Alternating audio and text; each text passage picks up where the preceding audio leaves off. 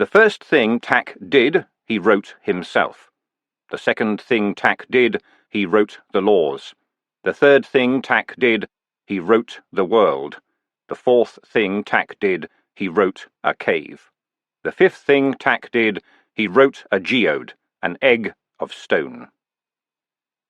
And in the twilight of the mouth of the cave, the geode hatched, and the brothers were born. The first brother walked toward the light, and stood under the open sky. Thus he became too tall. He was the first man. He found no laws, and he was enlightened.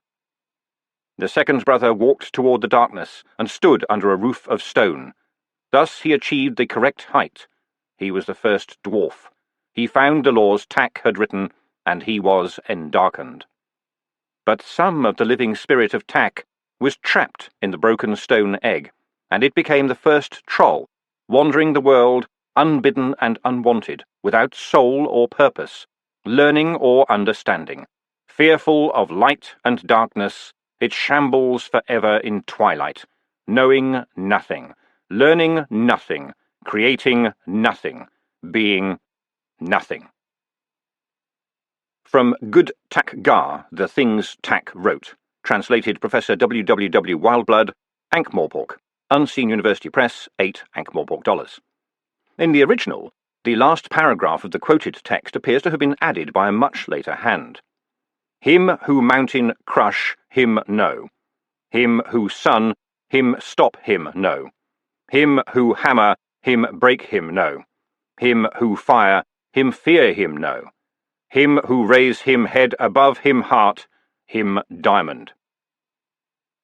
Translation of troll pictograms found carved on a basalt slab in the deepest level of the Ankh-Morpork treacle mines, in pig treacle measures estimated at 500,000 years old. Thud. That was the sound the heavy club made as it connected with the head. The body jerked and slumped back. And it was done, unheard, unseen, the perfect end, a perfect solution, a perfect story. But, as the dwarfs say, where there is trouble you will always find a troll. The troll saw. It started out as a perfect day. It would soon enough be an imperfect one, he knew, but just for these few minutes it was possible to pretend that it wouldn't. Sam Vimes shaved himself. It was his daily act of defiance, a confirmation that he was, well, plain Sam Vimes. Admittedly, he shaved himself in a mansion, and while he did so his butler read out bits from the Times, but they were just circumstances. It was still Sam Vimes looking back at him from the mirror. The day he saw the Duke of Ankh-Morpork in there would be a bad day. Duke was just a job description, that's all. "Most of the news is about the current dwarfish situation, sir," said Willikins, as Sam negotiated the tricky area under the nose. He still used his granddad's cutthroat razor. It was another anchor to reality. Besides, the steel was a lot better than the steel you got today. Sybil, who had a strange enthusiasm for modern gadgetry, kept on suggesting he'd get one of these new shavers, with a little magic imp inside that had its own scissors and did all the cutting very quickly. But Vimes had held out. If anyone was going to be using a blade near his face, it was going to be him. Combe Valley, he muttered to his reflection. "Anything new?" "Not as such, sir," said Willikins, turning back to the front page. "There is a report of that speech by Grag Hamcrusher. There was a disturbance afterwards, it says. Several dwarfs and trolls were wounded. Community leaders have appealed for calm." Vimes shook some lather off the blade. "Ha! I bet they have. Tell me, Willikins, did you fight much when you were a kid? Were you in a gang or anything?" "I was privileged to belong to the Shamlegger Street Rude Boys, sir," said the butler primly. "Really?" said Vimes, genuinely impressed. "They were pretty tough nuts, as I recall." "Thank you, sir," said Willikins smoothly. "I pride myself I used to give somewhat more than I got, if we needed to discuss the vexed area of turf issues with the young men from Rope Street. Stevedores hooks were their weapon of choice, as I recall." "And yours?" said Vimes, agog. "A cap-brim sewn with sharpened pennies, sir. An ever-present help in times of trouble." "Ye gods, man! You could put someone's eye out with something like that." "With care, sir, yes." "And here you stand now in your pinstriped trousers and butlering coat, shiny as schmaltz and fat as butter," Vimes thought, while he tied it up under the ears. "And I'm a duke. How the world turns." "And have you ever heard someone say, 'Let's have a disturbance'?" he said. "Never, sir." "Me neither. It only happens in newspapers." Vimes glanced at the bandage on his arm. It had been quite disturbing, even so. "Did it mention I took personal charge?" he said. "No, sir, but it does say here that rival factions in the street outside were kept apart by the valiant efforts of the watch, sir." "They actually used the word valiant," said Vimes. "Indeed they did, sir." "Well, good," Vimes conceded grumpily. "Do they record that 2 officers had to be taken to the Free Hospital, one of them quite badly hurt?" "Unaccountably not, sir," said the butler. "Ha! Typical. Oh well, carry on." Willikins coughed a butlery cough. "You might wish to lower the razor for the next one, sir. I got into trouble with her ladyship about last week's little nick." Vimes watched his image sigh and lowered the razor. "All right, Willikins, tell me the worst." Behind him the paper was professionally rustled. "The headline on page 3 is, 'Vampire Officer for the Watch,' sir," said the butler, and took a careful step backwards. "Damn! Who told them?"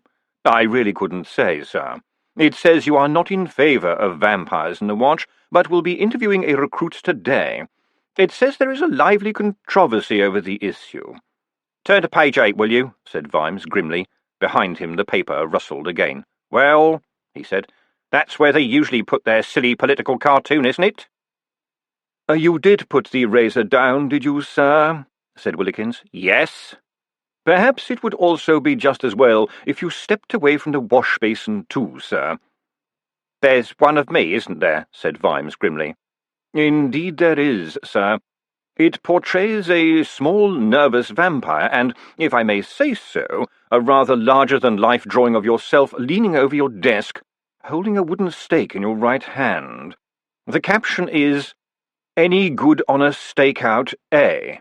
As, this being a humorous wordplay referring on the one hand to the standard police procedure—" "Yes, I think I can just about spot it," said Vimes wearily. "Any chance you could nip down and buy the original before Sybil does? Every time they run a cartoon of me, she gets hold of it and hangs it up in the library." "Mr. Fizz does capture a very good likeness, sir," the butler conceded, "and I regret to say that her ladyship has already instructed me to go down to the Times office on her behalf." Vimes groaned. "Moreover, sir," Willikins went on, "her ladyship desired me to remind you that she and young Sam will meet at the studio of Sir Joshua at 11 sharp, sir. The painting is at an important stage, I gather." "But She was very specific, sir. She said, if a commander of police cannot take time off, who can?" On this day in 1802, the painter Methodia Rascal woke up in the night because the sounds of warfare were coming from a drawer in his bedside table. Again. One little light illuminated the cellar, which was to say that it lent different textures to the darkness and divided shadow from darker shadow. The figures barely showed up at all. It was quite impossible with normal eyes to tell who was talking. "This is not to be talked about. Do you understand?" "Not talked about? He's dead. This is dwarf business. It's not to come to the ears of the City Watch. They have no place here. Do any of us want them down here? They do have dwarf officers. Ha! Dugza! Too much time in the sun. They're just short humans now. Do they think dwarf? And Vimes will dig and wave the silly rags and tatters they call laws. Why should we allow such a violation? Besides, this is hardly a mystery. Only a troll could have done it, agreed? I said, are we agreed?" "That is what happened," said a figure. The voice was thin and old, and, in truth, uncertain. "Indeed, it was a troll," said another voice, almost the twin of that one, but with a little more assurance. The subsequent pause was underlined by the ever-present sound of the pumps. "It could only have been a troll," said the first voice. "Is it not said that behind every crime you will find the troll?" There was a small crowd outside the watch-house in Pseudopolis Yard when Commander Sam Vimes arrived at work. It had been a fine sunny morning up until then. Now it was still sunny, but nothing like as fine. The crowd had placards. "Bloodsuckers out," Vimes read, and "No fangs." Faces turned toward him with a sullen, half-frightened defiance. He uttered a bad word under his breath, but only just. Otto Treek, the Times iconographer, was standing nearby holding a sunshade and looking dejected. He caught Vimes' eye and trudged over. "What's in this for you, Otto?" said Vimes. "Come to get a picture of a jolly good riot, have you?" "It's news, Commander," said Otto, looking down at his very shiny shoes. "Who tipped you off?" "I just does the pictures, Commander," said Otto, looking up with a hurt expression. "Anyway, I couldn't tell you even if I knew, because of the freedom of the press." "Freedom to pour oil on a flame, do you mean?" Vimes demanded. "That's freedom for you," said Otto. "No one said it was nice." "But, well, you're a vampire too," said Vimes, waving a hand toward the protesters. "Do you like what's been stirred up?" "It's still news, Commander," said Otto meekly. Vimes glared at the crowd again. It was mostly human. There was one troll, although admittedly the troll had probably joined in on general principle, simply because something was happening. A vampire would need a masonry drill and a lot of patience before it could put a troll to any trouble. Still, there was one good thing, if you could call it that. This little sideshow took people's minds off Coombe Valley. "It's strange they don't seem to mind you, Otto," he said, calming down a little. "Well, I'm not official," said Otto. "I do not have the sword on the badge. I do not threaten. I am just a working stiff, and I make them laugh." Vimes stared at the man. He's never thought about that before, but yes, little fussy Otto in his red-lined black opera cloak with pockets for all his gear, his shiny black shoes, his carefully cut widow's peak, and not least his ridiculous accent that grew thicker or thinner depending on whom he was talking to, did not look like a threat. He looked funny, a joke, a music-hall vampire. It had never previously occurred to Vimes that, just possibly, the joke was on other people. Make them laugh and they're not afraid. He nodded to Otto and went inside, where Sergeant Cheery Littlebottom was standing, on a box, at the high-duty officer's desk, her chevrons all shiny and new on her sleeve. Vimes made a mental note to do something about the box. Some of the dwarf officers were getting sensitive about having to use it. "I think we could do with a couple of lads standing outside, Cheery," he said. "Nothing provocative, just a little reminder to people that we keep the peace." "I don't think we'll need that, Mr. Vimes," said the dwarf. "I'm not interested in seeing a picture in the Times showing the Watch's first vampire recruit being mobbed by protesters, Sergeant," said Vimes severely. "I thought you wouldn't be, sir," said Cheery. "So I asked Sergeant Angwer to fetch her. They came in the back way half an hour ago. She's showing her the building. I think they're down in the locker room." "You asked Angwer to do it?" said Vimes, his heart sinking. "Yes, sir," said Cheery, suddenly looking worried. Is there a problem?" Vimes stared at her. She's a good, orderly officer, he thought. I wish I had two more like her. And she deserved the promotion heavens knew, but, he reminded himself, she's from Uberwald, isn't she? She should have remembered about the thing between them and werewolves. Maybe it's my fault. I tell them that all coppers are coppers. What?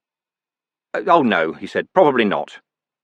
A vampire and a werewolf in one room, he thought, as he headed on up the stairs to his office.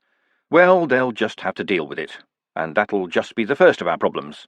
"And I took Mr. Pessimal up to the interview room," Cherry called after him. Vimes stopped in mid-stare. "Pessimal?" he said. "The government inspector, sir," said Cherry. "The one you told me about." Oh, yes, thought Vimes. The second of our problems. It was politics.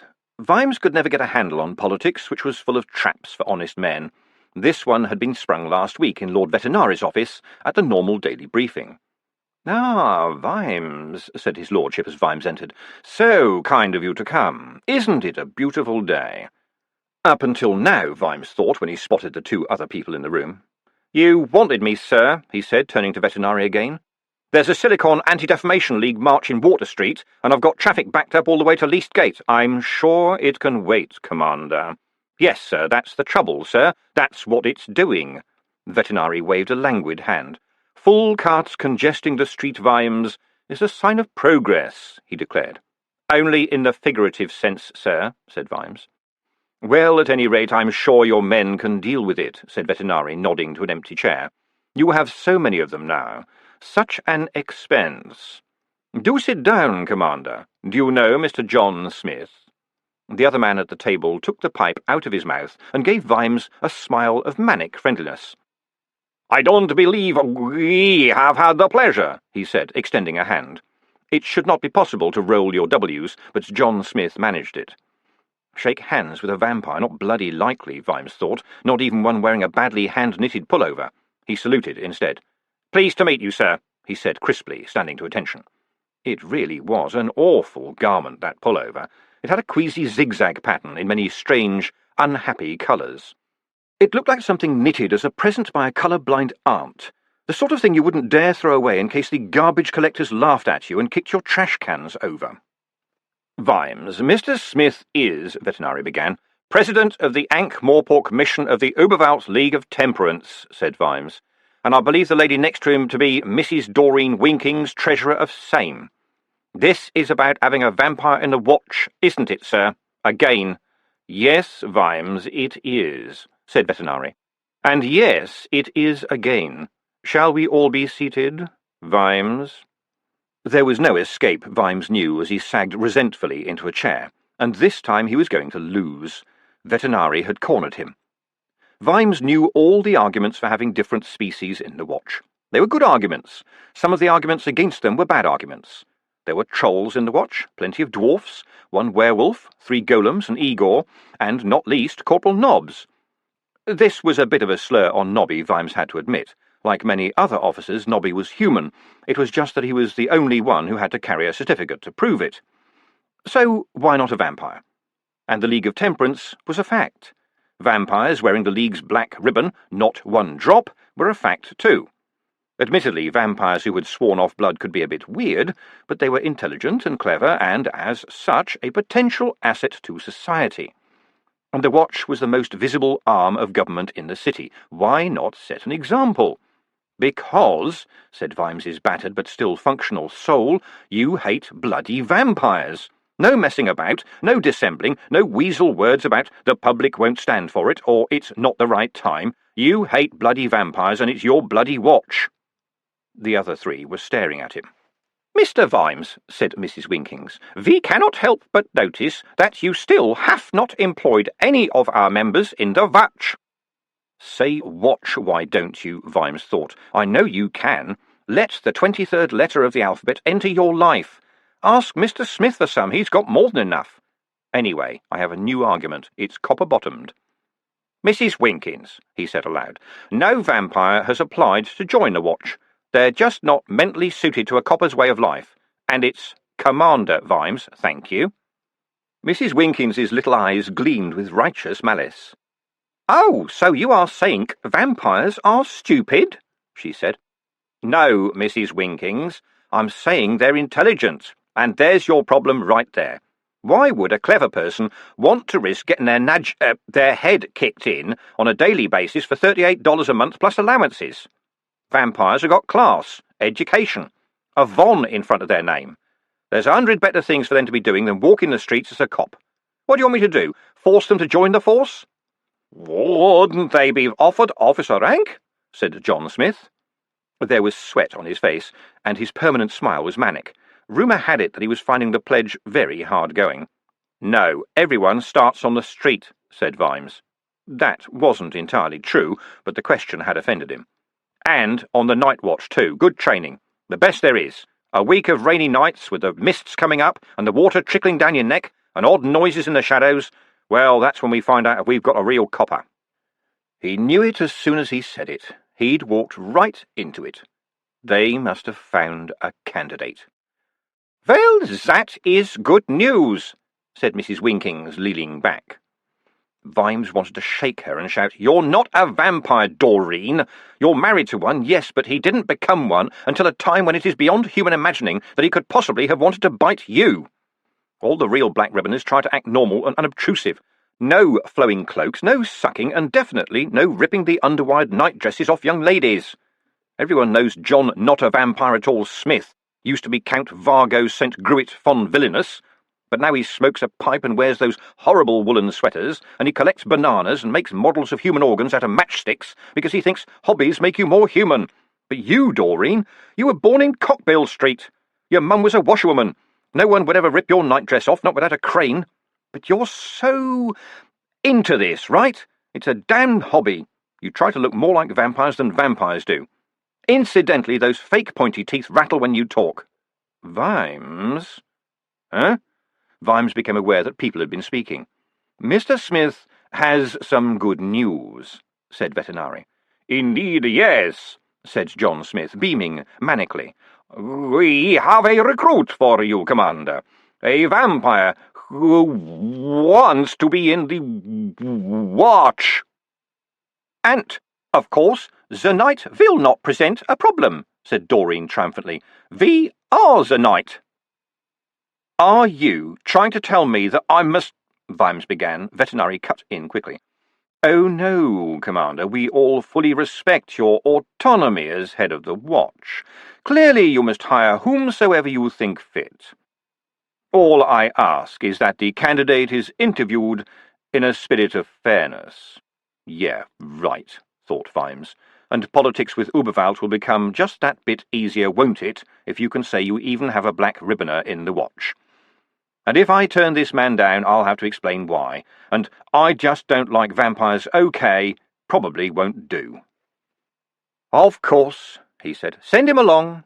He is, in fact, she, said Lord Veterinary.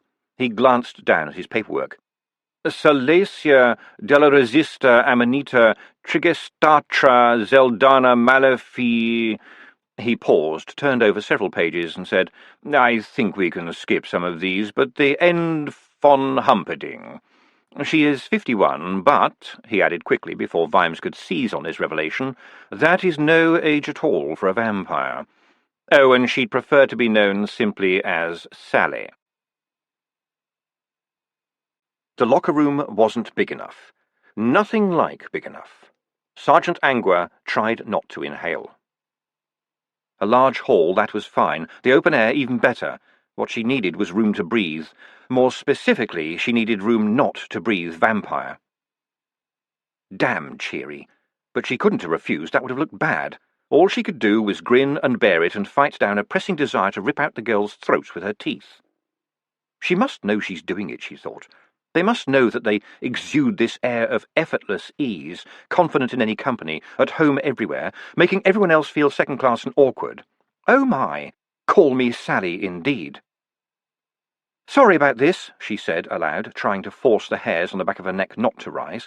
It's a bit close in here. She coughed. Anyway, this is it. Don't worry, it always smells like this in here. And don't bother to lock your locker, all the keys are the same, and anyway, most of the doors spring open if you hit the frame in the right way. Don't keep valuables in it, this place is too full of coppers.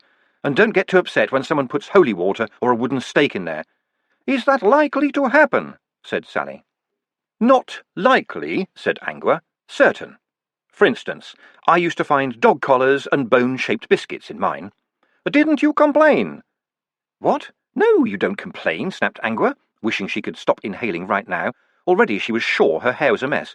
But I thought the watch was— Look, it's nothing to do with what we are, okay? Said Angua. If you were a dwarf, it'd be a pair of platform soles or a stepladder or something, although that doesn't happen so much these days. Mostly they try it on everyone. It's a copper thing, and then they'll watch what you do, you see? No one cares if you're a troll or a gnome or a zombie or a vampire. Much, she added to herself, but don't let them believe you're a whiner or a snitch. And actually, the biscuits were pretty good, to tell you the truth. Ah, have you met Igor yet? Many times, said Sally. Angua forced a smile. In Uberwald you met Igors all the time, especially if you were a vampire. The one here, though, she said. I don't think so. Ah, that was a relief. Angua normally avoided Igor's laboratory, because the smells that emanated therefrom were either painfully chemical or horribly, suggestively organic, but now she'd snuffed them up with relief.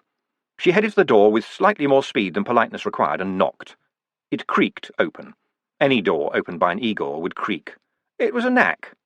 Hi, Igor, said Sally cheerfully. Give me 6. Angua left them chatting. Igors were naturally servile, vampires were naturally not. It was an ideal match. At least she could go and get some air now. The door opened.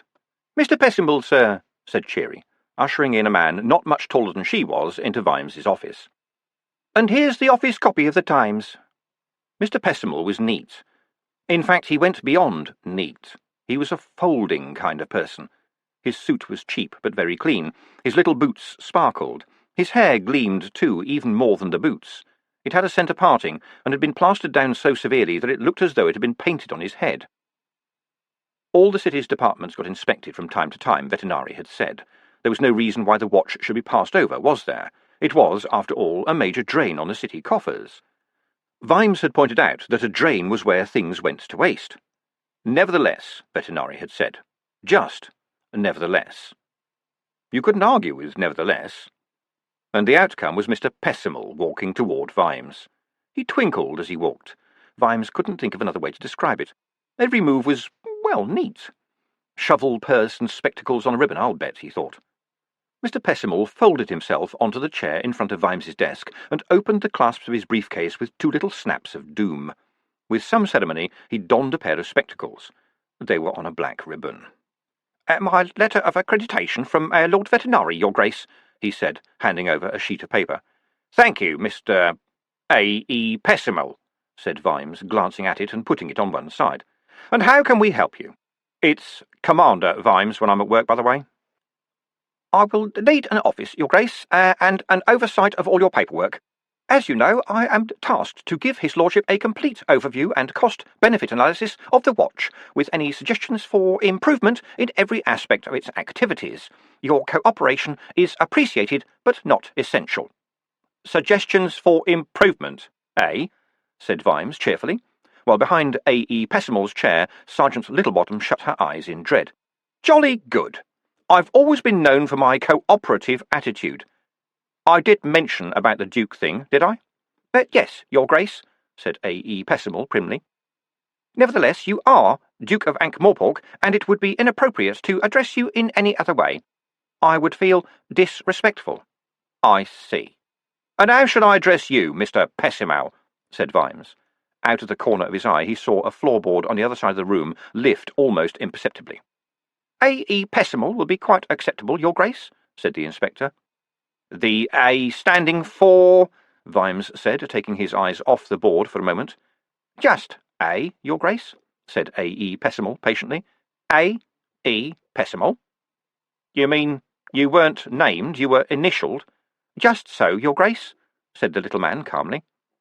What do your friends call you?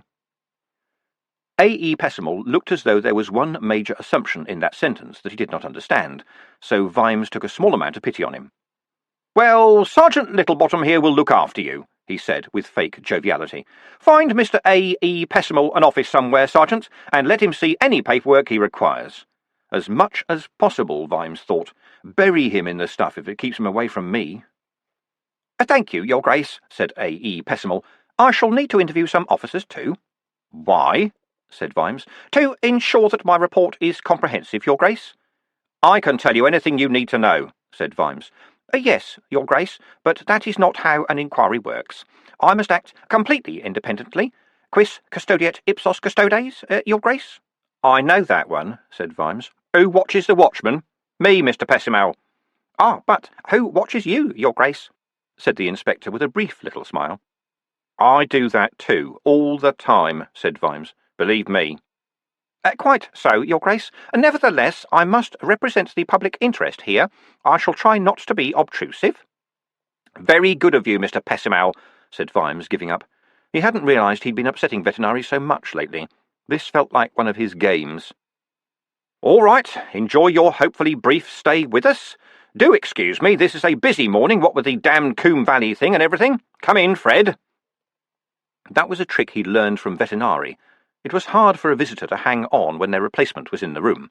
Besides, Fred sweated a lot in this hot weather. He was a champion sweater. And in all these years he'd never worked out that when you stood outside the office door, the long floorboard seesawed slightly on the joist and rose just where Vimes could notice it.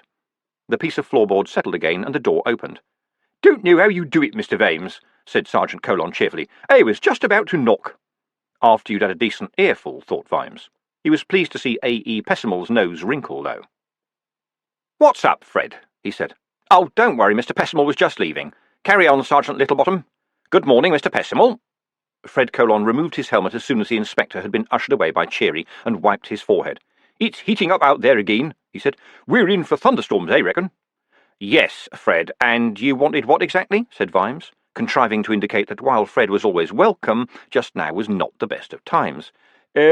Something big's going down on the street, sir," said Fred earnestly, in the manner of one who had memorised the phrase. Vimes sighed. "Fred, do you mean something's happening?"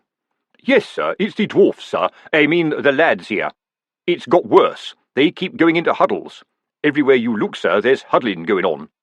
Only they stops as soon as anyone else comes close. Even the sergeants. They stops and gives you a look, sir. And that's making the trolls edgy, as you might expect." "We're not going to have Coombe Valley replayed in this nick, Fred," said Vimes. "I know the city's full of it right now, what with the anniversary coming up, but I'll drop like a ton of rectangular building things on any copper who tries a bit of historical recreation in the locker room. He'll be out on his arse before he knows it. Make sure everyone understands that." "Yes, sir, but I ain't talking about all that stuff, sir. We all know about that," said Fred Colon. "This is something different, fresh today. It feels bad, sir, makes my neck tingle. The dwarfs know something they ain't saying." Vimes hesitated. Fred Colon was not the greatest gift to policing. He was slow, stolid, and not very imaginative. But he'd plodded his way around the streets for so long that he'd left a groove, and somewhere inside that stupid, fat head was something very smart that sniffed the wind and heard the buzz and read the writing on the wall, admittedly doing the last bit with its lips moving. "Probably it's just that damn ham-crusher who's got them stirred up again, Fred," he said. "I hear them mentioning his name in their lingo, yes, sir, but there's more to it, I'll swear. I mean, they looked really uneasy, sir. It's something important, sir. I can feel it in my water." Vimes considered the admissibility of Fred Colon's water as Exhibit A. It wasn't something you'd want to wave around in a court of law, but the gut feeling of an ancient street monster like Fred counted for a lot, one copper to another. He said, "Where's Carrot?" "Off, sir. He pulled the swing shift and the morning shift down at Treacle-Main Road. Everyone's doing double shifts, sir," Fred Colon added reproachfully. "Sorry, Fred, you know how it is. Look, I'll get him on it when he comes in. He's a dwarf, he'll hear the buzz." "I think he might be just a wee bit too tall to hear this buzz, sir," said Colon in an odd voice. Vimes put his head on one side. "What makes you say that, Fred?" Fred Colon shook his head. "Just a feeling, sir," he said. He added, in a voice tinged with reminiscence and despair, "It was better when there was just you and me and Nobby and the lad Carrot, eh? We all knew who was who in the old days. We knew what one another was thinking." "Yeah, we was thinking I wish the odds were on our side just for once, Fred," said Vimes. "Look, I know this is getting us all down, right? But I need you senior officers to tough it out, OK? How'd you like your new office?" Colon brightened up. "Very nice, sir. Shame about the door, of course." Finding a niche for Fred Colon had been a problem. To look at him, you'd see a man who might, well, if he fell over a cliff, have to stop and ask directions on the way down. You had to know Fred Colon. The newer coppers didn't. They just saw a cowardly, stupid, fat man, which, to tell the truth, was pretty much what was there. But it wasn't all that was there. Fred had looked retirement in the face and didn't want any. Vimes had got around the problem by giving him the post of custody officer, to the amusement of all. As in, old Fred thought he said custard officer and volunteered. Since this is an example of office humour, it doesn't actually have to be funny. And an office in the watch training school across the alley, which was much better known as, and probably would forever be known as, the old lemonade factory. He'd thrown in the job of watch liaison officer because it sounded good and no one knew what it meant.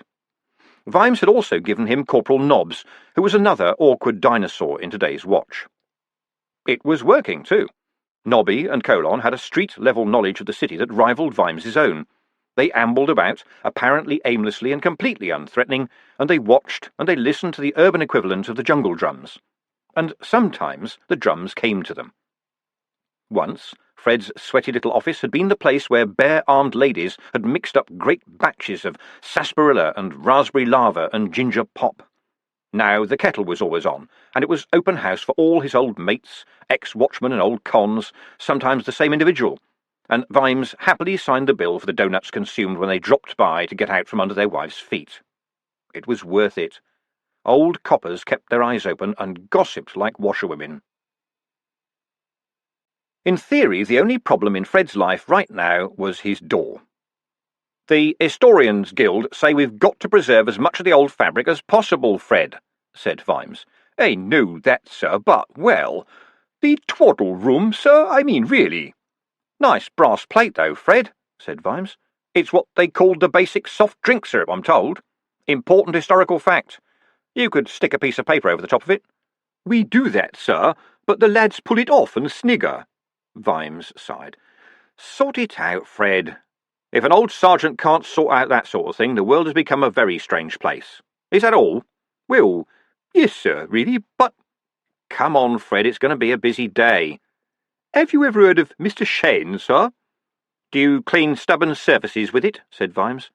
What, sir?" said Fred. No one did perplexed better than Fred Colon. Vimes felt ashamed of himself. "Sorry, Fred, no, I haven't heard of Mr. Shine. Why?" "Oh, nothing really. Mr. Shane, him diamond. Seen it on walls a few times lately. Troll graffiti. You know, carved in deep. Seems to be causing a buzz among the trolls. Important, maybe?" Vimes nodded. "You ignored the writing on the walls at your peril. Sometimes it was the city's way of telling you, if not what was on its bubbling mind, then at least what was in its creaking heart." "Well, keep listening, Fred. I'm relying on you not to let a buzz become a sting," said Vimes with extra cheerfulness to keep the man's spirits up. "And now I've got to see our vampire."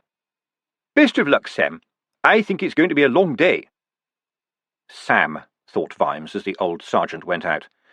"Gods know he's earned it, but he only calls me Sam when he's really worried." Well, we all are. We're waiting for the first shoe to drop. Vimes unfolded the copy of the Times that Cheery had left on his desk. He always read it at work, to catch up on the news that Willikins had thought it unsafe to hear whilst shaving. Coombe Valley, Coombe Valley. Vimes shook out the paper and saw Coombe Valley everywhere. Bloody Coombe Valley. Gods damn the wretched place, although obviously they already had done so. Damned it and then forsaken it. Up close it was just another rocky wasteland in the mountains. In theory it was a long way away, but it seemed to be getting a lot closer lately. Coombe Valley wasn't really a place now, not anymore. It was a state of mind. If you wanted the bare facts, it was where the dwarfs had ambushed the trolls, or the trolls had ambushed the dwarfs, one ill-famed day under unkind stars. Oh, they'd fought one another since creation, as far as Vimes understood it, but at the Battle of Coombe Valley that mutual hatred became, as it were, official, and, as such, had developed a kind of mobile geography. Where any dwarf fought any troll, there was Coombe Valley. Even if it was a punch-up in a pub, it was Coombe Valley. It was part of the mythology of both races, a rallying cry, the ancestral reason why you couldn't trust those short-bearded, big rocky bastards. There had been plenty of such Coombe Valleys since that first one. The war between the dwarfs and the trolls was a battle of natural forces, like the war between the wind and the waves. It had a momentum of its own. Saturday was Coombe Valley Day, and Ankh-Morpork was full of trolls and dwarfs, and you know what? The further trolls and dwarfs got from the mountains, the more that bloody Coombe Valley mattered. The parades were okay. The watch had gotten good at keeping them apart, and anyway, they were in the morning when everyone was still mostly sober. But when the dwarf bars and the troll bars emptied out in the evening, hell went for a stroll with its sleeves rolled up. In the bad old days, the watch would find business elsewhere, and only turned up when stewed tempers had run their course. Then they'd bring out the hurry-up wagon and arrest every troll and dwarf too drunk, dazed, or dead to move. It was simple. That was then. Now there were too many dwarfs and trolls. No, mental correction. The city had been enriched by vibrant growing communities of dwarfs and trolls. And there was more, yes, call it venom in the air. Too much ancient politics, too many chips handed down from shoulder to shoulder. Too much boozing, too. And then, just when you thought it was as bad as it could be, up popped Grag Hamcrusher and his chums. Deep downers they were called, dwarfs as fundamental as the bedrock. They'd turned up a month ago, occupied some old house in Treacle Street, and had hired a bunch of local lads to open up the basements. They were Grags. Vimes knew just enough dwarfish to know that Grag meant renowned master of dwarfish lore, but Hamcrusher had mastered it in his own special way. He preached the superiority of dwarf over troll, and that the duty of every dwarf was to follow in the footsteps of their forefathers and remove troll-kind from the face of the world. It was written in some holy book, apparently, so that made it okay, and probably compulsory. Young dwarfs listened to him because he talked about history and destiny and all the other words that always got trotted out to put a gloss on slaughter. It was heady stuff, except that brains weren't involved. Malign idiots like him were the reason you saw dwarfs walking around now not just with the cultural battle-axes, but heavy mail, chains, morning stars, broadswords, all the dumb, in-your-face swaggering that was known as clang. Trolls listened, too. You saw more lichen, more clan graffiti, more body carving, and much, much bigger clubs being dragged around. It hadn't always been like this. Things had loosened up a lot in the last 10 years or so. Dwarfs and trolls as races would never be chums, but the city stirred them together, and it had seemed to Vimes that they had managed to get along with no more than surface abrasions. Now the melting pot was full of lumps again. God's damn ham-crusher. Vimes itched to arrest him. Technically he was doing nothing wrong, but that was no barrier to a copper who knew his business. He could certainly get him under behaviour likely to cause a breach of the peace. Veterinary had been against it, though. He'd said it had only inflamed the situation. But how much worse could it get? Vimes closed his eyes and recalled that little figure, dressed in heavy black leather robes and hooded so that he would not commit the crime of seeing daylight. A little figure, but with big words. He remembered, "Beware of the troll, trust him not. Turn him from your door. He is nothing, a mere accident of forces, unwritten, unclean, the mineral world's pale, jealous echo of living, thinking creatures. In his head a rock, in his heart a stone. He does not build, he does not delve, he neither plants nor harvests. His nascence was a deed of theft, and everywhere he drags his club he steals. When not thieving, he plans theft. The only purpose in his miserable life is its ending, relieving from the wretched rock his all-too-heavy burden of thought. I say this in sadness. To kill the troll is no murder. At its very worst, it is an act of charity." It was about that time that the mob had broken into the hall. That was how much worse it could be. Vimes blinked at the newspaper again, this time seeking anything that dared to suggest people in Ankh-Morpork still lived in the real world. Oh, damn! He got up and hurried down the stairs where Cheery practically cowered at his thundering approach. "Did we know about this?" he demanded, thumping the paper down on the occurrences ledger. "Know about what, sir?" said Cheery nervously. Vimes prodded a short, illustrated article on page 4, his finger stabbing at the page. "See that?" he growled. "That pea-brained idiot at the post office has only gone and issued a Coombe Valley stamp." The dwarf looked nervously at the article. 2 stamps, sir," she said. Vimes looked closer. He hadn't taken in much of the detail before the red mist descended. Oh, yes, 2 stamps. They were very nearly identical. They both showed Coombe Valley, a rocky area ringed by mountains. They both showed the battle. But in one, little figures of trolls were pursuing dwarfs from right to left, and in the other, dwarfs were chasing trolls from left to right. Coombe Valley, where the trolls ambushed the dwarfs and the dwarfs ambushed the trolls. Vimes groaned. Pick your own stupid history, a snippet 10 pence, highly collectible. "The Coombe Valley Memorial Issue," he read. "But we don't want them to remember it, we want them to forget it." "It's only stamps, sir," said Cheery. "I mean, there's no law against stamps." "There ought to be one against being a bloody fool." "If there was, sir, we'd be on overtime every day," said Cheery, grinning. Vimes relaxed a little. "Yep, and no one could build cells fast enough. Remember the cabbage-scented stamp last month? Send your expatriate sons and daughters the familiar odour of home. They actually caught fire if you put too many of them together." "I still can't get the smell out of my clothes, sir." "There are people living 100 miles away who can't, I reckon. What do we do with the bloody things in the end?" "I put them in number 4 evidence locker and left the key in the lock," said Cheery. "But Nobby Nobbs always steals anything that—" Vimes began. "That's right, sir," said Cheery happily. "I haven't seen them for weeks." There was a crash from the direction of the canteen, followed by shouting. Something in Vimes, perhaps the very part of him that had been waiting for the first shoe, propelled him across the office, down the passage, and to the canteen's doorway at a speed that left dust spiralling on the floor. What met his eyes was a tableau in various shades of gilt. One of the trestle tables had been knocked over. Food and cheap tinware were strewn across the floor. On one side of the mess was Troll Constable Micah, currently being held between Troll Constables Blue John and Schist. On the other was Dwarf Constable Brakenshield, currently being lifted off the ground by probably human Corporal Nobbs and definitely human Constable Haddock.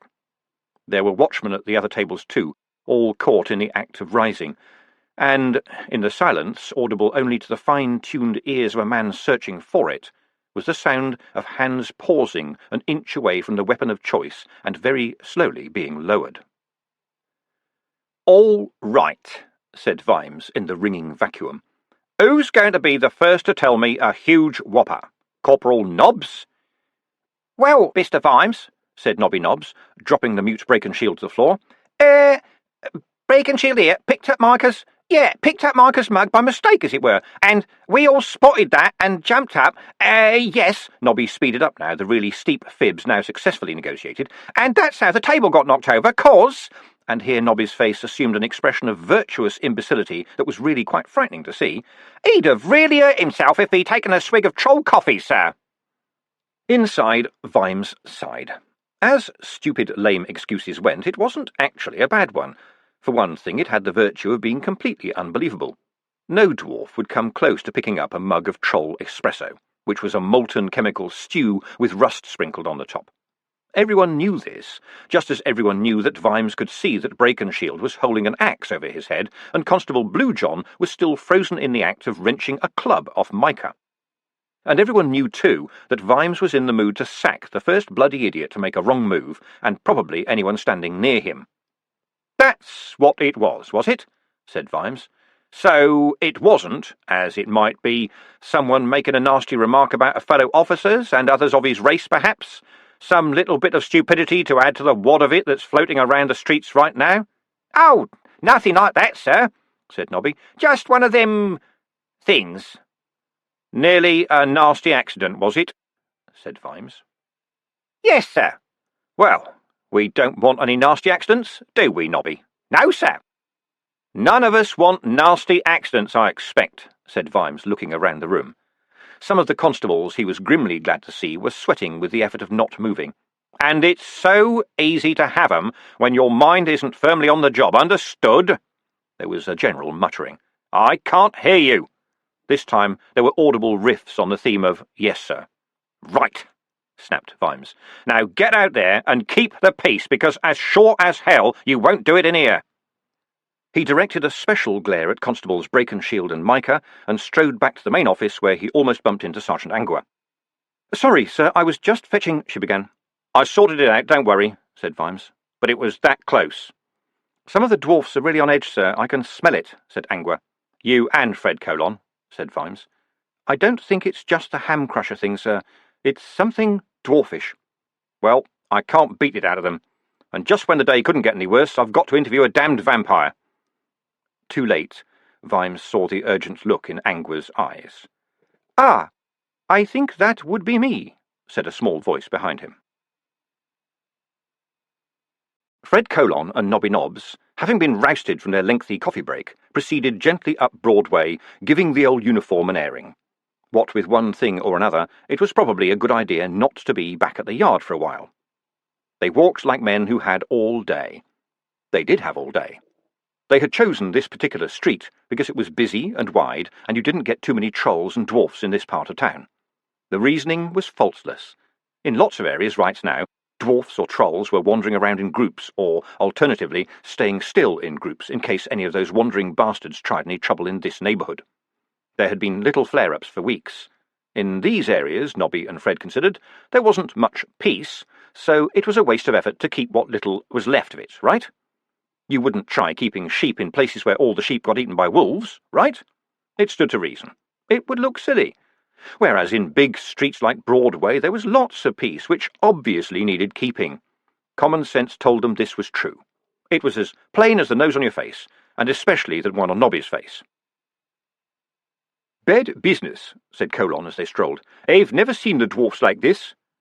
"It always gets tricky, Sarge, just before Combe Valley Day," Nobby observed. "Yeah, but hem crushers really got them on the boil, and no mistake." Colon removed his helmet and wiped his brow. "I told Sam about my water, and he was impressed. Well, it would be, Nobby agreed. It would impress anyone. Colon tapped his nose. There's a storm coming, Nobby. Not a cloud in the sky, Sarge, Nobby observed. Figure of speech, Nobby. Figure of speech. Colon sighed and glanced sideways at his friend. When he continued, it was in the hesitant tones of a man with something on his mind. As a matter of fact, Nobby, there was another matter about which, per se, I wanted to speak to you about. There was only the tiniest hesitation. Man. Yes, Sarge? Now, you know, Nobby, that I've always taken a personal interest in your moral well-being, what with you having no dad to put your feet on the proper path. That's right, Sarge. I would have strayed no end if you hadn't, said Nobby virtuously. Well, you know you was telling me about that girl you're going out with. What was her name now? Tawny, Sarge. That's the bunny. The one you said worked in a club, right? That's right. Is there a problem, Sarge? Said Nobby anxiously. Not as such. But when you was on your day off last week, me and Constable Jolson got called into the Pussycat Club, Nobby, you know. There's pole dancing and table dancing and stuff of that nature. And you know old Mrs. Spudding, what lives in New Cobblers? Oh, Mrs. Spudding with the wooden teeth, Sarge? The very same, Nobby, said Colon magisterially. She does the cleaning in there, and it appears that when she come in at 8 o'clock in the morning a.m., with no one else about, Nobby, well, I hardly like to say this, but it appears she took it into her head to have a twirl on the pole. They shared a moment of silence as Nobby ran this image in the cinema of his imagination and hastily consigned much of it to the cutting-room floor. But she must be 75, Sarge, he said, staring at nothing in fascinated horror. A girl can dream, Nobby, a girl can dream. Of course, she forgot she wasn't as limber as she used to be, plus she got her foot caught in her long drawers and panicked when her dress fell over her head. She was in a bad way when the manager came in, having been upside down for 3 hours with her teeth fallen out on the floor. Wouldn't let go of the pole, too. Not a pretty sight. I trust I do not have to draw you a picture. Come the finish, precious Jolson had to rip the pole out top and bottom, and we slid her off. That girl's got the muscles of a troll, Nobby, I'll swear it. And then, Nobby, when we was bringing her round behind the scenes, this young lady wearing 2 sequins and a bootlace comes up and says she's a friend of yours. I did not know where to put my face. You're not supposed to put it anywhere, Sarge. They throw you out for that sort of thing, observed Nobby. You never told me she was a pole dancer, Nobby, Fred wailed. Don't say it like that, Sarge. Nobby sounded a little hurt. This is modern times, and she's got class, Tawny has. She even brings her own pole. No hanky-panky. But, I mean, showing her body off in lewd ways, Nobby, dancing around without her vest and practically no drawers on. Is that any way to behave? Nobby considered this deep metaphysical question from various angles. Yes, he ventured. Anyway, I thought you were still walking out with Verity Pushpram. That's a handy little seafood stall she runs, Colon said, sounding as though he was pleading a case. Oh, Hammerhead's a nice girl if you catch her on a good day, Sarge, Nobby conceded. You mean those days when she doesn't tell you to bugger off and chases you down the street throwing crabs at you? Exactly those days, Sarge. But good or bad, you can never get rid of the smell of fish. And her eyes are too far apart. I mean, it's hard to get a relationship going with a girl who can't see you if you stand right in front of her. I shouldn't think Tawny can see you if you're up close either, Colon burst out. She's nearly 6 feet tall and she's got a bosom like... Well, she's a big girl, Nobby. Fred Colon was at a loss. Nobby Nobbs and a dancer with big hair, a big smile, and general bigotry. Look upon this picture, and on this, it did your head in, it really did.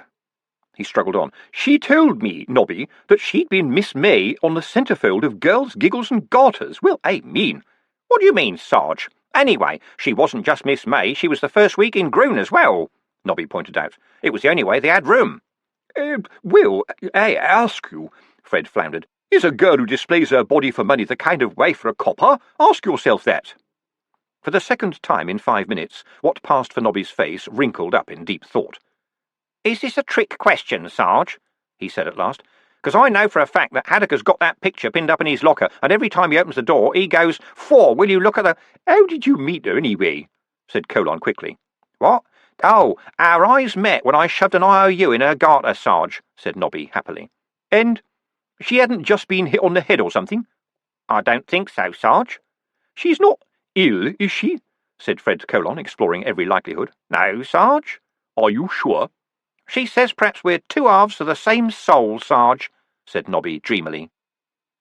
Colon stopped with one foot raised above the pavement. He stared at nothing, his lips moving. Sarge? Said Nobby, puzzled by this. Yeah, said Colon, more or less to himself. Yeah, I can see that. Not the same stuff in each half, obviously, sort of, sieved. The foot landed. I say. It was more of a bleat than a cry, and it came from the door at the Royal Art Museum. A tall, thin figure was beckoning to the watchman, who strolled over. Yes, sir, said Colon, touching his helmet. We've had a burglary, officer. Burglary? Said Nobby. Oh dear, sir, said Colon, putting a warning hand on the corporal's shoulders. Anything taken? Yes, I rather think that's why it was a burglary, do you see? Said the man. He had the attitude of a preoccupied chicken, but Fred Colon was impressed. You could barely understand the man, he was that posh. It was not so much speech as modulated yawning. I'm Sir Reynold Stitched, the curator of fine art, and I was walking through the long gallery, and, oh dear, they took the rascal. The man looked at two blank faces. Miss, oh dear, rascal, he tried. The Battle of Coombe Valley. It is a priceless work of art. Colon hitched up his stomach. Ah, he said, that's serious. We'd better take a look at it. I mean the locale where it was situated in. Yes, of course, said Sir Reynold. Do come this way. I'm given to understand that the modern watch can learn a lot just by looking at the place where a thing was. Is that not so? Like that it's gone, said Nobby. Oh, yes, we're good at that. Quite so, said Sir Reynold. Do come this way. The watchman followed. They had been inside the museum before, of course. Most citizens had, on days when no better entertainment presented itself. Under the governance of Lord Vetinari, it hosted fewer modern exhibitions these days, since his lordship held views. But a gentle stroll amongst the ancient tapestries and rather brown and dusty paintings was a pleasant way of spending an afternoon. Plus, it was always nice to look at the pictures of big pink women with no clothes on. Nobby was having a problem. Here, Sarge, what's he going on about? He whispered. It sounds like he's yawning all the time. What's a gallery? A gallery, Nobby. That's very high-class talking, that is. I can hardly understand him. Shows it's high class, Nobby. It wouldn't be much good if people like you could understand, right? Good point, that, Nobby conceded. I hadn't thought of that. You found it missing this morning, sir, said Colon, as they trailed after the curator into a gallery still littered with ladders and dust sheets. Yes, indeed. So it was stolen last night, then? Sir Reynold hesitated. Not necessarily, I'm afraid. We have been refurbishing the long gallery. The picture was too big to move, of course, so we had it covered in heavy dust sheets for the past month. But when we took them down this morning, there was only the frame. Observe. The rascal occupied, or rather had occupied, an actual frame some 10 feet high and 50 feet long, which, as such, was pretty close to being a work of art in its own right. It was still there, framing nothing but uneven, dusty plaster. I suppose some rich private collector has it now, Sir Reynold moaned. But how could he keep it a secret? The mural is one of the most recognizable paintings in the world. Every civilized person would spot it in an instant. What did it look like? Said Fred Colon. Sir Reynold performed that downshift of assumptions that was the normal response to any conversation with Ankh-Morpork's finest. I can probably find you a copy, he said weakly. But the original is 50 feet long. Have you never seen it? Well, I remember being brought to see it when I was a kiddie, but it's a bit long, really. You can't really see it anyway. I mean, by the time you get to the other end, you've forgotten what was happening back up the line, as it were. Alas, that is regrettably true, Sergeant, said Sir Reynold. And what is so vexing is that the whole point of this refurbishment was to build a special circular room to hold the rascal. His idea, was that the viewer should be wholly encircled by the mural and feel right in the thick of the action, as it were. You would be there in Coombe Valley. He called it panoscopic art. Say what you like about the current interest, but the extra visitors would have made it possible to display the picture as we believe he intended it to be displayed. And now this. If you were going to move it, why didn't you just take it down and put it away nice and safe, sir? You mean roll it up, said Sir Reynold, horrified. That would cause such a lot of damage. Oh, the horror, no! We had a very careful exercise planned for next week, to be done with the utmost diligence. He shuddered. When I think of someone just hacking it out of the frame, I feel quite faint. Hey, this must be a clue, Sarge, said Nobby, who had returned to his default activity of mooching about and poking at things to see if they were valuable. Look, someone dumped a load of stinking old rubbish here. He'd wandered across to a plinth, which did indeed appear to be piled high with rags. Don't touch that, please, said Sir Reynold, rushing over. Don't talk to me about Mondays. It's Daniela Powter's most controversial work. You didn't move anything, did you? He added nervously. It's literally priceless, and she's got a sharp tongue on her. It's only a load of old rubbish, Nobby protested, backing away.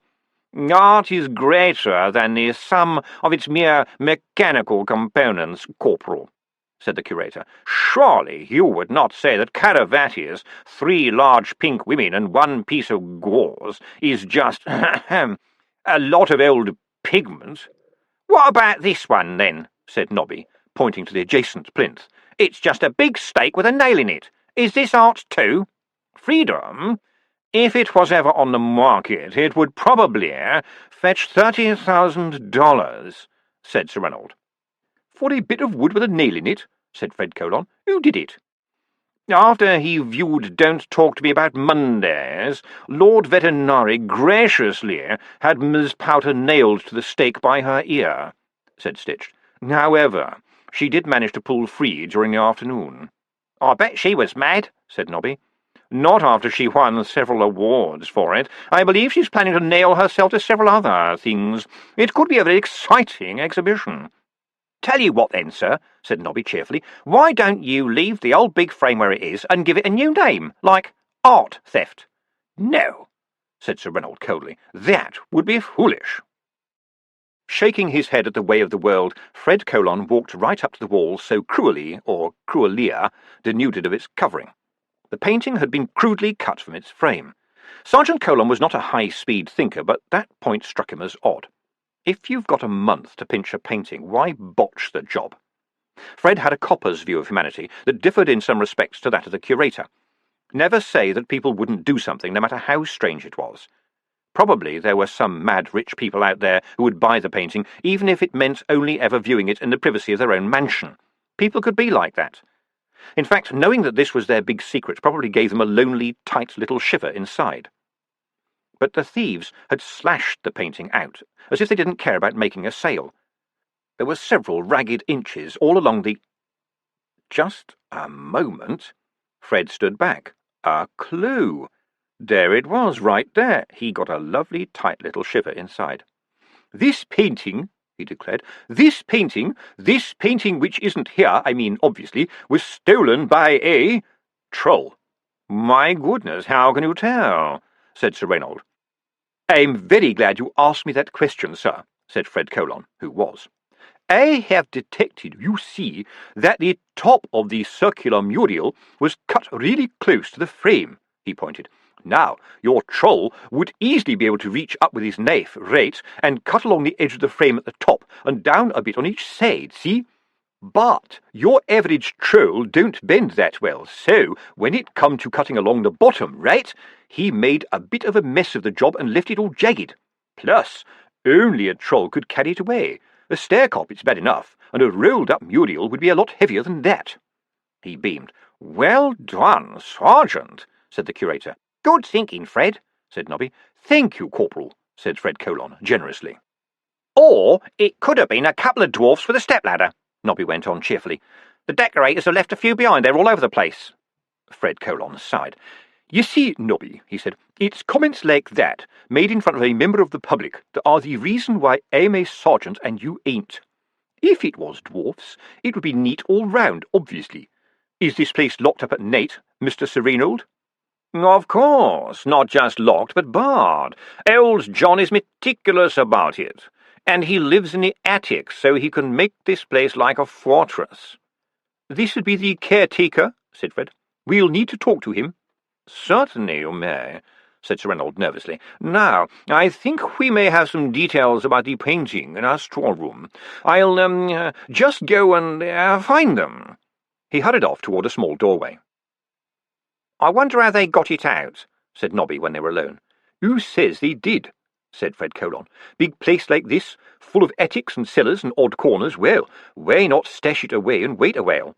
You get in as a customer one day, see, hide it under a sheet, take out the mural in the night, hide it somewhere, then go out with the customers next day. Simple, eh? He beamed at Nobby. You've got to outsmart the criminal mind, see? Or they could have just smashed down a door and pushed off with the mural in the middle of the night, said Nobby.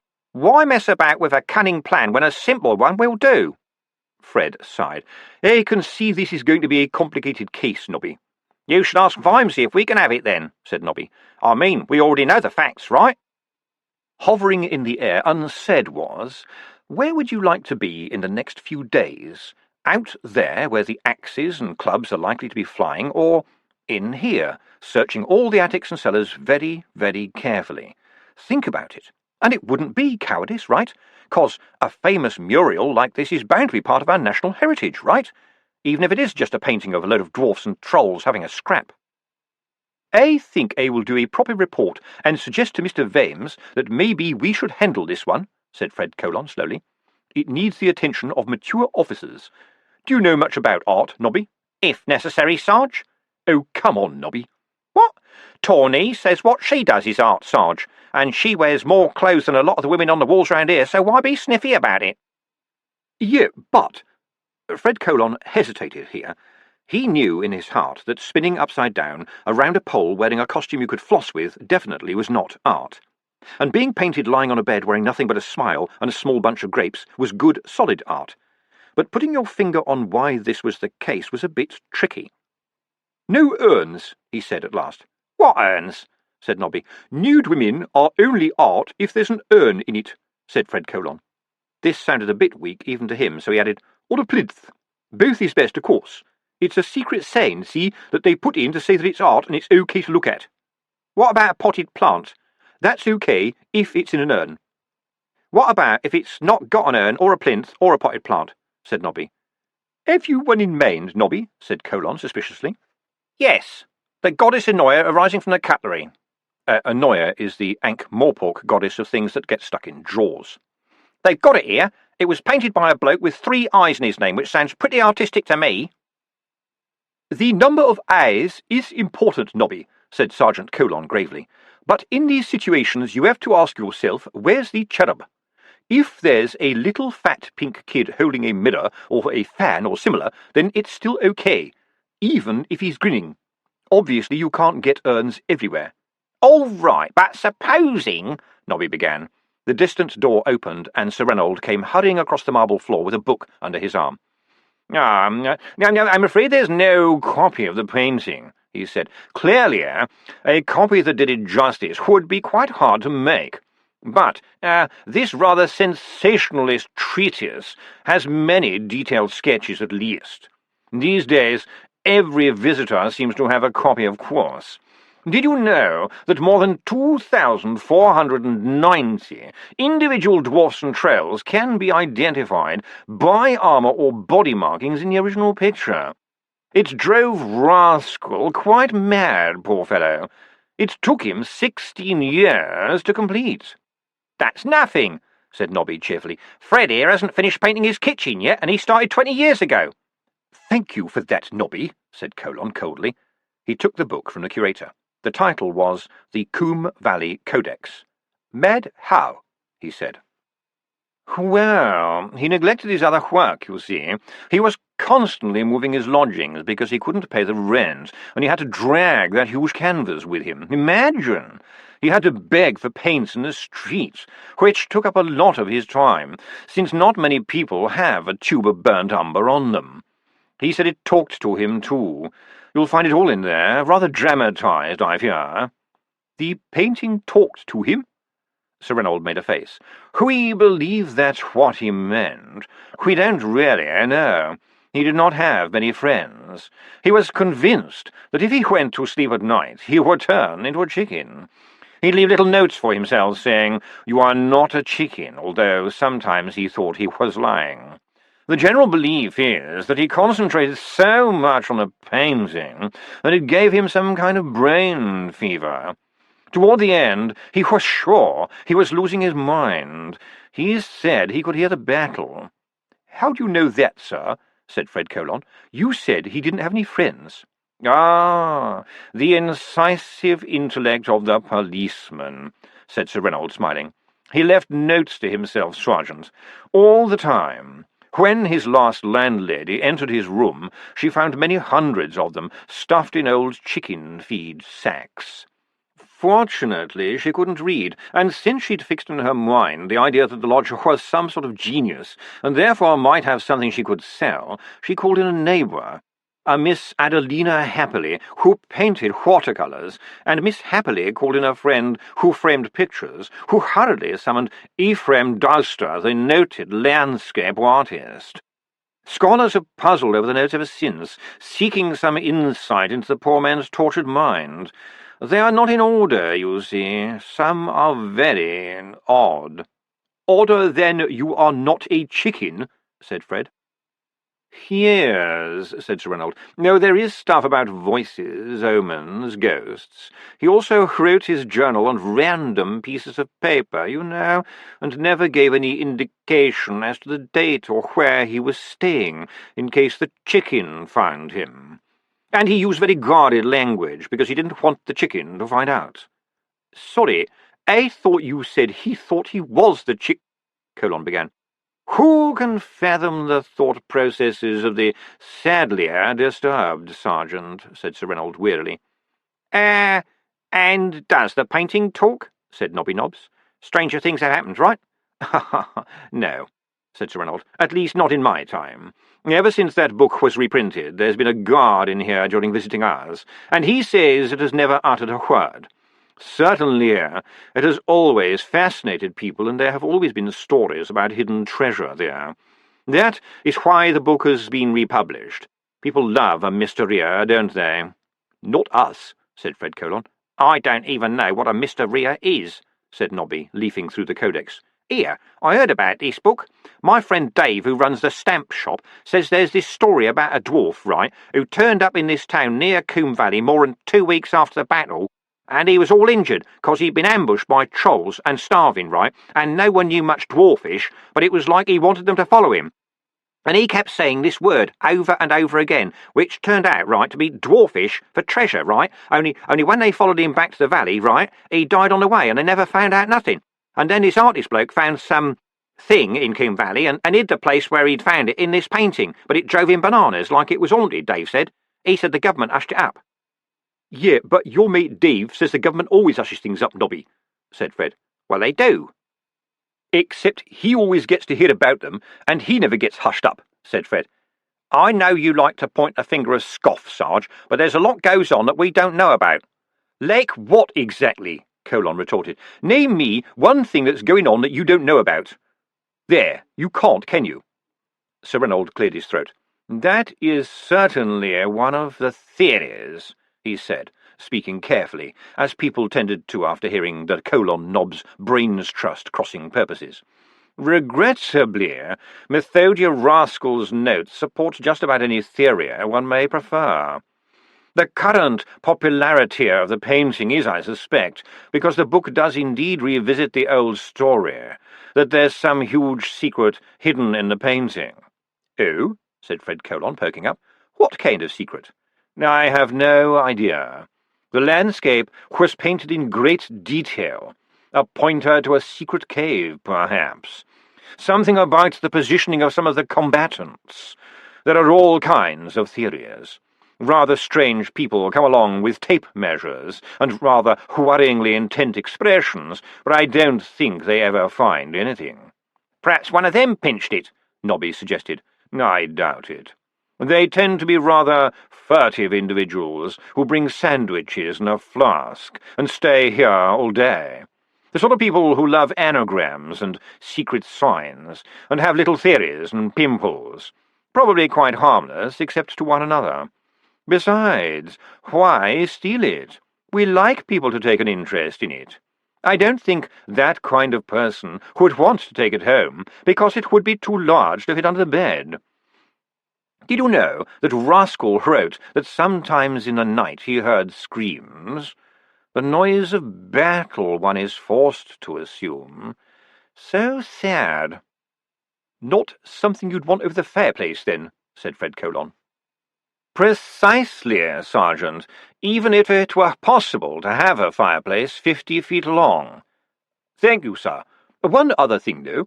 How many doors are there in this place? 3, said Sir Reynold promptly, but 2 are always locked.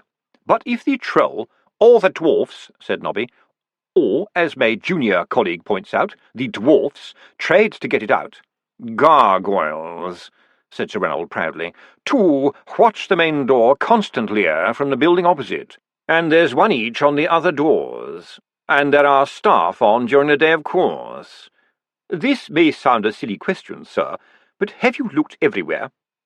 I've had the staff searching all morning, Sergeant. It would be a very big and very heavy roll. This place is full of odd corners, but it would be very obvious. Colon saluted. Thank you, sir. We'll just have a look around if you don't mind. Yeah, for urns, said Nobby Nobbs. Vimes eased himself into his chair and looked at the damned vampire. She could have passed for 16. It was certainly hard to believe that she was not a lot younger than Vimes. She had short hair, which Vimes had never seen on a vampire before, and looked, if not like a boy, then like a girl who wouldn't mind passing for one. Sorry about the remark down there, he said. It's not been a good week, and it's getting worse by the hour. You don't have to be frightened, said Sally. If it's any help, I don't like this any more than you do.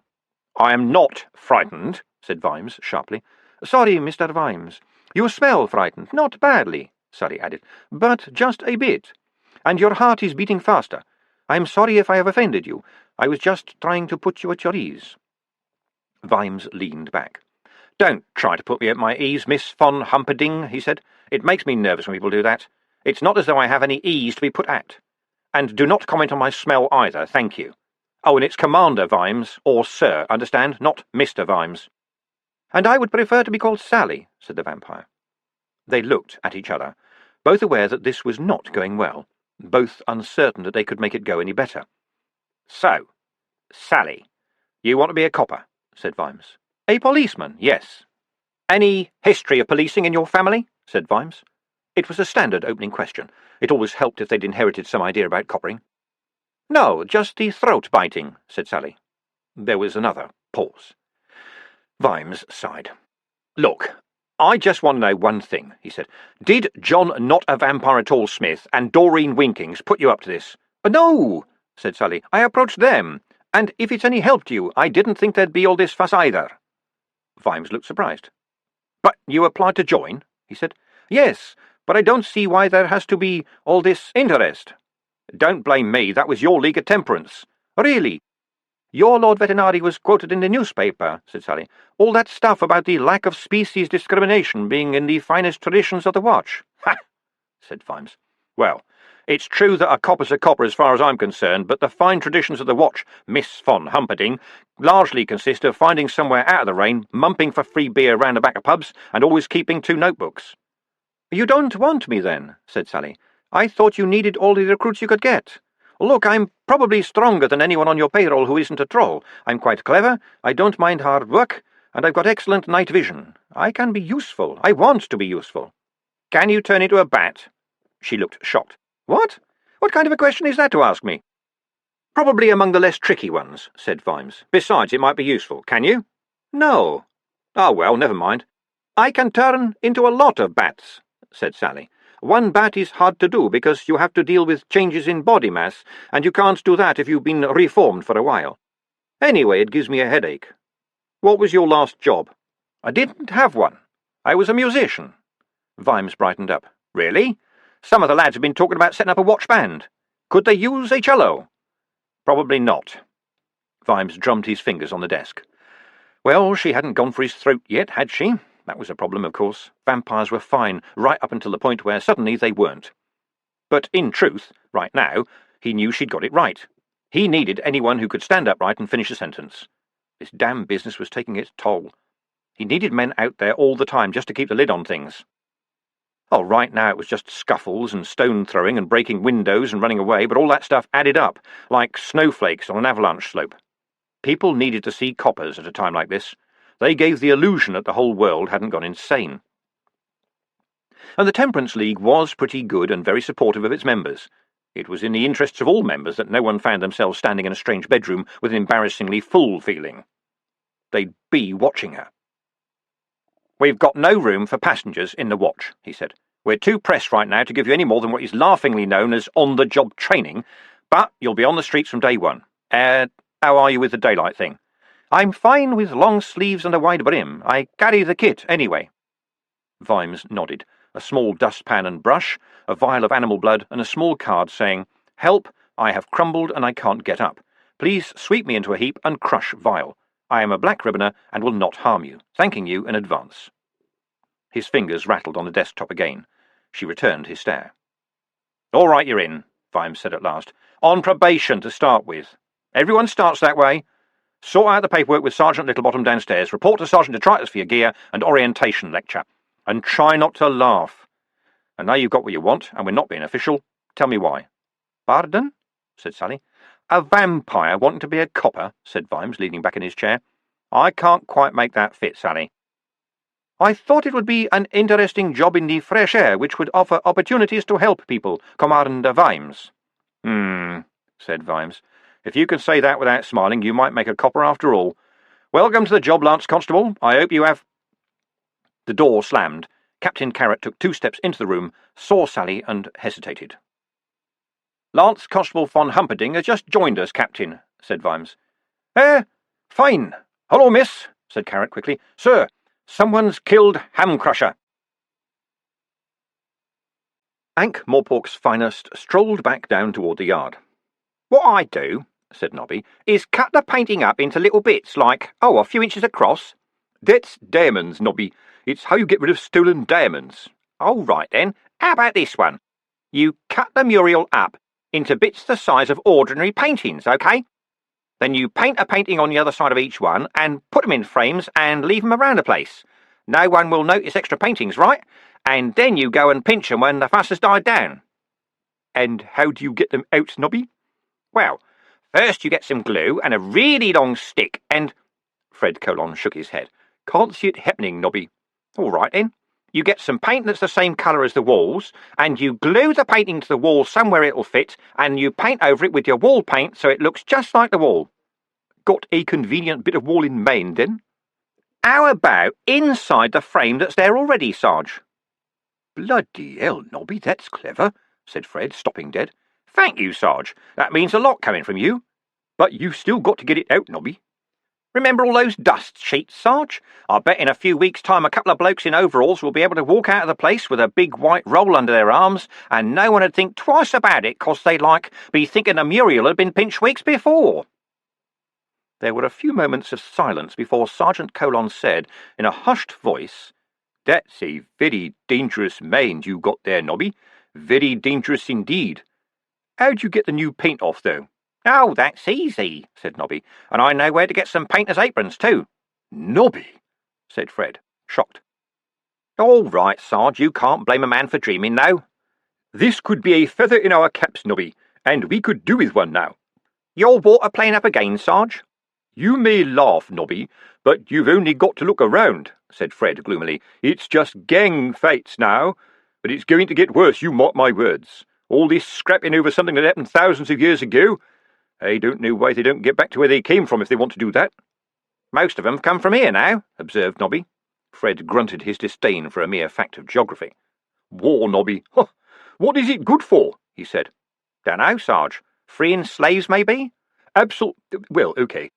Defending yourself against a totalitarian aggressor? All right, I'll grant you that, but saving civilization from a horde of it doesn't do any good in the long run, is what I'm saying, Nobby, if you'd listen for 5 seconds together, said Fred Colon sharply. Yeah, but in the long run, what does, Sarge?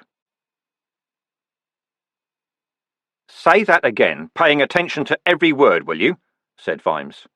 He's dead, sir. Hamcrusher is dead. The dwarfs are sure of it. Vimes stared at his captain. Then he glanced at Sally and said, I gave you an order, Lance Constable von Humperdinck. Go and get joined up. When the girl had hurried out, he said, I hope you're sure about it as well, Captain. It's spreading through the dwarfs like... Carrot began. Alcohol? Vimes suggested. Very fast, anyway, Carrot conceded. Last night, they say, a troll got into his place in Treacle Street and beat him to death. I heard some of the lads talking about it.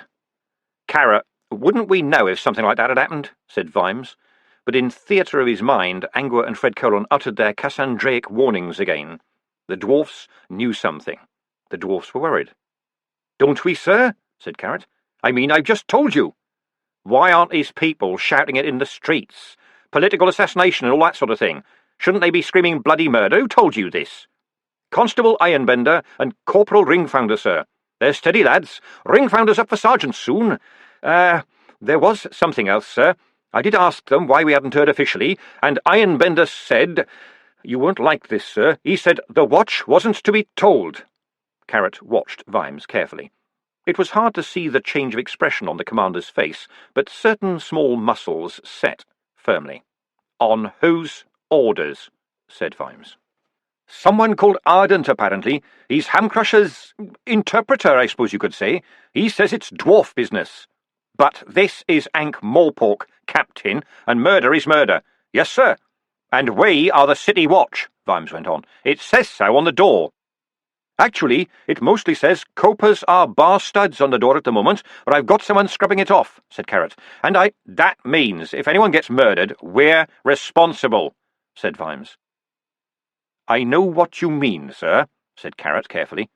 There's veterinary now. I can't imagine that he doesn't. Me neither. Vimes thought for a moment. What about the Times? There's plenty of dwarfs working there. I'd be surprised if they passed it on to humans, sir. I only got to hear about it because I'm a dwarf, and Ironbender really wants to make sergeant, and, frankly, I overheard them. But I doubt if the printing dwarfs would mention it to the editor. Are you telling me, Captain, that dwarfs in the watch would keep a murder secret? Carrot looked shocked. Oh, no, sir. Good. They just keep it secret from humans. Sorry, sir. The important thing is not to shout at this point, Vimes told himself. Do not, what do they call it, go postal. Treat this as a learning exercise. Find out why the world is not as you thought it was. Assemble the facts, digest the information, consider the implications. Then go postal, but with precision. Dwarfs have always been law-abiding citizens, Captain, he said. They even pay their taxes. Suddenly they think it's okay not to report a possible murder. Carrot could see the steely glint in Vimes's eyes. Well, the fact is, he began. Yes. You see, Hamcrusher was a deep-down dwarf, sir. I mean, really deep down. Hates coming to the surface. They say he lived at sub-basement level. I know all that, so... So how far down does our jurisdiction go, sir? Said Carrot. What? As far down as we like. Does it say that anywhere, sir? Most of the dwarfs here are from Copperhead and Clamados and Uberwald, said Carrot. Those places have surface laws and underground laws. I know it's not the same here, but, well, it's how they see the world. And, of course, Hamcrusher's dwarfs are all deep-downers, and you know how ordinary dwarfs think about them? They come bloody close to worshipping them, Vimes thought, pinching the bridge of his nose and shutting his eyes. It just gets worse and worse. All right, he said, but this is Ankh-Morpork, and we have our own laws. There can be no harm in us just checking up on the health of Brother Hamcrusher, can there? We can knock on the door, can't we? Say we've got good reason to ask. I know it's only a rumour, but if enough people believe a rumour like that, we will not be able to keep a lid on it. Good idea, sir.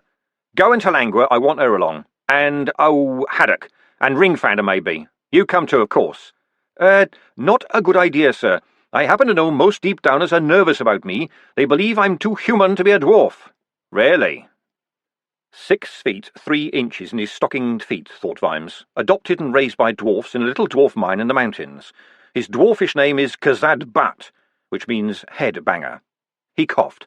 Why on earth should they think that, I wonder, he said.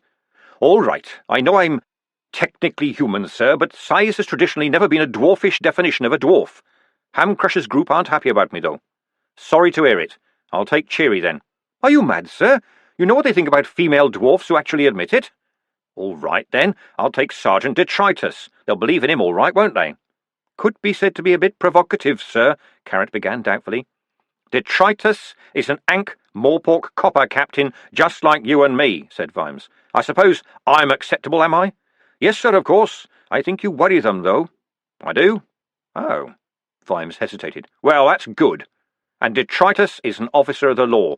We've still got some law here, and as far as I'm concerned, it goes deep. All the way down. Bloody stupid thing to say, Vimes thought 5 minutes later, as he walked through the streets at the head of the little squad. He cursed himself for saying it. Coppers stayed alive by trickery. That's how it worked. You had your watch houses with the big blue lights outside, and you made certain there were always burly watchmen visible in the big public places, and you swanked around like you owned the place. But you didn't own it. It was all smoke and mirrors. You magicked a little policeman into everyone's head. You relied on people giving in, knowing the rules. But in truth, 100 well-armed people could wipe out the watch if they knew what they were doing. Once some madman finds out that a copper taken unawares dies just like anyone else, the spell is broken. Ham Crushers dwarfs don't believe in the city watch. That could turn out to be a problem. Maybe bringing a troll along was provocative, but Detritus was a citizen, gods damn it, just like everyone else. If you daddle-dam, daddle-dam, daddle-dam. Ah, yes, no matter how bad things were, there was always room for them to get just that little bit worse. Vimes pulled the smart brown box out of his pocket and flipped it open. The pointy-eared face of a small green imp stared up at him with that wistful, hopeless smile which, in its various incarnations, he'd come to know and dread. Good morning, insert name here. I am the Disorganizer Mark V, the Gooseberry TM. How may I, it began, speaking fast in order to get as much said as possible before the inevitable interruption. I swear I switched you off, said Vimes. You threatened me with a hammer, said the imp accusingly, and rattled the tiny bars. He threatens state-of-the-craft technomancy with a hammer, everybody, it shouted. He doesn't even fill in the registration card. That's why I have to call him insert name.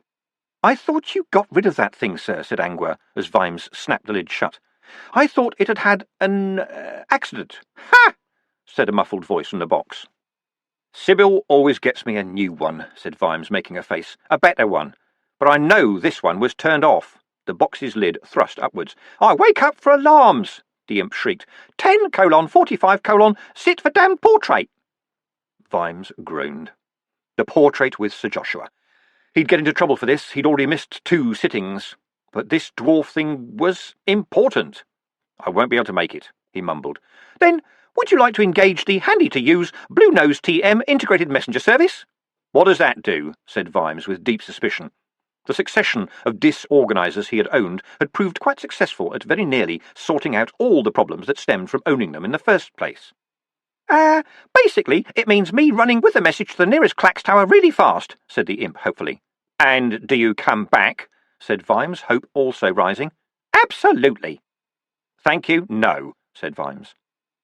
How about a game of Splong, TM, specially devised for the Mark V, pleaded the imp. I have the bats right here, no? Perhaps you would prefer the ever-popular Guess My Weight in Pigs. Or I could whistle one of your favourite tunes. My I Hum TM function enables me to remember up to 1,500 of your all-time. You could try learning to use it, sir, said Angua, as Vimes once again shut the lid on a protesting voice. Did use one, said Vimes. Yep, as a doorstop, rumbled Detritus behind him. I'm just not at home with technomancy, all right, said Vimes. End of discussion. Haddock, nip along to Moon Pond Lane, will you? Present my apologies to Lady Sybil, who will be at Sir Joshua's studio there. Tell her I'm very sorry, but this has come up, and it needs careful handling.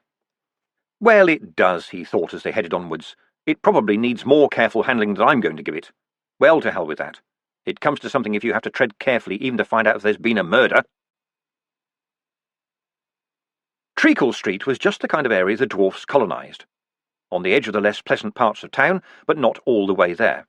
You tended to notice the dwarf outposts. A patchwork of windows testified to a 2-storey house having been turned into a 3-storey house while remaining exactly the same height. There was an excess of small ponies pulling small carts. And, of course, all the really short people wearing beards and helmets was a definite clue. Dwarfs dug down, too. It was a dwarf thing. Up here, far from the river, they could probably get to sub-basement level without being up to their necks in water. There were a lot of them out and about this morning. They weren't particularly angry, insofar as Vimes could tell, when the available area of expression between eyebrows and moustache was a few square inches, but it wasn't usual to see dwarfs just standing around. They tended to be somewhere, working hard, usually for one another. No, they weren't angry, but they were worried. You didn't need to see faces to sense that. Dwarfs, as a whole, weren't happy about newspapers, regarding such news as a lover of fine grapes would regard raisins.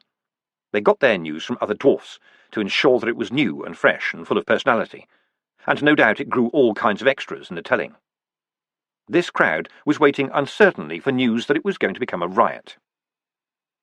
For now, it parted to let them through. The presence of detritus caused a wake of muttering, which the troll cleverly decided not to hear. "Feel that," said Angua as they walked up the street. "Through your feet." "I don't have your senses, Sergeant," said Vimes. "It's a constant thud, thud underground," said Angua. "I can feel the street shaking. I think it's a pump." "Pumping out more cellars, maybe," said Vimes. Sounded like a big undertaking. How far down could they go, he wondered. Ankh-Morpork is mostly built on Ankh-Morpork, after all. There's been a city here since forever. It wasn't just a random crowd when you looked closely. It was also a queue along one side of the street, moving very slowly toward a side door. They were waiting to see the Grags. "Please come and say the death words over my father. Please advise me on the sale of my shop. Please guide me in my business. I'm a long way from the bones of my grandfathers. Please help me stay a dwarf." This was not the time to be Dukza. Strictly speaking, most Ankh-Morpork dwarfs were Dukza. It meant something like not really a dwarf.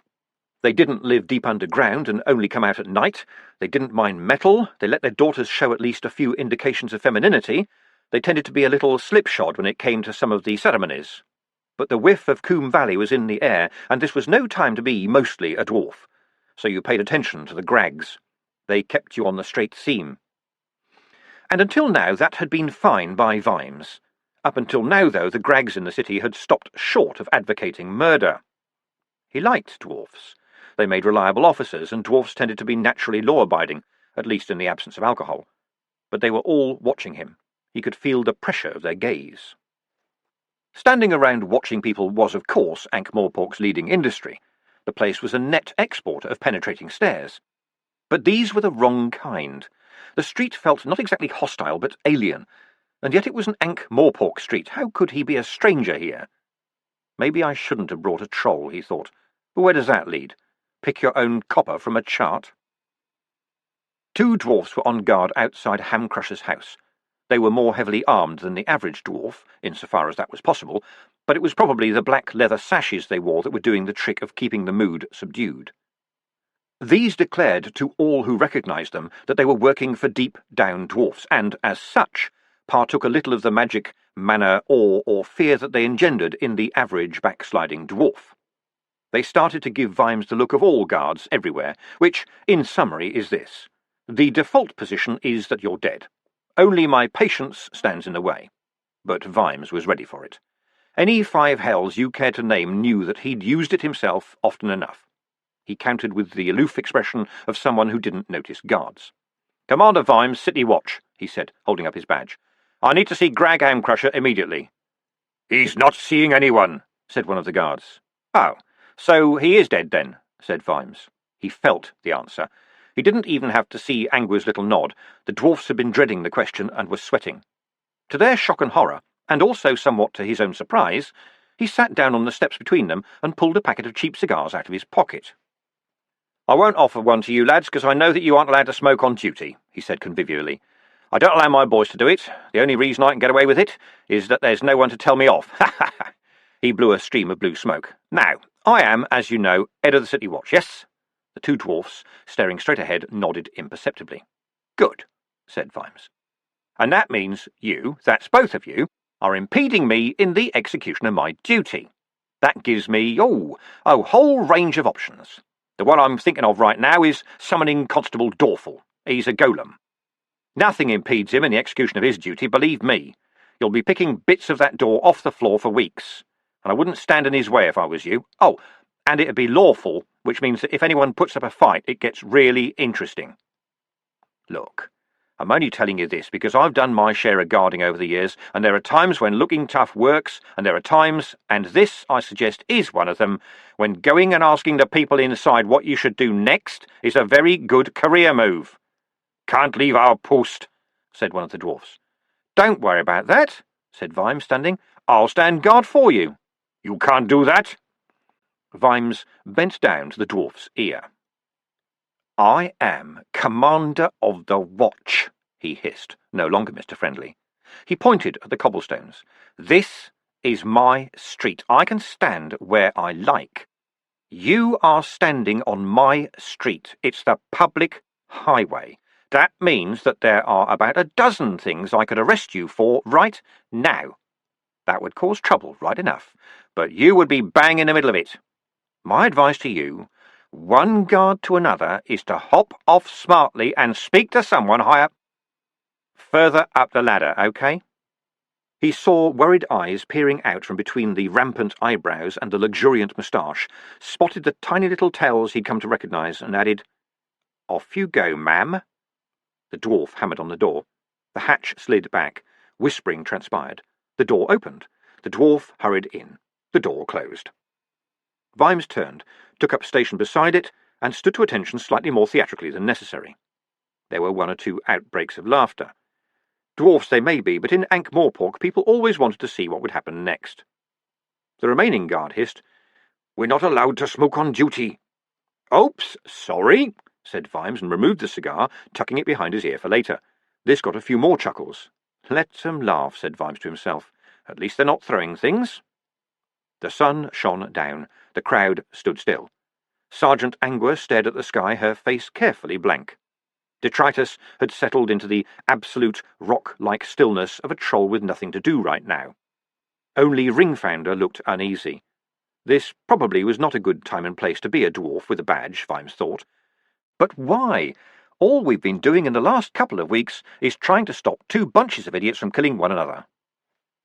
And now this. This morning was going to cost him an earful, he thought, although Sybil never shouted when she told him off. She just spoke sadly, which was a lot worse. The bloody family portrait, that was the trouble. It seemed to involve an awful lot of sittings, but it was a tradition in Sybil's family, and that was that. It was more or less the same portrait every generation. The happy family group against a panorama of their rolling acres. Vimes had no rolling acres, only aching feet, but as the inheritor of the Ramkin wealth, he was, he'd learned, also the owner of Crundle's, a huge, stately home out in the country. He'd never even seen it yet. Vimes didn't mind the countryside if it stayed put and didn't attack, but he liked pavement under his feet and didn't much care for being pictured as some kind of squire. So far, his excuses for avoiding the interminable sittings had been reasonable, but it was a close-run thing. More time passed. Some of the dwarfs in the crowd wandered off. Vimes didn't move, not even when he heard the hatch in the door open for a moment and then slide back. They were trying to wait him out. Cha-cha, tittle, tittle, tittle, tittle, chum-chum. Without looking down, maintaining the stolid, thousand-mile stare of a guard, Vimes pulled the disorganizer out of his pocket and raised it to his lips. I know you were turned off, he grunted. Pop up for alarms, remember, said the imp. How do I stop you doing that? The correct form of words is in the manual, insert name here, said the imp primly. Where is the manual? You threw it away, said the imp, full of reproach. You always do. That's why you never use the right commands, and that is why I did not go away and stick my head up a duck's bottom yesterday. You have an appointment to see Lord Vetinari in half an hour. I will be busy, muttered Vimes. Would you like me to remind you again in 10 minutes?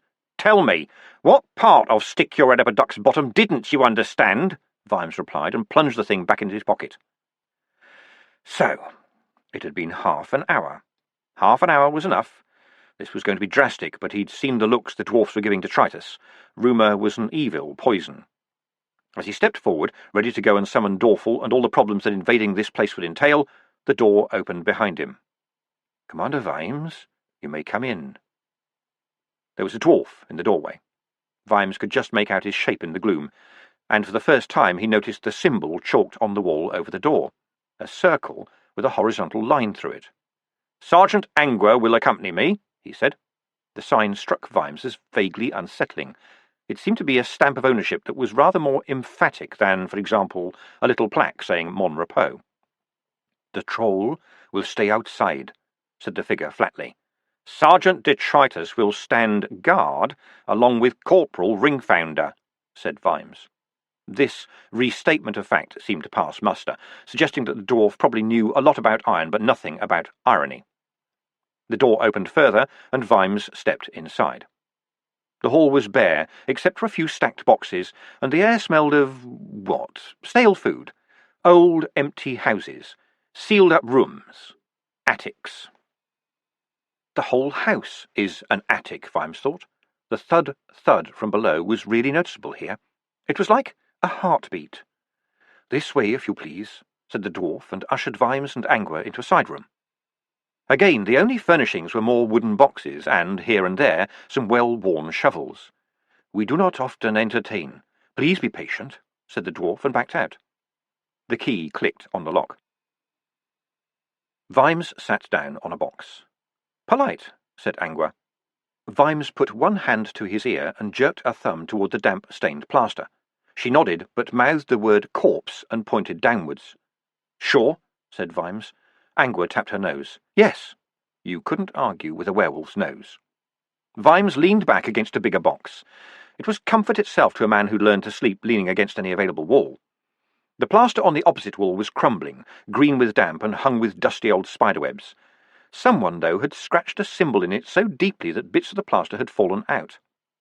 It was another circle, this time with 2 diagonal lines slashed through it. Some passion there. Not what you'd expect around dwarfs. "You are taking this very well, sir," said Angua. "You must know this is deliberate discourtesy." "Being rude isn't against the law, Sergeant." Vimes pulled his helmet over his eyes and settled down. "The little devils play silly buggers with me, will they? Try to wind me up, will they? Don't tell the watch, eh? There are no no-go areas in this city. I'll see to it they find that out. Oh, yes." There were more and more of deep-downers in the city these days, although you very seldom saw them outside the dwarf areas. Even there you didn't see deep-downers themselves, you just saw their dusty black sedan chairs being muscled through the crowds by 4 other dwarfs. There were no windows. There was nothing outside that a deep-downer could possibly want to see.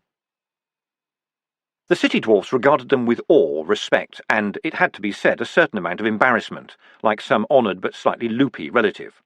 Because somewhere in the head of every city dwarf there was a little voice that said, "You should live in a mine, you should be in the mountains, you shouldn't walk under open skies, you should be a real dwarf." In other words, you shouldn't really be working in your uncle's pigment and dye factory in Dolly Sisters.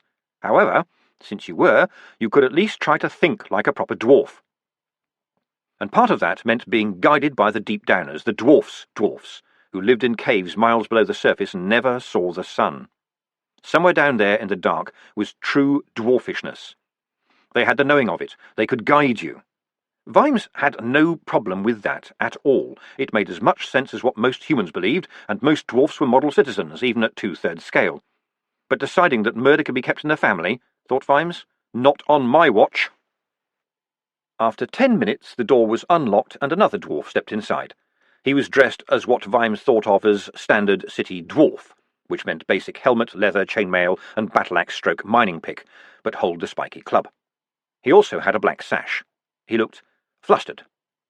"Commander Vimes, what can I say? I do apologise for the way you've been treated." "I bet you do." Aloud, Vimes said, "And who are you?" "Apologies again. I am Helmclever, and I am the nearest word is perhaps daylight face. I do those things that have to be done above ground. Do come into my office, please." He trotted off, leaving them to follow him. The office was downstairs in the stone-walled basement. It looked quite cosy. Crates and sacks were piled up against one wall. There wasn't much food in deep caves after all. The simple life for dwarfs down below happened because of quite complex lives for a lot of dwarfs above. Helmclever looked like little more than a servant, making sure that his masters got fed, although he might have thought the job was rather grander than that. A curtain in the corner probably concealed a bed. Dwarfs did not go in for dainty living. A desk was covered in paperwork. Beside it, on a small table, was an octagonal board covered in little playing pieces. Vimes sighed. He hated games. They made the world look too simple. "Oh, do you play at all, Commander?" said Helmclever, with the hungry look of a true enthusiast. Vimes knew the type, too. "Show polite interest, and you'll be there all night." "Lord Vetinari does. It's never interested me," said Vimes. Vimes had never got on with any game much more complex than darts. Chess, in particular, had always annoyed him. It was the dumb way the pawns went off and slaughtered their fellow pawns, while the kings lounged about doing nothing that always got to him. If only the pawns united, maybe talked the rooks around, the whole board could have been a republic in a dozen moves. Helmclever's not a common dwarf name. You're not related to the Helmclevers in Tallow Lane, are you? He'd meant it as no more than a bit of non-controversial ice-breaking, but he might as well have cursed. Helmclever looked down and mumbled, "Yes, but to a grag, even a novice, all of dwarfdom is his family. It would not be, not be—" He faltered into silence, and then some other part of his brain took over. He looked up brightly. "Some coffee, perhaps. I shall fetch some." Vimes opened his mouth to say no, but didn't. Dwarfs made good coffee, and there was a smell of it wafting from the next room. Besides, the nervousness radiating off Helmclever suggested he'd been drinking a lot of it today. No harm in encouraging him to have more. It was something he told his officers. People got worried around coppers if the officer knew his stuff, and jittery people gave too much away. While the dwarf was gone, he took in more of the room, and his eye spotted the words "The Coombe Valley Codex" on the spine of a book half concealed in the paperwork. That bloody valley again, with added weirdness this time. Actually, Sybil had bought a copy along with most of the reading population of the city, and had dragged him along to look at that poor man's wretched picture in the Royal Art Museum. A painting with secrets? Oh, yes. And how come some mad young human artist 100 years ago knew the secret of a battle fought thousands of years before? Sybil said that the book claimed he'd found something on the battlefield, but it was haunted, and voices drove him to believe he was a chicken or something. When the mugs were brought in, with just a little spilled on Helmclever's desk because his hand was shaking, Vimes said, "I must see Grag Hamcrusher, sir." "I'm sorry, that is not possible." The answer came out flat and level, as if the dwarf had been practising. But there was a flicker in his eyes, and Vimes glanced up at a very large grill in the wall. At this point, Angua gave a little cough. "OK," thought Vimes, "someone's listening." "Mr. Helmclever," he said, "I have reason to suppose that a serious crime has been committed on Ankh-Morpork soil," he added. "That is to say, under it. But Ankh-Morpork's anyway." Once again, Helmclever's strange calm gave him away. There was a hunted look in his eyes. "I'm sorry to hear it. How may I assist you to solve it?" "Oh, well," thought Vimes, "I did say I don't play games." "By showing me the dead body you have downstairs," he said. He was obscenely pleased at the way Helmclever deflated. Time to press home. He took out his badge. "My authority, Mr. Helmclever. I will search this place. I would prefer to do so with your permission."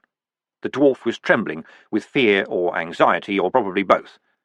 "You will invade our premises. You cannot. Dwarf law. This is Ankh-Morpork," said Vimes. "All the way to the top, all the way to the bottom. Invasion is not the issue." "Are you really telling me I cannot search a basement?"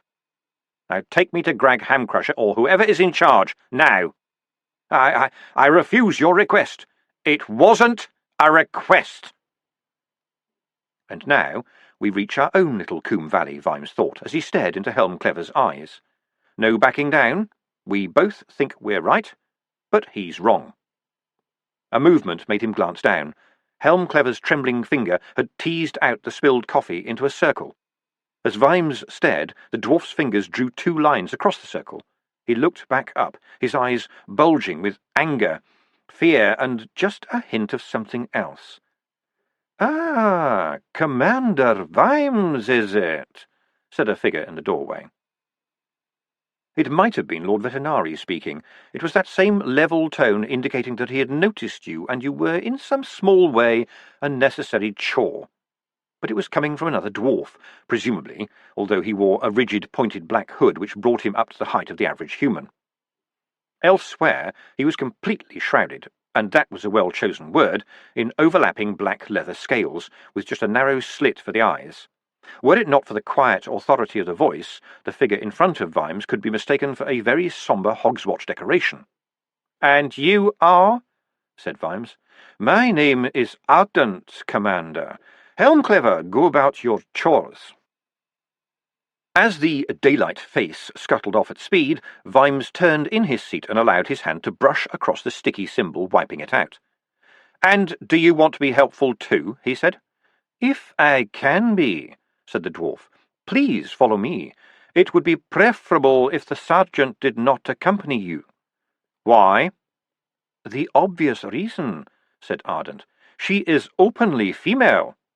"What? So?" "Sergeant Angua is very definitely not a dwarf," said Vimes. "You can't expect everyone to conform to your rules." "Why not?" said the dwarf. "You do. But could we just, together, for a moment, proceed to my office and discuss matters?" "I'll be fine, sir," said Angua. "It's probably the best way." Vimes tried to relax. He knew he was letting himself get steamed up. Those silent watchers in the street had got through to him, and the look he'd gotten from Helmclever needed some thinking about. But "No," he said. "You will not make that small concession." "I am already making several big ones, believe me," said Vimes. The hidden eyes under the pointy cowl stared at him for a few seconds. "Very well," said Ardent. "Please follow me." The dwarf turned and opened a door behind him, stepping into a small square room. He beckoned them to follow, and when they were inside, pulled a lever. The room shook gently, and the walls began to rise. "This is," Ardent began. "An elevator," said Vimes. "Yes, I know. I saw them when I met the Low King in Uberwald." The dropping of the name did not work. "The Low King is not respected here," said Ardent. "I thought he was the ruler of all dwarfs," said Vimes. "A common misconception. Ah, we have arrived." The elevator stopped with barely a jerk. Vimes stared. Ankh-Morpork was built on Ankh-Morpork. Everyone knew that. They had been building with stone here 10,000 years ago. As the annual flooding of the Ankh brought more silt, so the city had risen on its wall until attics had become cellars. Even at basement level today, it was always said, a man with a pickaxe and a good sense of direction could cross the city by knocking his way through underground walls, provided he could also breathe mud. What had this place been, a palace? The temple of a god who'd subsequently slipped everyone's memory? It was a big space, dark as soot, but there was a glow that managed to show beautiful vaulting in the roof above. A strange glow. "Worms," said Ardent, "from the deep caves in the mountains around Chlamedos. We brought them with us, and they breed very fast here. They find your silt quite nourishing. I am sure they shine more, too." The glow moved. It did not illuminate much, but it showed the shape of things, and it was heading toward the elevator, flowing over the wonderful ceiling. "They head for heat and movement even now," said the hooded dwarf. Why?" Ardent gave a little laugh. "In case you die, Commander. They think you are some rat or small deer that has tumbled into their cave. Nourishment is rare in the deeps. Every breath you exhale is food, and when eventually you expire, they will, descend. They are very patient. They will leave nothing but bones." "I was not intending to expire here," said Vimes. "Of course not. Follow me, please," said Ardent, leading them past a big round door.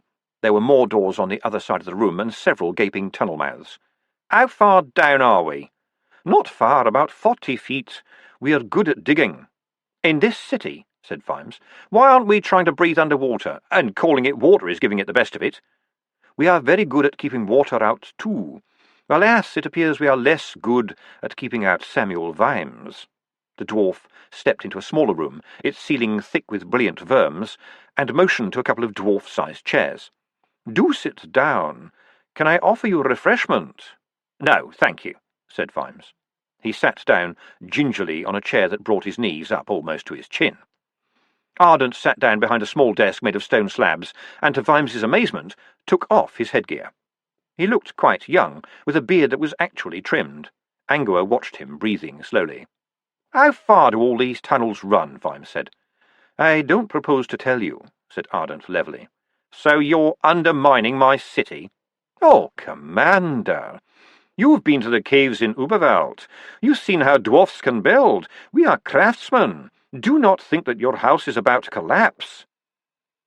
But you're not just building basements. You're mining, said Vimes.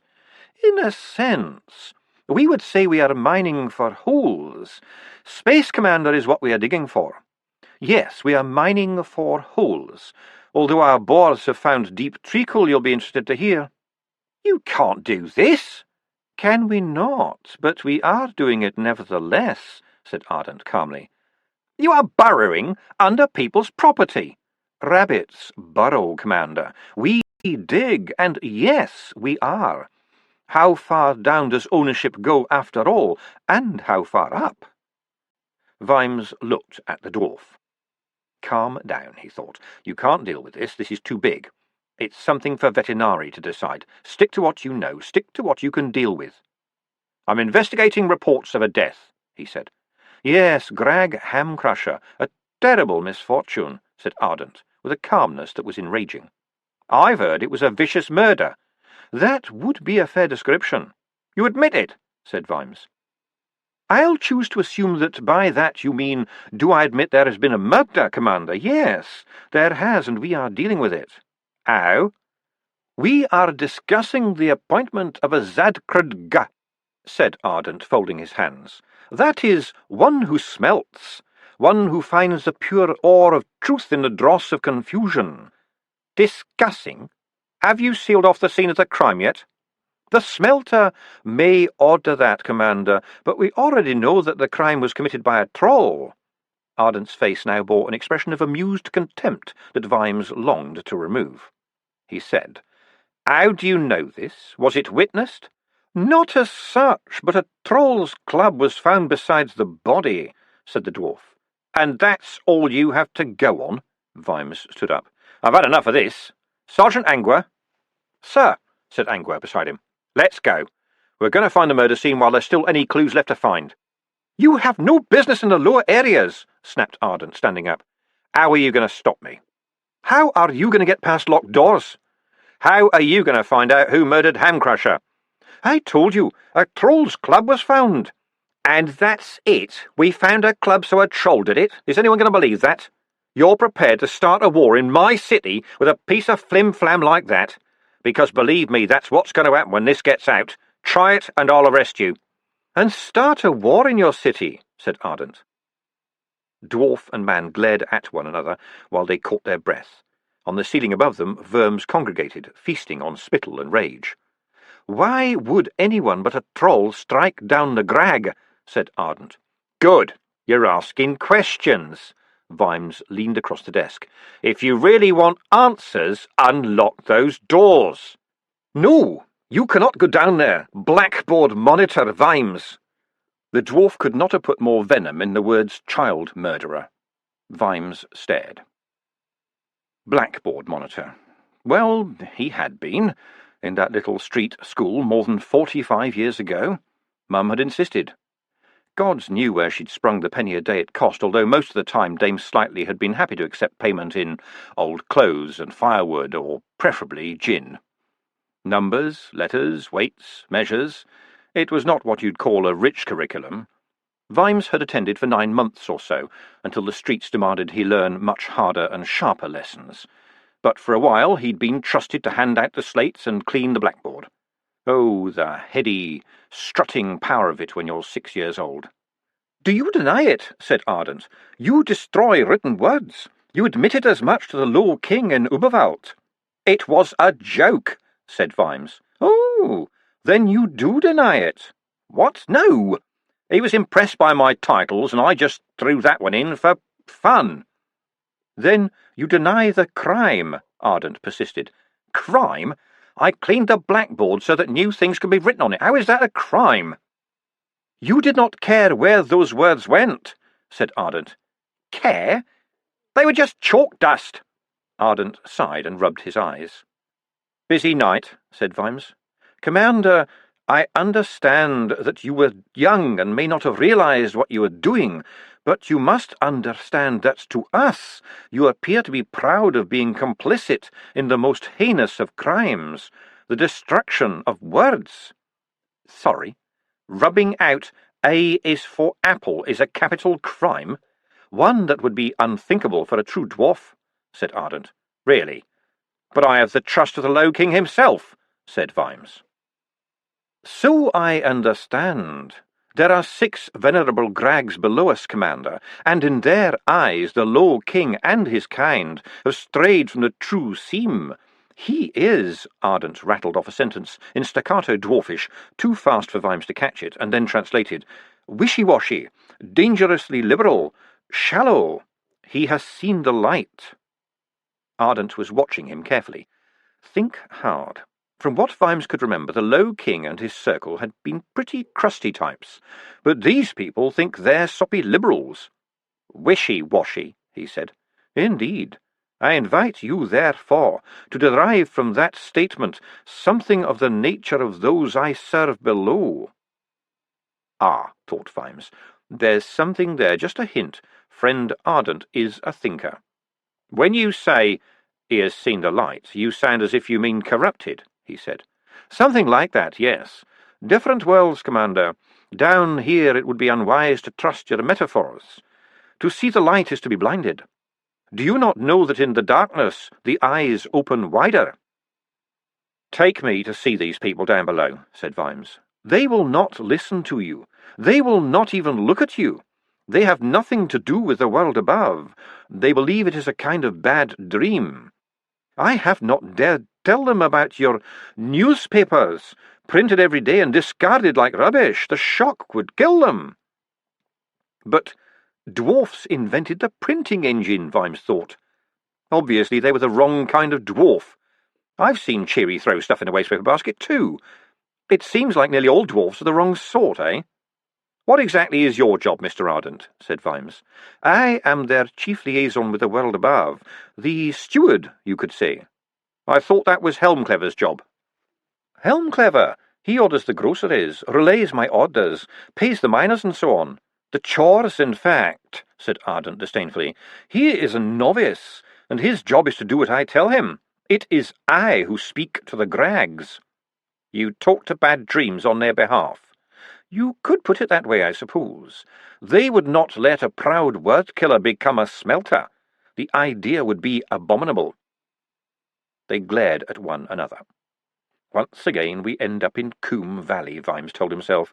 They won't— Permission to make a suggestion, said Angua quietly. 2 heads turned. 2 mouths said, well? The smelter, the seeker of the truth, must they be a dwarf? Of course, said Ardent. Then what about Captain Carrot? He's a dwarf. We know of him. He is an anomaly, said Ardent. His claim to dwarfishness is debatable. But most dwarfs in the city accept that he's a dwarf, said Angua. And he's a copper, too. Ardent flopped back into his seat. To your dwarfs here, yes, he is a dwarf. He would be unacceptable to the Grags.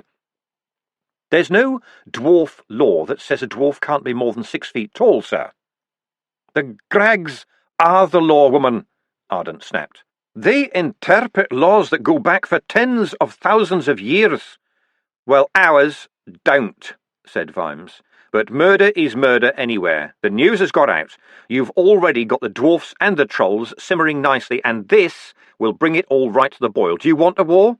With the trolls? That is— No. With the city. A place inside the walls where the law doesn't run. His lordship won't accept that one. You would not dare, said the dwarf. Look into my eyes, said Vimes. There are far more dwarfs than there are watchmen, said Ardent, but the amused expression had fled. So what you are telling me is that law is just a matter of numbers, said Vimes, standing up. I thought you dwarfs practically worshipped the idea of law. Is numbers all it is? I'll swear in more men then, trolls too. They're citizens just like me. Are you sure every dwarf is on your side? I'll raise the regiments. I'll have to. I know how things are run in Llamedos and Uberwald, but they are not run like that here. One law, Mr. Ardent, that's what we've got. If I let people slam their front door on it, I might as well shut down the watch. Vimes walked to the doorway. That's my offer. Now I'm going back to the yard. Wait! Ardent sat, staring at the desktop, drumming his fingers on it. I do not have seniority here, he said. Let me talk to your Grags. I promise to rub out no words. No, they will not talk to you. They do not talk to humans. They are waiting below. They had word of your arrival. They are frightened. They do not trust humans. Why? Because you are not dwarfs, said Ardent. Because you are a sort of bad dream. Vimes put his hand on the dwarf's shoulder. Then let's go downstairs, where you can talk to them about nightmares, he said, and you can point out which one is me. There was a long silence until Ardent said, Very well. This is under protest, you understand. I'll be happy to make a note of that, said Vimes. Thank you for your cooperative attitude, he added. Ardent stood up and produced a ring of complex keys from his robes. Vimes tried to keep track of the journey, but it was hard. There were twists and turns in dim tunnels that seemed all alike. There was not a trace of water anywhere. How far did the tunnels go? How far down? How far out? Dwarfs mined through granite. They could probably stroll through river mud. In fact, in most places the dwarfs hadn't so much mined as cleaned house, taking away the silt, tunnelling from one ancient dripping room to another, and somehow the water went away. There were things glittering, possibly magical, half seen in dark archways as they passed, and odd chanting. He knew Dwarfish, in a "the axe of my aunt is in your head" kind of way, and it didn't sound like that at all. It sounded like short words rattled out at very high speed. And with every turn he felt the anger coming back. They were being led in circles, weren't they? For no reason other than pique. Ardent forged ahead, leaving Vimes to blunder along behind and occasionally bump his head. His temper was bubbling. This was nothing more than a bloody runaround. The dwarf didn't care about the law, about him, about the world above. They undermine our city, and they don't obey our laws. There had been a damned murder. He admits it. Why am I putting up with this stupid play-acting? He was passing yet another tunnel mouth, but this one had a piece of board nailed across it. He pulled out his sword, yelled, "I wonder what's down here," smashed the board, and set off down the tunnel with Angua following. "Is this wise, sir?" she whispered as they plunged along. "No, but I've had it up to here with Mr. Ardent," Vimes growled. "I'll tell you, another twisty tunnel and I'll be back here with the heavy mob, politics or not." "Calm down, sir." "Well, everything he says and does is an insult. Makes my blood boil," said Vimes, striding onwards and ignoring the shouts of Ardent behind him. "There's a door ahead, sir." "All right, I'm not blind. Just half blind," Vimes snapped. He reached out. The big round door had a wheel in its centre, and dwarf runes chalked all over it. "Can you read them, Sergeant?" Mortal danger. Flooding. No entry," said Angua. "More or less, sir. They're pressure doors. I've seen these used before in other mines." "Chained shut, too," said Vimes, reaching out. "Looks like solid iron. Ow!" "Sir? Gashed my hand on a nail." Vimes rammed his hand into a pocket where, without fail, Sybil saw to it that a clean handkerchief was lodged on a daily basis. "A nail? In an iron door, sir?" said Angua, looking closely. "A rivet, then. Can't see a thing in this gloom. Why, they—" "You must follow me. This is a mine. There are dangers," said Ardent, catching up with them. "You still get flooding?" said Vimes. "It is to be expected. We know how to cope. Now stay close to me." "I'll be more inclined to do that, sir, if I thought we were taking a direct route," said Vimes. "Otherwise, I might look for shortcuts." "We are nearly there, Commander," said Ardent, walking away. "Nearly there." Aimless and hopeless, the troll wandered.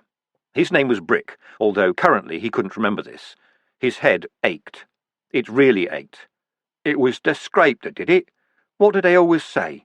When you sinking to where you was cooking up scrape, you was so low, even the cockroaches had to bend down to spit on you. Last night, what had been happening? What bits did he see? What bits did he do? What bits in the thumping, scalding cauldron of his brain were real? The bit with the giant woolly elephants, they probably weren't real. He was pretty sure there weren't any giant woolly elephants in this city, because if there were, he would have seen 'em before, and there'd be big steaming turds in the streets and similar. You wouldn't miss 'em.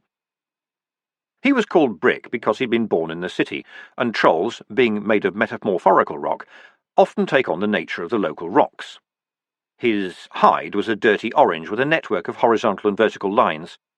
If Brick stood up close to a wall, he was quite hard to see, but most people didn't see Brick anyway. He was the kind of person whose mere existence is an affront to common decency. "Dat mine with dem dwarfs, was that real? You go and find a place to lie down and watch the pretty pictures. Suddenly you're in this dwarf hole. That couldn't have been real.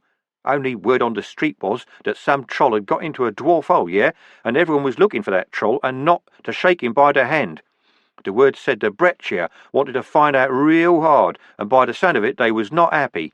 Not happy that some dwarf who'd been put into bad word on the clans was offed by a troll. Were they mad? Actually, it didn't matter if they was mad or not, because they had ways of asking questions that didn't heal for months. So he better be keeping out of their way. On the other hand, a dwarf wouldn't know one troll from another, right? And no one else had seen him, so act normal, right? He'd be fine. He'd be fine. Anyway, it couldn't have been him. It occurred to Brick, yeah, that's my name, knew it all the time, that he still had a bit of the white powder at the bottom of the bag. All he needed to do now was find a startled pigeon and some alcohol, any alcohol at all, and he'd be fine. Yeah, fine. Nothing to worry about at all. Yeah. When Vimes stepped out into the brilliant daylight, the first thing he did was draw a deep breath. The second thing he did was draw his sword, wincing as his sore hand protested. Fresh air, that was the stuff. He'd felt quite dizzy down there, and the tiny cut on his hand itched like mad. He'd better get Igor to take a look at it. You could probably catch anything in the muck down there. Oh, that was better. He could feel himself cooling down. The air down there had made him feel really strange. The crowd was a lot more like a mob now, but he saw at the second glance that it was what he had thought of as a plum cake mob. It doesn't take many people to turn a worried, anxious crowd into a mob. A shout here, a shove there, something thrown here, and with care, every hesitant, nervous individual is being drawn into a majority that does not, in fact, exist. Detritus was still standing like a statue, apparently oblivious to the growing din. But Ringfounder... Damn. He was arguing hotly with people at the front of the crowd. You never argued, you never got drawn in. "Corporal Ringfounder," he bellowed, "to me!" The dwarf turned as a half-brick sailed over the heads of the mob and clanged off his helmet. He went over like a tree. Detritus moved so fast that he was halfway through the crowd before the dwarf hit the cobbles. His arm dipped into the presser bodies and hauled up a struggling figure. He spun around, thudded back through the gap that hadn't had time to close yet, and was beside Vimes before Ringfounder's helmet had stopped rolling. "Well done, Sergeant," said Vimes out of the corner of his mouth. "Did you have a plan for the next bit?" I'm more the tacticals kind, sir," said Detritus. Oh well. At times like this you didn't argue, and you didn't step back. Vimes pulled out his badge and held it up. "This dwarf is under arrest for assaulting a watch officer," he shouted. "Let us through in the name of the law." And to his amazement the crowd went quiet, like a lot of children when they sense that this time the teacher is really, really angry. Perhaps it was the words on the badge, he thought. You couldn't rub them out. In the silence, another half-brick dropped out of the free hand of the dwarf in Detritus' very solid custody. Years later, Vimes would shut his eyes and still be able to recall the crunch it made when it hit the ground. Angua stood up, with the unconscious Ringfounder in her arms. "He's concussed," she said, "and I suggest, sir, that you turn around just for a moment." Vimes risked a glance. Ardent, or at least a leather-shrouded dwarf that could have been him, was standing in the shadows of the doorway. He had the attention of the crowd. "We're being allowed to go," he said to Angua, nodding to the figure. "I think the going is the thing, sir, don't you?" "You've got that right, Sergeant. Detritus, keep a grip on that little bugger. Back to the nick, all of us." The crowd parted to let them through with barely a murmur. The silence followed them all the way back to the watch-house, where Otto Treek of the Times was waiting in the street, iconograph at the ready. "Oh, no, you don't, Otto," said Vimes as his squad approached. "I'm standing on the public highway, Mr. Vimes," said Otto meekly. "Smile, please." And he took a picture of a troll officer holding a dwarf up in the air. "Oh, well," said Vimes to himself, "that's page 1 sorted out. And probably the bloody cartoon too." One dwarf in the cells, one in the tender, loving care of Igor, Vimes thought as he trudged up the stairs to his office. And it's only going to get worse. Those dwarfs were obeying Ardent, weren't they? What would they have done if the dwarf had shaken his head? He landed in his chair so hard it rolled back a foot. He'd met deep-down dwarfs before. They'd been weird, but he'd been able to deal with them. The Low King was a deep-downer, and Vimes had got on with him well enough. once you accepted that the fairy-tale dwarf in the hogfather beard was an astute politician. He was a dwarf with vision. He dealt with the world. He'd seen the light. But those in the new mine... He hadn't seen them, even though they were sitting in a room made brilliant with the light of hundreds of candles. That seemed odd, since the Grags themselves were completely shrouded in their pointy black leather. But maybe it was some mystic ceremony, and who'd look for sense there? Maybe you got a lot more holy dark in the midst of light. The brighter the light, the blacker the shadow. Ardent had spoken in a language that sounded like dwarfish, and out of the dark hoods had come answers and questions, all barked out in the same harsh, brief syllables. At one point, Vimes was asked to repeat the meat of his statement made up above, which had seemed too far away now. He'd done so, and there'd been a long, drawn-out discussion in what he'd come to think of as deep dwarf. And all the time he felt that eyes he could not see were watching him very hard indeed. It didn't help that his head had been aching like mad, and there were shooting pains going up and down his arm. And that was it. Had they understood him? He didn't know. Ardent had said that they agreed with considerable reluctance. Had they? He hadn't a clue, not a clue, to what had really been said. Would Carrot be given access to a crime scene that had not been interfered with in any way? Vimes grunted. What do you think, boys and girls? He pinched the bridge of his nose, and then stared at his right hand. Igor had gone on at length about tiny, invisible, biting creatures, and used some vicious ointment that probably killed anything of any size or visibility. It had stung like 7 hells for 5 minutes, but the sting had gone, and seemed to have taken the pain with it. Anyway, what mattered was that the watch was officially on this case. His eye was caught by the top sheet of paperwork in his in-tray. Vimes maintained 3 trays, in, out, and shake it all about. The last one was where he put everything he was too busy, angry, tired, or bewildered to do anything about. He groaned as he picked it up. To His Grace Sir Samuel Vimes, Commander of the Watch. From Mr. A. E. Pessimal, Inspector of the Watch. Your Grace, I hope you will not mind giving me as soon as possible the answers to the following questions. 1. What is Corporal Nobby Nobbs for? Why did you employ a known petty thief? 2. I timed 2 officers in Broadway earlier, and in the space of 1 hour they made no arrests. Why was this an economic use of their time? 3. The level of violence used by Troll officers against Troll prisoners appears excessive. Could you please comment upon this? And so on. Vimes read on with his mouth open. All right, the man wasn't a copper, definitely not, but surely he had a fully functional brain. Oh, good grief, he'd even spotted the monthly discrepancy in the petty cash box. Would A. E. Pessimal understand if Vimes explained that Nobby's services over the years more than made up for the casual petty theft, which you accepted as a kind of mild nuisance? Would that be an economic use of my time? I think not. As he put the paper back in the tray, he spotted a sheet underneath in Cheery's handwriting. He picked it up and read it. 2 dwarfs and 1 troll had handed in their badges this morning, citing family reasons. Damn, that was 7 officers lost this week. Bloody Coombe Valley, it got everywhere. Oh, it couldn't be fun, heavens knew, being a troll holding the line against a bunch of your fellow trolls and defending a dwarf like the late Ham Crusher. It probably wasn't any funnier being a dwarf hearing that some troll street gang beat up your brother because of what that idiot had said. Some people would be asking, whose side are you on? If you're not with us, you're against us. If you're not an apple, you're a banana. Carrot came in quietly and placed a plate on the desk. Angua told me all about it, he said. Well done, sir. What do you mean, well done? Said Vimes, looking at his healthy sandwich lunch. I nearly started a war. Ah, but they didn't know you were bluffing. I probably wasn't. Vimes carefully lifted the top of the bacon, lettuce, and tomato sandwich and smiled inwardly. Good old Cheery. She knew what a Vimes BLT was all about. It was about having to lift up quite a lot of crispy bacon before you found the miserable, skulking vegetables. You might never notice them at all. I want you to take Angua down there with you again, he said. And, yes, Lance Constable von Humperdinck, our little Sally. Just the job for a vampire who, fortuitously, has arrived in the nick of time, eh? Let's see how good she is. Just those 2, sir? Yes. They both have very good night vision, yes? Vimes looked down at his sandwich and mumbled, We can't take any artificial light down there. A murder investigation in the dark, sir? I had no choice, said Vimes hotly. I know a sticking point when I see one, Captain. No artificial light. Well, if they want to play silly buggers, I'm their boy. You know about mines, and both the ladies have got night vision built in. Well, the vampire has, and Angua can practically see with her nose, so that's it. Do the best you can. The place is full of those damned glow beetles. They should help. They've got worms, said Carrot. Oh, well, I know some tricks there, sir. Good. They say a big troll did it and ran away. Make of that what you will. There might be some protests about Sally, sir, said Carrot. Why? Will they spot she's a vampire? No, sir, I don't think they— Then don't tell 'em, said Vimes. You're the smelter. It's up to you what tools you use. Seen this? He waved the report about the 3 officers he was trying not to think of as deserters.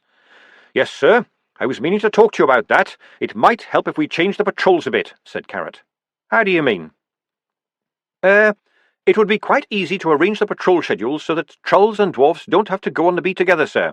Some of the lads say they'd be a bit happier if we could— Carrot let the sentence die away in the stony glare. We've never paid any attention to an officer's species when we do the roster, Captain, said Vimes coldly, except for the gnomes, of course. There's your precedent, then, Carrot began. Don't be daft. A typical gnome room is about twice the size of a shoebox, Captain. Look, you can see this idea is nuts, dangerous nuts too. We'd have to patrol troll with troll, dwarf with dwarf, and human with human.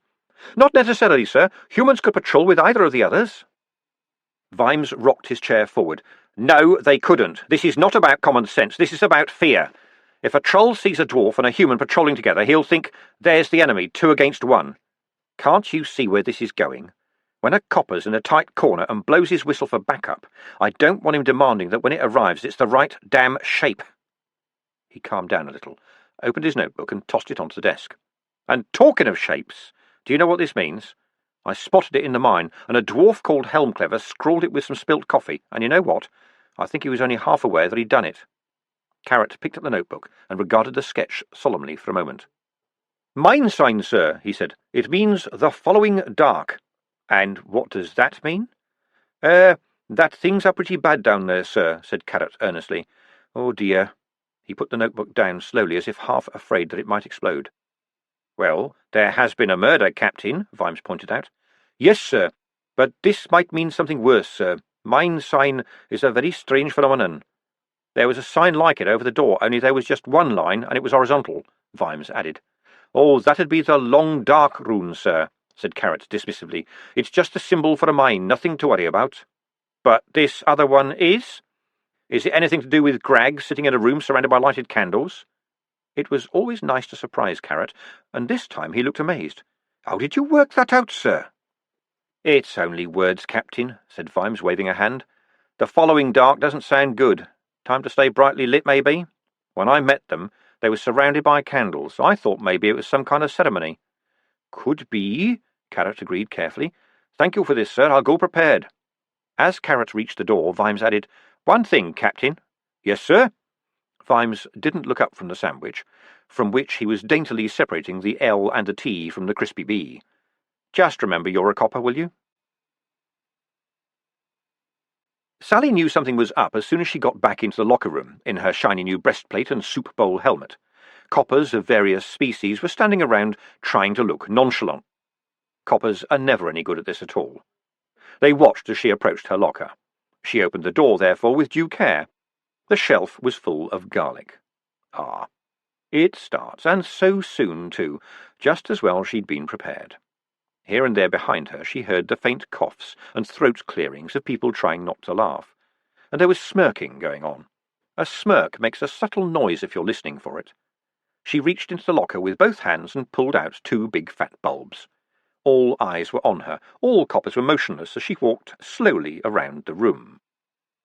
The reek of garlic was strong on one young constable whose big grin was suddenly caked with nervousness at the corners. He had the look about him of the kind of fool who'd do anything for a laugh. "Excuse me, constable, but what is your name?" she said meekly. Fetley, miss?" "Are these from you?" Sally demanded. She let her canines extend just enough to notice. Only a joke, miss?" "Nothing funny about it," said Sally sweetly. "I like garlic. I love garlic, don't you?" Yeah," said the unhappy Fetley. "Good," said Sally. With a speed that made him flinch, she rammed a bulb into her mouth and bit down heavily. The crunching was the only sound in the locker room. and then she swallowed. "Oh dear, where are my manners, Constable?" she said, holding out the other bulb. "Oh, this one's yours." Laughter broke out around the room. Coppers are like any other mob. The table's been turned, and this way around it's funnier. It's a bit of a laugh, a bit of fun, no harm done, eh? "Come on, Fitly," said someone. "It's only fair, she ate hers." And someone else, as someone always does, began to clap and urge, "Eat, eat." Others took it up, encouraged by the fact that Fitly had gone bright red. "Eat, eat, eat, eat, eat, eat, eat, eat, eat, eat, eat, eat." A man without an option fitly grabbed the bulb, forced it into his mouth and bit it hard, to the accompaniment of cheers. A moment later, Sally saw his eyes widen. "Lance Constable von Humperdinck?" She turned. A young man of godlike proportions, the better class of gods anyway, not the ones with the tentacles, obviously, was standing in the doorway. Unlike the armour of the other officers, his breastplate shone and the chainmail was quite devoid of rust. "Everything all right?" The officer glanced at Fitly, who dropped to his knees and was coughing garlic across the room, but somehow quite failed to see him. Fine, sir," said Sally, puzzled as Fitly began to throw up. "We've met already. Everyone calls me Captain Carrot. Come with me, please." Out in the main office, Carrot stopped and turned. "All right, Lance Constable. You had a bulb already prepared, right? Don't look like that. There's a vegetable barrow out in the square today. It's not hard to work out." Sergeant Angua did warn me." "So?" "So I carved the garlic out of a turnip, sir." "And the one you gave Fitly?" "Oh, that was a carved turnip too. I try not to touch garlic, sir," said Sally. Oh, God, this one really was attractive. "Really? Turnip? He seemed to take it badly," said Carrot. "I put a few fresh chili seeds in it," Sally added. "About 30, I think." "Oh, why did you do that?" "Oh, you know, sir," said Sally, radiating innocence. "A bit of a laugh, a bit of fun. No harm done, eh?" The captain appeared to consider this. "We'll leave it at that, then," he said. "Now, Lance Constable, have you ever seen a dead body?" Sally waited to see if he was serious. Apparently he was. "Strictly speaking, no, sir," she said. Vimes fretted through the afternoon. There was, of course, the paperwork. There was always the paperwork. The trays were only the start. Heaps of it were ranged accusingly along one wall and gently merging. Vimes had got round to a clean desk policy. It was a clean floor strategy that eluded him at the moment. He knew that he had to do it. Warrants, dockets, watch orders, signatures. That was what made the watch a police force rather than just a bunch of fairly rough fellows with inquisitive habits. Paperwork. You had to have lots of it, and it had to be signed by him. He signed the arrests book, the occurrences book, even the lost property book. Lost property book? They never had one of those in the old days. If someone turned up complaining that they'd lost some small item, you just held knobby knobs upside down and sorted through what dropped out. But he didn't know 2/3 of the coppers he employed now. Not know, in the sense of knowing when they'd stand and when they'd run, knowing the little giveaways that'd tell him when they were lying or scared witless. It wasn't really his watch anymore. It was the city's watch. He just ran it. He went through the station sergeant's reports, the watch officer's reports, the sick reports, the disciplinary reports, the petty cash reports. Daddle-dum, daddle-dum, daddle. Vimes slammed the gooseberry down on the desk and picked up the small loaf of dwarf bread that for the last few years he'd used as a paperweight. "Switch off or die," he growled. "Now, I can see you're slightly upset," said the imp, looking up at the looming loaf. "But could I ask you to look at things from my point of view? This is my job. This is what I am. I am, therefore I think. And I think we could get along famously if you would only read the manual. Please, no. I really could help you." Vimes hesitated in mid-thump and then carefully put down the loaf. "How?" he said. "You've been adding up the numbers wrong," said the imp. "You don't always carry the tens." "And how would you know that?" Vimes demanded. "You mutter to yourself," said the imp. "You eavesdrop on me. It's my job. I can't switch my ears off. I have to listen. That's how I know about the appointments." Vimes picked up the petty cash report and glanced at the messy columns of figures. He prided himself on what he had since infancy called sums. Yes, he knew he plodded a bit, but he got there in the end. "You think you could do better?" he said. "Let me out and give me a pencil," said the imp. Vimes shrugged. It had been a strange day after all. He opened the little cage door. The imp was a very pale green and translucent, little more than a creature made out of coloured air, but it was able to grip the tiny pencil stub. It ran up and down the column of figures in the petty cash book, and, Vimes was pleased to hear, it muttered to itself. "It's out by $3.05, it reported after a few seconds. "That's fine, then," said Vimes. "But the money is not accounted for." "Oh, yes, it is," said Vimes. "It was stolen by Nobby Nobbs. It always is. He never steals more than $4.50. "Would you like me to make an appointment for a disciplinary meeting?" said the imp, hopefully. "Of course not. I'm signing it off now. Thank you. Can you add up the other dockets?" The imp beamed. "Absolutely." Vimes left the imp scribbling happily and walked over to the window. "They don't acknowledge our law, and they undermine our city. That's not just a bunch of deep-downers here to keep their fellow dwarfs on the straight seam. How far do those tunnels go? Dwarfs dig like crazy, but why here? What are they looking for? As sure as any hell you choose, there's no treasure trove under this city, no sleeping dragon, no secret kingdom. There's just water and mud and darkness. How far do they go? How much— Hold on, we know this, don't we? We know about numbers and figures in today's watch. Imp, he said, turning around. "Yes, insert name here." "You see that big pile of paper in the corner?" said Vimes, pointing. "Somewhere in there are the gate guard reports for the past 6 months. Can you compare them with last week's? Can you compare the number of dunny wagons leaving the city?" "Dunny wagon not found in root dictionary. Searching slang dictionary. Mip, mip, mip. Dunny wagon. N. Cart for carrying night soil. See also honey wagon, treacle wagon, midnight special, gong wagon, and variants," said the imp. "That's right," said Vimes, who hadn't heard the midnight special one before. "Can you?" "Oh, yes," said the imp. "Thank you for using the disorganizer Mark V, the gooseberry, the most advanced—" "Yet don't mention it. Just look at the ones for the Hubwards gate. That's closest to Treacle Street." "Then I suggest you stand back, insert name here," said the imp. "Why?" The imp leapt into the pile.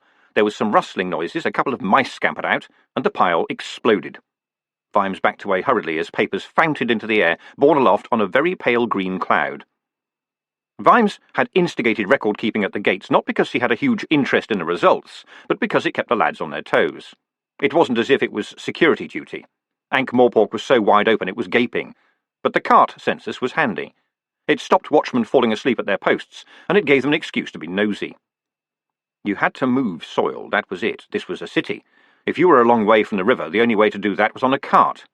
Blast it, he thought. I should have asked the thing to see if there's been any increase in stone and timber loads, too. Once you've dug a hole in mud, you've got to keep it open.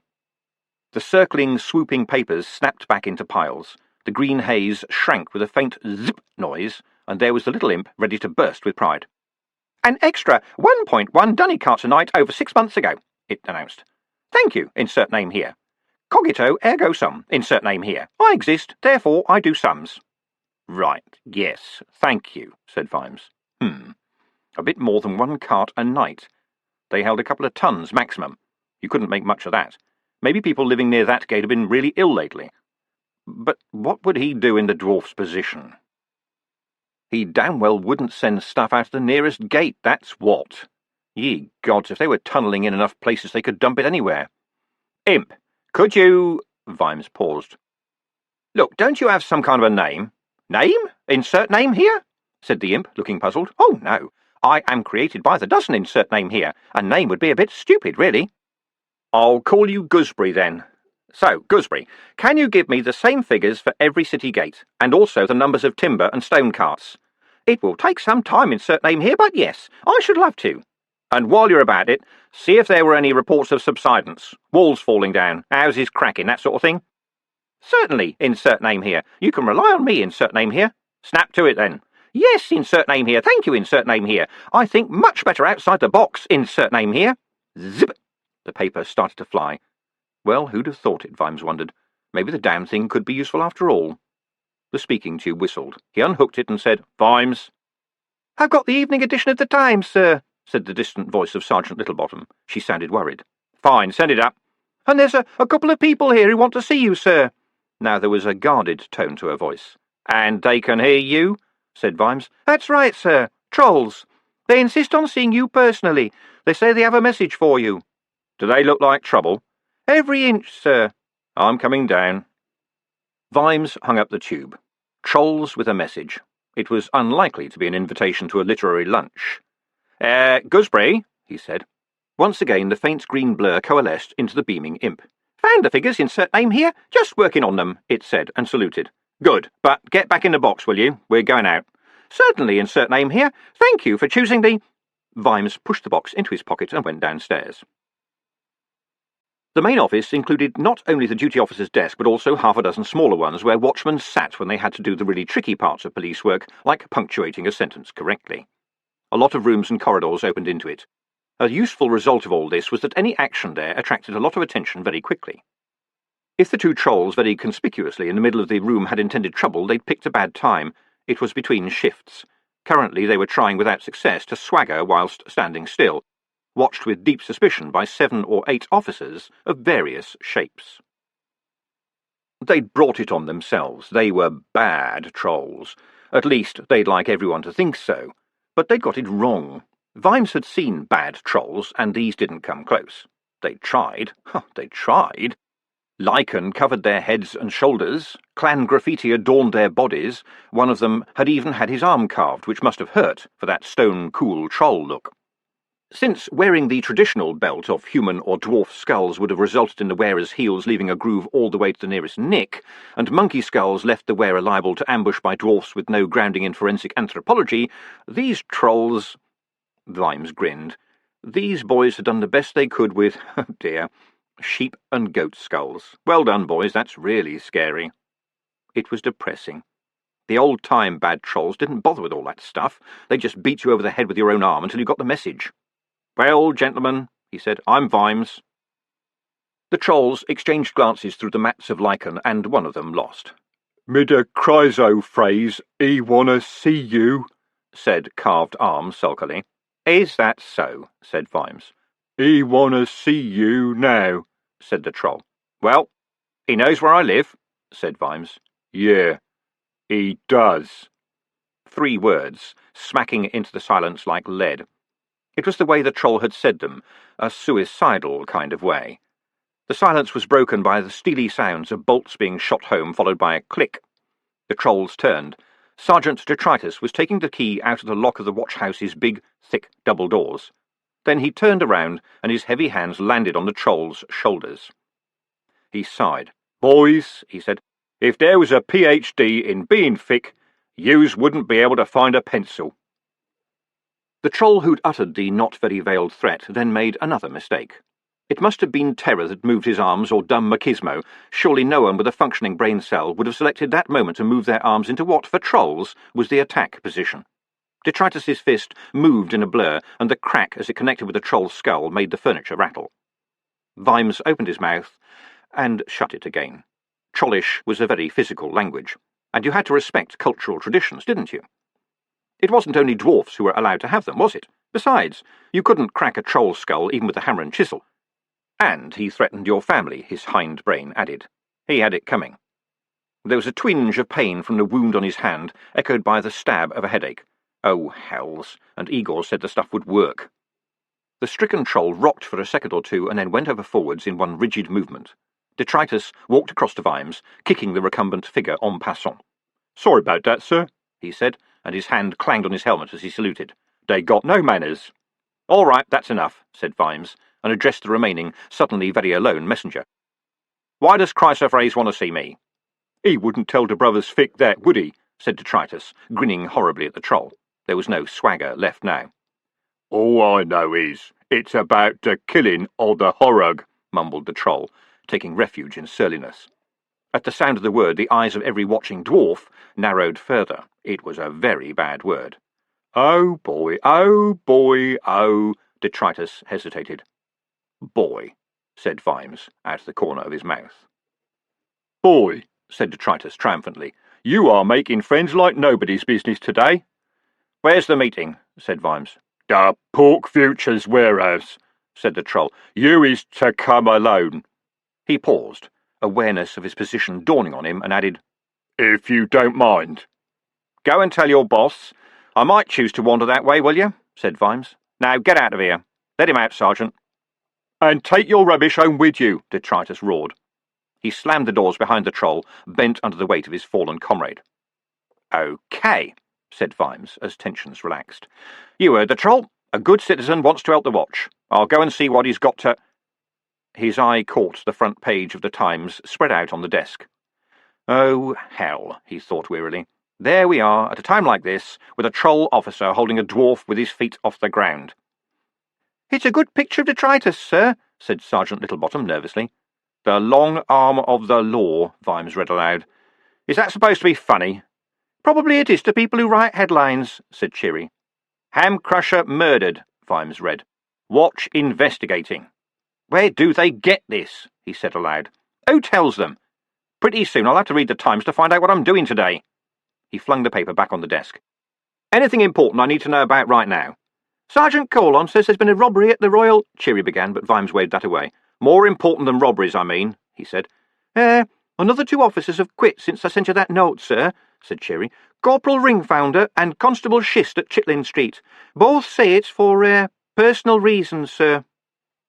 "Schist was a good officer," Detritus rumbled, shaking his head. "Sounds like he decided to be a good troll instead," said Vimes. He was aware of a stirring behind him.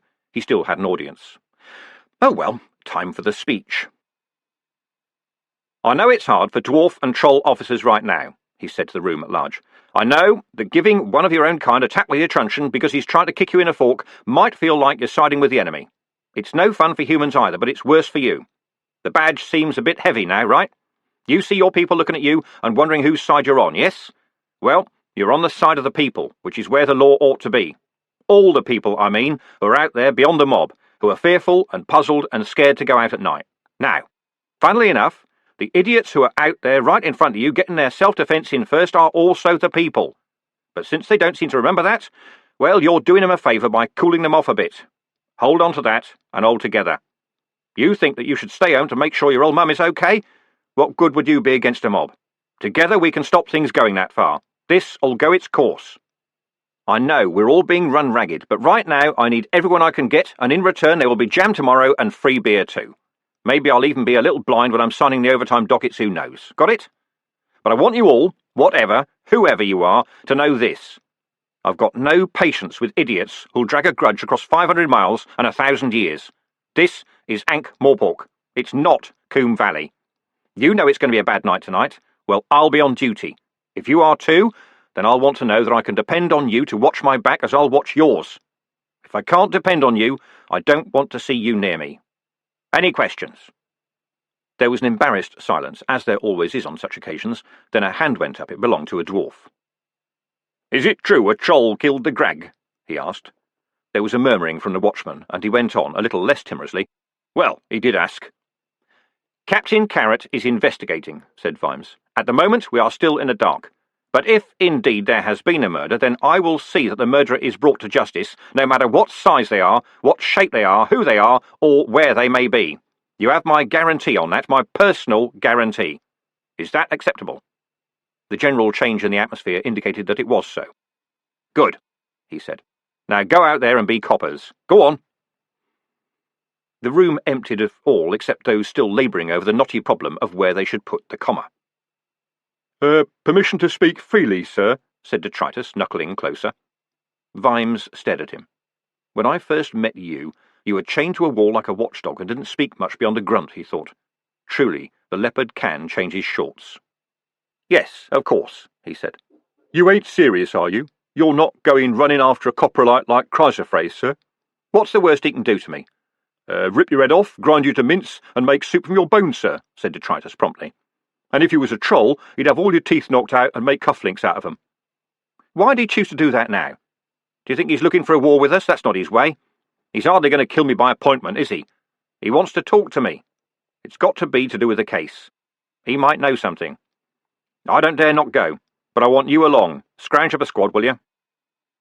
A squad would be sensible, he admitted to himself. The streets were just too nervous at the moment. He compromised with Detritus and a scratch band of whoever was doing nothing at the moment. There was one thing you could say about the watch. It was representative. If you based your politics on what other people looked like, then you couldn't claim the watch was on the side of any shape. That was worth hanging on to. It seemed quieter outside, not so many people on the streets as usual. That wasn't a good sign. Ankh-Morpork could feel trouble ahead like spiders could feel tomorrow's rain. What was this? The creature swam through her mind. It had seen thousands of mines since the universe began, but there was something strange about this one. It looked like a city. Ghostly, wavering buildings appeared through a drizzle of midnight rain.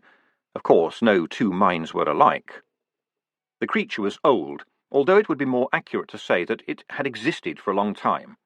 When, at the start of all things, the primordial clouds of mind had collapsed into gods and demons and souls of all levels, it had been among those who had never drifted close to a major accretion. So it had entered the universe aimlessly, without task or affiliation, a scrap of being blowing free, fitting in wherever it could, a sort of complicated thought looking for the right kind of mind. Currently, that is to say for the past 10,000 years, it had found work as a superstition. And now it was in this strange, dark city. There was movement around it, the place was alive, and it rained. For a moment, just then, it had sensed an open door, a spasm of rage it could use. But just as it leapt to take advantage, something invisible and strong had grabbed it and flung it away. Strange. With a flick of its tail, it disappeared into an alley. The Pork Futures warehouse was one of those things, the sort that you get in a city that has lived with magic for too long. The occult reasoning, if such it could be called, was this. Pork was an important commodity in the city. Future pork, possibly even pork as yet unborn, was routinely traded by the merchants. Therefore, it had to exist somewhere, and the Pork Futures warehouse came into existence, icy cold within as the pork drifted backwards in time. It was a popular place for cold storage, and for trolls who wanted to think quickly. Even here, away from the more troubled areas of the city, the people on the streets were watchful. And now they watched Vimes and his motley squad pull up outside of the warehouse doors. "I reckon at least one of us should go in with you," Detritus rumbled, as protective as a mother hen. "Chrysophrase won't be alone, you can bet on that." He unslung the peacemaker, the crossbow he had personally built from a converted siege weapon, the multiple bolts of which tended to shatter in the air from the sheer stress of acceleration. They could remove a door not simply from its frame, but also from the world of objects bigger than a matchstick. Its incredible inaccuracy was part of its charm. The rest of the squad very quickly got behind him. "Only you then, Sergeant," said Vimes. "The rest of you, come in only if you hear screaming. Me screaming, that is." He hesitated and then pulled out the gooseberry, which was still humming to itself. "And no interruptions, understand?" "Yes, insert name here." Vimes pulled open the door. Dead, freezing air poured out around him. Thick frost crackled under his feet. Instantly his breath twinkled in clouds. He hated the Pork Futures warehouse. The semi-transparent slabs of yet-to-be meat hanging in the air, accumulating reality every day, made him shiver for reasons that had nothing to do with the temperature. Sam Vimes considered crispy bacon to be a food group in its own right, and the sight of it travelling backwards in time turned his stomach the wrong way. He took a few steps inside and looked around in the dank, chilly greyness. "Commander Vimes," he announced, feeling a bit of a fool. Here, away from the doors, freezing mist lay knee-high on the floor. Two trolls waded through it toward him. More lichen, he saw, more clan graffiti, more sheep skulls. "Leave weapons here," one rumbled. "Bah!" said Vimes, striding between them. There was a click behind him, and the faint song of steel wires, under tension yet yearning to be free. Detritus had shouldered his bow. "You can try taking this one off of me if you like," he volunteered. Vimes saw, further into the mist, a group of trolls. One or two of them looked like hired grunts. The others, though, he sighed. All Detritus needed to do was fire that thing in this direction, and quite a lot of the organised crime in the city would suddenly be very disorganised, as would be Vimes if he didn't hit the floor in time. But he couldn't allow that. There were rules here that went deeper than the law. Besides, a 40-foot hole in the warehouse wall would take some explaining. Chrysophrase was sitting on a frost-crusted crate. You could always tell him in a crowd. He wore suits when few trolls aspire to more than a few scraps of leather. He even wore a tie with a diamond pin, and today he had a fur coat around his shoulders. That had to be for show. Trolls liked low temperatures. They could think faster when their brains were cool. That's why the meeting had been called here. "Right," Vimes thought, trying to stop his teeth from chattering. "When it's my turn, it's going to be in a sauna." "Mr. Vimes, good of you to be coming," said Chrysophrase jovially. "These gentlemen are all high-toned businessmen of my acquaintance. I expect you can put names to faces." "Yeah, the Breccia," said Vimes. "Now then, Mr. Vimes, you know that don't exist," said Chrysophrase innocently. We just band together to further troll interests in the city via many charitable concerns. You could say we are community leaders. There's no call for name-calling." Community leaders, Vimes thought. There'd been a lot of talk about community leaders lately, as in community leaders appealed for calm, a phrase the Times used so often that the printers probably left it set in type. Vimes wondered who they were and how they were appointed, and sometimes if appealing for calm meant winking and saying, "Do not use those shiny new battle axes in that cupboard over there. No, not that one, the other one." Ham Crusher had been a community leader. "You said you wanted to talk to me alone," he said, nodding toward the shadowy figures. Some of them were hiding their faces. "That is so. Oh, these gentlemen behind me, they will be leaving us now," said Chrysoprase, waving a hand at them. "They're just here so you understand that one troll, that is yours truly, is speaking for the many, and at the same time, your good sergeant there, my old friend Detritus, is going outside for a smoke. Would that be the case? This conversation is between you and me, or it don't happen." Vimes turned and nodded to Detritus. Reluctantly, with a scowl at Chrysoprase, the sergeant withdrew. So did the trolls. Boots crunched over the frost, and then doors slammed shut. Vimes and Chrysoprase looked at one another in literally frozen silence. "I can hear your teeth chatting," said Chrysoprase. "This place just right for troll, but for you it freezes the brass monkey, right? That's why I bringed this fur coat." He shrugged it off and held it out. "There, just you and me here, okay?" Pride was one thing. Not being able to feel your fingers was another. Vimes wrapped himself in the fine, warm fur. "Good. Can't talk to a man whose ears are froze, eh?" said Chrysoprase, pulling out a big cigar case. "Firstly, I am hearing where one of my boys was disrespectful to you. I am hearing how him suggesting I am the kind of troll that would get personal, that would raise a hand to your lovely lady and your little boy, who is growing up so fine. Sometimes I am despairing of young trolls today. They show no respect. They have no style. They lack finesse. If you are wanting a new rockery in your garden, just say the word." "What? Just make sure I never clap eyes on him again," said Vimes shortly. "That will not be a problem," said the troll. He indicated a small box, about a foot square, beside the crate. It was far too small to contain a whole troll. Vimes tried to ignore it, but found this hard. "Was that all you wanted to see me for?" he said, trying to stop his imagination playing its homemade horrors across his inner eyeballs. "Smoking, Mr. Vimes?" Chrysoprase said, flipping open the case. "The ones on the left is okay for humans. Finest kind." "I've got my own," said Vimes, pulling out a battered packet. "What is this about? I'm a busy man." Chrysoprase lit a silvery troll cigar and took a long pull. There was a smell like burning tin.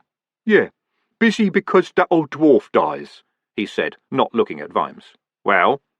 "It was no troll done it," said Chrysoprase. "How do you know?" Now the troll looked directly at Vimes. "If it was, I would have found out by now.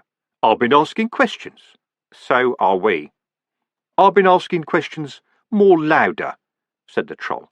"I get lots of answers. Sometimes I'm getting answers to questions I ain't even asked yet." "I'll bet you are," Vimes thought. "I have to obey rules." "Why should you care who kills a dwarf?" he said. "Mr. Vimes, I am a honest citizen. It's my public duty to care." Chrysoprase watched Vimes's face to see how this was playing and grinned. "All this stupid Coop Valley thing is bad for business. People are getting edgy, poking around, asking questions. I am sitting there getting nervous. And then I hear my old friend Mr. Vimes is on the case, and I'm thinking that Mr. Vimes, he may be very insensitive to the nuances of troll culture sometimes, but the man is straight as a arrow, and there are on him no flies. He will see where this so-called troll left his club behind, and he is laughing his head off. It is so see-through like glass. Some dwarf did it and wanted to make the trolls look bad. Q-E-D. He sat back. "What club?" said Vimes quietly. "What's that?" "I haven't mentioned a club. There was nothing in the paper about a troll club." "Dear Mr. Vimes, that's what the lawn ornaments is saying," said Chrysoprase. "And dwarfs talk to you, do they?" said Vimes. The troll looked thoughtfully at the roof and blew out more smoke.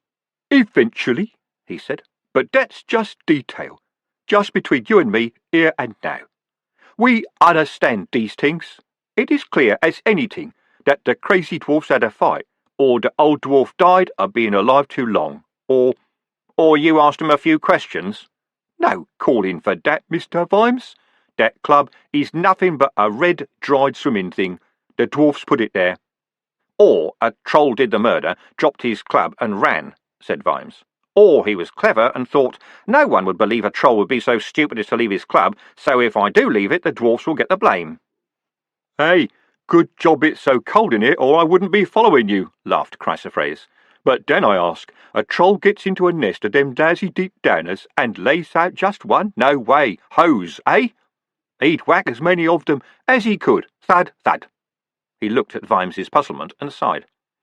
See, any troll getting in there, he'd be a mad troll to start with. You know how the kids are all wound up. People been feeding them that honour and glory and destiny stuff.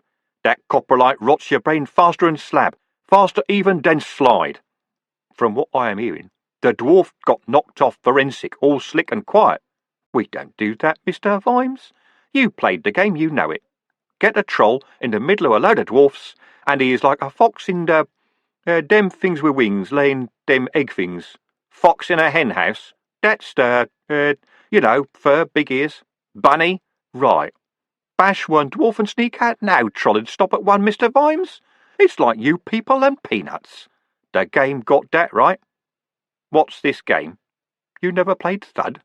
Oh, that. I don't play games, said Vimes. And on the subject of slab, you do run the biggest pipeline, just between you and me, here and now. Nah, I'm out of the whole thing, said Chrysoprase, waving his cigar dismissively. You could say I am seeing the error of my ways. From now on, it's clean living, straight down the middle. Property and financial services, that is the way forward. Glad to hear it. Besides, the kids are moving in, Chrysoprase went on, sedimentary trash, and they cut slab with bad sulphides and cooks it up with ferric chloride and crap like that. You thought slab was bad. You wait till you see slide. Slab makes a troll go and sit down to watch all the pretty colours, be no trouble to no one, nice and quiet. But slide make him feel like the biggest, strongest troll in the world. Don't need sleep, don't need food. After a few weeks, don't need life. That ain't for me. Yeah, why kill your customers? Said Vimes. Low blow, Mr. Vimes. Low blow. Nah, the new kids, after time they on slide themselves. Too much fighting. Too much of no respect. He narrowed his eyes and leaned forward. I know names and places. It's your duty as a good citizen to tell me then, said Vimes. Ye gods, what does he think I am? But I want those names. Slide sounds nasty. Right now we need battle-crazy trolls like we need a hole in the head, which we'll probably end up getting. Can't tell ya. That the problem, said Chrysoprase. This ain't the time. You know what's happening out there. If the stupid dwarfs want to fight, we'll need every troll. That's what I sayin'. I tellin' my people, give Vimes a chance. Be good citizens, not rocking around the boat. People still listening to me and my associates, but not for much longer. I hope you on the case, Mr. Vimes. Captain Carrot is investigating right now, said Vimes. Chrysoprase's eyes narrowed again. Carrot Iron Fanderson, he said. The big dwarf? He a lovely boy, bright as a button, but to trolls that won't look so good, I tell you flat. It doesn't look that good to dwarfs, if it come to that, said Vimes. But it's my watch. I'll not be told who I put on what case. You trust him? Said Chrysoprase. Yes. OK, he a thinker, he's shiny, but Iron Fanderson, dwarf name, that a problem right there. But the name Vimes, that name means a lot. Can't be bribed. He once arrested the patrician. Not the sharpest knife in the drawer, but honest like anything, and he don't stop digging. Chrysoprase caught Vimes's expression.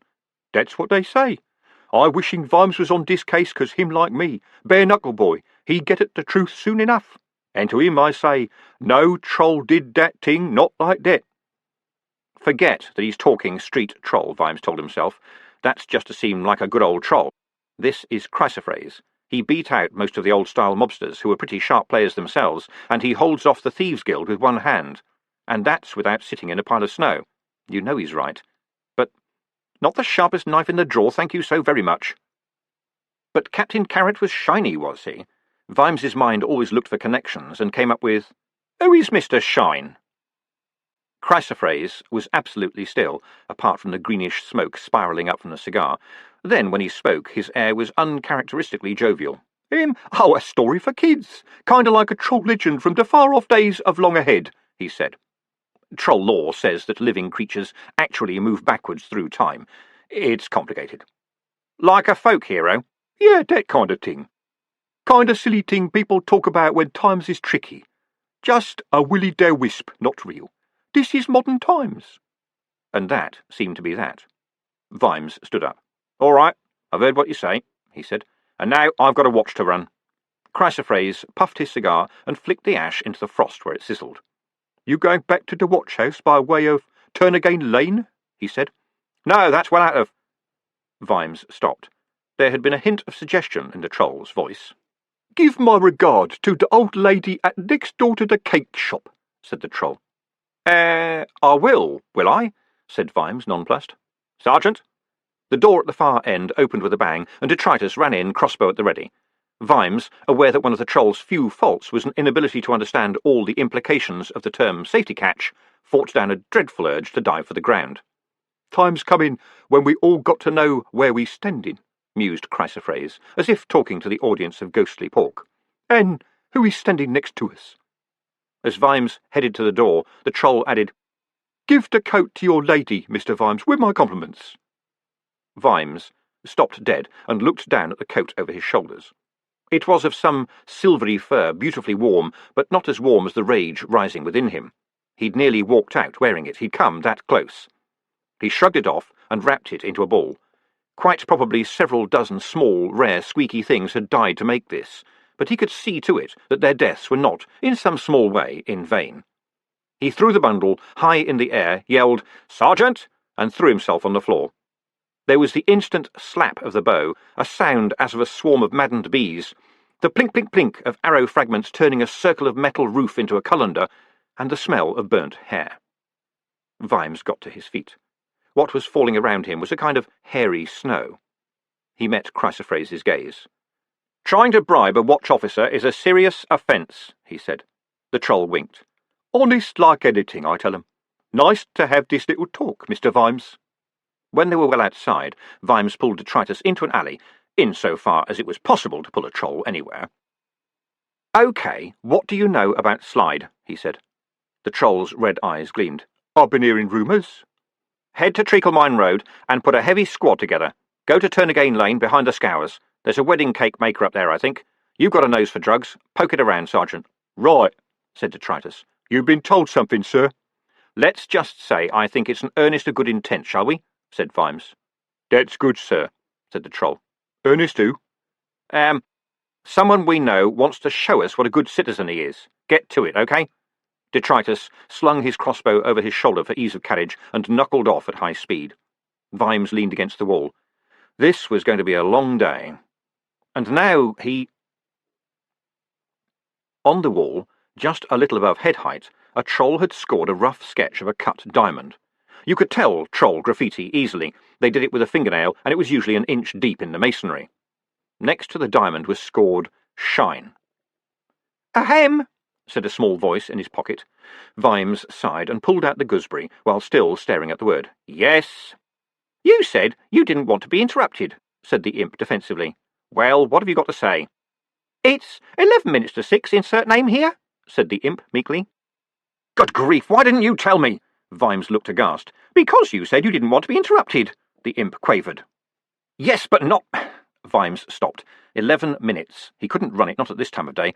6 o'clock is important, he muttered. You didn't tell me that, said the imp, holding its head in its hands. You just said no interruptions. I'm really, really sorry. Shine forgotten, Vimes looked around desperately at the nearby buildings. There wasn't much use for clacks towers down here, where the slaughterhouse district met the docks, but he spotted the big semaphore tower atop the dock superintendent's office. Get up there, he ordered, opening the box. Tell them you've come from me, and this is priority 1, right? They're to tell Pseudopolis Yard where I'm starting from. I'll cross the river on Misbegot Bridge and head along Prouts. The officers at the yard will know what this is all about. Go! The imp went from despair to enthusiasm in an instant. It saluted. Yes, indeed, sir. The Blue Nose TM Integrated Messenger Service will not let you down. Insert name here. I shall interface right away. It leapt down and became a disappearing blur of very pale green. Vimes ran down to the dockside and began to race upriver past the ships. The docks were always too crowded, and the road was an obstacle course of bales and ropes and piles of crates, with an argument every 10 yards. But Vimes was a runner by nature, and knew all the ways to make progress in the city's crowded streets. He dodged and leapt, jinked and weaved, and, where necessary, barged. A rope tripped him up, he rolled upright. A stevedore bumped into him. Vimes laid him out with an uppercut and speeded up in case the man had chums around. This was important. A shiny 4-horse carriage swung out of Monkey Street with 2 footmen clinging to the back of it. Vimes speeded up in a desperate burst, grabbed a handhold, pulled himself up between the astonished footmen, dragged himself across the swaying roof, and dropped down onto the seat beside the young driver. "Sydney watch," he announced, flashing his badge. "Keep going straight ahead." But I'm supposed to turn left onto," the young man began. "And give it a touch of the whip, if you please," said Vimes, ignoring him. "This is important."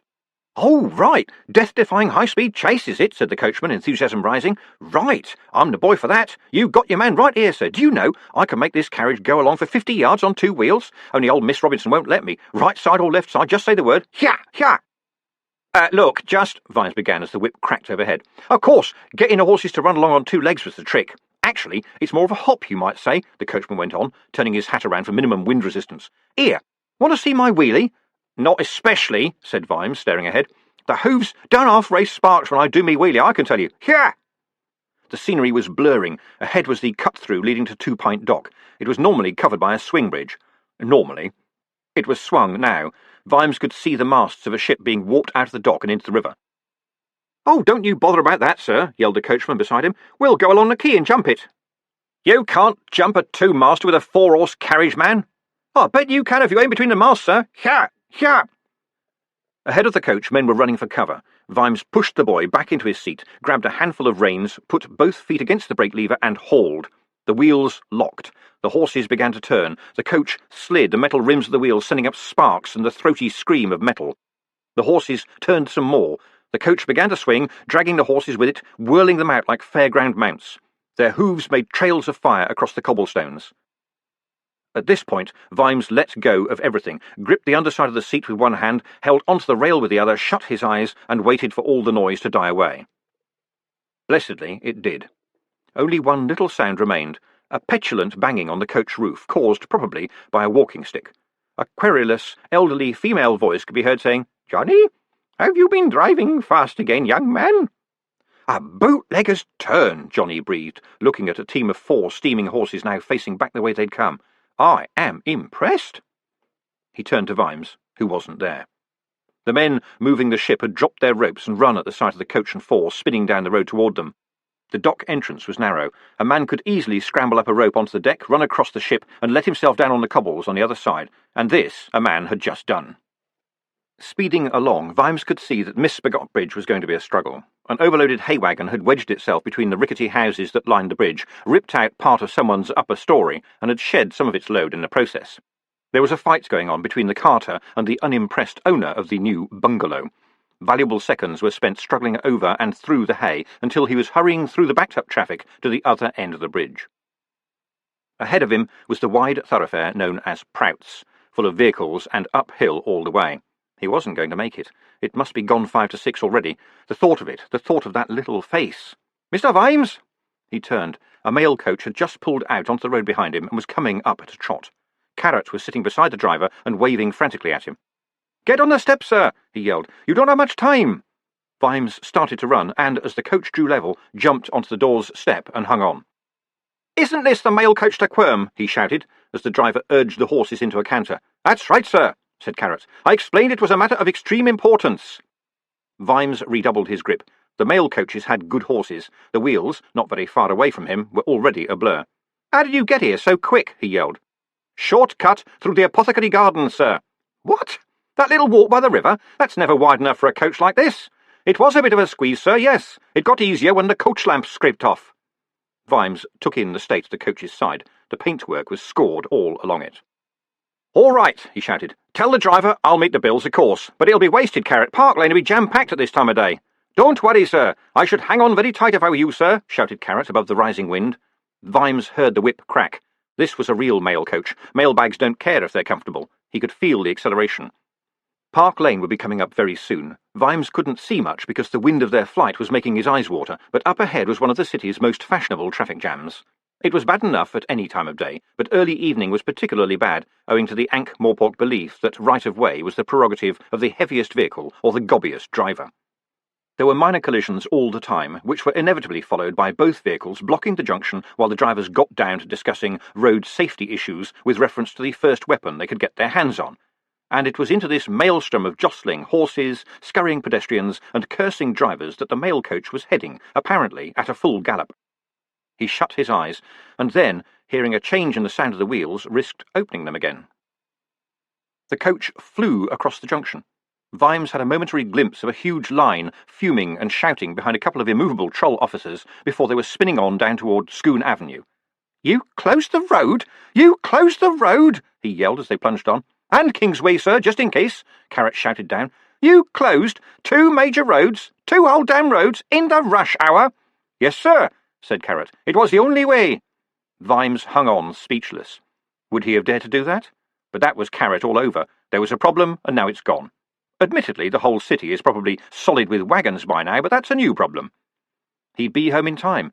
Would a minute have mattered? No, probably not, although his young son appeared to have a very accurate internal clock. Possibly even 2 minutes would be okay, 3 minutes even. You could go to 5 perhaps, but that was just it. If you could go to 5 minutes, then you'd go to 10, then half an hour, a couple of hours, and not see your son all evening. So that was that. 6 o'clock, prompt, every day, read to young Sam. No excuses, he'd promised himself that. No excuses. No excuses at all. Once you had a good excuse, you opened the door to bad excuses. He had nightmares about being too late. He had a lot of nightmares about young Sam. They involved empty cots and darkness. It had all been too good. In a few short years, he, Sam Vimes, had gone up in the world like a balloon. He was a duke. He commanded the watch. He was powerful. He was married to a woman whose compassion, love, and understanding he knew a man such as he did not deserve, and he was as rich as creosote. Fortune had rained its gravy, and he'd been the man with the big bowl. And it had all happened so fast. And then young Sam had come along. At first it had been fine. The baby was, well, a baby, all lolling head and burping and unfocused eyes, entirely the preserve of his mother. And then one evening his son had turned and looked directly at Vimes, with eyes that for his father outshone the lamps of the world, and fear had poured into Sam Vimes's life in a terrible wave. All this good fortune, all this fierce joy, it was wrong. Surely the universe could not allow this amount of happiness in one man, not without presenting a bill. Somewhere a big darkness was cresting, and when it broke over his head it would wash everything away. Some days he was sure he could hear its distant roar. Shouting incoherent thanks, he leapt down as the coach slowed, flailed to stay upright, and skidded into his driveway. The front door was already opening when he raced toward it, scattering gravel, and there was Willikins holding up the book. Vimes grabbed it and pounded up the stairs as, down in the city, the clocks began to mark various approximations of the hour of 6 o'clock. Sybil had been adamant about not having a nursemaid. Vimes, for once, had been even more adamant that they got one, and a head cavern girl for the pedigree dragon pens outside. A body could only do so much after all. He'd won. Purity, who seemed a decent type, had just finished settling young Sam into his cot when Vimes staggered in. She gave him about 1/3 of a curtsy before she caught his pained expression and remembered last week's impromptu lecture on the rights of man, and then she hurried out. It was important that no one else was here. This moment in time was just for the Sams. Young Sam pulled himself up against the cot's rails and said, "Da!" The world went soft. Vimes stroked his son's hair. It was funny, really.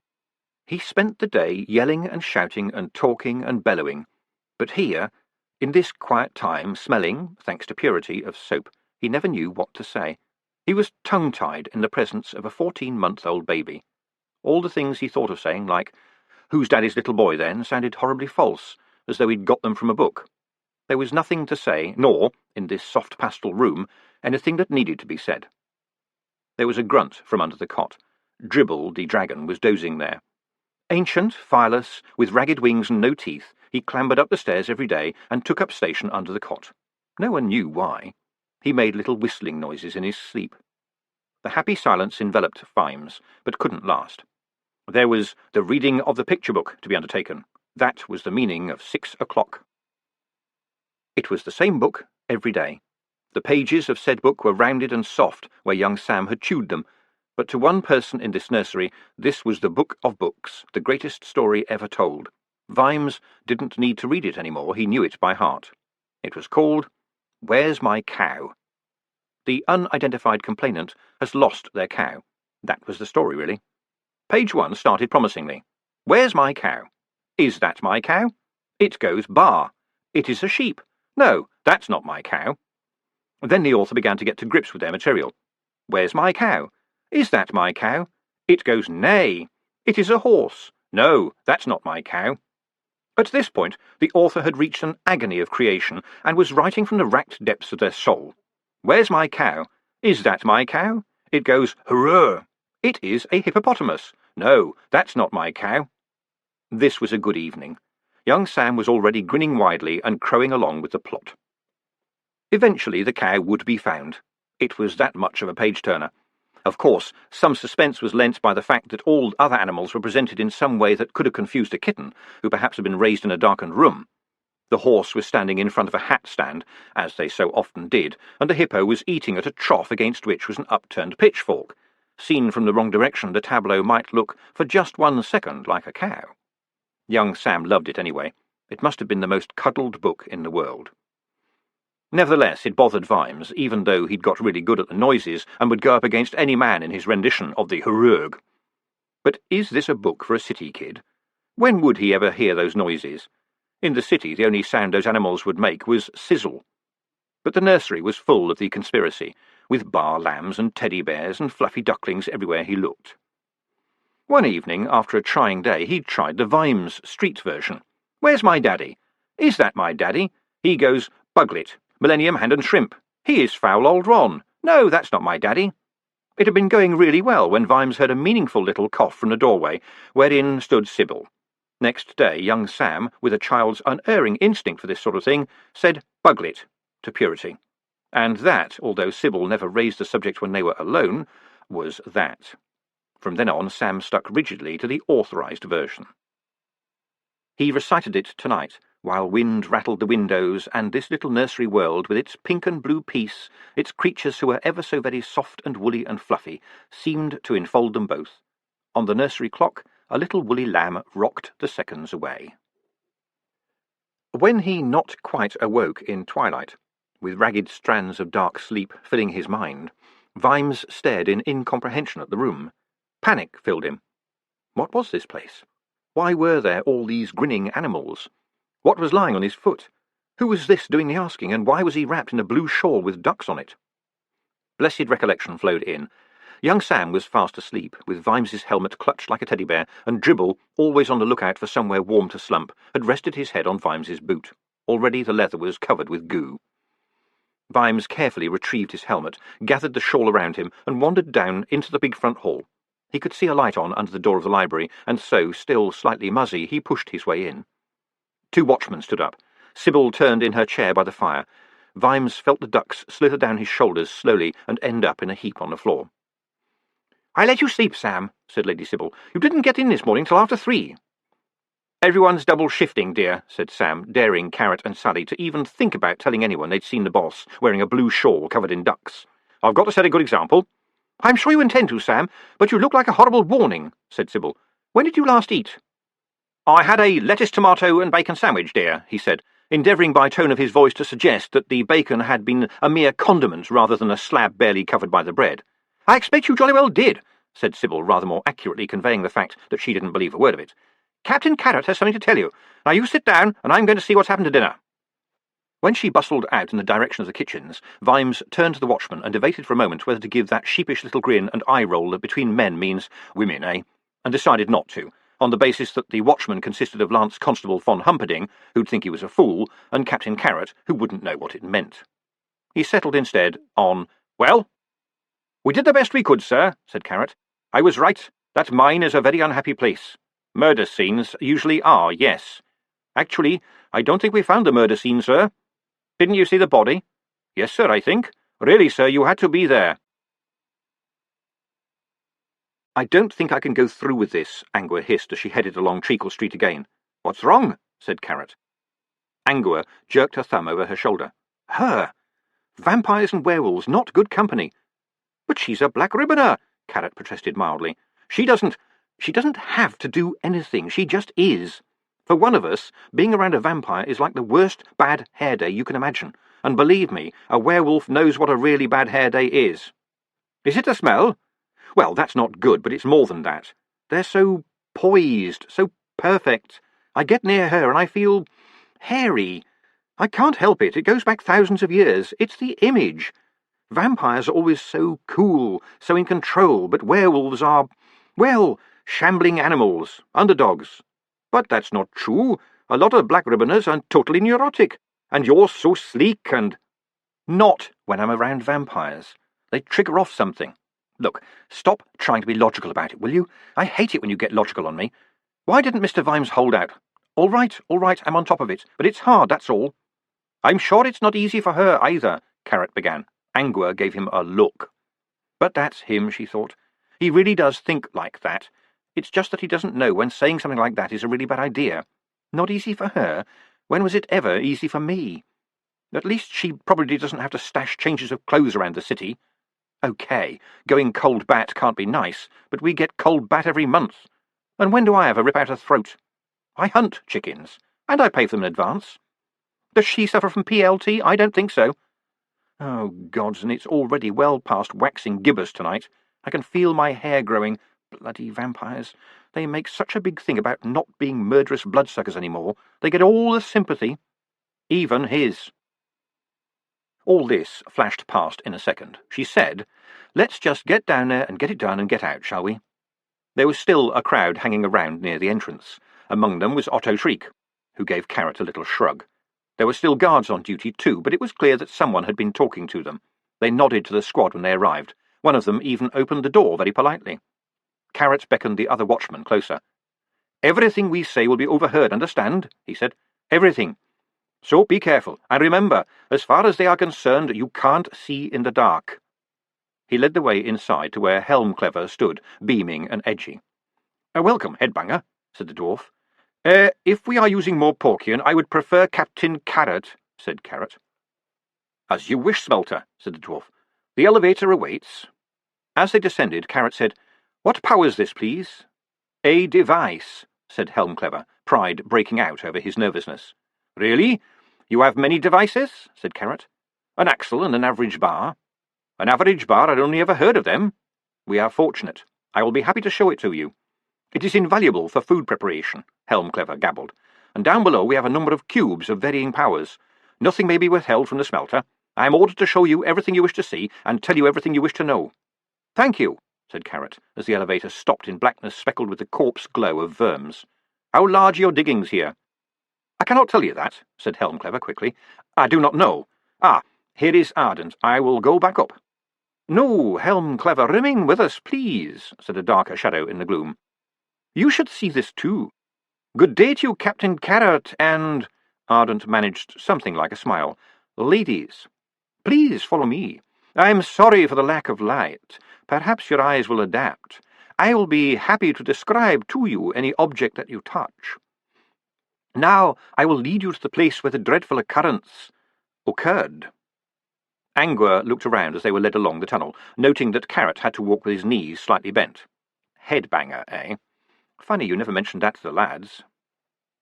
Every dozen yards or so, Ardent would stop in front of a round door, invariably with the verms clustered around it, and turn a wheel.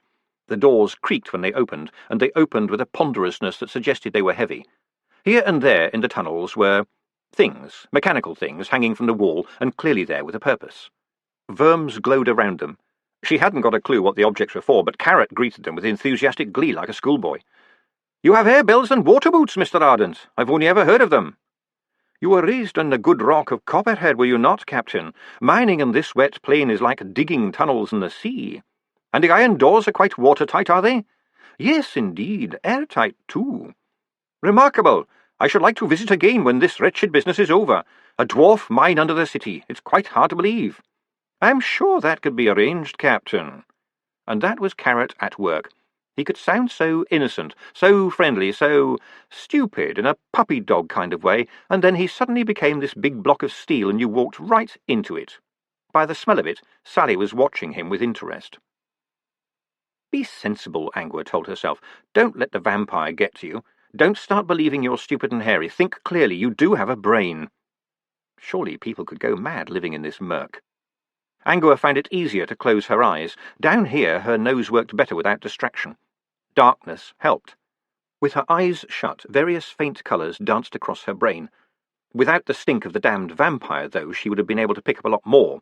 The stench poisoned every sensation. Hold on, don't think like that. You're just letting your mind do the thinking for you. Hang on, that's wrong. There was a faint outline in the corner of the next chamber, which was quite large. It looked like an outline, a chalk outline, a glowing chalk outline. I understand this is the approved method, said Ardent. You will be aware of night chalk, Captain. It is made of crushed worm. The glow persists for about a day. On the floor here you will see, or rather, you will feel the club that dealt him his death blow, just under your hand, Captain. There is blood on it. I regret the darkness, but we kept the worms out. They would have feasted, you understand. Angua saw Carrot, outlined in his permanent smell of soap, feel his way across the space. His hand touched another metal door. "Where does this go, sir?" he said, tapping it. "To the outer chambers." "Was it open at the time the troll attacked the Grag?" You really think a troll did? Angua wondered. "I believe so," said Ardent. "Then I would like it open now, please." "I cannot agree to that request, Captain." "I did not intend it to be a request, sir. After it has been opened, I will need to know who was in the mine at the time the troll broke in. I will need to speak to them, and to whoever discovered the body. Harag Jakagra." For Angua, the smell of Ardent changed.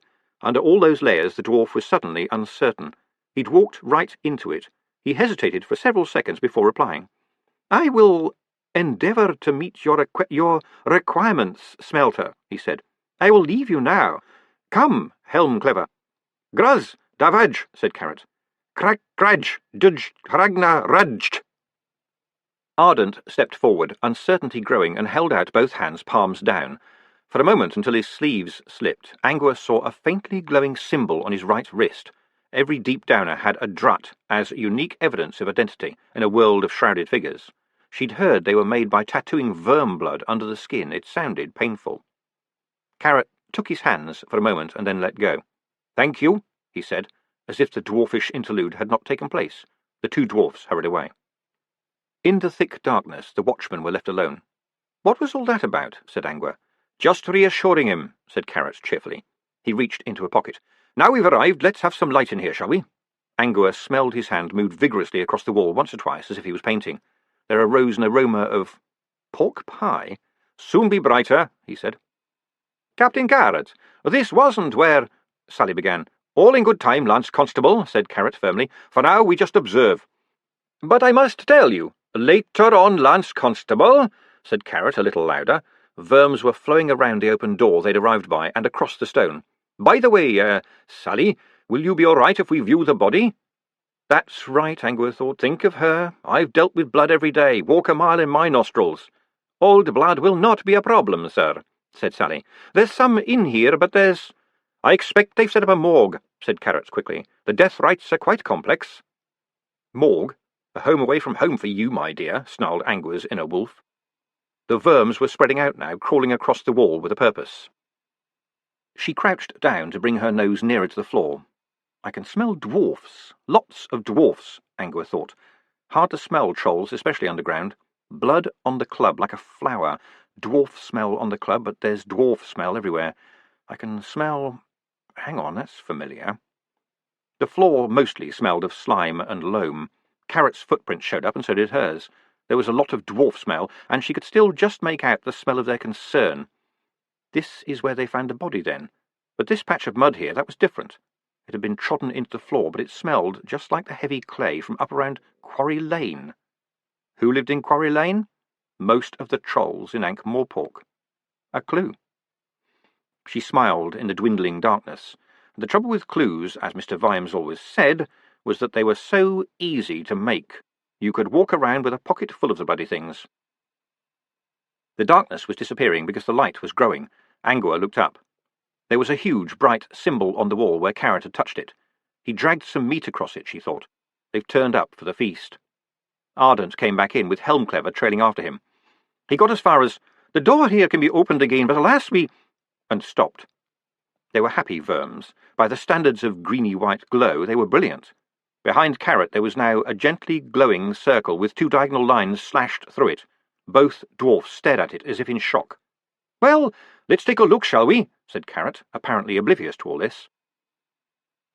Alas, the water, not entirely watertight. The other doors, the troll caused flooding," Ardent murmured, not taking his eyes off the glow. "But you say we can go through here at least," said Carrot politely, pointing to the sealed door. Yes, certainly." The steward hurried forward and produced a key. The wheel, unlocked, turned easily. Angua was acutely aware of how the muscles on Carrot's bare arms glistened and pumped as he pulled the metal door open. Oh no, not yet, surely. She ought to have at least another day. It was the vampire, that's what it was, standing there looking so innocent. Bits of her body wanted her to become a wolf right now to defend herself. There was a pillared room on the other side of the door. It smelled damp and unfinished. There were verms on the ceiling, but the floor was muddy and squelched underfoot. Angua could make out another dwarf door across the room, and there was one on either side as well. "We take spoil to a heap on the waste ground outside," said Ardent. "We believe the troll got in that way. It was an unpardonable oversight." He still sounded uneasy. "And the troll was not seen?" said Carrot, kicking at the mud. "No, these chambers are finished. The diggers are elsewhere. They came as soon as they could. We believe the Grag had come up here for solitude, to die at the random hand of an abomination." "Lucky for the troll, wasn't it, sir?" said Angua sharply. "He just happened to wander in and stumble across Hamcrusher." Carrot's boot struck something metallic. He kicked some more mud away. "You've laid rails?" he said. "You must be shifting a lot of spoil, sir." "Better to push than to carry," said Ardent. "Now, I have arranged for—" "Hold on, what's this?" said Carrot. He squatted down and pulled at something pale. "It's a piece of bone by the look of it, on a string." "There are plenty of old bones," said Ardent. "Now, It came free with a gloop and grinned at them in the sickly light. "It doesn't look very old, sir," said Carrot. Just one breath was enough for Angua. "It's a sheep's skull," she said. "About 3 months dead." "Oh, another clue," she added to herself. "Nice and convenient for us to find, too." "Could have been dropped by the troll," said Carrot. "A troll!" said Ardent, backing away. It wasn't the reaction Angua had expected. Ardent had been nervous already, but now, under all those wrappings, he was on the verge of panic. "You did say a troll had attacked the Grag, sir," said Carrot. "But I never saw that before. Why didn't we find it? Did it come back?" "All the doors are sealed, sir," said Carrot patiently. "Aren't they?" "But have we sealed it in here with us?" It was practically a shriek. "You'd know, sir, wouldn't you?" said Carrot. "Trolls sort of, stand out." "I must fetch guards," said Ardent, backing away towards the single open door. "It could be anywhere." "Then you could be heading right toward it, sir," said Angua. Ardent stopped dead for a moment, and then uttered a little whimper and ran into the dark, Helmclever on his heels. "Well, how do we all think that went?" said Angua, with a horrible smile. "And what was that you said to him in Dwarfish? You know I am a dwarf in the Brotherhood of all Dwarfs." With emphatic certainty you know me. I observe the rights of the dwarf. Who am I? I am the Brothers United," said Sally carefully. "Well done, Lance Constable," said Carrot. "That was an excellent translation." "Yes, did you bite someone clever?" said Angua. "I am a black ribboner, Sergeant," said Sally meekly, "and I'm naturally good at languages. While we're alone, Captain, can I mention something else?" "Certainly," said Carrot, trying the wheel on one of the closed doors. "I think a lot of things are wrong here, sir. There was something very strange about the way Ardent reacted to that skull. Why would he think the troll was still here after all that time?" "A troll getting into a dwarf mine can do a lot of damage before it's stopped," said Carrot. "Ardent really wasn't expecting that skull, sir," said Sally, pressing on. "I heard his heart racing. It terrified him. Something more, sir. There's lots of city dwarfs here. Hundreds. I can feel their hearts, too. There are 6 Grags. Their hearts beat very slowly. And there are other dwarfs, too. Strange ones, and only a few of them, maybe 10. That's useful to know, Lance Constable. Thank you very much." "Yes, I don't know how we managed before you came," said Angua. She walked quickly over to the other side of the dank room so that they wouldn't see her face. She needed fresh air, not the pervasive, clinging, old root-cellar reek of this place. Her head was full of shouting. The Temperance League, not one drop. Did anyone believe that for 1 minute? But everyone wanted to fall for it because vampires could be so charming. Of course they were. It was part of being a vampire. It was the only way to get people to stay the night in the dreadful castle. Everyone knew a leopard couldn't change his shorts, but no, stick on a stupid black ribbon and learn the words for lips that touch ichor shall never touch mine, and they fall for it every time. But werewolves, well, they were just sad monsters, weren't they? Never mind that life was a daily struggle with the inner wolf. Never mind that you had to force yourself to walk past every lamp-post. Never mind that in every petty argument you had to fight back the urge to settle it all with just one bite. Never mind that, because everyone knew that a creature that was a wolf and a human combined was a kind of dog. They were expected to behave. Part of her was shouting that this wasn't so, that this was just PLT and the known effects of a vampire's presence, but somehow, now, with the smells around her becoming so strong that they were approaching solidity, she did not want to listen. She wanted to smell the world. She was practically climbing into her own nose. After all, that was why she was in the watch, wasn't it? For her nose? New smell, new smell. Sharp blue-grey of lichen, the browns and purples of old carrion, undertones of wood and leather. Even as a full wolf she'd never tasted the air so forensically as this. Something else, sharp, chemical. The air was full of the smell of damp and dwarfs, but these little traces ran through it like a piccolo hornpipe through a requiem, and formed one thing. Troll, she croaked. Troll! Troll with skull belt and headlocks. On slab, or something like it. Troll! Angua was almost barking at the door now. Open the door, this way! She was barely needing her eyes now, but there on the metal of the door in charcoal someone had drawn a circle with 2 diagonal lines through it. Suddenly Carrot was by her side. At least he had the decency not to say, "Are you sure?" as he rattled the big wheel. The door was locked. "I don't think there's water behind this," he said. "Oh, really?" Angua managed. "You know that was just to keep us out." Carrot turned. Running toward them was a squad of dwarfs. They were heading for the door as though quite oblivious to the presence of the watchman. "Don't let them go through first," said Angua through gritted teeth. "Trail is faint." Carrot drew his sword with one hand and held up his badge with the other.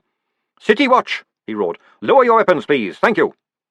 The squad slowed, which meant that, in the nature of these things, those at the back piled into the hesitant ones in front. "This is a crime scene," Carrot announced. "I am still the smelter. Mr. Ardent, are you there? Do you have guards on the other side of this door?" Ardent pushed through the throng of dwarfs. "No, I believe not," he said. "Is the troll still behind it?" Carrot glanced at Sally, who shrugged. Vampires had never developed the ability to listen for troll hearts. There was no point. "Possibly, but I don't think so," said Carrot. "Please unlock it. We might yet find a trail." "Captain Carrot, you know that the safety of the mine must always come first," said Ardent. "Of course you must give chase. But first we will open the door and make certain there is no danger behind it. You must concede us that." "Let them," hissed Angua. "It'll be a clear ascent. I'll be okay." Carrot nodded and whispered back, "Well done." Under her flesh she felt her tail want to wag. She wanted to lick his face. It was the dog part of her doing the thinking. You're a good dog. It was important to be a good dog. Carrot pulled her aside as a couple of dwarfs approached the door purposefully. "But it's long gone," she murmured as 2 more dwarfs came up behind the first 2. "The scent's 12 hours old at least." "What are they doing?" said Carrot, half to himself. The 2 new dwarfs were covered from head to toe in leather, like Ardent, but wore chainmail over the top of it. Their helmets were quite unadorned, but covered the whole face and head, with only a slit for the eyes. Each dwarf carried a large black pack on his back, and held a lance in front of him. "Oh no," said Carrot. "Surely not here."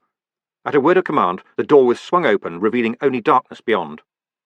The lances spat flame, long yellow tongues of it, and the black dwarfs walked slowly along behind them. Smoke, heavy and greasy, filled the air. Angua fainted. Darkness. Sam Vimes struggled up the hill, tired to the bone. It was warm, warmer than he'd expected. Sweat stung his eyes, water splashed under his feet and made his boots slip. And ahead, up the slope, a child was screaming. He knew he was shouting. He would hear the breath wheezing in his throat, could feel his lips moving, but he couldn't hear the words he was reciting over and over again. The darkness felt like cold ink. Tendrils of it dragged at his mind and his body, slowing him down, dragging him back. And now they came at him with flames. Vimes blinked and found himself staring at the fireplace. The flames flicked peacefully.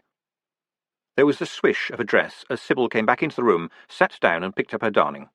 He watched her dully. She was darning his socks. They had maids in this place, and she darned his socks. It wasn't as if they didn't have so much money that he could have a new pair of socks every day. But she'd picked up the idea that it was a wifely duty, and so she did it. It was comforting in a strange sort of way. It was only a shame that she wasn't in fact any good at mending holes, so Sam ended up with sock heels that were huge welts of criss-crossing wool. He wore them anyway, and never mentioned it. "A weapon that fires flame," he said slowly. "Yes, sir," said Carrot. "Dwarfs have weapons that fire flame. The deep downers use them to explode pockets of mine gas," said Carrot. "I never expected to see them here." "It's a weapon if some bastard points it at me," said Vimes.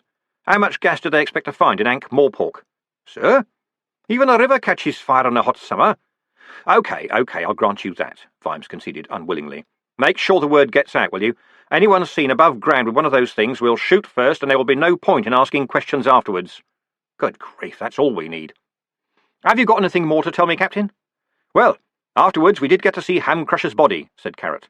"What can I say? On his wrist, the dart that identifies him, and his skin was pale. There was a terrible wound on the back of his head. They say it's Hamcrusher. I can't prove it. What I can say is that he didn't die where they said he did, or when they said he did." "Why?" said Vimes. "Blood, sir," said Sally. "There should have been blood everywhere. I looked at the wound. What that club hit over the head was already a corpse, and he wasn't killed in that tunnel." Vimes took several slow breaths. There was so much bad stuff here, you needed to take it one horror at a time. "I'm worried, Captain," he said. "Do you know why? It's because I've got a feeling that very soon I'm going to be asked to confirm that there's evidence that a troll did the deed, which, my friend, will be like announcing the outbreak of war." "You did ask us to investigate, sir," said Carrot. "Yes, but I didn't expect you to come back with a wrong result. The whole thing stinks. That clay from Quarry Lane was planted, wasn't it?" "It must have been. Trolls don't clean their feet much, but walking mud all the way, not a chance." "And they don't leave their clubs behind either," growled Vimes. "So it's a set-up, right?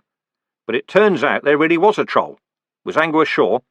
"Positive, sir," said Carrot. "We've always trusted her nose before.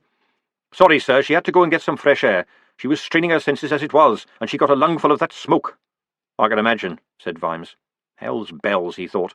We were right on the point where I could tell Veterinary that it looked like some kind of half-baked inside job, faked to look as though a troll did it, and then we find out there was a troll. So much for relying on the evidence. Sally coughed politely. "Ardent was shocked and frightened when the captain found the skull, sir," she said. "It wasn't an act, I'm certain of it. He was near collapse with terror. So was Helmclever the whole time." "Thank you for that, Lance Constable," said Vimes gravely. "I suspect I shall feel the same way when I go out there with a megaphone and shout, 'Hello, boys, welcome to the replay of Coombe Valley. Hey, let's hold it right here in the city.'" "I don't think you should actually put it like that, sir," said Carrot. "Well, yes, I'll probably try to be a bit more subtle since you mention it," said Vimes. "And it'd be at least the 16th battle referred to as Coombe Valley," Carrot went on. "Or 17 if you include the one in Villainous Pass, which was more of a fracas. Only 3 of them were in the original Coombe Valley, the one immortalised in Rascal's painting. It's said to be quite accurate. Of course, it took him years." "An amazing work," said Sybil, not looking up from her darning. "It used to belong to my family before we gave it to the museum, you know." "Isn't progress a wonderful thing, Captain?" said Vimes, pouring as much sarcasm into his tone as possible, since Carrot was so bad at recognising it.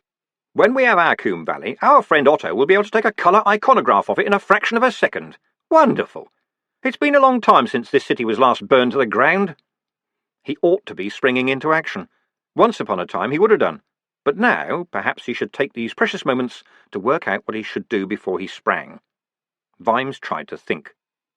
Don't think of it all as one big bucket of snakes. Think of it as one snake at a time. Try to sort it out. Now, what needs to be done first? Everything. All right, try a different approach. "What are these mine signs all about?" he said. "That Helmclever sort of drew one at me. I saw one on the wall too, and you drew one." "The following dark," said Carrot. "Yes, it was scrawled all over the place." "What does it mean?" "Dread, sir," said Carrot earnestly. "A warning of terrible things to come." "Well, if one of those little sods so much as surfaces with one of those flame weapons in his hand, that will be true. But you mean they scrawl it on walls?" Carrot nodded. You have to understand about a dwarf mine, sir. It's a kind of emotional hothouse, was how Vimes understood it, although no dwarf would ever describe it that way. Humans would have gone insane living like that, cramped together, no real privacy, no real silence, seeing the same faces every day for years on end, and since there were a lot of pointy weapons around, it would only be a matter of time before the ceilings dripped blood. Dwarfs didn't go mad. They stayed thoughtful and sombre and keen on their job, but they scrawled mine sign. It was like an unofficial ballot, voting by graffiti, showing your views on what was going on. In the confines of a mine, any problem was everyone's problem. Stress leapt from dwarf to dwarf like lightning. The signs grounded it. They were an outlet, a release, a way of showing what you felt without challenging anyone, because of all the pointy weapons. The following dark. We await what follows with dread. Another translation might mean, in effect, repent ye sinners. There are hundreds of runes for darkness, said Carrot. Some of them are part of ordinary dwarfish, of course, like the long dark. There's plenty like that, but some are, mystical, Vimes suggested. Unbelievably mystical, sir. There's books and books about them. And the way dwarfs think about books and words and runes, well, you wouldn't believe it, sir. They think the world was written, sir. All words have enormous power. Destroying a book is worse than murder to a deep downer. I've rather gathered that, said Blackboard Monitor Vimes. Some deep downers believe that the dark signs are real, Carrot went on. Well, if you can see the writing on the wall, Vimes began. Real like alive, sir, said Carrot earnestly. Like they exist somewhere down in the dark under the world, and they cause themselves to be written. There's the waiting dark, that's the dark that fills a new hole. The closing dark, I don't know about that one, but there's an opening dark too. The breathing dark, that's rare. The calling dark, very dangerous. The speaking dark, the catching dark. The secret dark, I've seen that. They're all fine, but the following dark is a very bad sign. I used to hear the older dwarfs talking about that. They said it could make lamps go out, and much worse things. When people start drawing that sign, things have got very bad. This is all very interesting, but everyone in the mine is nervous as heck, sir. Tense like wires. Angua said she could smell it, but so could I, sir. I grew up in a mine. When something is wrong, everyone catches it. On days like that, sir, my father used to stop all mining operations. You get too many accidents. Frankly, sir, the dwarfs are mad with worry. The following dark signs are everywhere. It's probably the miners they've hired since they came here. They feel that something is very wrong, but the only thing they can do about it is sign. Well, their top grag has been killed. I can feel the atmosphere in the mine, sir. Any dwarf can. And that one is rancid with fear and dread and horrible confusion. And there's worse things in the deeps than the following dark. Vimes had a momentary vision of vengeful darkness rising through caves like a tide, faster than a man could run. Which was stupid. You couldn't see dark. Hold on, though. Sometimes you could. Back in the old days, when he was on nights all the time and no one was rich enough for lanterns, he'd known all the shades of darkness. And sometimes you got darkness so thick that you almost felt you had to push your way through it. Those were nights when horses were skittish and dogs whined, and down in the slaughterhouse district the animals broke out of their pens. They were inexplicable, just like those nights that were quite light and silvery even though there was no moon in the sky. He'd learned then not to use his little lantern. Light only ruined your vision, it blinded you. You stared into the dark until it blinked. You stared it down. Captain, I'm getting a bit lost here, said Vimes. I didn't grow up in a mine. Are these signs drawn up because dwarfs think bad things are going to happen and want to ward them off, or think the mine deserves the bad things happening, or because they want the bad things to happen? Can be all three at once, said Carrot, wincing. It can get really intense when a mine goes bad. Oh, good grief. Oh, it can be awful, sir, believe me. But no one would ever draw the worst of the signs and want it to happen. Just the drawing wouldn't be enough anyway. You have to want it to happen with your very last breath. And which one is that? Oh, you don't want to know, sir. No, I did ask, said Vimes. No, you really don't want to know, sir, really. Vimes was about to start yelling, but he stopped to think for a moment. Actually, no, I don't think I do, he agreed. This is all about hysteria and mysticism. It's just weird folklore. Dwarfs believe it, I don't. So, how did you get the verms to form that sign? Easy, sir. You just smear the wall with a piece of meat. That's a feast for verms. I wanted to shake Ardent up a bit, make him nervous like you taught me. I wanted to show him I knew about signs. I am a dwarf after all. Captain, this is probably not the time to break it to you, but... Oh, I know people laugh, sir. A 6-foot dwarf? But being a human just means being born to human parents. That's easy. Being a dwarf doesn't mean being born to dwarfs, although it's a good start. It doesn't mean being short either. It's about certain things you do. Certain ceremonies. I've done them. So I'm a human and a dwarf. The deep downers find it a bit hard to deal with that. It's mystic again, is it? Said Vimes wearily. Oh, yes, sir. Carrot coughed. Vimes recognised that particular cough. It meant that bad news was on the captain's mind, and he was wondering how to shape it to fit the available not-going-totally-postal space in Vimes's head. Out with it, Captain. This little chap turned up, said Carrot, opening his hand. The gooseberry imp sat up. I ran all the way here, insert name here, it said proudly. We spotted it, jogging along the gutter, said Carrot. It wasn't hard to see, glowing pale green like that. Vimes pulled the gooseberry box out of his pocket and put it on the floor. The imp climbed inside. Oh, that feels so good, it said. Don't talk to me about rats and cats. They chased you, but you're a magical creature, aren't you? Said Vimes. They don't know that, said the imp. Now, what was it? Oh, yes. You asked me about night soil removal. Over the past 3 months, the extra honey wagon load has averaged 40 tons a night. 40 tons? That'd fill a big room. Why didn't we know about it? You did, insert name here, said the imp proudly. But they were leaving from every gate, you see, and probably no guard ever spotted more than 1 or 2 extra carts. Yeah, but they turned in reports every night. Why didn't we spot it? There was an awkward pause. The imp coughed. No one read the reports, insert name here. They appear to be what we in the trade call write-only documents. Wasn't anyone supposed to be reading them? Vimes demanded. There was another thundering silence. I rather think you were, dear, said Sybil, paying attention to her darning. But I'm in charge, Vimes protested. Yes, dear, that's the point, really. But I can't spend all my time shuffling bits of paper. Then get someone else to do it, dear, said Sybil. Can I do that? Said Vimes. Yes, sir, said Carrot. You're in charge. Vimes looked at the imp, which gave him a willing grin. Can you go through all of my in-tray, floor, murmured Sybil, and tell me what's important? Happy to, insert name here. Only one question, insert name here. What is important? Well, the fact that the honey wagons are carting a whole lot more muck out of the city is pretty damn important, don't you think? I wouldn't know, insert name here, said the imp. I do not, in fact, think as such. But I surmise that, if I had drawn your attention to such a fact a month ago, you would have told me to stick my head up a duck's bottom. That's true, said Vimes, nodding. I probably would. Captain Carrot. Sir, said Carrot, sitting up straight. What's the situation on the street? Well, troll gangs have been wandering around the city all day, dwarfs too. Now, a lot of the dwarfs are hanging around in the square, sir, and a fair number of trolls are congregating in the Plaza of Broken Moons. How many are we talking about here? Said Vimes. About 1,000, all told. They've been drinking, of course. Just in the mood for a fight, then. Yes, sir. Just drunk enough to be stupid, but too sober to fall over, said Carrot. Interesting observation, Captain, said Vimes thoughtfully. Yes, sir. The word is that they'll start at 9. Arrangements have been made, I gather. Then I think before it gets dark there should be a load of coppers and a cham right between them, don't you? Said Vimes. Get the word out to the watch-houses. I've done that, sir, said Carrot. And get some barricades sorted out. All arranged, sir. And call out the specials? I put the word out an hour ago, sir. Vimes hesitated. I've got to be there, Captain. We should have enough men, sir, said Carrot. But you won't have enough commander, said Vimes. If veterinary hauls me over the coals tomorrow because there was a major riot in the city centre, I don't want to tell him I was having a quiet evening at home. He turned to his wife. Sorry, Sybil. Lady Sybil sighed. I think I shall have to have a word with Havelock about the hours he makes you keep, she said. It's not doing you any good, you know. It's the job, dear, sorry. It's just as well I got the cook to make up a flask of soup, then. You did? Of course. I know you, Sam. And there are some sandwiches in the bag. Captain Carrot, you are to make sure he eats the apple and the banana. Dr. Lorne says he must eat at least 5 pieces of fruit or vegetables every day.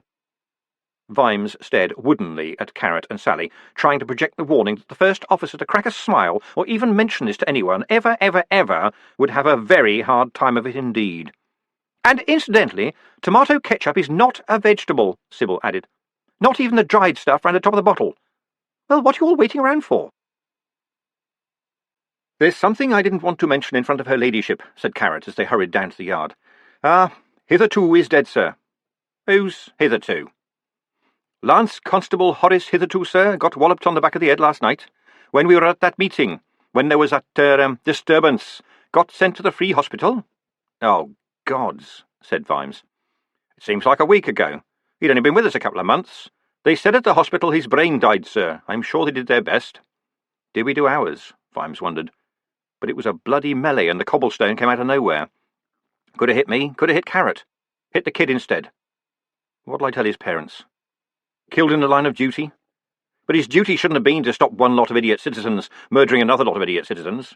It's all got out of hand. There aren't enough of us, and now there's a few less. I'll go and see his mum and dad tomorrow, he began, and sluggish memories shifted at last. Didn't he have a brother in the watch? Yes, sir, said Carrot. Lance Constable Hector hitherto, sir. They joined together. He's down at Chittling Street. Get hold of his sergeant and tell him Hector is not allowed on the street tonight, OK? I want him introduced to the joys of filing, in a cellar, if possible, and wearing a very thick helmet. I understand, sir, said Carrot. How's Angua? I think she'll be fine after having a lie down, sir. The mine really got to her. I'm really sorry about that, Sally began. Not your fault, Lance Constable. Sally, said Vimes. It was mine. I know about the vampire and werewolf thing, but I needed you both to be down there. It's just one of those decisions, OK? I suggest you take the evening off. No, that's an order. You've done very well in your first day. Off you go. Get your head down, or whatever. They watched her out of sight before continuing down the street. She is very good, sir, said Carrot. She picks things up fast. Yes, very fast. I can see she's going to be useful, said Vimes thoughtfully. Doesn't that strike you as odd, Captain? Up she pops just when we need her. She has been here for a couple of months, though, said Carrot, and the League vouches for her. A couple of months is about the same time as Ham Crusher's been here too, said Vimes. And if you wanted to find things out, we're not a bad outfit to join. We're official prod-noses. Sir, you don't think... Oh, I'm sure she's a black ribboner, but I don't think a vampire comes all the way from Uberwald to play the cello. Still, as you say, she does a good job. Vimes stared at nothing for a moment and then said thoughtfully, Doesn't one of our specials work for the Clacks Company? That'd be Andy Hancock, sir, said Carrot. Oh, gods, you mean 2 swords? That's him, sir. Very keen lad. Yeah, I saw the dockets. Normally a training dummy lasts for months, Captain. You're not supposed to chop through 3 in half an hour. He'll be down at the yard now, sir. Do you want a word with him? No. You have a word with him. Vimes lowered his voice. So did Carrot. There was whispering. Then Carrot said, Is that strictly legal, sir? I don't see why not. Let's find out, shall we? We haven't had this little conversation, Captain. Understood, sir.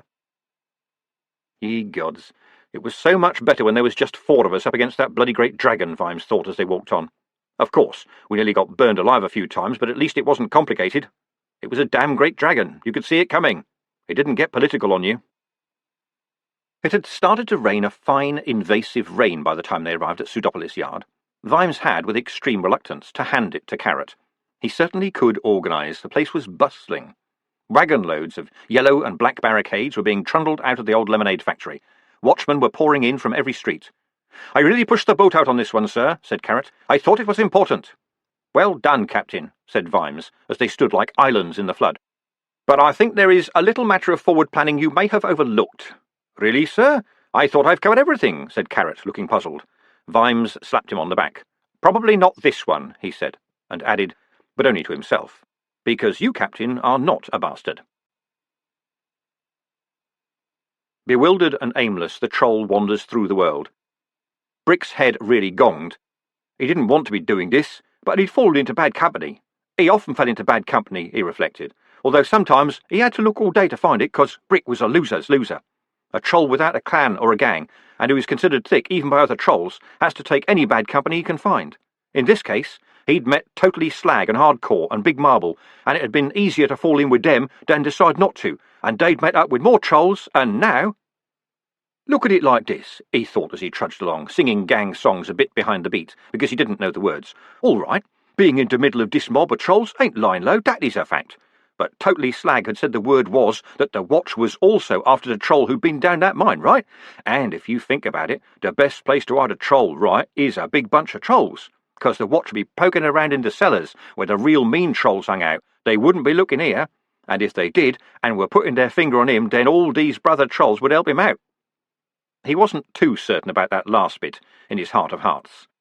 His possibly negative IQ, complete absence of street cred, and, above all, his permanent inclination to snort, suck, swallow, or bite anything that promised to make his brain sparkle, meant that he had been turned down even by the 10th Egg Street can't-think-of-a-name gang, rumoured to be so dense that one of their members was a lump of concrete on a piece of string. No, it would be hard to imagine any troll caring much what happened to Brick. But right now they were brothers, and the only game in town. He nudged the skull-necklaced, graffiti-ornamented, lichen-covered, huge club-dragging troll marching stoically alongside him. "Respect, bro," he said. "Once you go and gug yourself, Brick, you little piece of coprolite," the troll muttered. "Right off," said Brick cheerfully. The main office was packed, but Vimes fought his way through by shoving and shouting until he reached the duty desk, which was under siege. "It looks worse than it is, sir," shouted Cheery over the din. "Detritus and Constable Bluejohn are in the cham right now, along with all 3 Golem officers. We've started getting the line in place. Both the mobs are too busy getting themselves worked up." "Good work, Sergeant." Cheery leaned down and lowered her voice. Vimes had to hang on to the tall desk to stop himself being carried away by the throng. "Fred Coulon's signing up the specials in the old lemonade factory, sir, and Mr. De Word of the Times is looking for you." "Sorry, Sergeant, didn't catch that last bit," said Vimes loudly. "The lemonade factory, right? OK." He turned around and almost tripped over Mr. A.E. Pessimel, who was holding a neat clipboard. Your Grace, there's just a few small matters I'd like to discuss with you," said the gleaming little man. Vimes's mouth dropped open. "And you think this is a good time, do you?" he managed, as he was jostled by an officer carrying a bundle of swords. "Well, yes. I've turned up a number of little financial and procedural problems," said A.E. Pessimel calmly, "and I think it's vitally important that I understand exactly what—" Vimes, grinning horribly, grabbed him by the shoulder. "Yes, right, absolutely," he shouted. "My dear Mr. Pessimel, what have I been thinking of? You should understand. Come with me, please." He half-dragged the bewildered man out through the back door, lifted him out of the way of a trundling cart as he negotiated the crowded yard, and hustled him into the old factory yard, where the specials were being kitted up. Technically, they were the citizens' militia, but, as Fred Colon had remarked, it was better to have them in here pissing themselves than outside pissing on you. The special constables were men, mostly, who could be coppers in times of dire need, but were generally disqualified from formal watch membership by reason of shape, profession, age, or sometimes brain. A lot of the professionals didn't like them, but Vimes had lately taken the view that when push came to shove, it was better to have your fellow citizens shoving alongside you, and that being the case, you might as well teach them how to hold a sword right, lest the arm they clumsily removed was yours. Vimes dragged A.E. Pessimel through the press of bodies until he found Fred Colon, who was handing out one-size-doesn't-fit-anybody helmets. "New man for you, Fred," he said loudly. "Mr. A.E. Pessimel. A.E., if he ever makes friends. He's the government inspector. Kit him out, full fig, and don't forget the riot shield. A.E. here wants to understand coppering, so he's kindly volunteered to be an acting constable on the barricades with us." Over the top of A.E. Pessimel's head, he gave Fred a big wink. "Oh, right," said Fred, and his face, in the flickering light of the flares, acquired the innocent smile of one about to make someone's life a little pot of bubbling dread. He leaned over the trestle table. "Know how to use a sword, acting Constable Pessimel," he said, and dropped a helmet on the man's head when it spun. Well, I didn't exactly," the inspector began, as a very elderly sword was shoved across the planks, followed by a heavy truncheon. "A shield, then? Any good with a shield?" said Fred, pushing a large such item after the sword. "Actually, I didn't mean," said A.E. Pessimel, trying to hold both the sword and the truncheon, and dropping both, and then the sword and the truncheon and the shield, and dropping all 3. "Any good at running 100 yards in 10 seconds? In this," Fred went on. A ragged chainmail coat dropped slowly off the table like a parcel of snakes and landed on A.E. Pessimel's bright little shoes. I don't think standing still and going to the toilet really quickly," said Fred. "Oh well, you'll learn soon enough." Vimes turned the man around, picked up 35 pounds of rust-eaten chainmail and dropped it into his arms, causing A.E. Pessimel to bend double. "I'll introduce you to some of the citizens who'll be fighting alongside you tonight, shall I?" he said, as the little man hobbled after him. "This is Willikins, my butler. No sharpened pennies in your cap tonight, Willikins?" "No, sir," said Willikins, staring at the struggling A.E. Pessimel. "Glad to hear it. This is Acting Constable Pessimel, Willikins," Vimes winked. "Honoured to meet you, Acting Constable, sir," said Willikins gravely. "Now that Sir is with us, I'm sure the miscreants will just melt away. Has Sir by any chance gone Sir on one with a troll before? No? A little advice, sir. The important thing is to get in front of them and dodge the first blow. They always leave themselves open, and Sir may then step smartly forward and select Sir's target of choice." What if I'm not in front of one when it tries to hit me?" A.E. Pessimel said, hypnotised by the description and dropping the sword again. "What if it is in fact behind me?" "Ah, well, I'm afraid that in that case, Sir has to go back and start all over again, sir." And how do I do that?" Being born is traditionally the first step, sir, said Willikins, shaking his head. Vimes gave him a nod and moved the trembling Pessimal on through the chattering crowd while the fine rain fell and the mists rose and the torches flickered. "Good evening, sir," said a cheerful voice, and there, yes, was Special Constable Hancock, an amiable, bearded man with an amiable smile and more cutlery about his person than was good for Vimes's mental health. That was the trouble with some of the specials. They really got into it. They bought their own gear, and it was always better than watch issue. Some of them clanged even more than dwarfs, with patent handcuffs and complicated nightsticks and comfy padded helmets and pencils that wrote under water, and, in the case of Special Constable Hancock, 2 curved Agatean swords strapped across his back. Those who dared to venture into the training yard when he was using them said they looked rather impressive. Vimes had heard that an Agatean ninja could give a fly a shave and a haircut in mid-flight, but this didn't make him feel any better. "Oh, hello, Andy," he said. "I think—" "Captain Carrott's had a word with me," said Special Constable Hancock, giving him a huge wink. "I'll see to it." "Oh, good," said Vimes, horribly aware that he'd put himself in a tricky position vis-à-vis suggesting that maybe one sword might be enough. The man was going to do them a favour, after all. "You'll be up against the trolls at least, to start with," he said. "Just remember that there's our people around you, will you? Remember Special Constable Piggle, eh?" "But, in fairness, it was a clean cut, sir," said Hancock. "Igor said he'd never done such an easy reattachment." "Nevertheless, it's truncheons only tonight, Andy, unless I give any other order, OK?" "Understood, Commander Vimes. I've just got a new truncheon, as a matter of fact." Some sixth sense made Vimes say, "Oh, really? May I see?" "Right here, sir." Hancock pulled out what looked to Vimes like 2 truncheons joined together with a length of chain. "They're Agatean numbnuts, sir. No sharp edges at all." Vimes gave them an experimental swing and hit his own elbow. He handed them back quickly. "Rather you than me, lad. Still, I suppose they'll make a troll stop and think." Mr. Pessimal was staring in horror, not least because Wayward Wood had just missed him. "Oh, this is Mr. Pessimal, Andy," said Vimes. "He's finding out how we do things. Mr. Hancock is one of our keenest special constables, Mr. Pessimal." "Nice to meet you, Mr. Pessimal," said Hancock. "If you need any weapons catalogues, I'm your man." Vimes moved on quickly, just in case the man drew those swords again and run up against slightly more reassuring figure. "And here we have Mr. Boggis," he said. "Good to see you. Mr. Boggis is president of the Guild of Thieves, Mr. Pessimal." Mr. Boggis saluted proudly. He had accepted a chainmail jacket from Fred, but no power in the world would have parted him from his brown bowler hat. Any power nevertheless inclined to try would in any case have to contend with the narrow-eyed, stony-jawed men on either side of him, who had eschewed any weapons or armour. One of them was cleaning his fingernails with a cut-throat razor. In a strange but very definite way they looked much more dangerous even than Special Constable Hancock. "And also Vinny No-Ears Ludd, and Harry can't remember his nickname Jones, I see," Vimes went on.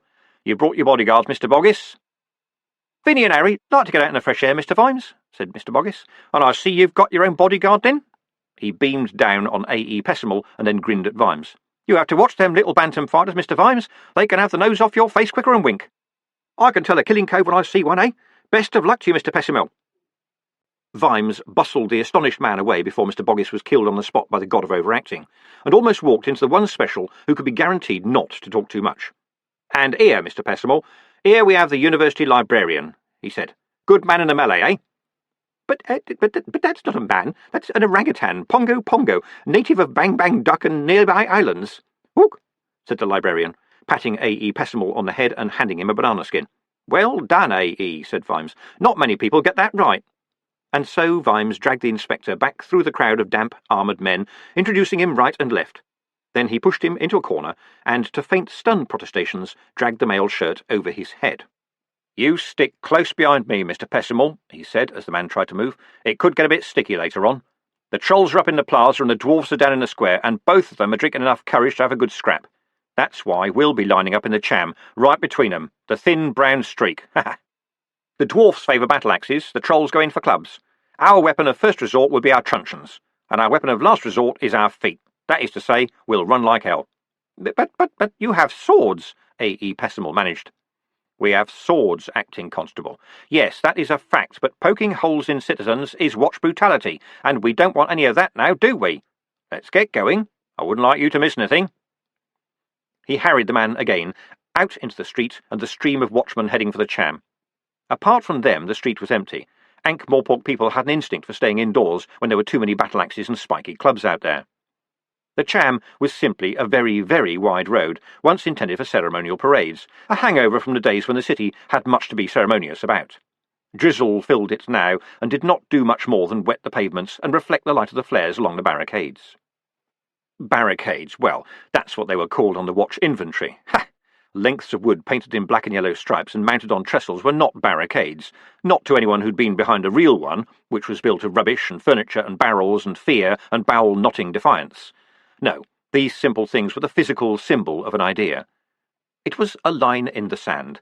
It said, thus far and no further. It said, this is where the law is. Step over this line and you've gone beyond the law. Step over this line with your massive axes and huge morning stars and heavy, heavy spiky clubs, and we happy few who stand here with our wooden truncheons, well, you just better not step over the line, okay? The yellow and black edges of the law had been set about 12 feet apart, giving plenty of room for 2 lines of watchmen standing back to back, facing outwards. Vimes dragged Mr. Pessimal into the centre of the Cham between the lines and let him go.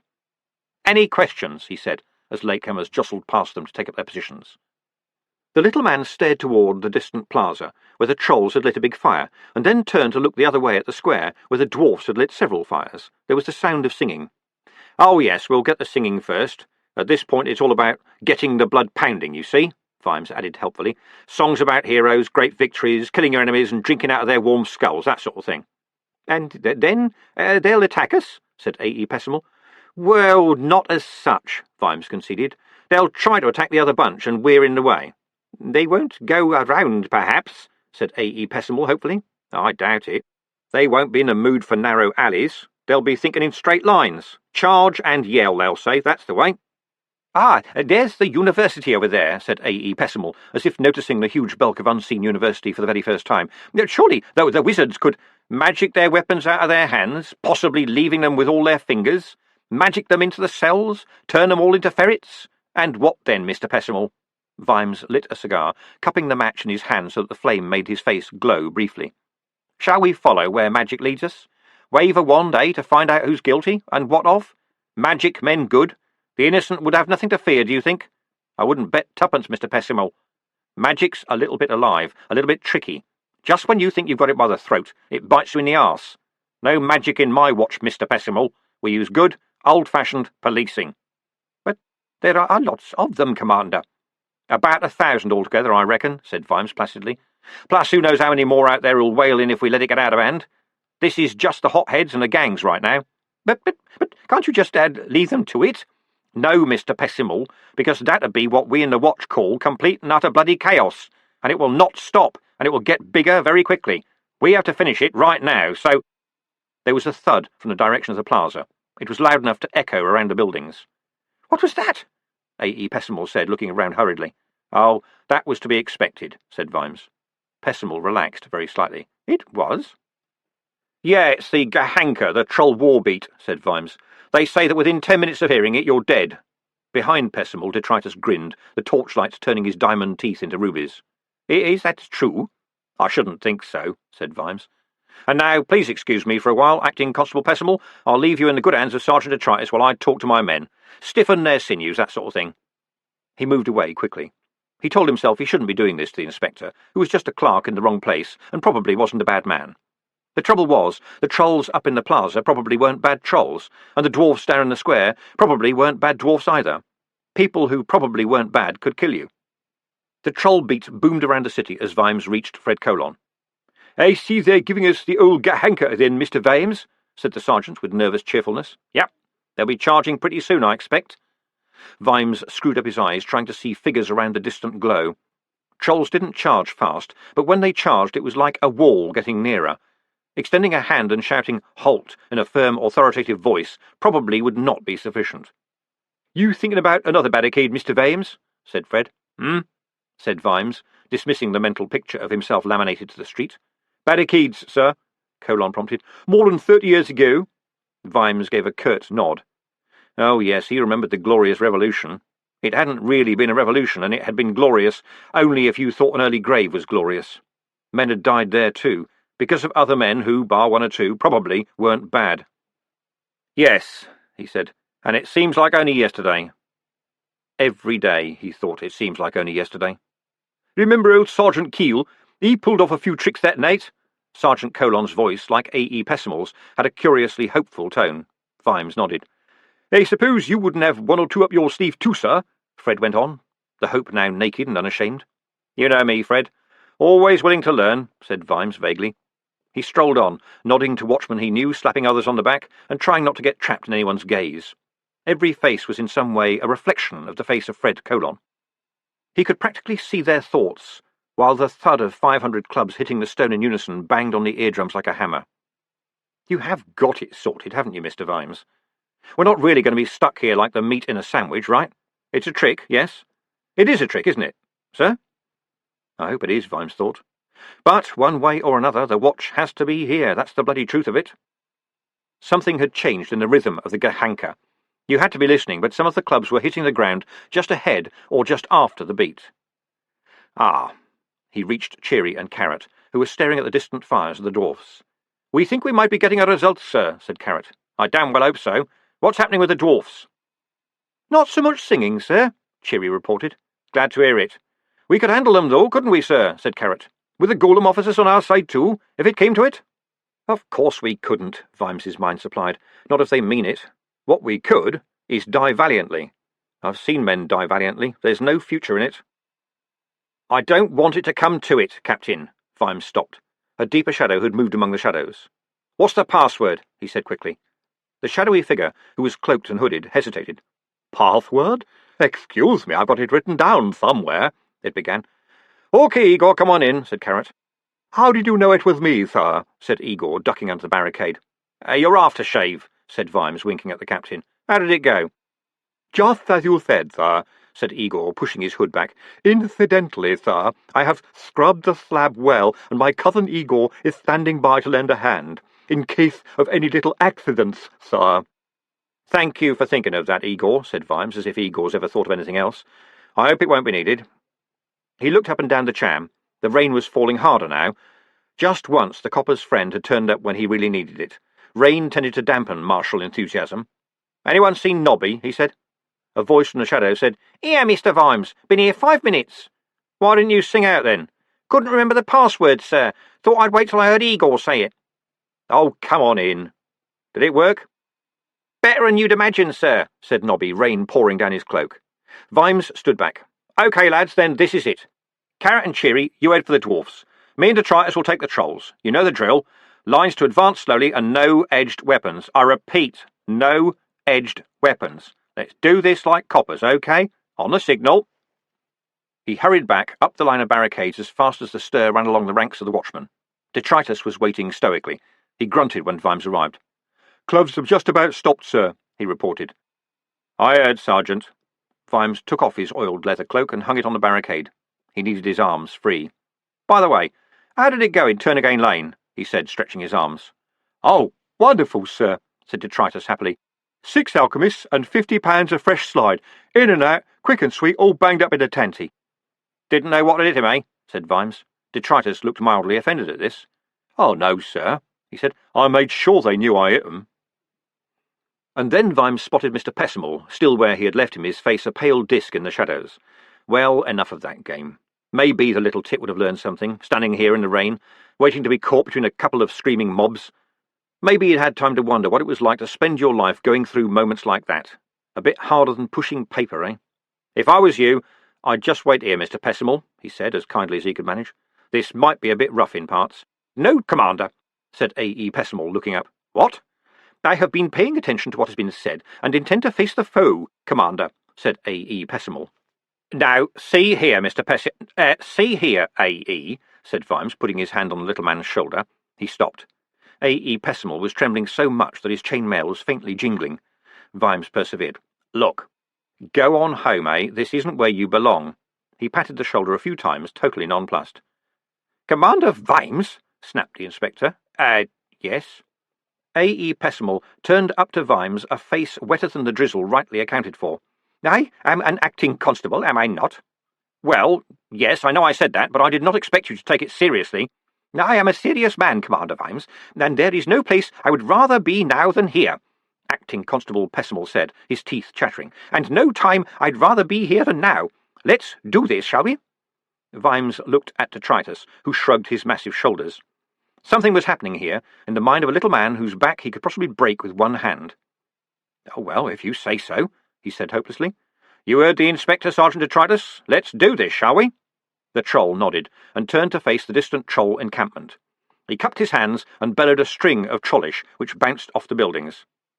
Something we can all understand, perhaps," said Vimes as the echoes died away. A.E. Pessimal stepped forward, taking a deep breath. "Come on, if you think you're hard enough," he screamed wildly. Vimes coughed. "Thank you, Mr. Pessimal," he said weakly. "I imagine that should do it." The moon was somewhere beyond the clouds, but Angua didn't need to see it. Carrot once had a special watch made for her birthday.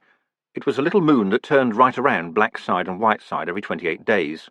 It must have cost him a lot of money, and Angua now wore it on her collar, the one item of clothing that she could wear all month round. She couldn't bring herself to tell him she didn't need it. You knew what was happening. It was hard to know much else right now because she was thinking with her nose. That was the problem with the wolf times. The nose took charge. Currently, Angua was searching the alleys around Treacle Street, spiralling out from the dwarf mine. She prowled onwards in a world of colour. Smells overlaid one another, drifting and persisting. The nose was also the only organ that can see backwards in time. She'd already visited the spoil heap on the waste ground. There was the smell of troll there. It had got out that way, but there was no point in following a trail that cold. Hundreds of street trolls wore lichen and skulls these days. But the foul, oily stuff, that was the smell that was clinging to her memory. The little devils must have some other ways in, right? And you had to move the air around in a mine, right? So some trace of that oil would find its ways out along with the air. They probably wouldn't be strong, but she didn't need them to be. A trace of it was all she needed. It would be more than enough. As she padded through the alleys and leapt walls into midnight yards, she kept clenched in her jaws the little leather bag that was a friend to any thinking werewolf, such a creature being defined as one who remembers that your clothes don't magically follow you. The bag held a lightweight silk dress and a large bottle of mouthwash, which Angua considered to be the greatest invention of the last 100 years. She found what she was looking for behind Broadway. It stood out against the familiar organic smells of the city as a tiny black ribbon of stench that left zigzags in the air as breezes and the passage of carts had dragged it this way and that. She began to move with more care. This wasn't an area like Treacle Street. People with money lived here, and they often spent that money on big dogs and disproportionate response signs in their driveways. As it was, she heard the rattle of chains and the occasional whine as she slunk along. She hated being attacked by large, ferocious dogs. It always left a mess, and the mouthwash was never strong enough. The thread of stink was floating through the railings of Empirical Crescent, one of the city's great architectural semi-precious gems.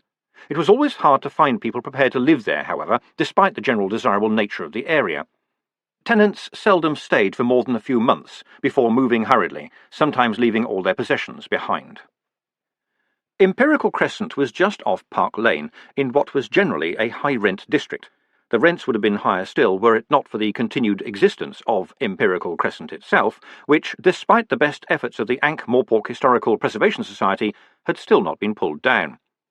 This was because it had been built by Bergholt Stutley Johnson, better known to history as Bloody Stupid Johnson, a man who combined in one frail body such enthusiasm, self-delusion, and creative lack of talent that he was, in many respects, one of the great heroes of architecture. Only Bloody Stupid Johnson could have invented the 13-inch foot and a triangle with 3 right angles in it. Only Bloody Stupid Johnson could have twisted common matter through dimensions it was not supposed to go. And only Bloody Stupid Johnson could have done all this by accident. His highly original approach to geometry was responsible for Empirical Crescent. On the outside, it was a normal terraced crescent of the period, built of honey-coloured stone with the occasional pillar or cherub nailed on. Inside, the front door of number 1 opened into the back bedroom of number 15. The ground floor front window of number 3 showed the view appropriate to the second floor of number 9, and smoke from the dining room fireplace of number 2 came out of the chimney of number 19. She sailed over the railing with silence and ease and landed on all fours on what had once been a gravel path. Residents in the Crescent seldom did much gardening, since even if you planted bulbs, you could never be sure whose garden they'd come up in. Angua followed her nose to a patch of rampant thistles. Some moulding bricks in a circle marked what must have been an old well. The oily stink was heavy here, but there was a fresher, far more complex smell that raised the hairs on Angwa's neck. There was a vampire down there. Someone had pulled away the weeds and debris, including the inevitable rotting mattress and decomposing armchair. But it was okay to throw your rubbish into the garden, because it might not be your garden you were throwing it into. Sally? What was she doing here? Angwa pulled a brick out of the rotted edging and let it drop. Instead of a splash, there was a clear wooden thump. Oh well. She went back to human to get down. Claws were fine, but some things were better done by monkeys. The sides were, of course, slimy, but so many bricks had fallen out over the years that the descent turned out to be easier than she'd expected. And it was only about 60 feet deep, built in the days when it was widely believed that any water that supported so many little whiskery swimming things must be healthy. There were fresh planks in the bottom. Someone, and surely it could only have been the dwarfs, had broken into the well down here and laid a couple of planks across it. They had dug this far and stopped. Why? Because they'd reached a well? There was dirty water, or water-like liquid, just under the planks. The tunnel was a bit wider here, and dwarfs had been here, she sniffed, a day ago no more. Yes. Dwarfs had been here, had fished around, and had then all left at once. They hadn't even bothered to tidy up. She could smell it like a picture. She crept forward, the tunnels mapping themselves in her nostrils. They weren't nicely finished like the tunnels Ardent moved in. They were rougher, with lots of zigzags and blind alleys. Rough planks and balks of timber held back the fetid mud of the plains, which was nevertheless oozing through everywhere. These tunnels weren't built to last. They were there for a quick and definitely dirty job, and all they had to do was survive until it was done. So, the diggers had been looking for something, but weren't sure where it was until they were within, about 20 feet of it when they'd smelled it? Detected it? The last stretch to the well was dead straight. By then they knew where they were going. Angwa crept on, almost bending double to clear the low ceiling until she gave up and went back to Wolf. The tunnels straightened out, with the occasional side passage that she ignored, although they smelt long. The vampire smell was still an annoying theme in the nasal symphony, and it came close to drowning the reek of foul water oozing from the walls. Here and there, verms had colonized the ceiling. So had bats. They stirred. And then there was another scent as she passed a tunnel opening. It was quite faint, but it was unmistakably the whiff of corruption. A fresh death. 4 fresh deaths. At the end of a short side tunnel were the bodies of 3 dwarfs, half buried in mud. They glowed. Verms had no teeth, Carrot had told her. They waited until the prospective meal became runny of its own accord. And while they waited for the biggest stroke of luck ever to have come their way, they celebrated. Down here, in a world far away from the streets, the dwarfs would dissolve in light. Angwa sniffed. Make that very fresh. They found something, said a voice behind her, and then it killed them. Angwa leapt. The leap wasn't intentional. Her hindbrain arranged it all by itself. The front brain, the bit that knew that sergeants should not attempt to disembowel Lance constables without provocation, tried to stop the leap in mid-air, but by then simple ballistics were in charge. All she managed was a mid-air twist, and struck the soft wall with her shoulder. Wings fluttered a little way off, and there was a drawn-out, organic sound, a sound that conveyed the idea that a slaughterhouse man was having some difficulty with a tricky bit of gristle. "You know, Sergeant," said the voice of Sally, as if nothing had happened, "you werewolves have it easy. You stay one thing, and you don't have any problems with body mass. Do you know how many bats I have to become for my body weight? More than 150, that's how many. And there's always one, isn't there, that gets lost or flies the wrong way. You can't think straight unless you get your bats together. And I'm not even going to touch on the subject of reassimilation. It's like the biggest sneeze you can think of, backwards."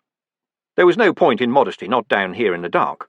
Angua forced herself to change back, every brain cell piling in to outvote tooth and claw. Anger helped. "Why the hell are you here?" she said, when she had a mouth that worked.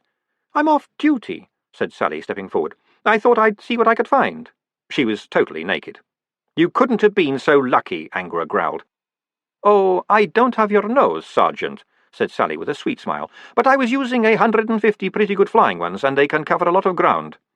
"I thought vampires could rematerialize their clothes," said Angua accusingly. "Otto Shriek can." "Females can't. We don't know why. It's probably part of the whole underwired nightdress business. That's where you score again, of course. When you're in 150 bat bodies, it's quite hard to remember to keep two of them carrying a pair of pants. Sally looked up at the ceiling and sighed. Look, I can see where this is going. It's going to be about Captain Carrot, isn't it? I saw the way you were smiling at him. I'm sorry. We can be very personable. It's a vampire thing. You were so keen to impress him, eh? And you aren't? He's the kind of man anyone would want to impress. They watched one another warily. He is mine, you know, said Angua, feeling the nascent claws strain under her fingernails. You're his, you mean, said Sally. You know it works like that. You trail after him.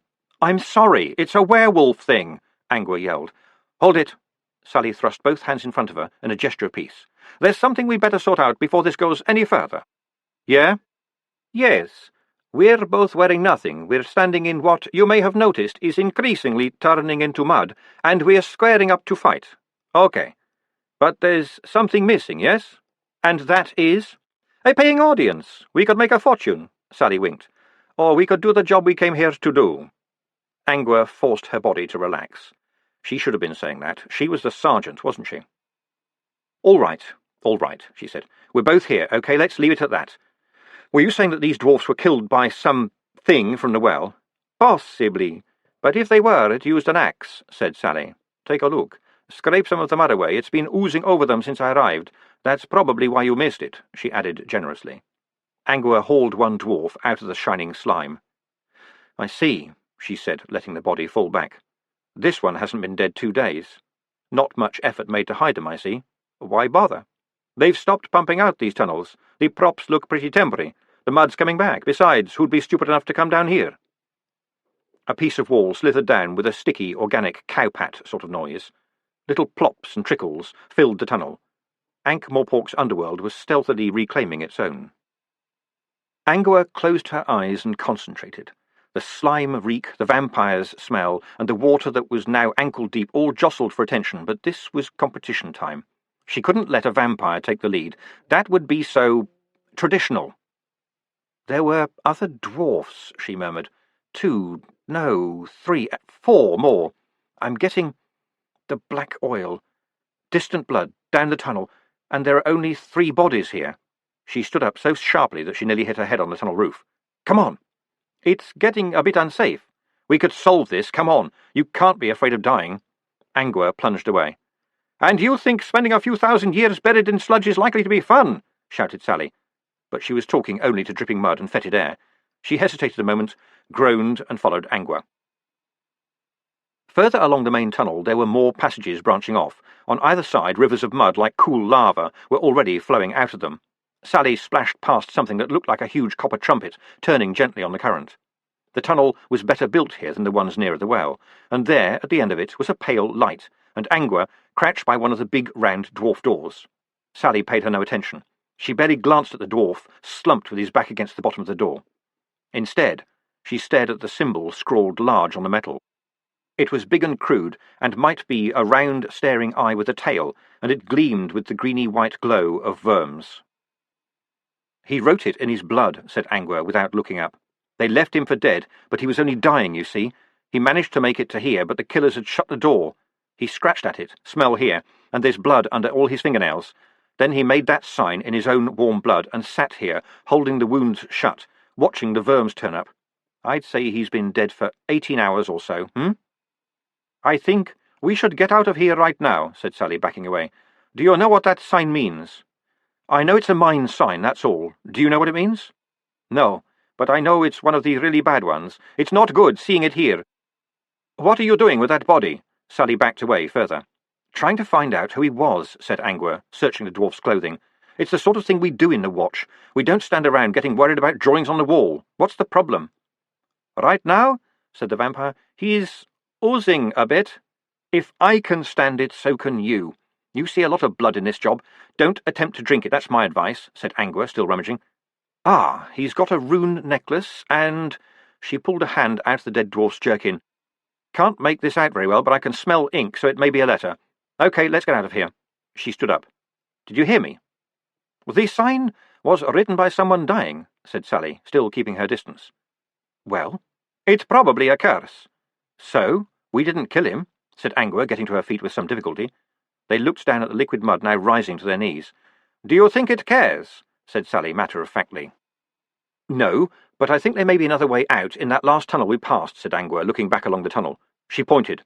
Scuttling along with blind determination, a line of worms marched along the dripping roof almost as fast as the mud flowed down below. They were heading into the side tunnel in a glowing stream. Sally shrugged. "It's worth a try, yes?" They left, and the sound of their splashing soon died away. Slowly the mud rose, rustling in the gloom. The trail of worms gradually disappeared overhead. The worms that made the sign remained, though, because such a feast as this was worth dying for. Their glow winked out, one insect at a time. The darkness beneath the world caressed the sign, which flamed red and died. Darkness remained. On this day in 1802, the painter Methodia Rascal tried putting the thing under a heap of old sacks in case it woke up the chicken, and finished the last troll using his smallest brush to paint the eyeballs. It was 5 a.m. Rain rustled out the sky, not hard, but with a gentle persistence. In Sator Square, and in the Plaza of Broken Moons, it hissed on the white ash of the bonfires, occasionally exposing the orange glow, which would briefly sizzle and spit. A family of gnolls were sniffing around, each one dragging his or her little cart. A few officers were keeping an eye on them. Gnolls weren't choosy about what they collected, provided it didn't actually struggle, and even then there were rumours. But they were tolerated. Nothing cleaned up the place like a gnoll. From here they looked like little trolls, each with a huge haystack on its back. That represented everything it owned, and mostly what it owned was rotten. Sam Vimes winced at the pain in his side. Just his luck. 2 coppers injured in the entire damn affair, and he had to be one of them. Igor had done his best, but broken ribs were broken ribs, and it'd be a week or 2 before the suspicious green ointment made much difference.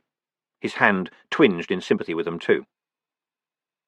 Still, he enjoyed a bit of a warm glow about the whole thing. They had used good old-fashioned policing, and since good old-fashioned policemen are invariably outnumbered, he'd employed the good old-fashioned police methods of cunning, deceit, and any damn weapon you could lay your hands on. It had hardly been a fight at all. The dwarfs had mostly been sitting and singing gloomy songs because they fell over when they tried to stand up, or had tried to stand up and were now lying down and snoring. The trolls were, on the other hand, mostly upright, but went over when you pushed them.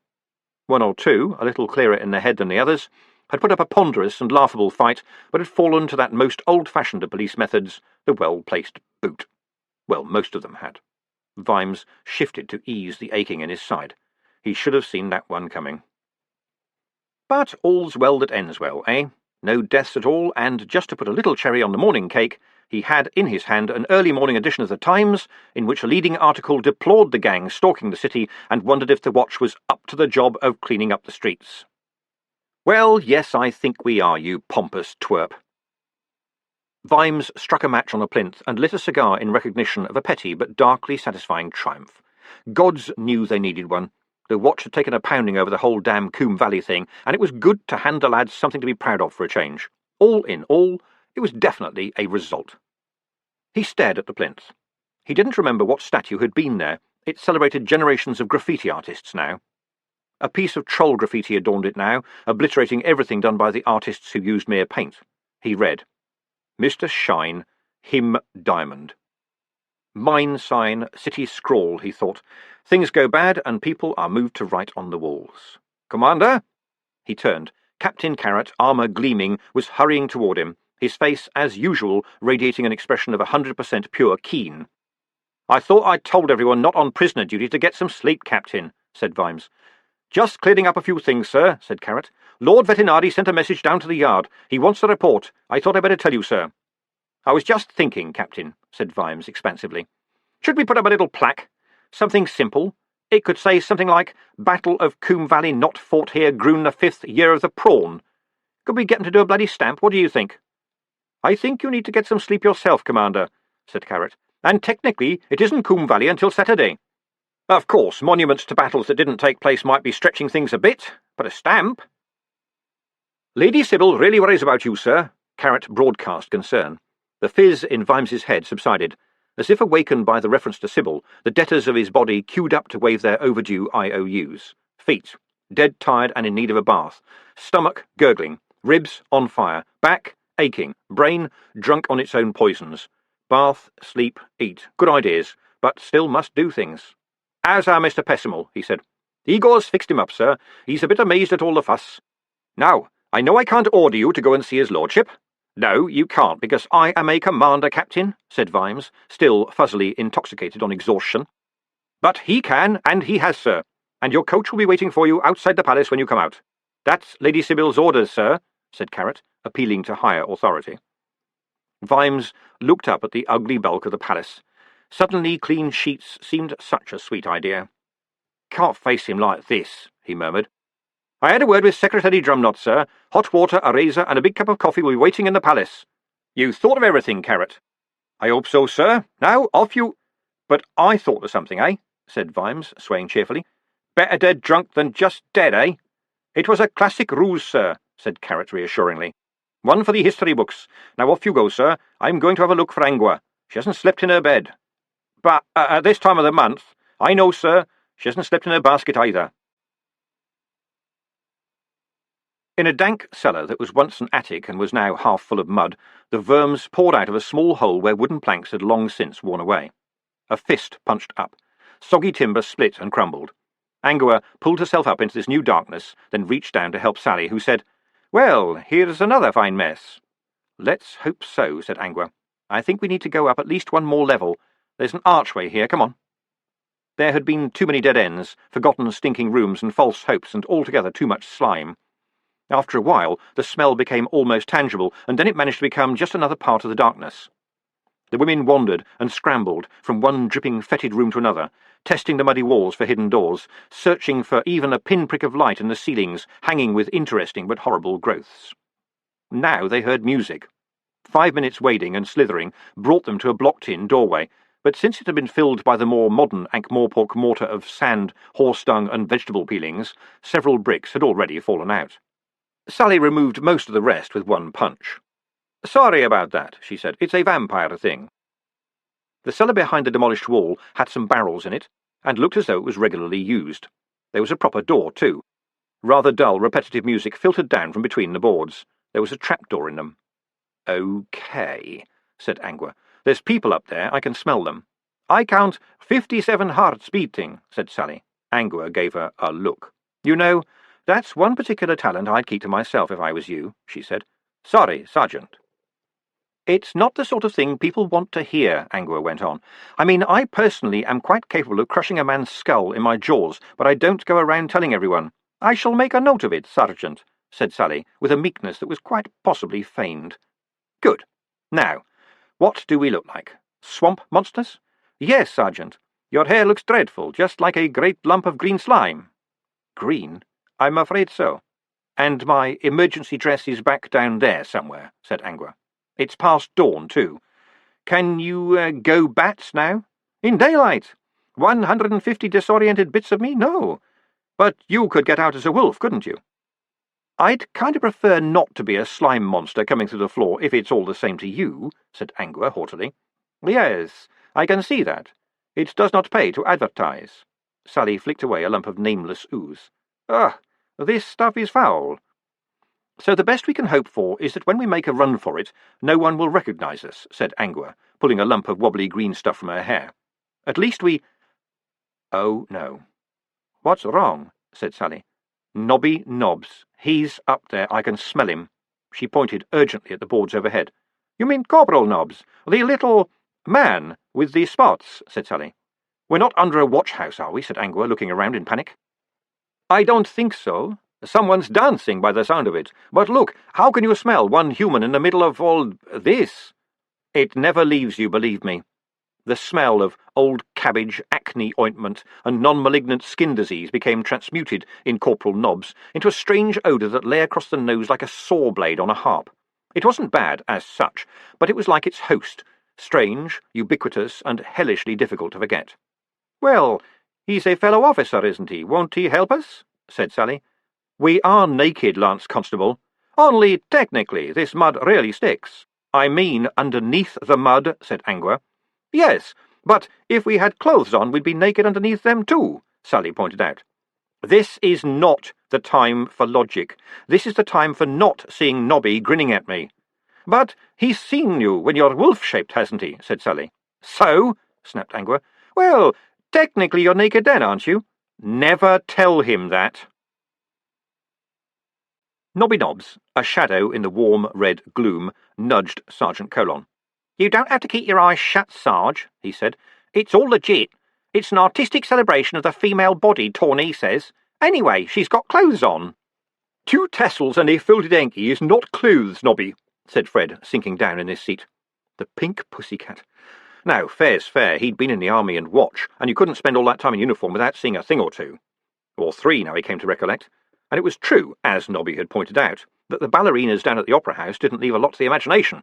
At least, not to Nobby's. But, when all was said and done, ballet had to be art, even though it was a bit short on plinths and urns, on account of being expensive to look at. And moreover, ballerinas didn't whiz around upside down. And the worst of it was, he'd already spotted two people he knew in the audience. Fortunately, they hadn't seen him, which was to say that whenever he'd sneaked a glance their way, they were looking in completely the opposite direction. "Now, this bit is really hard," whispered Nobby conversationally. Is it?" Fred Colon closed his eyes again. "Oh, yes, it's the triple corkscrew." "Look, don't the management object to you coming in here?" Fred managed, shifting even further down in his seat. "Oh, no. They like having a watchman in," said Nobby, still watching the stage. "They say it makes people behave. Anyway, I only come in so's I can walk Betty home." "Betty being—" "Tawny's actually only her pole name," Nobby said. "She says no one would be interested in an exotic dancer with a name like Betty. She says it sounds like she'd be better with a bowl of cake mixture." Colon shut his eyes, trying to banish a mental conjunction of the bronzed, lithe figure on stage and a bowl of cake mixture. "I think I could do with a breath of fresh air," he groaned. "Oh, not yet, Sarge. Broccoli's on next. She can touch the back of her head with her foot, you know." "I don't believe that," said Fred Colon. "She can, Sarge. I've seen." "I don't believe there's a dancer called Broccoli." "Well, she did used to be called Candy, Sarge, but then she heard that broccoli is better for you." "Corporal Nobbs!" The sound appeared to be coming from under the table. Nobby stared at Fred Colon and then looked down. "Yes?" he ventured, with caution. "This is Sergeant Angua," said the floor. "Oh?" said Nobby. "What is this place?" the voice continued. "The Pink Pussycat Club, Sergeant," said Nobby obediently. Oh, gods. There was some conversation down below, and then the voice said, "Are there women up there?" "Yes, Sergeant. What are you doing down there, Sarge?" "Giving you orders, Nobby," said the voice from below. "Are there women?" "Yes, Sarge, lots." "Good. Please ask one to come down into the beer cellar. We'll need a couple of buckets of warm water and some towels. Got that?" Nobby was aware that the musicians had stopped playing and Tawny had paused in mid-drop and split. Everyone was listening to the talking floor. "Yes, Sergeant," said Nobby. "I've got it. And some clean clothes. And—" there was subterranean whispering. "Make that several buckets of water, and a scrubbing brush, and a comb, and another comb, and more towels. Oh, and 2 pairs of shoes, size 6 and— 4.5, really? OK. And is Fred Colon with you, or is that a stupid question?" Fred cleared his throat. "I'm here, Sergeant," he reported, "but I only came along to—" "Good. I want to borrow a set of your stripes. I've got a bad feeling about the next few hours, and I don't want anyone to forget I'm a sergeant. Got that, the pair of you?" "It's full moon," Fred whispered to Nobby as one man to another, and then he said aloud, "Yes, Sergeant. This may take a while." "No, it won't. Because you've got a werewolf and a vampire down here, understand? I'm having a really bad hair day, and she's got toothache. We come up in 10 minutes looking human, or we come up anyway." "What?" There was more whispering. "Why a beetroot? Why in God's names is a girly show likely to contain a beetroot? What? OK, will an apple do? Nobby, Lance Constable von Humperdinck needs an apple urgently, or something else that she can bite. Now jump to it." Coffee was only a way of stealing time that should by rights belong to your slightly older self. Vimes drank 2 cups, and had a wash and at least an attempt at a shave, which made him feel quite human if he ignored the sensation that parts of his head were stuffed with warm cotton wool. At last, deciding that he felt as good as he was going to, and could probably handle quite long questions, he was ushered into the oblong office of the patrician of Ankh-Morpork. "Ah, Commander," said Lord Vetinari, looking up after a considered interval and pushing aside some paperwork. "Thank you for coming. It seems that congratulations are in order, so I am told." "And why's that, sir?" said Vimes, putting on his special blank talking to Vetinari face. Come now, Vimes. Yesterday it looked as if we would be having a species war right in the middle of the city, and suddenly we are not. Those gangs were quite fearsome, I gather. Most of them were asleep or squabbling amongst themselves by the time we arrived, sir. We just had to tidy them away, Vimes volunteered. Yes, indeed, said Vetinari. It was quite astonishing, really. Do sit down, by the way. It really is not necessary for you to stand in front of me like a corporal on a charge. Don't know what you mean, sir, said Vimes, collapsing gratefully into a chair. You don't? I was referring, Vimes, to the speed with which both parties managed to incapacitate themselves with strong liquor at the same time. I wouldn't know anything about that, sir. That was an automatic reaction. It made life simpler. No? It appears, Vimes, that while steeling themselves for the fracas to come, both the trolls and the dwarfs came into possession of what I assume they thought was beer. They had been on the been drinking all day, sir, Vimes pointed out. Indeed, Vimes, and possibly that is why the dwarf contingent were less than cautious in drinking copiously from beer that has been considerably fortified. Areas of Sator Square, I gather, still smell faintly of apples, Vimes. One could come to believe, therefore, that what they were drinking was in fact a mixture of strong beer and scumble, which is, as you know, distilled from apples. Mostly apples, sir, said Vimes helpfully. Quite. The cocktail is known as fluff, I believe. As to the trolls, one might speculate that it would be very hard to find anything to make their beer even more dangerous than it palpably is, but I wonder if you have heard, Vimes, that an admixture of various metallic salts produces a drink known as luglar, or big hammer. Can't say I do, sir. Vimes, some of the flagstones in the plaza have actually been etched by the stuff. Sorry about that, sir. Vetinari drummed his fingers on the table. What would you do if I asked you an outright question, Vimes? I'd tell you a downright lie, sir. Then I will not do so, said Vetinari, smiling faintly. Thank you, sir, nor will I. Where are your prisoners? We spread them around the watch-house yards, said Vimes. As they wake up, we hose them clean, take their names, give them a receipt for their weapon and a hot drink, and push them out into the street. Their weapons are culturally very important to them, Vimes, said Vetinari. Yes, I know. I myself have a strong cultural bias against getting my brains bashed in and my knees cut off, said Vimes, stifling a yawn and wincing as his ribs objected. Indeed. Were there any casualties in the battle? None that won't heal, Vimes grimaced. I have to report that Mr. A.E. Pessimal sustained a broken arm and multiple bruises, though. Vetinari actually looked taken aback. The inspector? What was he doing? Attacking a troll, sir. I'm sorry. Mr. A.E. Pessimal attacked a troll? Yes, sir. A.E. Pessimal, Vetinari repeated. That's the man, sir. A whole troll? Yes, sir. With his teeth, sir. Mr. A.E. Pessimal, you are sure? Small man, very clean shoes? Yes, sir. Vetinari grabbed a helpful question from the gathering throng. Why? Vimes coughed. Well, sir. The troll mob was a tableau. Trolls stood or sat or lay where they had been when the big hammer had struck. There were a few slow imbibers who put up a bit of a fight, and one who had stuck with a bottle of looted sherry put up a spirited last-drop stand until Golem Constable Dorful picked him up bodily and bounced him on his head. Vimes walked through it all as the squad dragged or rolled slumbering trolls into neat lines to await the wagons. And then... The day was not improving for Brick. He'd drunk a beer, well, maybe more than one, where was the harm in that? And now, there, right in front of him, wearing one of them helmets and everything, could be a dwarf, insofar as the fizzing, sizzling pathways of his brain were capable of deciding anything at all. What the hell, they decided. It wasn't a troll, and that was what it was all about, right? And here was his club, right here in his hand. Instinct caused Vimes to turn as the troll opened red eyes, blinked, and began to swing a club.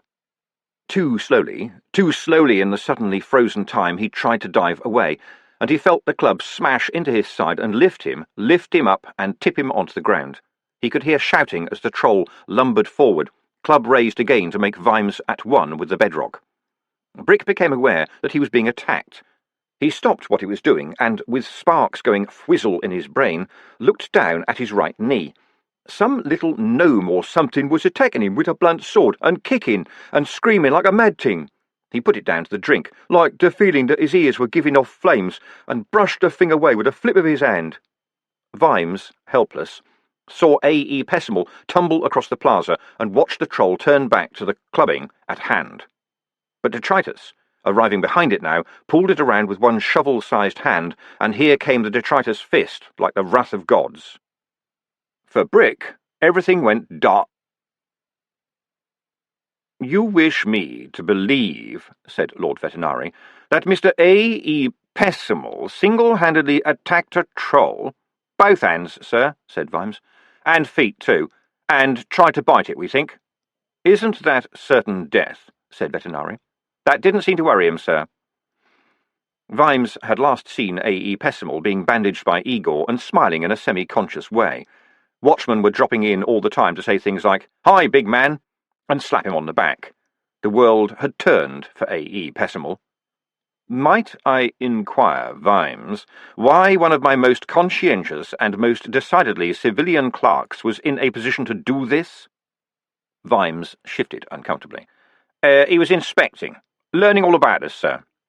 He gave Vetinari a look that said, "If you take this any further, I will have to lie." Vetinari returned one that said, "I know." "You yourself are not too badly injured?" the patrician said aloud. "Just a few scratches, sir," said Vimes. Vetinari gave him a look that said, "Broken ribs, I'm certain of it." Vimes returned one that said, "Nothing." Vetinari wandered over to the window and stared down at the waking city. He didn't speak for some time, and then let out a sigh. "Such a shame, I think, that so many of them were born here," he said. Vimes stuck with saying nothing. It generally sufficed. "Perhaps I should have taken action against that wretched dwarf," the Vetinari went on. "Yes, sir." "You think so? A wise ruler thinks twice before directing violence against someone because he does not approve of what they say." Once again, Vimes did not comment. He himself directed violence daily, and with a certain amount of enthusiasm, against people because he didn't approve of them saying things like, "Give me all your money," or "What are you going to do about it, copper?" But perhaps rulers had to think differently. Instead, he said, "Someone else didn't, sir." "Thank you for that, Vimes," said the patrician, turning round sharply. "And have you found out who they are yet?" "Investigations are continuing, sir. Last night's affair got in the way." "Is there any evidence that it was a troll?" "There is puzzling evidence, sir. We are assembling a jigsaw, you might say. Except that we haven't got any of the edges, and it'd help if we had the lid of the box," he added to himself. And because Vetinari's face bore a hungry look, Vimes continued, aloud, "If you're expecting me to pull a magic rabbit out of my helmet, sir, it'll be a cooked one. The dwarfs are certain it was a troll. There's 1,000 years of history telling them. They don't need proof, and the trolls don't think it was a troll, but probably wish it was. This isn't about a murder, sir. Something inside 'em's gone click, and it's time for all good men, well, you know what I mean, to fight Coombe Valley all over again. Something else is going on in that mine, I know it. Something bigger than murder. All those tunnels, what are they for? All those lies? I can smell lies, and the place is full of them." "Much hangs on this, Vimes," said Vetinari. "It's bigger than you know. I have this morning had a clax from Rhys Rhysson, the Low King. All politicians have their enemies, of course. There are, shall we say, factions that disagree with him, his policy toward us, his conciliatory approaches to the troll clans, his stance on the whole wretched hack thing. And now there are stories about a troll killing a grag, and, yes, rumours that the Watch has threatened the dwarfs." Vetinari held up a pale hand as Vimes opened his mouth to protest. "We need to know the truth, Vimes. Commander Sam Vimes's truth. It may count for more than you think. In the plains, certainly, and much further. People know about you, Commander. Descendant of a watchman who believed that if a corrupted court will not behead an evil king, then the watchman should do it himself." "It was only one king," Vimes protested. "It wasn't a habit." "Sam Vimes once arrested me for treason," said Vetinari calmly, "and Sam Vimes once arrested a dragon. Sam Vimes stopped a war between nations by arresting 2 high commands. He's an arresting fellow, Sam Vimes. Sam Vimes killed a werewolf with his bare hands and carries law with him like a lamp. Where did all that come from?" Watchmen across half the continent will say that Sam Vimes is as straight as an arrow, can't be corrupted, won't be turned, never took a bribe. Listen to me. If Rhys falls, the next Low King will not be one who is prepared to talk to the trolls. Can I make it simple for you? Those clans whose leaders have been talking to Rhys will, in all likelihood, feel that they have been made fools of, overthrow said leaders, and replace them with trolls too belligerent and stupid to be fools. And there will be a war, Vimes. It'll come here. It won't be a gang crumble such as you thwarted last night. We won't be able to hold fast or stand aloof. Because we have our own fools, Vimes, as I'm sure you know, who'll insist we pick sides. Coombe Valley will be everywhere. Find me a murderer, Vimes, hound them down and bring them into the daylight. Troll or dwarf or human, it doesn't matter. Then at least we shall have the truth, and can make use of it. It is rumour and uncertainty that is our enemy now. The Low King's throne trembles, Vimes, and thus do the foundations of the world. Vetinari paused, and carefully squared up the paperwork in front of him as if he now felt he'd gone too far. However, obviously I do not wish to put you under any kind of pressure, he finished. In Vimes's confused, lukewarm brain, one word bobbed to the surface. Crumble, he said. Lord Vetinari's secretary leaned down and whispered into his master's ear. Ah, I believe I meant rumble, said Vetinari brightly. Vimes was still trying to cope with the International News Digest. All this over one murder, he said, trying to stifle a yawn. No, Vimes, you said it yourself. All this over thousands of years of tension and politics and power struggles. In recent years, things have gone in certain ways, causing power to shift. There are those who would like it to shift back, even if it returns on a tide of blood. Who cares about one dwarf? But if his death can be turned into a casus belli— Here Lord Vetinari looked at Vimes's sleepy eyes and went on, that is a reason for war, then suddenly he is the most important dwarf in the world. When did you last get some proper sleep, Vimes? Vimes muttered something about, not long ago. Go and have some more. And then find me the murderer. Quickly. Good day to you. Not just thrones trembling, Vimes managed to think. Your chair is wobbling a bit too. Pretty soon some people will be saying, who let all these dwarfs in here? They undermine our city and they don't obey our laws. And the trolls? We used to chain them up like guard dogs, and now they're allowed to walk around threatening real people. They'd be gathering now, the plotters, the people who chatted quietly in the corner at parties, the people who know how to fashion opinions into knives. Last night's little fray had been turned into a joke that had probably dismayed the party people, but you couldn't do it twice. Once things began to spread, once a few humans had been killed, you wouldn't need to talk behind closed doors anymore. The mob would scream on your behalf. They undermine our city, and they don't obey our laws. He climbed into the coach on legs that were only marginally under his control, muttered an instruction to head for Pseudopolis Yard, and fell asleep. It was still night-time in the city of endless rain. It was never not night-time. No sun rose here. The creature lay coiled in its alley. Something was seriously wrong. It had expected resistance. There was always resistance, and it always overcame it. But even now, when the invisible bustle of the city had slowed, there was no way in. Time and again it would be sure it had found a point of control, some tide of rage it could use, and time and again it would be slammed back here into this dark alley where the gutters overflowed. This was not the usual kind of mind. The creature struggled, but no mind had ever beaten it yet. There was always a way. Through the ruin of the world the troll staggers.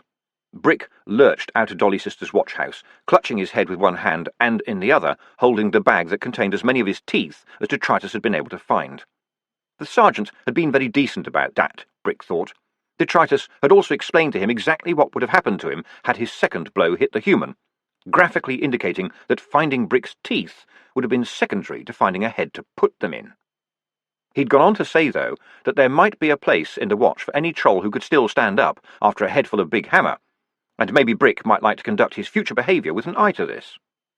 So, Brick thought, insofar as the term could be applied to any brain activity within 2 days of Big Hammer, the future was looking so bright that he had to walk along with his eyes almost shut, although that was probably the big hammer again.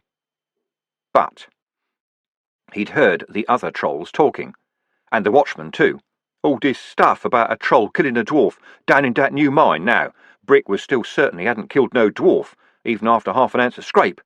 He'd gone over and over it in what currently remained of his mind. Trouble was, the watch had all these tricks these days. They could tell what a guy had for dinner just by looking at his plate. And he'd lost a skull down there too, he was sure of that. Like, they could just sniff it and know it was him, except it wasn't him, right? Because they said the troll dropped his club, and Brick still had his club because he had hit that top watchman with it. So maybe that was what they called an alibi, yeah? Despite the cerebral gurgling noise of the big hammer draining away from his higher brain functions, Brick suspected that it wasn't. And anyway, if they looking for a troll what done the deed, and they find out I was there, lost the skull and everything, and I say, OK, I was there, but I never walloped no dwarf, they'll say, oh yes, pulled the other one, it is having bells on.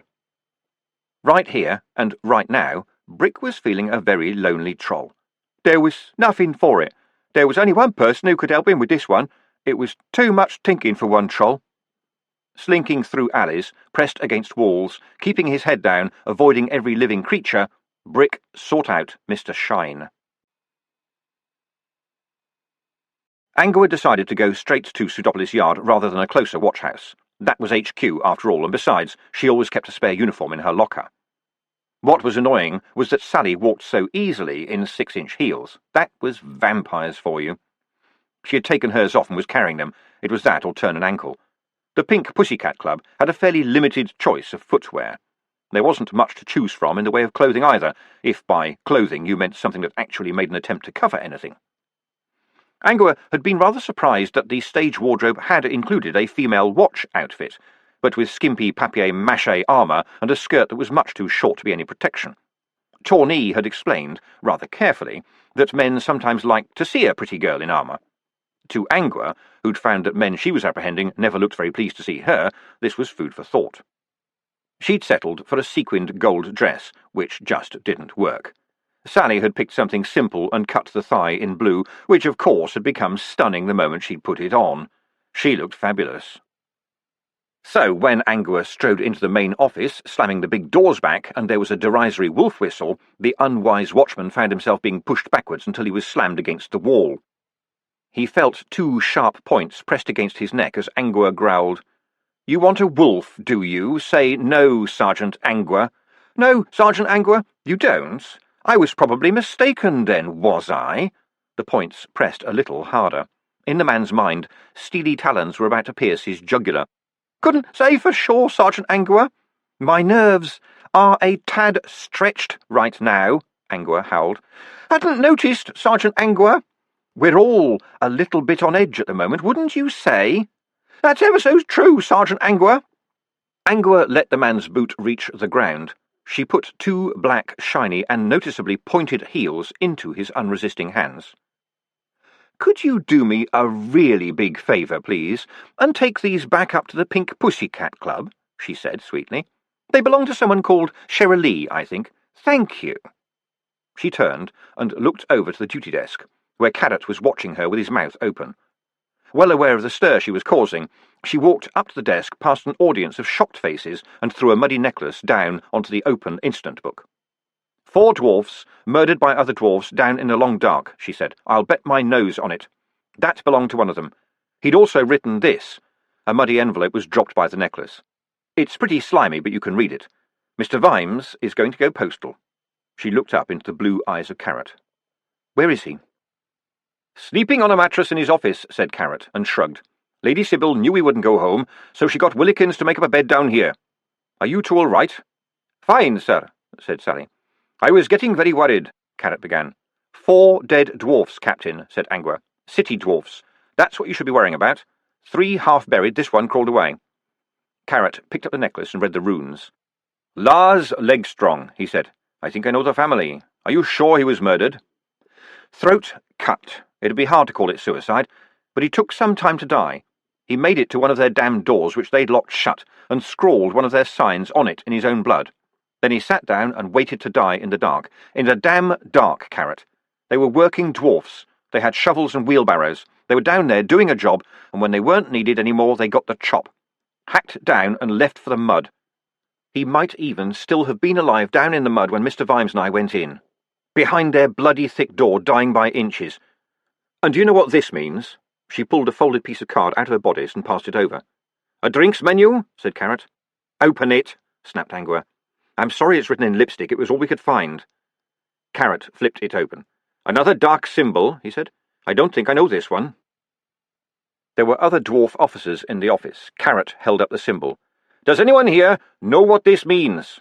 A few helmeted heads shook, and a few dwarfs backed away, but a deep voice from the doorway said, Yeah, Captain Carrot, I suspect I do.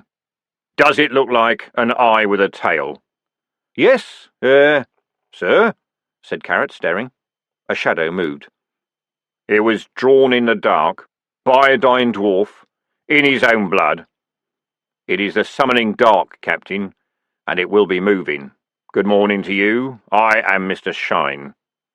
Carrot's jaw dropped as the watchman turned to look at the newcomer.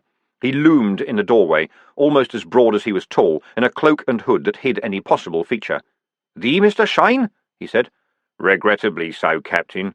And can I charge you to see that no one in this room leaves for a few minutes after I do?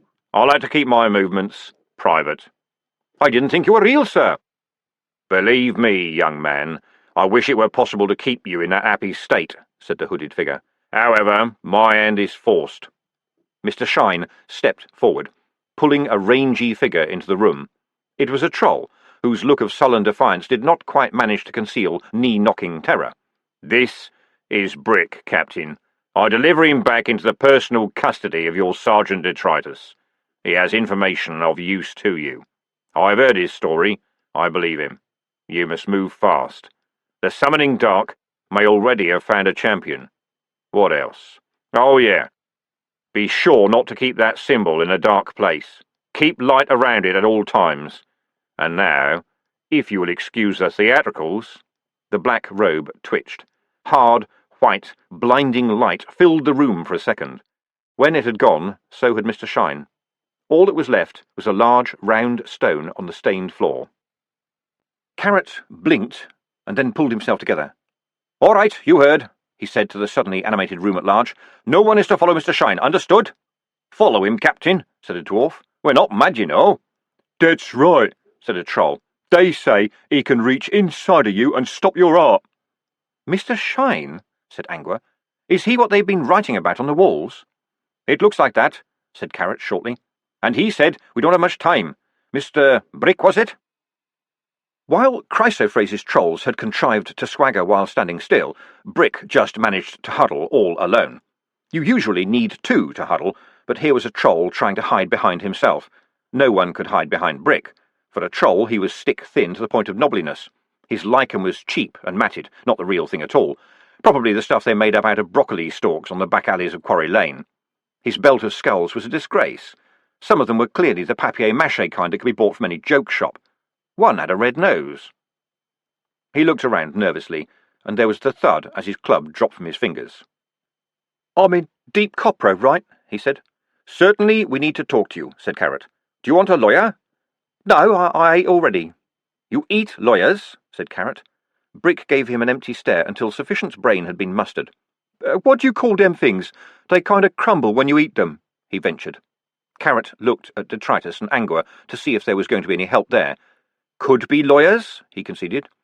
"They go soggy if you dips them in something," said Brick, as if undertaking a forensic examination. "More likely to be biscuits, then?" Carrot suggested. "Could be. In a packet with all paper on. Yeah, biscuits." "What I meant," said Carrot, "was when we talk to you, do you want someone to be on your side?"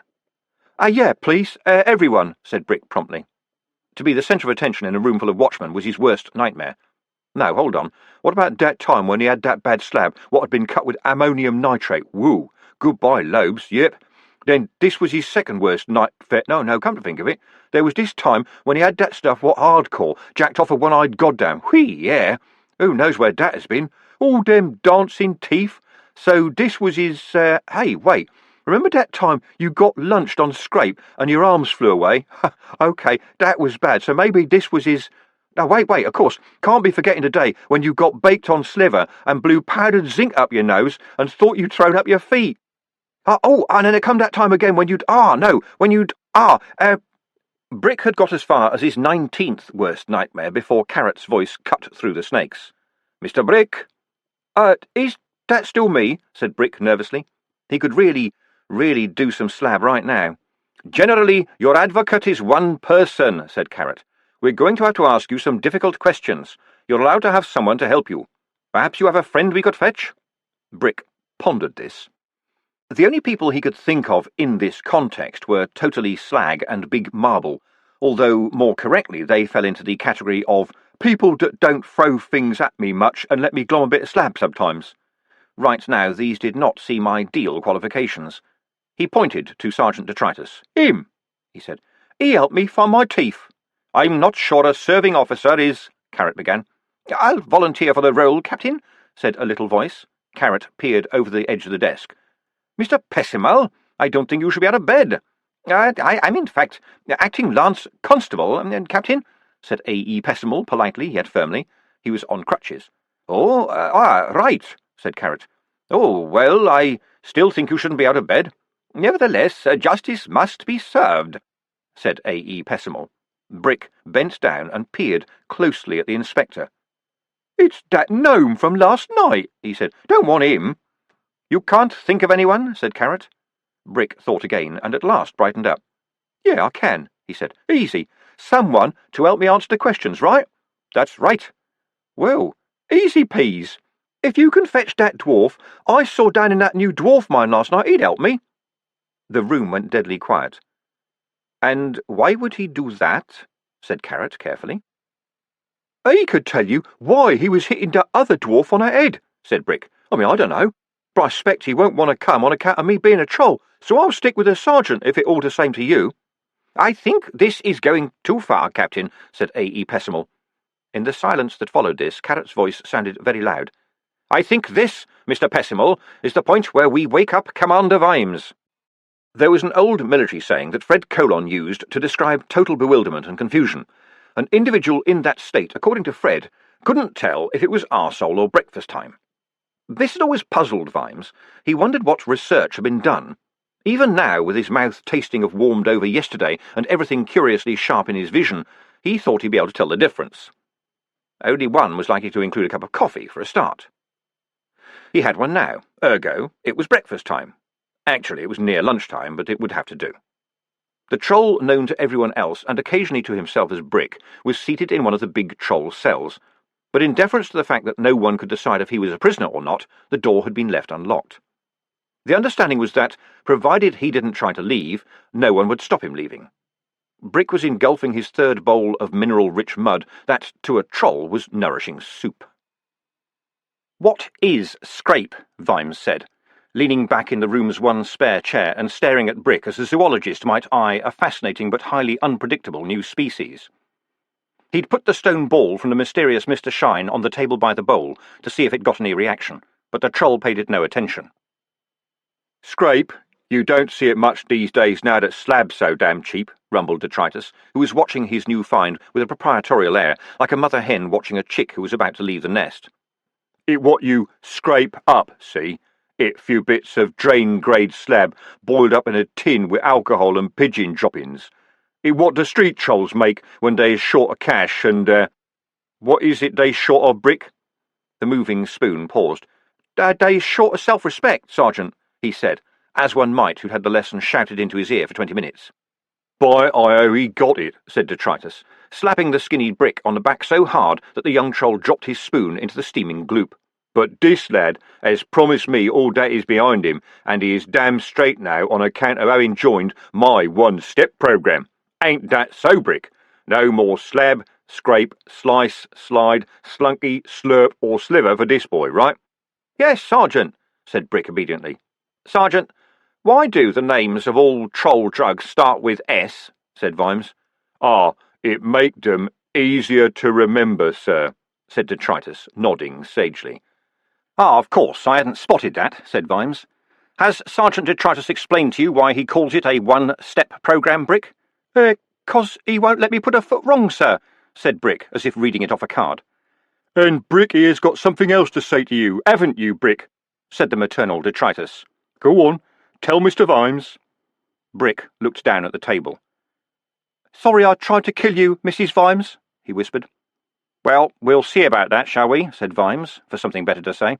"By the way, I think you meant Mr. Vimes, and I prefer it if only the people who fought alongside me call me Mr. Vimes."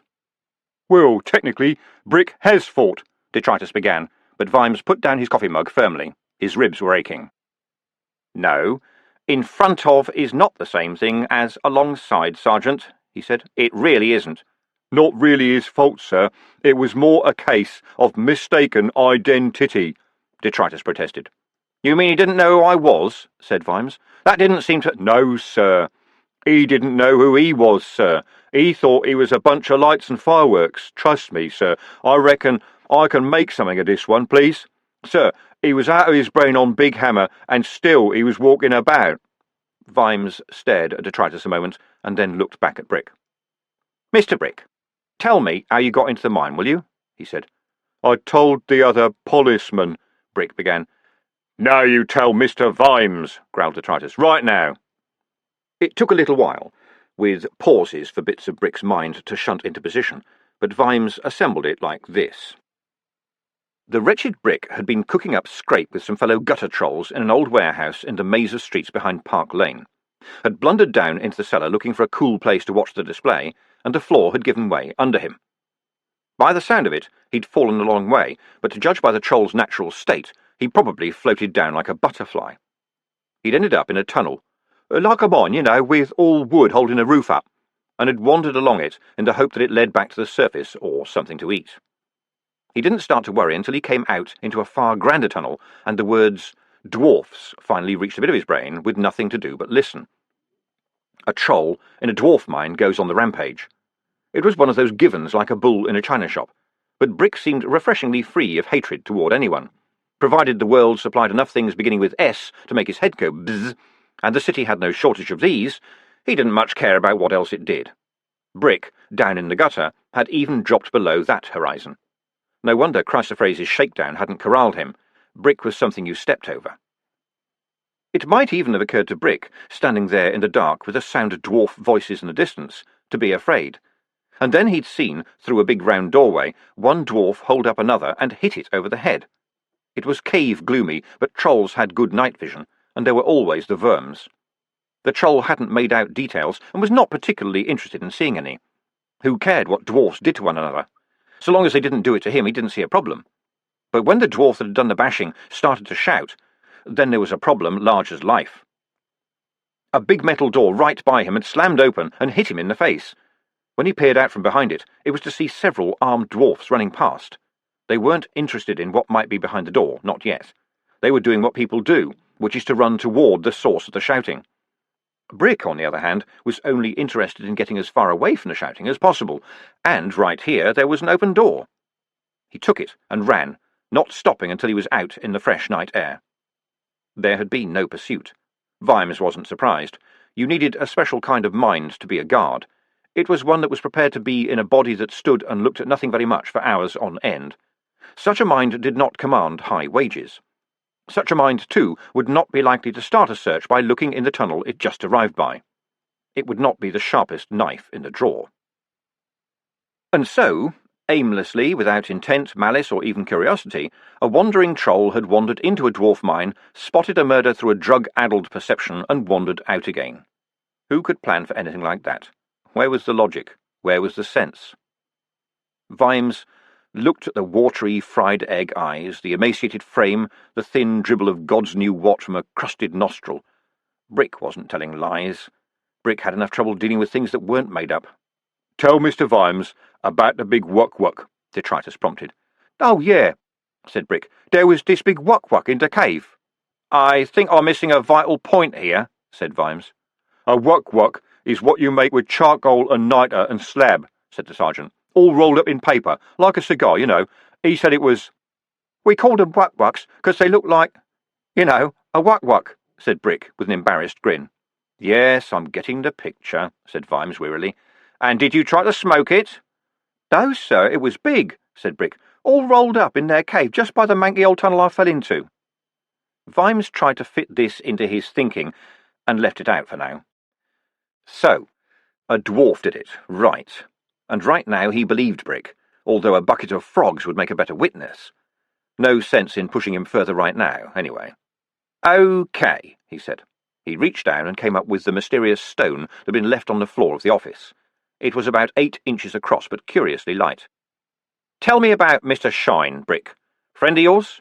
"Mr. Shine is everywhere," said Brick fervently. "Him Diamond." "Well, half an hour ago he was in this building," said Vimes. "Detritus?" "Sir?" said the sergeant, a guilty look spreading across his face. "What do you know about Mr. Shine?" said Vimes. He a bit like a troll god," Detritus muttered. "Don't get many gods in here as a rule," said Vimes. "Someone's pinched the secret of fire. Have you seen my golden apple? It's amazing how often we don't get that sort of thing in the crime book. He's a troll, is he?" "Kinda like, a king," said Detritus, as if every word was being dragged from him. "I thought trolls didn't have kings these days," said Vimes. "I thought every clan ruled itself." Right, said Detritus. "Look, Mr. Vimes, Mr. Shine, OK? We don't talk about him much." The troll's expression was a mixture of misery and defiance. Vimes decided to go for a weaker target. "Where did you find him, Brick? I just want to—" "He came calling to help you," snarled Detritus. "What are you doing, Mr. Vimes? Why you go on asking questions? With the dwarfs who have pussy feet must not upset them, oh no. But what you do if they was trolls, eh? Kick down the door, no problem. Mr. Shine bring you Brick, give you good advice, and you talk like he being a bad troll. I'm hearing now where Captain Carrot, he telling the dwarfs he's the two brothers. Do you think that make me happy? We know that lying old dwarf lie, yeah? We grown at it lying, yeah? You want to see Mr. Shine, you show humble, you show respect, yeah?" This is Coombe Valley again, thought Vimes. He'd never seen Detritus this angry, at least at him. The troll was just there, reliable and dependable. At Coombe Valley, 2 tribes had met and no one blinked. "I apologise," he said, blinking. "I didn't know. No offence was meant." "Right," said Detritus, his huge hand thumping on the table. The spoon jumped out of Brick's empty soup bowl. The mysterious rock ball rolled across the table with an inevitable little trundling noise and cracked open on the floor.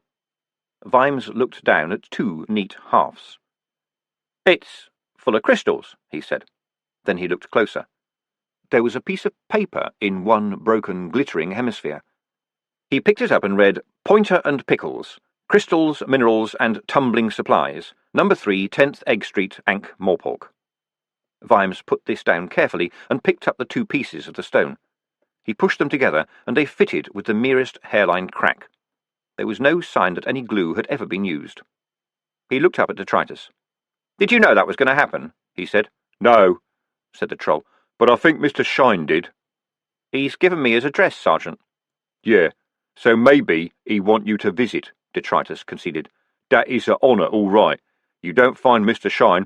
Shine find you." "How did he find you, Mr. Brick?" said Vimes. Brick gave Detritus a panicky look. The sergeant shrugged. "He picked me up one day, give me food," Brick mumbled. "He showed me where to come for more. He told me to keep off with the stuff, too, but—" "Yes?" Vimes prompted. Brick waved a pair of scarred, knobbly arms in a gesture that said, far more coherently than he could, that there was the whole universe on one side and Brick on the other, and what could anyone do against odds like that? And so he'd been handed over to Detritus, Vimes thought. That evened the odds somewhat. He stood up and nodded to Detritus. "Should I take anything, Sergeant?" The troll thought about this. "No," he said, "but maybe there's some thinking you could leave behind." I should be in charge of the mine raid, thought Vimes. We might be starting a war, after all, so I'm sure people would like to think that someone high up was there when it happened. So why do I think it's more important that I see the mysterious Mr. Shine? Captain Carrot had been busy. The city dwarfs liked him. So he'd done what Vimes could not have done, or at least have done well, which was to take a muddy dwarf necklace to a dwarf home down in New Cobblers and explain to 2 dwarf parents how it had been found. Things had happened quite fast after that, and one other reason for the speed was that the mine was shut. Guards and workers and dwarfs seeking guidance on the path of dwarfdom had turned up to be met with locked doors. Money was owing, and dwarfs got very definite about things like that. A lot of the huge body of dwarf law was about contracts. You were supposed to get paid. No more politics, Vimes told himself. Someone killed 4 of our dwarfs. Not some crazy rabble-rouser, and left them down there in the dark. I don't care who they are, they're going to be dragged into the light. It's the law. All the way to the bottom, all the way to the top. But it's going to be done by dwarfs. Dwarfs will go to that well and dig out that mud again and bring up the proof. He walked into the main office. Carrot was there, along with 6 dwarf officers. They looked grim. "All set," said Vimes. "Yes, sir. We'll meet the others at Empirical Crescent. You've got enough diggers?" "All dwarfs are diggers, sir," said Carrot solemnly. "There's timber on the way and winching gear too. Some of the miners joining us helped dig that tunnel, sir. They knew those lads. They're a bit bewildered and angry." "I'll bet. They believe us then, do they?" said Vimes. More or less, sir. If the bodies aren't there, though, we're going to have some explaining to do." "Very true. Didn't your lads know what they were digging for?" "No, sir. They just got orders from the Dark Dwarfs, and different squads dug in different directions. A long way in different directions. As far as Moneytrap Lane and Ettercap Street, they think." "That's a big slice of the city." "Yes, sir. But there was something odd." "Do go on, Captain," said Vimes. "We're good at odd." Every so often, everyone had to stop work, and the foreign dwarfs listened at the walls with a big, thing like an ear trumpet. Sally found something like that when she was down there. They were listening. In soggy mud. Listening for what? Singing worms? "The dwarfs don't know, sir. Trapped miners, they thought. I suppose it makes sense. A lot of the digging is through old stonework, so I suppose it's possible that other miners could be trapped somewhere that's got air. Not to last for weeks, though, surely. And why dig in different directions?" "It's a puzzle, sir, there's no doubt about it. But we'll get to the bottom of it soon enough. Everyone's very keen." "Good. But play down the watch side, will you? This is a bunch of concerned citizens trying to find their loved ones after a reported mining disaster, OK? The watchmen are just helping them out." "You mean, remember I'm a dwarf, sir?" "Thank you for that, Carrot. Yes, exactly," said Vimes. "And now I'm off to see a legend with a name like a can of polish." As he went out, he noticed the summoning dark symbol. The Pussycat Club drinks menu had been put with some care on a shelf by the window where it got maximum light. It glowed. Maybe this was because Frosted Hot Lips Rose had been designed to be seen across a crowded bar in poor light, but it seemed to float above the oh-so-funny sticky cocktail names like Just Sex, Pussy Galore, and No Brainer, making them look faded and unreal. Someone, several ones by the look of it, had lit candles in front of it for when night came. It mustn't be kept in the dark, Vimes thought. I wish I wasn't. Pointer and Pickles was dusty. Dust was the key note of the shop. Vimes must have passed it 1,000 times. It was that kind of shop, the kind you walked past. Dust and dead flies filled the little window, which nevertheless offered dim views of large lumps of rock covered with dust beyond. The bell over the door gave a dusty jangle as Vimes entered the gloomy interior. The noise died away, and there was a definite feeling that this marked the end of the entertainment for today. Then a distant shuffling was born in the heavy silence.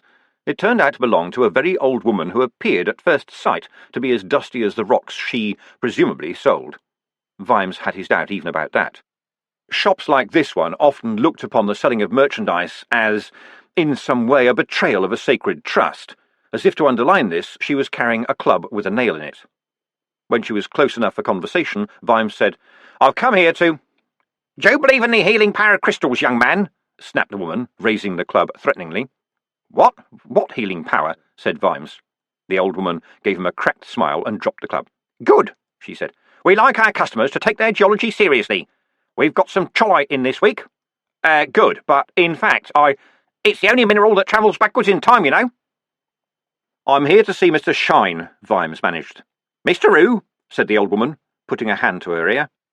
"Mr. Shine," said Vimes, confidence already draining out of him. "Never heard of him, dear." He gave me this," said Vimes, showing her the 2 pieces of geode. "Amethyst crystals, very nice specimen. I'll give you $7, said the old woman. "Are you, Pickles or Pointer?" said Vimes, as a last resort. "I'm Miss Pickles, dear. Miss Point—" She stopped. Her expression changed, became slightly younger and considerably more alert. "And I'm Miss Pointer, dear," she said. "Don't worry about Pickles. She just runs the body when I've got other things to do. Are you Commander Vimes?" Vimes stared. Are you telling me you're two people, with one body? Yes, dear. It's supposed to be an illness, but all I can say is we've always got along well. I've never told her about Mr. Shine. Can't be too careful. Come this way, do. She led the way through the dusty crystals and slabs into the back of the shop, where there was a wide corridor lined with shelves. Crystals of all sizes sparkled down at him. Of course, trolls have always been of interest to geologists, being made of metamorphorical rock, said Miss Pickles, conversationally. You're not a rock hound yourself, Commander. I've had the occasional stone thrown at me, said Vimes. I've never bothered to check what kind it was. Ha! Such a shame we're on loam here, said the woman, as the sound of quiet voices drew nearer. She opened a door and stood aside. I rent them the room, she said. Do go in. Vimes looked at the top few treads of a flight of stairs heading down. Oh, goody, he thought. We're going underground again. But there was a warm light coming up, and the voices were louder. The cellar was large and cool. There were tables everywhere, with a couple of people at each one bent over a checkered board. A games room. The players were dwarfs, trolls, and humans, but what they had in common was concentration. Unconcerned faces glanced towards Vimes, who had paused halfway down the stairs, and then looked back to the game at hand. Vimes continued down to floor level. This had to be important, right? Mr. Shine had wanted him to see it. People. Men, trolls, dwarfs, playing games. Occasionally, a couple of players would look up at one another, share a glance, and shake hands. Then one of them would go off to a new table. "What do you notice, Mr. Vimes?" said a deep voice behind him. Vimes forced himself to turn slowly.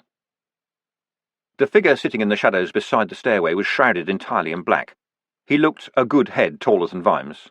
"They're all young?" he ventured, and added, "Mr. Shine?" "Exactly. More youngsters tend to come along in the evenings, too. Do take a seat, sir." "Why have I come to see you, Mr. Shine?" said Vimes, sitting down. "Because you want to find out why you have come to see me," said the dark figure. "Because you're wandering in the dark. Because Mr. Vimes, with his badge and his truncheon, is full of rage. More full than usual. Take care of that rage, Mr. Vimes." Mystic, thought Vimes. "I like to see whom I'm talking to," he said. "What are you?" "You would not see me if I removed this hood," said Mr. Shine. "As for what I am, I'll ask you this. Would it be true to say that Captain Carrot, while very happy to be a watch officer, is the rightful king of Ankh-Morpork?" "I have trouble with the term rightful," said Vimes. "So I understand. It may well be that this is one reason why he hasn't yet chosen to declare himself," said Mr. Shine. "But no matter. Well, I am the rightful, and indisputable king of the trolls." "Really?" said Vimes. It wasn't much of a reply, but his options at this point were limited. "Yeah, and when I say indisputable, I mean what I say, Mr. Vimes. Hidden human kings have to resort to magic swords or legendary feats to reclaim their birthright. I do not. I just have to be. You are aware of the concept of metamorphorical rock? You mean the way trolls look like certain types of rock? Indeed. Schist, mica, shale, and so on. Even brick. Poor young brick. No one knows why this is, and I have expended thousands of words in saying so. Oh, to hell with it, you would say. You deserve a glimpse. Protect your eyes. Aye, Mr. Vimes." A black-robed arm was extended, a black velvet glove removed. Vimes shut his eyes in time, but the inside of his lids blazed red. "Am Diamond," said Mr. Shine. The glare faded a little. Vimes risked opening his eyes a bit, and made out a hand, every flexing finger sparkling like a prism. The players glanced up, but they'd seen this before. "Frost forms quite quickly," said Mr. Shine. When Vimes dared to peek, the hand glittered like the heart of winter. "You're hiding out from jewellers?" he managed, taken aback. "Ha! In fact, this city is indeed a very good place for people who don't wish to be seen, Mr. Vimes. I have friends here, and I have talents. You'd find me quite hard to see if I wished to be unseen. I am also, frankly, intelligent, and intelligent all the time.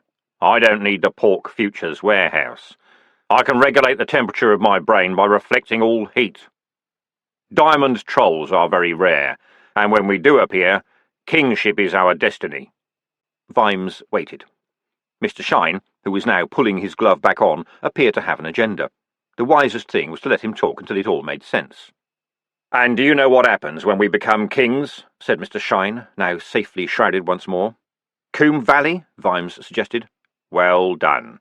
The trolls unite, and we have the same tired old war followed by centuries of skirmishing. That is the sad, stupid history of the trolls and the dwarfs. And this time Ankh-Morpork will be caught up in it. You know that the troll and dwarf population here has grown enormously under veterinary. All right, but if you're king, can't you just make peace?" "Just like that. It'll need much more than that." The hood of the robe shook sadly. "You really know very little about us, Mr. Vimes. You see us down on the plains shambling around, talking like this. You don't know about the history chant, or the long dance, or stone music. You see the hunched troll dragging his club. That's what the dwarfs did for us long ago. They turned us, in your minds, into sad, brainless monsters." "Don't look at me when you say that," said Vimes. "Detritus is one of my best officers." There was silence. Then Mr. Shine said, "Shall I tell you what I think the dwarfs were looking for, Mr. Vimes? Something of theirs.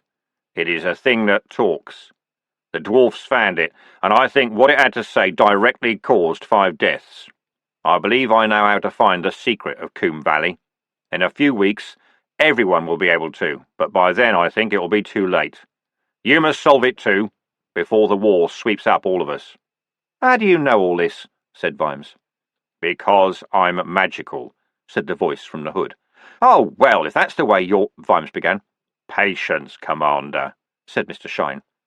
"I just simplified. Accept instead that I am very smart. I have an analytical mind. I've studied the histories and lore of my hereditary enemy. I have friends who are dwarfs. Quite knowledgeable dwarfs. Quite powerful dwarfs, who wish for an end to this stupid feud as much as I do. And I have a love of games and puzzles. The Codex was not a terrible challenge. If it's going to help me find the murderers of those dwarfs in the mine, then you should tell me what you know." "Why, trust what I say. I am a troll. I'm partisan. I might wish to direct your thoughts down the wrong path." "Maybe you have already," said Vimes hotly. He knew he was making a fool of himself. It only made him angrier. "Good. That's the spirit," said Mr. Shine.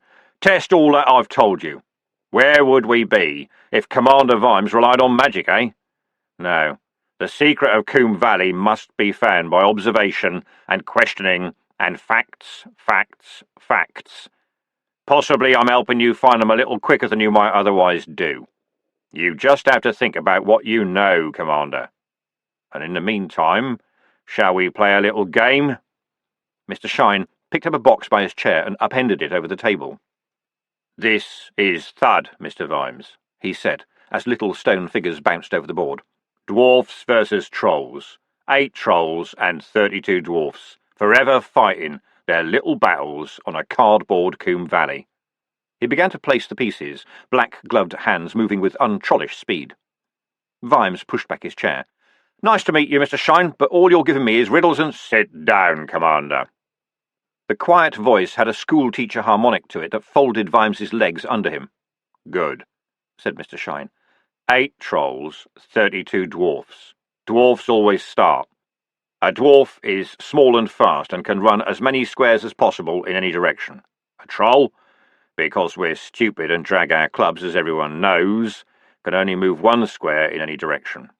There are other types of moving, but what do you see so far?" Vimes tried to concentrate. It was hard. This was a game, it wasn't real. Besides, the answer was so obvious that it couldn't be the right one. "It looks like the dwarfs must win every time," he ventured. "Ah, natural suspicion, I like that. In fact, among the best players, the bias is slightly in favour of the trolls," said Mr. Shine. "This is largely because a troll can, in the right circumstances, do a lot of damage. How are your ribs, by the way?" "All the better for your asking," said Vimes sourly. He'd forgotten them for 20 blessed minutes. Now they ached again. "Good. I'm glad Brick has found detritus. He has a good brain if he can be persuaded to stop frying it every half an hour. Back to our game. Advantages to either side do not matter, in fact, because a complete game consists of 2 battles. In one, you must play the dwarfs. In the other, you must play the trolls. As you may expect, dwarfs find it easy to play the dwarf side, which needs a strategy and mode of attack that comes easy to a dwarf.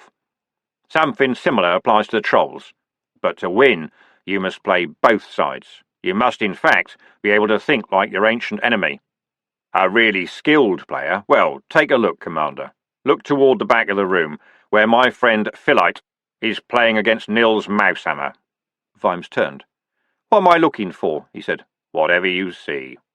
Well, that troll over there is wearing what looks like a large dwarf helmet. Yes, one of the dwarf players made it for him, and he speaks quite passable dwarfish. He's drinking out of a horn like the dwarfs do. He had to have one made in metal. Troll beer would melt ordinary horn. Nils can sing quite a lot of the troll history chant. Look at Gabbro over there. Good troll boy, but he knows all there is to know about dwarf battle bread. In fact, I believe that's a boomerang croissant on the table next to him. Purely for ceremonial purposes, of course. Commander? Said Vimes, turning his head. What? A slightly built dwarf at one of the tables was watching him with interest, as though he was some kind of fascinating monster. Mr. Shine chuckled. To study the enemy, you have to get under his skin. When you're under his skin, you start to see the world through his eyes. Gabbro is so good at playing from the dwarf viewpoint that his troll game is suffering, and he wants to go to Copperhead to learn from some of the dwarf Thudmeisters there. I hope he does. They'll teach him how to play like a troll. None of these lads here were out getting fighting drunk last night. And thus we wear down mountains. Water dripping on a stone, dissolving and removing, changing the shape of the world, one drop at a time. Water dripping on a stone, Commander. Water flowing underground, bubbling up in unexpected places. I think you're going to need a bit more of a gush, said Vimes. I don't think a bunch of people playing games is going to break down a mountain any time soon. It depends on where the drops fall, said Mr. Shine. In time they may wash away a valley at least. You should ask yourself, why was I so keen to get into that mine? Because there'd been a murder. And that was the only reason, said the shrouded Mr. Shine. Of course. And everyone knows what gossips dwarfs are, said Mr. Shine. Well, I'm sure you will do your best, Commander. I hope you find the murderer before the dark catches up with them. Mr. Shine, some of my officers have lit candles around that damn symbol. Good thinking, I'd say. So you really believe that it's some kind of threat? How come you know so much about dwarf signs anyway? I have studied them. I accept the fact of their existence. Some of your officers believe. Most dwarfs do. Somewhere in their gnarly little souls. I respect that. You can take a dwarf out of the dark, but you can't take the dark out of a dwarf. Those symbols are very old. They have real power. Who knows what old evil lurks in the deep darkness under the mountains? There's no darkness like it. You could take the mickey out of a copper, too, said Vimes. Ah, Mr. Vimes, you have had a busy day. So much happening, so little time to think. Take time to reflect on all you know, sir. I am a reflecting kind of person. Commander Vimes? The voice came from Miss Pointer, Miss Pickles, halfway up the stairs. There's a troll asking after you. What a shame, said Mr. Shine. That will be Sergeant Detritus. Not good news, I suspect. If I had to guess, I'd say that the trolls have sent round a taka-taka. You must go, Mr. Vimes. I'll be seeing you again. I don't think I'll see you, said Vimes. He stood up and then hesitated. One question, right? And no funny answers, if you don't mind, he said. Tell me why you helped Brick. Why should you care about a slushed-out gutter troll? Why should you care about some dead dwarfs? Said Mr. Shine. Because someone has to. Exactly. Goodbye, Mr. Vimes. Vimes hurried up the stairs and followed Miss Pointer, Miss Pickles, out into the shop. Detritus was standing among the mineral specimens, looking uncomfortable, like a man in a morgue. He says he has to, said Vimes. What debt, sir? Oh, just thinking aloud. What's happening? Detritus shifted uneasily. Sorry, Mr. Vimes, but I was the only one that knew where... he began. Yeah, OK. Is this about the taka-taka? How did you know about that, sir? I don't. What is the taka-taka? It the famous war club of the trolls, said Detritus. With the image of the Peace Club of the Trolls downstairs still in his mind, Vimes couldn't stop himself. You mean you subscribe and get a different war every month? He said. But that sort of thing was wasted on detritus. He treated humour as some human aberration that had to be overcome by talking slowly and patiently. No, sir. When the tacker is sent around the clans, it a summoning to war, he said. Oh, damn. Coombe Valley? Yes, sir. And I'm hearing that the Low King and the Uberwald dwarfs is already on the way to Coombe Valley too. The street is full of it. Bingle, bingle, bingle, said a small and very nervous voice. Vimes pulled out the gooseberry and stared at it. At a time like this... Well, he said. It's 29 minutes past 5. Insert name here, said the imp nervously. So, on foot, at this time of day, you will need to leave now to be home at 6 o'clock, said the imp. The patrician want to see you, and there's claxes arriving and everything, said detritus insistently. Vimes continued to stare at the imp, which looked embarrassed. I'm going home, he said, and started walking. Dark clouds were rolling in overhead, heralding another summer storm. They found the 3 dwarfs near the well, sir, said detritus, lumbering after him. Looks like it was other dwarfs what killed 'em, sure enough. Captain Carrot's put guards on every exit he can find. But they dig, Vimes thought. Who knows where all the tunnels go? And he wants permission to break open the big iron doors in Treacle Street, detritus went on. They can get at the last dwarf that way. What are the dwarfs saying about it? Said Vimes, over his shoulder. The living ones, I mean. A lot of them saw the dead dwarfs brought up, said detritus. I think most of them would hand him the crowbar. Let's hear it for the mob, Vimes thought. Grab it by its sentimental heart. Besides, the storm is beginning. Why worry about an extra raindrop? OK, he said. Tell him this. I know Otto will be there with his damn picture box, so when that door is wrenched open, it's going to be dwarfs doing it, OK? A picture full of dwarfs. Right, sir. As young Brick, will he swear a statement? Does he understand about that? I reckon he could, sir. In front of dwarfs? He will if I ask him, sir, said detritus. That I can promise. Good. And get someone to put out a message on the clacks to every city watch and village constable between here and the mountains. Tell them to look out for a party of dark dwarfs. They've got what they came for, and they're doing a runner, I know it. You want they should try to stop 'em? The sergeant asked. No. No one should try it. Say they've got weapons that shoot fire. Just let me know where they're headed. I'll tell them that, sir.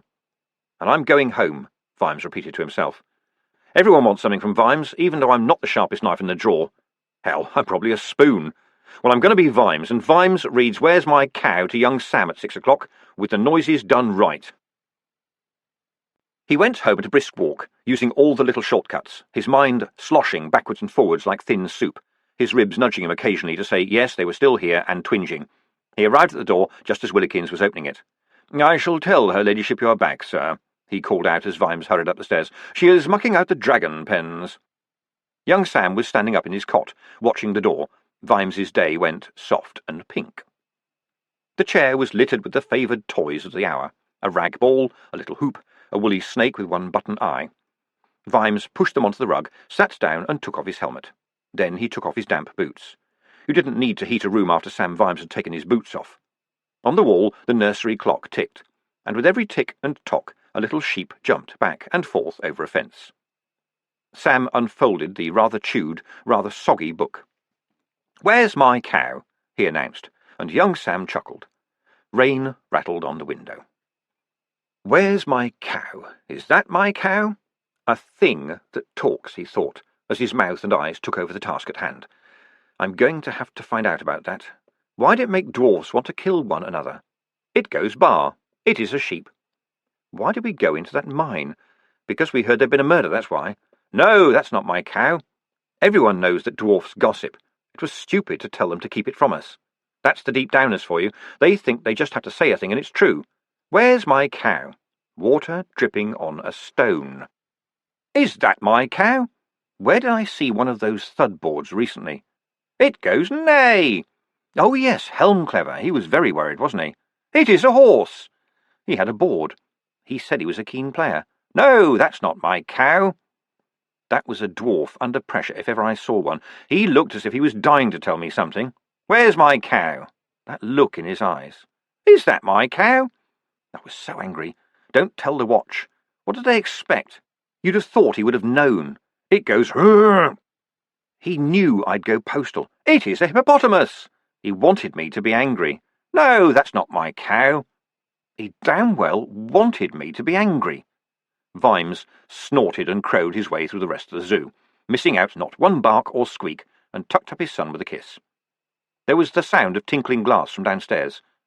"Oh, someone's dropped a glass," said his front brain. But his back brain, which had steered him safely through these mean streets for more than 50 years, whispered, "Like hell they did." Purity would be up in her room. Cook had the evening off. Sybil was out feeding the dragons. That left Willikins. Butlers didn't drop things. From below there was a quiet and then the thud of something hitting meat. And Vimes's sword was on the hook at the other end of the hall because Sybil didn't like him wearing it in the house. As quietly as possible he sought around for something, anything that could be turned into a weapon. Regrettably, they had, when choosing toys for young Sam, completely neglected the whole area of hard things with sharp edges. Bunnies, chickies, and piggies there were in plenty, but Vimes spotted something that would do and wrenched it free. Moving soundlessly on thick, overdarned socks, he crept down the stairs. The door to the wine cellar was open. Vimes didn't drink these days, but guests did, and Willikins, in accordance with some Butlerian duty to generations only just or as yet unborn, cared for it and bought the occasional promising vintage. Was there the crackle of glass being trodden on? OK. Did the stairs creak? He'd find out. He reached the vaulted, damp cellar and stepped carefully out of the light filtering down from the hall. Now he could smell it, the faint reek of black oil. The little bastards. And they could see in the dark, too, right? He reached into his pocket and fumbled for his matches, while his heart thudded in his ears. His fingers closed over a match, and he took a deep breath. One hand grasped his wrist, and as he swung madly at the darkness with the hind leg of the rocking horse, this, too, was wrested from him. Instinctively he kicked out, and there was a grunt. His arms were released, and from somewhere near the floor the voice of Willikins, rather strained, said, "Excuse me, sir. I appear to have walked into your foot." "Willikins? What the hell's been happening?" "Some dwarfish gentleman called while you were upstairs, sir," said the butler, unfolding slowly. "Through the cellar wall, in fact. I regret to say that I found it necessary to deal somewhat strictly with them. I fear one might be dead." Vimes peered around. "Might be dead? Is he still breathing?" "I do not know, sir." Willikins applied a match with great care to a stub of candle. "I heard him gurgling, but he appears to have stopped. I'm sorry to say that they came upon me when I was leaving the ice store, and I was forced to defend myself with the first thing that came to hand." "Which was?" "The ice knife, sir," said Willikins levelly. He held up 18 inches of sharp serrated steel, designed to slice ice into convenient blocks. "The other gentleman I have lodged on a meat hook, sir." "You didn't?" Vimes began, horrified. "Only through his clothing, sir. I'm sorry to have laid hands on you, but I feared the wretched oil might have been inflammable. I hope I got all of them. I would like to take this opportunity to apologize for the mess." But Vimes was gone, and already halfway up the cellar steps. In the hall, his heart stopped. A short, dark figure was at the top of the steps and disappearing into the nursery. The broad, stately staircase soared in front of him, a stairway to the top of the sky. He ran up it, hearing himself screaming, I'll kill you, I'll kill you, kill, I'll kill you, I'll kill you." The terrible fury choked him, the rage and dreadful fear set his lungs on fire, and still the stairs unrolled. There was no end to them. They climbed forever, while he was falling backwards into hell. But hell buoyed him up, gave wings to his rage, lifted him, sent him back. And then, his breath now nothing more than one long, profane scream, he reached the top step. The dwarf came out of the nursery doorway, backwards and fast. He hit the railings and crashed through them onto the floor below. Vimes ran on, sliding on the polished wood, skidding as he swung into the nursery, dreading the sight of young Sam sleeping peacefully. On the wall, the little lamb rocked the night away. Sam Vimes picked up his son, wrapped in his blue blanket, and sagged to his knees. He hadn't drawn breath all the way up the stairs, and now his body cashed its checks, sucking in air and redemption in huge, racking sobs. Tears boiled out of him, shaking him wretchedly. Through the running, wet blur, he saw something on the floor. There, on the rug, was the rag ball, the hoop, and the woolly snake, lying where they'd fallen. The ball had rolled, more or less, into the middle of the hoop. The snake lay half uncoiled, its head resting on the edge of the hoop. Together, in this weak nursery light, they looked at first glance like a big eye with a tail. "Sir, is everything all right?" Vimes looked up and focused on the red face of Willikins, out of breath. Yeah, what? Yeah, fine, thanks," he managed, summoning his scattered senses. "Fine, Willikins, thank you. One must have got past me in the dark. Huh? "Yeah, very remiss of you, then," said Vimes, getting to his feet, but still clutching his son to him. "I'd just bet most butlers round here would have taken out all three with one swipe of their polishing cloth, right?" "Are you all right, sir? Because—" "But you went to the Shamlegger School of Butlering," Vimes giggled. His knees were trembling. Part of him knew what this was all about. After the terror came that drunken feeling, when you were still alive and suddenly everything was funny. I mean, other butlers just know how to cut people dead with a look, but you, Willikins, you know how to cut them dead with— "Listen, sir, he's got outside, sir," said Willikins urgently. "So is Lady Sybil." Vimes's grin froze. "Shall I take the young man, sir?" Willikins said, reaching. Vimes backed away. A troll with a crowbar and a tub of grease would not have wrested his son from him. "No, but give me that knife, and go and make sure Purity is all right."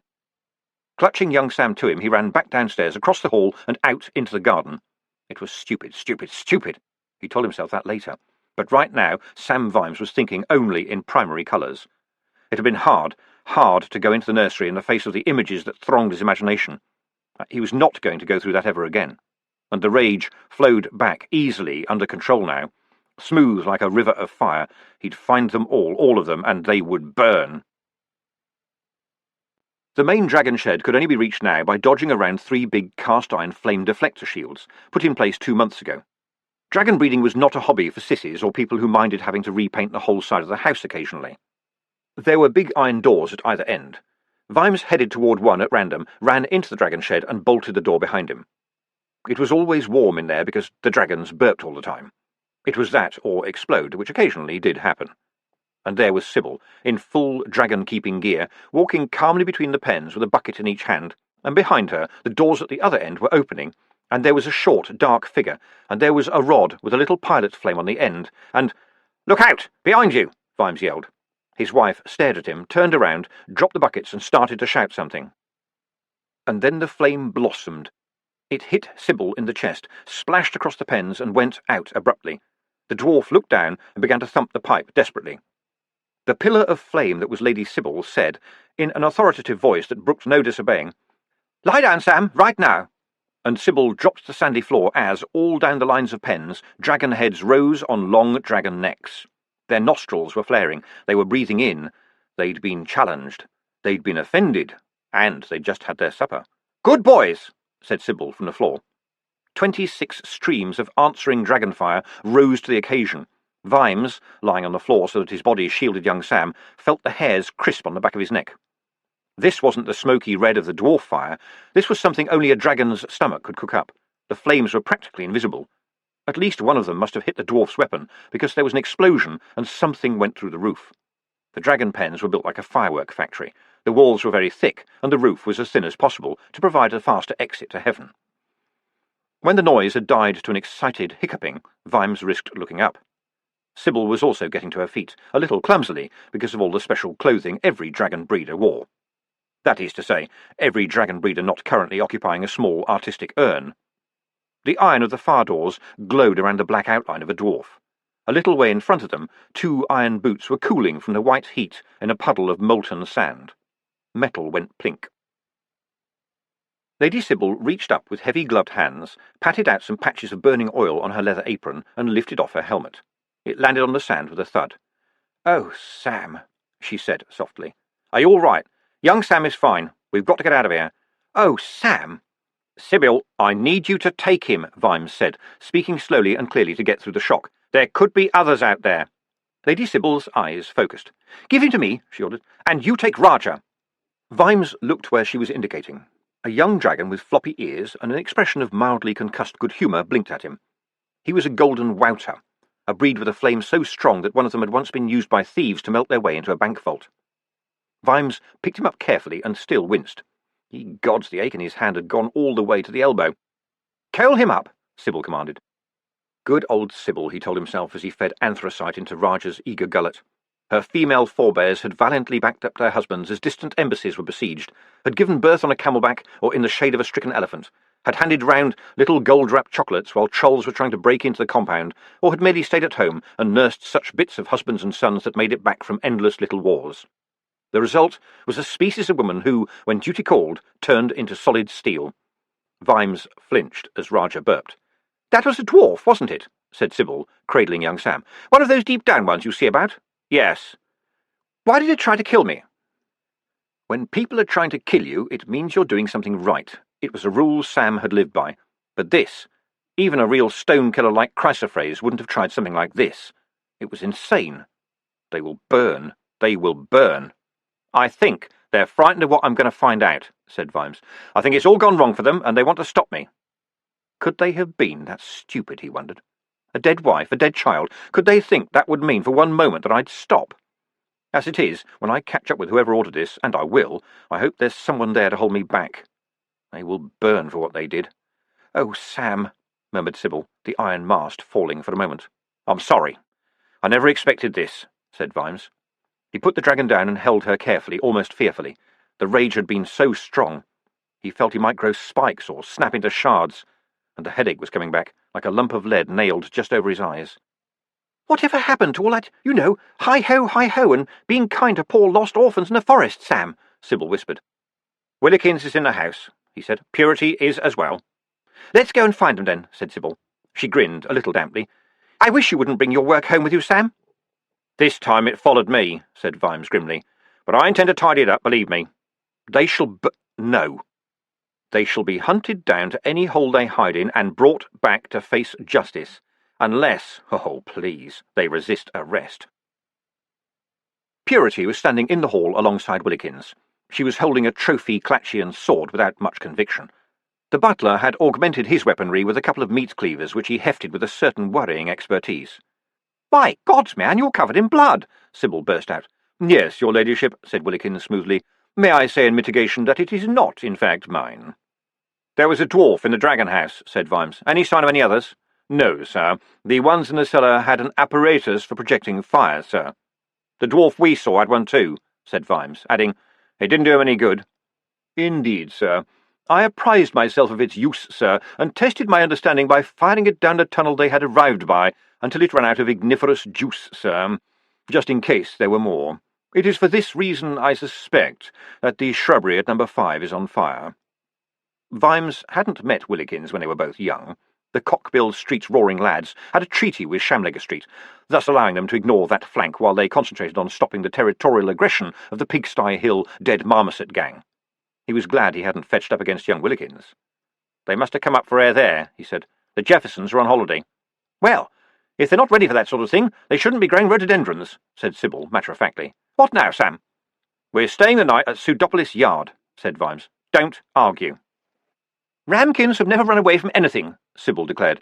"Vimeses have run like hell all the time," said Vimes, too diplomatic to mention the aforesaid ancestors who came home in pieces.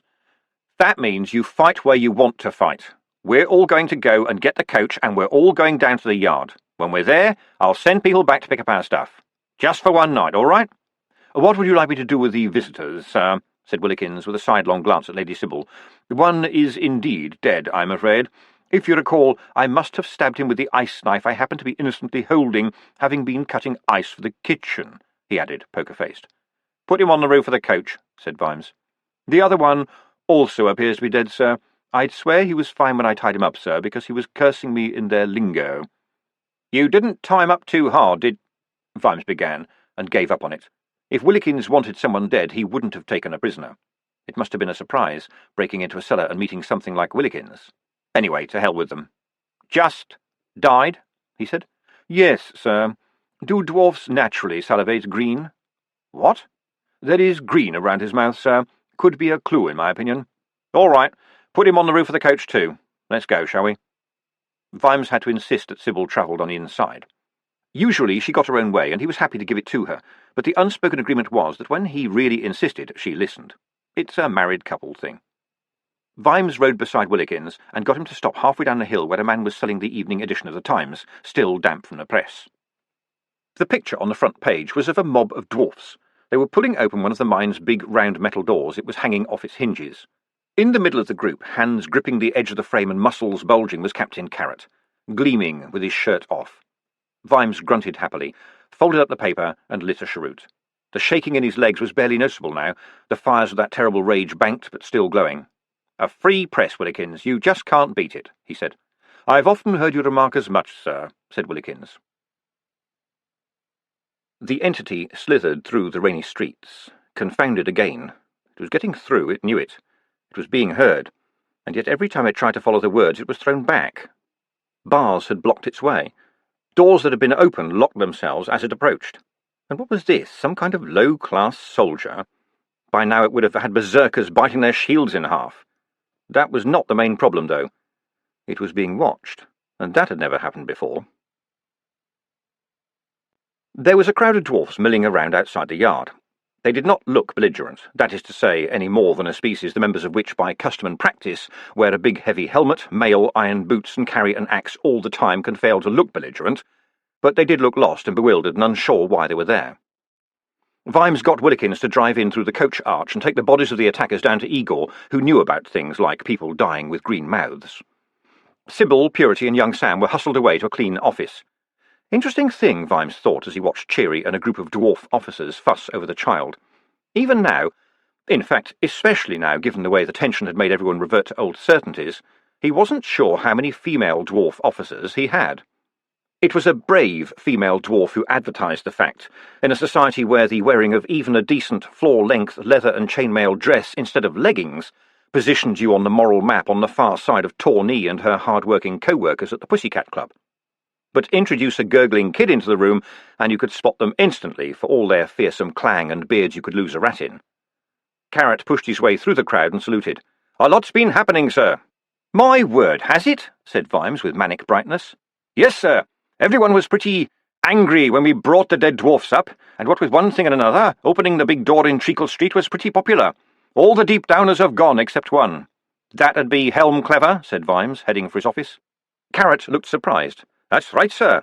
He's in a cell. I'd like you to have a look at him if you don't mind. He was crying and moaning and trembling in a corner, with lit candles all round him."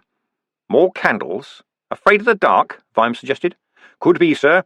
Igor says the trouble's in his head." "Don't let Igor try to give him a new one," said Vimes quickly. "I'll go down there as soon as I can. I tried talking to him, but he just looks blank, sir." "How did you know he was the one we found?" "I've got some edges, and some bits that are in interesting shape," said Vimes, sitting down at his desk. When Carrot looked blank, he went on, "Of the jigsaw puzzle, Captain. But there are lots of bits of sky. However, I think I might be nearly there, because I think I've been handed a corner." "What talks underground?" "Sir?" "You know, the dwarfs were listening for something underground. You wondered if someone was trapped, right? But is there, I don't know, something dwarf-made that talks?" Carrot's brow wrinkled. "You're not talking about a cube, are you, sir?" "I don't know. Am I? You tell me." "The deep downers have some in their mine, sir, but I'm sure there's none buried here. They're generally found in hard rocks. Anyway, you wouldn't listen for one. I've never heard of them talking when they're found. Some dwarfs have spent years learning how to use just one of them." "Good. Now, what is a cube?" said Vimes, glancing at his in-tray. Oh, good. There weren't any memos from A.E. Pessimal. It's like a book, sir, which talks. A bit like your gooseberry, I suppose. Most of them contain interpretations of dwarf lore by ancient lore-masters. It's very old magic, I suppose." "Suppose?" said Vimes. "Well, technomantic devices look like things that are built, out of—" "Captain, you've lost me again. What are devices, and why do you pronounce the capital D?" "Cubes are a type of device, sir. No one knows who made them or for what original purpose. They might be older than the world. They've been found in volcanoes and the deepest rocks. The deep downers have most of them. They come in all sorts of—" "Hold on. You mean that when they're dug up, there's dwarf voices from millions of years ago? Surely dwarfs haven't been—" "No, sir. Dwarfs put them on later. I'm not too well up on this.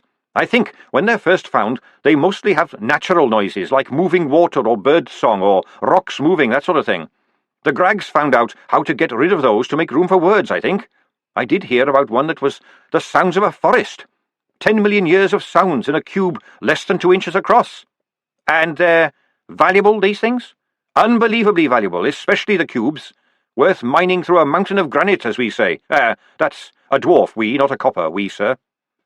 So, digging through a few thousand of tons of Ankh-Morpork muck would be worth it, then? For a cube, yes? Is that what this is all about? But how would it get here? The average dwarf might never see one in his whole life. Only Grags and great chieftains use them.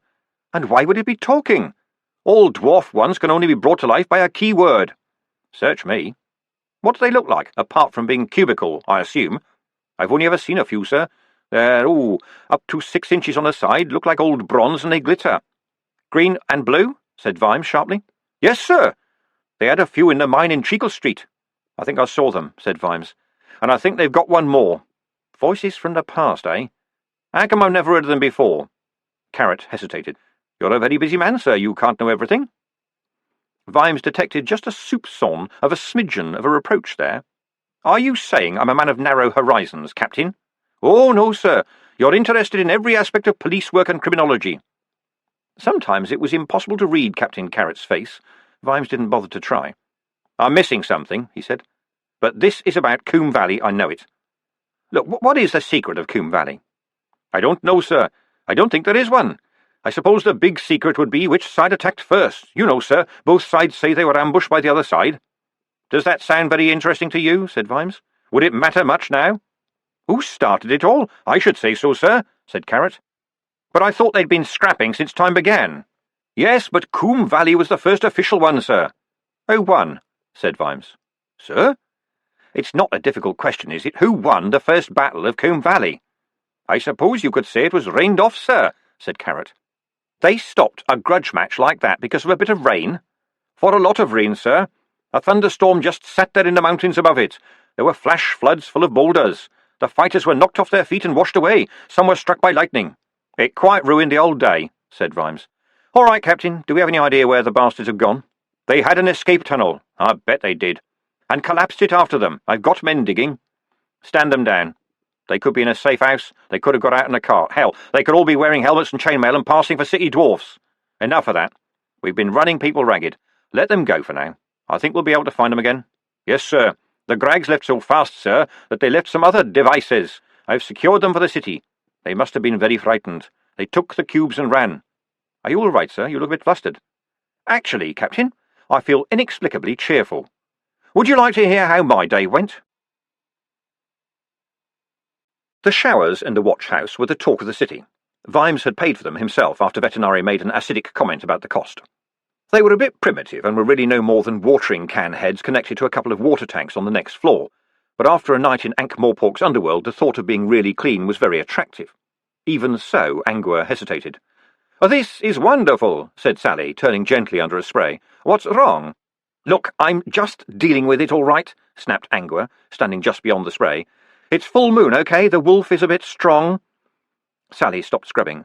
"Oh, I see," she said. "Is it the whole BATH thing?" "You just had to say that, didn't you?" said Angua, and forced herself to step onto the tiles. "Well, what do you do normally?" said Sally, handing her the soap. "Cold water, and pretend it's rain. Don't you dare laugh. Change the subject right now." "All right. What did you think of Nobby's girlfriend?" said Sally. "Tawny, friendly, good-looking. Try perfect physical beauty, astonishing proportions, a walking classic." "Well, yes, pretty much," Angua conceded. "And all that is Nobby Nobbs's girlfriend?" "She seems to think so." "You're not telling me she deserves Nobby," said Sally. "Look, Verity Pushpram doesn't deserve Nobby, and she's got a weird squint, arms like a stevedore, and cooks shellfish for a living," said Angua. "That's how things are." "Is she his old girlfriend?" "He used to say so. As far as I know, the physical side of the relationship consisted of her hitting him with a wet fish whenever he went near her." Angua squeezed the last of the slime out of her hair. It was tough stuff to lose. As it was, some of it was fighting not to go down the plug hole. That was enough. She didn't like to spend too much time in the SHOWER. Another 6 or so sessions, and the smell would have quite gone away. The important thing now was to remember to use a towel and not shake herself dry. "You think I went down there to impress Captain Carrot, don't you?" said Sally behind her. Angua stopped, her head wrapped in toweling. Oh well, it was going to happen sooner or later. "No," she said. "Your heartbeat says otherwise," Sally said meekly. "Don't worry, I wouldn't have a chance. His heart beats faster every time he looks at you, and yours skips a beat every time you see him." "Okay, then, this is it," said the wolf, who was never far away. "This is when we sort it out. Claw against fang. No, don't listen to the wolf. But it would help, wouldn't it, if this stupid bitch stopped listening to the bat? Stay out of people's hearts," she growled. "I can't. You can't switch off your nose, can you?" "Can you?" The moment of the wolf had passed. Angua relaxed a little. His heart beat faster, did it? "No," she said. "I can't." "Has he ever seen you without your uniform?" Ye gods, thought Angua, and headed for her clothes. Well, of course, she mumbled. I meant wearing something else, like a dress, Sally went on. Come on. Every copper spends some time out of uniform. That's how you know you're off duty. But it's pretty much a 24/8 job for us, said Angua. There's always... You mean it is for him because he likes it that way, and so you go along with it, said the vampire, and that one got through all Angua's defences. It's my life. Why should I listen to advice from a vampire? Because you're a werewolf, said Sally. Only a vampire would dare to give it, right? You don't have to be at his heel all the time. Look, I've been through all this, understand? It's a werewolf thing. We are what we are. I'm not. You don't get the black ribbon just for signing the pledge, you know. And it doesn't mean you stop craving blood. You just don't do anything about it. At least you can go out at night and chase chickens. There was a stony silence. Then Angua said, You know about the chickens? Yes. I pay for them, you know. I'm sure you do. And it's not as though it's every night. I'm sure it isn't. Look, do you know there are people out there who will volunteer to be a vampire's dinner companion, providing it's all done with style, and we are considered weird. She sniffed. By the way, what did you wash your hair in? Willard Brothers' Good Girl Flea Shampoo, said Angua. It brings out the gloss, she added defensively. Look, I want to get this clear, right? Just because we spent hours waiting around under the city, and okay, maybe saved each other's lives once or twice, it does not mean we're friends, okay? We just happened to be there at the same time. You do need some time off, said Sally. I was going to buy a drink for Tawny anyway to say thanks, and Cheery wants to tag along. How about it? We've been stood down for an hour. Time out for a little fun? Angua struggled with a seething snake's nest of emotions. Tawny had been very kind, and far more helpful than you might expect from someone wearing 6 inches of heel and 4 square inches of clothing. Come on, said Sally encouragingly. I don't know about you, but it's going to take a bit of effort to get the taste of that mud out of my mouth. Oh, all right, but this doesn't mean we're bonding. Fine, fine. I'm not a bondage kind of person, said Angua. Yes, yes, said Sally. I can see that. Vimes sat and stared at his notebook. He'd got Talking Cube written down and circled. Out of the corner of his ear, he could hear the sounds of the city watch rising from below, the bustle in the yard of the old lemonade factory, where the specials were assembling again just in case, the rattle of the hurry-up wagon, the general murmur of voices coming up through the floor.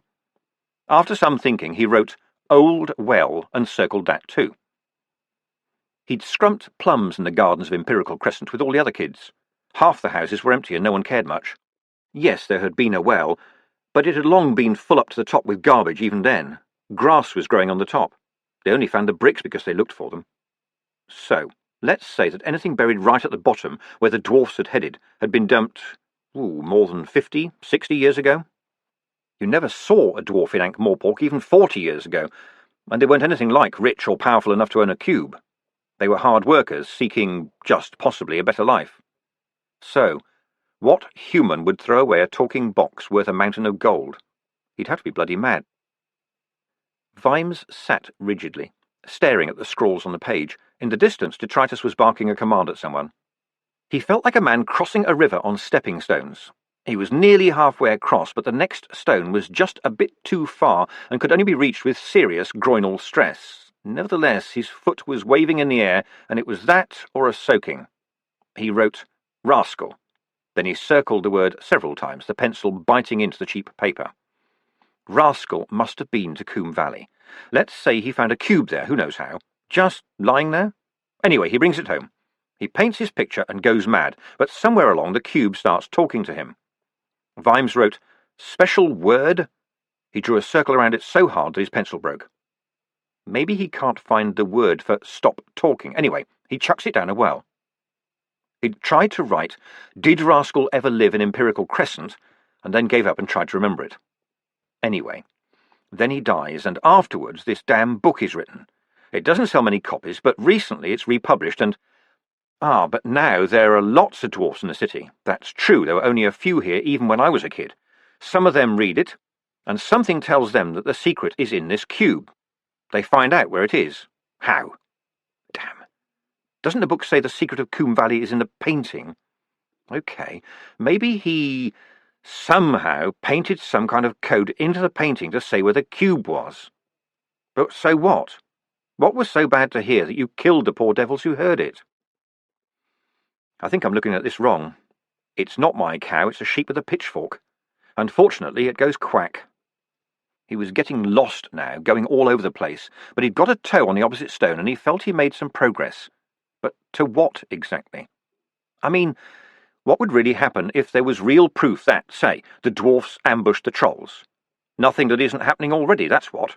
You can always find an excuse that your side will accept, and who cares what the enemy thinks? In the real world, it wouldn't make any difference. There was a very faint knock at the door, the sort that you use if you secretly hope it won't be answered. Vimes sprang from his chair and pulled it open. A.E. Pessimal stood there. "Ah, A.E.," said Vimes, going back to his desk and laying down his pencil. "Come on in. What can I do for you? How's the arm?" Could you spare a moment of your time, Your Grace?" Your Grace, thought Vimes. Well, he hadn't the heart to object this time. He sat down again. A.E. Pessimal was still wearing the chainmail shirt with the specials badge on it. He didn't look very shiny. Brick's swipe had bowled him across the plaza like a ball. A.E. Pessimal began. "You'll have to start as a Lance Constable, but a man of your talents ought to make it to Sergeant within a year, and you can have your own office," said Vimes. A.E. Pessimal shut his eyes. "How do you know?" he breathed. "You attacked a boozed-up troll with your teeth," said Vimes. "There's a man born for the badge, I thought to myself."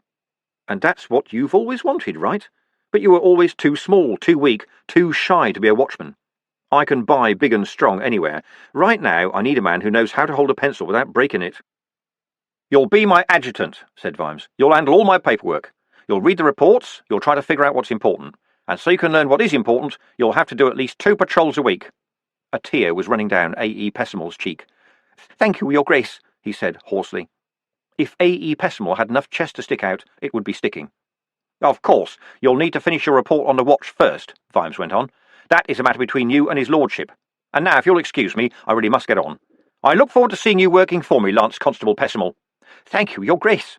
"Oh, and you won't call me Your Grace," said Vimes. He thought for a moment, and decided that the man had earned this all in one go, and added, "Mr. Vimes will do." "And so we make progress," he said to himself, after A.E. Pessimal had floated away. "And his lordship won't like it, so, as far as I can see, there's no downside. Quis custodiet ipsos custodes, qui custodes custodient. Was that right for who watches the watcher that watches the watchman? Probably not. Still, your move, my lord." He was just puzzling over his notebook again when the door opened without an introductory knock. Sybil entered with a plate. "You're not eating enough, Sam," she announced, "and the canteen here is a disgrace. It's all grease and garbage." "That's what the men like, I'm afraid," said Vimes guiltily. "I've cleaned out the tar in the tea-urn at least," Sybil went on with satisfaction. "You cleaned out the tea-urn?" said Vimes in a hollow voice. It was like being told that someone had wiped the patina off a fine old work of art. "Yes, it was like tar in there. There really wasn't much proper food in the store, but I managed to make you a bacon, lettuce and tomato sandwich." "Thank you, dear." Vimes cautiously lifted a corner of the bread with his broken pencil.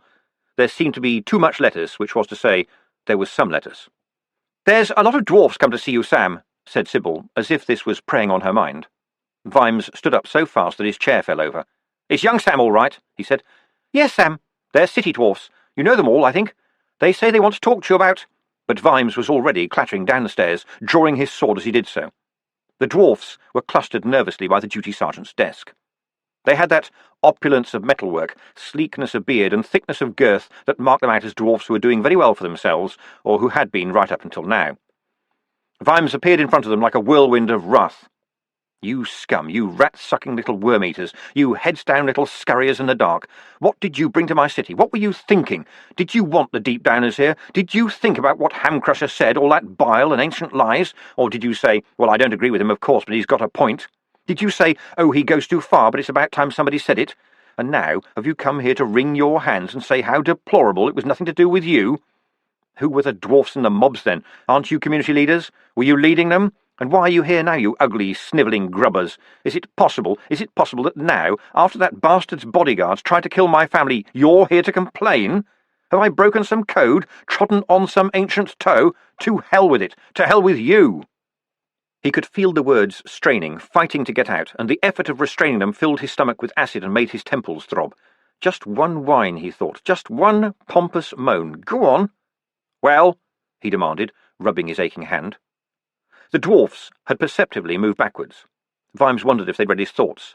They'd echoed in his brain loudly enough. A dwarf cleared his throat. "Commander Vimes," he began, You're Paul Strong in the arm, aren't you? Vimes demanded. One half of Burley and Strong in the arm? You make crossbows. Yes, Commander, and remove your weapons, all of them, all of you. The room fell silent. Out of the corner of his eye, Vimes saw a couple of dwarf officers, who had at least been pretending to be engaged in paperwork, rising from their seats. He was being dangerously stupid, part of him knew, but right now he wanted to hurt a dwarf, and he wasn't allowed to do it with steel. Most of the battle stuff they wore was simply for clang in any case, but a dwarf would sooner drop his drawers than put aside his axe. And these were serious city dwarfs, with seats in the guilds and everything. Ye gods, he was going too far. He managed to grunt, "All right, keep your battle axes. Leave everything else at the desk. You'll get a receipt." For a moment, quite a long moment, he thought. No, he hoped they would refuse, but one of them, somewhere in the group, said, "I think we must do this for the commander. These are difficult times, we must learn to fit them." Vimes went up to his office, hearing the clinks and clangs behind him, and landed so violently in his chair that it rolled back against the wall. The receipt was a nasty touch. He was quite pleased with it. On his desk, on a little stand that Sybil had made for it, was his official baton of office. It was, in fact, the same size as the ordinary copper's truncheons, but turned out of rosewood and silver instead of lignum vitae or oak. It still had plenty of weight, though, certainly enough to leave the words "Protector of the King's Peace" printed back to front on a dwarf skull. The dwarfs were ushered in, looking slightly less heavy. Just one word, Vimes thought, as the acid swirled. One damn word. Go on, just breathe wrong. "Very well. What can I do for you?" he said. I'm sure you know all of us," Paws began, trying to smile.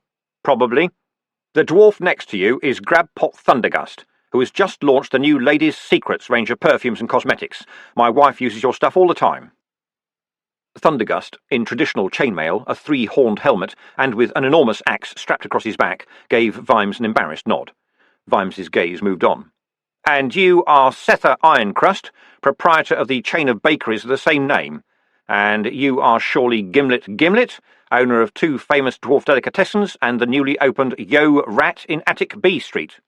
Vimes looked around the office, dwarf after dwarf, until he got back to the front row and a dwarf of fairly modest dress by dwarf standards, who had been watching him intently. Vimes had a good memory for faces, and had seen this one recently but couldn't place it. Perhaps it had been behind a well-flung half-brick. "You. I don't think I know you," he said. "Oh, we haven't exactly been introduced, Commander," said the dwarf cheerfully, "but I'm very interested in the theory of games." Or Mr. Shine's Thud Academy, Vimes thought. The dwarf's voice sounded like the one that had, he'd admit it, been of diplomatic help downstairs. He wore a simple, plain, round helmet, a simple leather shirt with some basic mail on it, and his beard was clipped to something tidier than the general dwarfish gorsebush effect.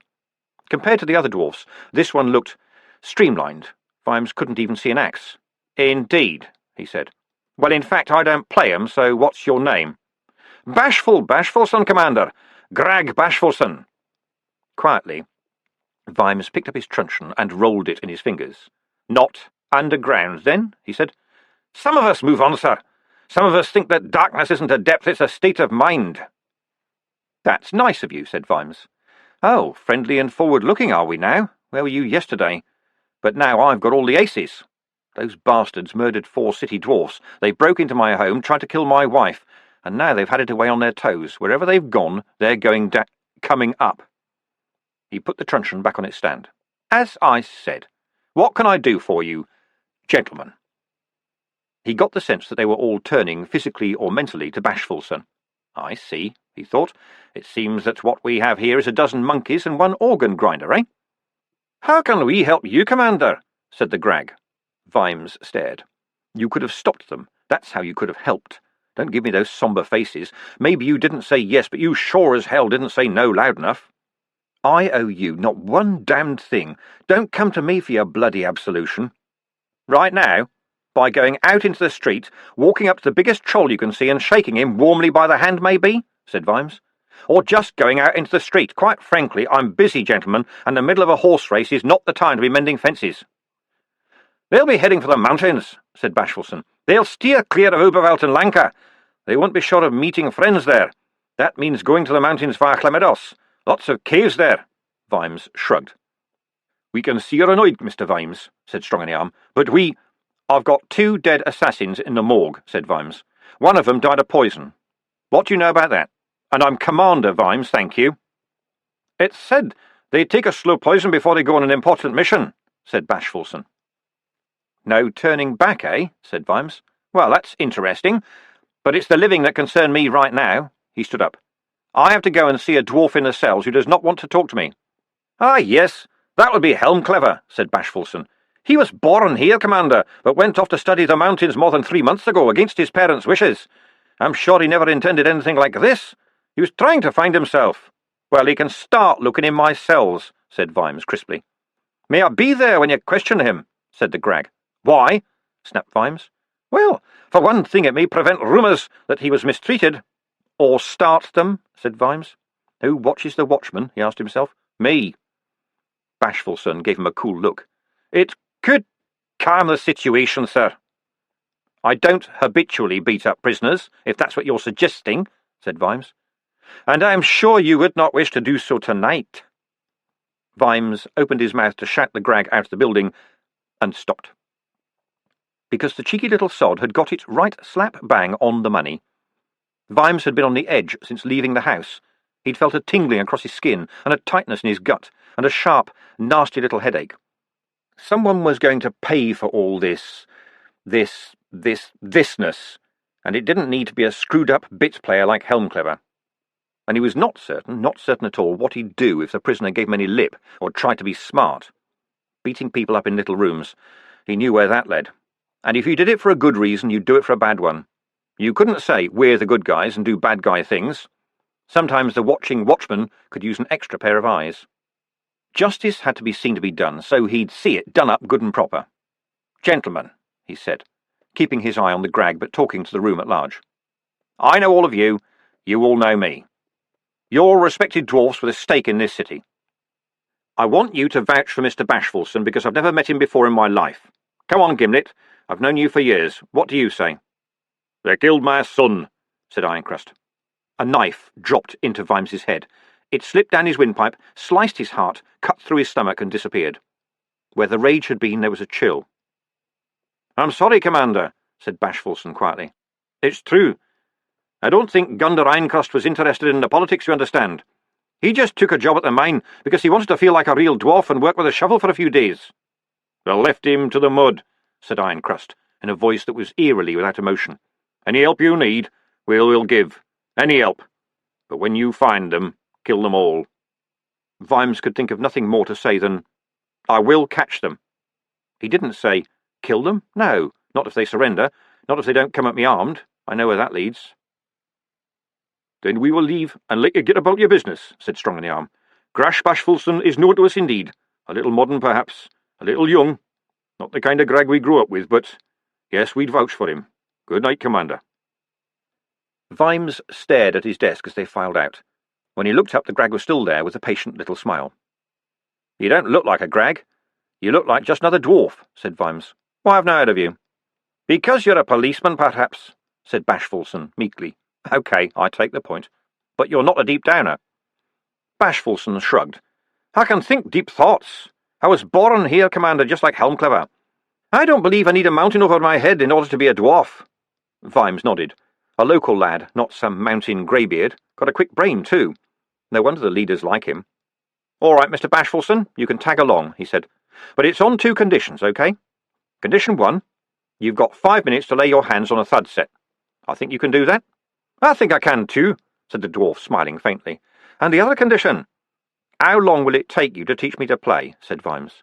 You've never played it at all. No. A certain troll showed me the game a little while ago, but I've never played games since I grew up.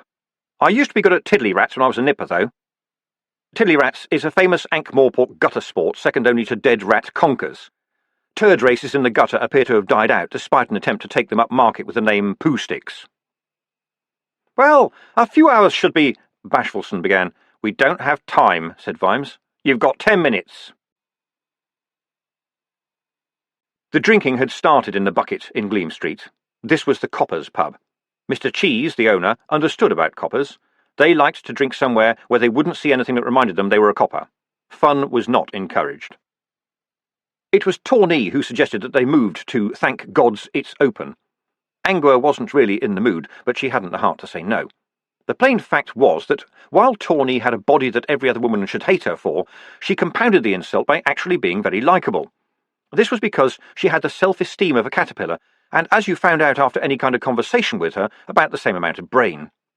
Perhaps it all balanced out. Perhaps some kindly god had said to her, "Sorry, kid, you are going to be thicker than a yard of lard, but the good news is that's not going to matter." And she had a stomach made of iron, too. Angua found herself wondering how many hopeful men had died trying to drink her under the table. Alcohol didn't seem to go to her brain at all. Maybe it couldn't find it. But she was pleasant, easy-going company, if you avoided allusion, irony, sarcasm, repartee, satire, and words longer than chicken. Angua was tetchy because she was dying for a beer, but the young man behind the bar thought that a pint of Winkles was the name of a cocktail. Given the drinks on offer, perhaps this was not surprising. "What," said Angua, reading the menu, "is a screaming orgasm?" "Ah," said Sally. "Looks like we got to you just in time, girl." "No," sighed Angua, as the others laughed. That was such a vampire response. "I mean, what's it made of?" "Almonte, Walulu, Bear Huggers whiskey cream and vodka," said Tawny, who knew the recipe for every cocktail ever made. "And how does it work?" said Cheery, craning to see over the top of the bar. Sally ordered 4 and turned back to Tawny. "So, you and Nobby Nobbs, eh?" she said. "How about that?" 3 sets of ears flared. The other thing you got used to in the presence of Tawny was silence. Everywhere she went quiet. Oh, and the stairs. The silent stairs. And sometimes, in the shadows, a sigh. There were goddesses who'd kill to look like Tawny. "He's nice," said Tawny. "He makes me laugh, and he keeps his hands to himself." 3 faces locked in expressions of concentrated thought. In Angua's case, one was, "This is Nobby we're talking about. There are so many questions that we are not going to ask." "Has he shown you the tricks he can do with his spots?" she said. "Yes, I thought I'd whittle myself. He's so funny." Angua stared into her drink. Cheery coughed. Sally studied the menu. "And he's very dependable," said Tawny. And as if dimly aware that this was still not sufficient, she added sadly, "If you must know, he's the first boy who's ever asked me out." Sally and Angua breathed out together. Light dawned. Ah, that was the problem, and this one's a bad case. "I mean, my hair's all over the place, my legs are too long, and I know my bosom is far too—" Tawny went on, but Sally had raised a quietening hand. "First point, Tawny." "My real name's Betty," said Tawny, blowing a nose so exquisite that the greatest sculptor in the world would have wept to carve it. It went blort. "First point, then, Betty," Sally managed, struggling to use the name, "is that no woman under 45— 50, Angua corrected. "Right, 50. No woman under 50 uses the word bosom to name anything connected to her. You just don't do it." "I didn't know that," Tawny sniffed. "It's a fact," said Angua. And oh dear, how to begin to explain the jerk syndrome to someone like Tawny, on whom the name Betty stuck like rocks to a ceiling? This wasn't just a case of the jerk syndrome. This was it, the quintessential, classic, pure, platonic example that should be stuffed and mounted and preserved as a teaching aid for students in the centuries to come. And she was happy with Nobby. "What I've got to tell you now is," she began, and faded in the face of the task, "look, shall we have another drink? What's the next cocktail on the menu?" Cheery peered at it. "Pink, big and wobbly," she announced. "Classy. We'll have 4. Fred Colon peered through the bars. He was, on the whole, a pretty good jailer. He always had a pot of tea on the go. He was, as a general rule, amiably disposed to most people. He was too slow to be easily fooled, and he kept the cell keys in a tin box in the bottom drawer on his desk, a long way out of the reach of any stick, hand, dog, cunningly thrown belt, or trained Clatchian spider monkey, making Fred Colon possibly unique in the annals of jail history. He was a bit worried about this dwarf. You got all sorts in jail, and they often yelled a bit, but with this one he didn't know what was worse, the sobbing or the silence. He'd put a candlestick on a stool by the bars, too, because the dwarf carried on alarmingly if there wasn't enough light. He stirred the tea reflectively and handed the mug to Nobby. "We've got a rum one here, I reckon," he said. "A dwarf that's scared of the dark?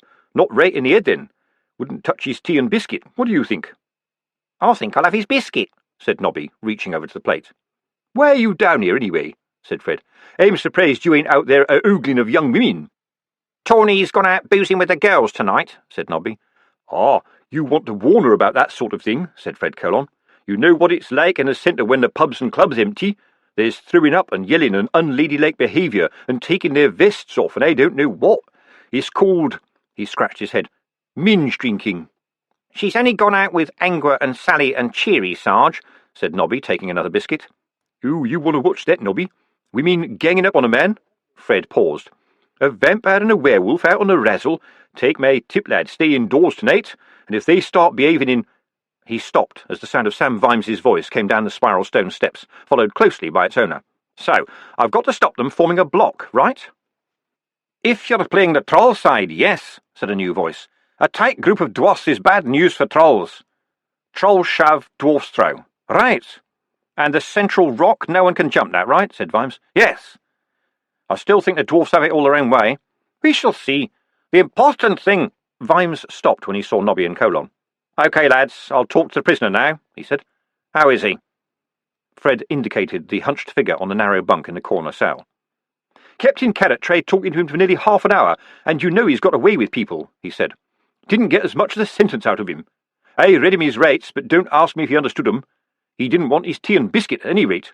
That's rights 5 and 5B, he added, looking bashfulson up and down. He gets right 5C only if we've got tea-time assortment." "Can he walk?" said Vimes. "He sort of shuffles, sir." "Fetch him out, then," said Vimes. And seeing Fred's inquiring look at Bashfulson, he went on, "This gentleman is here to make sure we don't use the rubber truncheon, Sergeant." "Didn't know we had one, Mr. Vimes," said Fred. "We haven't," said Vimes. "No point in hitting him with something that bounces, eh?" he added, looking at Bashfulson, who smiled, once again his strange little smile. One candle burned on the table. For some reason, Fred had seen fit to put another one on a stool near the one occupied cell. "Isn't it a bit dark in here, Fred?" said Vimes, as he pushed aside the debris of mugs and old newspapers that covered most of the table. "Yes, sir. The dwarfs came and nicked some of our candles to put round their that nasty sign," said Fred, with a nervous look at Bashfulson. "Sorry, sir." "I don't know why we can't just burn it," grumbled Vimes, setting out the Thud board. "That would be dangerous, now that the summoning dark is in the world," said Bashfulson. "You believe in that stuff?" said Vimes. "Believe? No," said the Grag. "I just know it exists. The troll pieces go all round the central stone, sir," he added helpfully. Populating the board with its little warriors took some time, but so did the arrival of Helmclever. With Fred Colon steering him gently by a shoulder, he walked like someone in a dream, his eyes turned up so that they mostly showed the whites. His iron boots scraped on the flagstones. Fred pushed him gently into a chair and put the second candle beside him. Like magic, the dwarf's eyes focused on the little stone armies to the exclusion of everything else in the jail. "We're playing a game, Mr. Helmclever," said Vimes quietly, "and you can choose your side." Helmclever reached out with a trembling hand and touched a piece.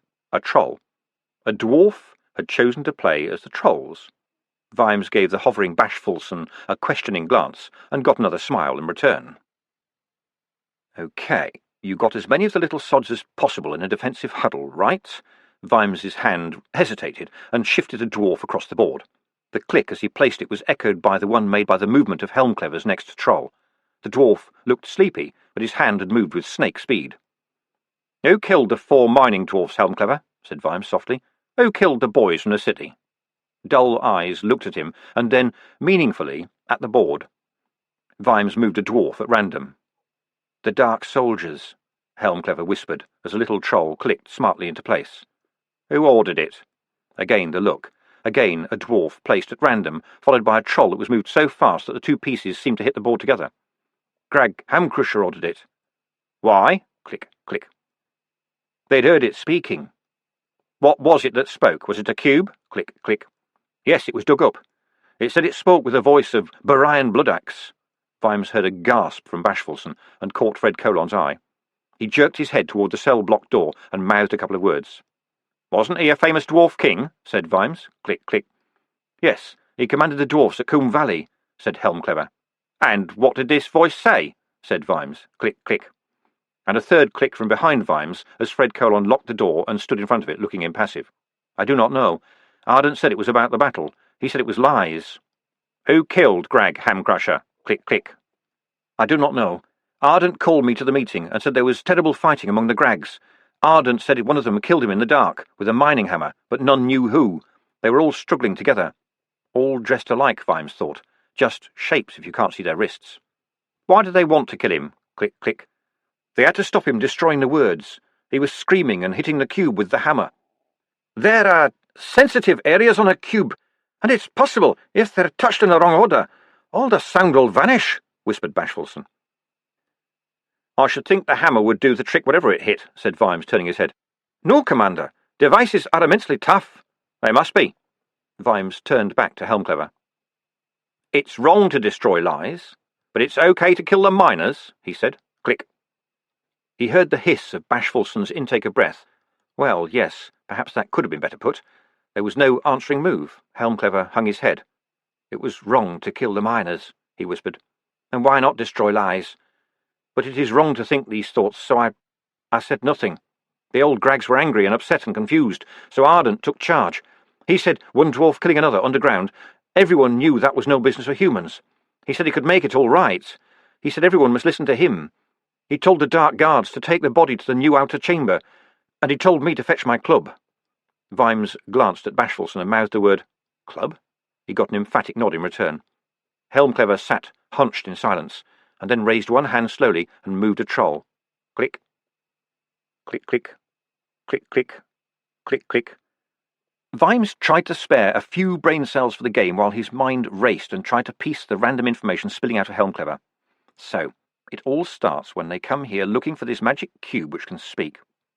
Why did they come to the city? How did they know the cube was here? Click, click.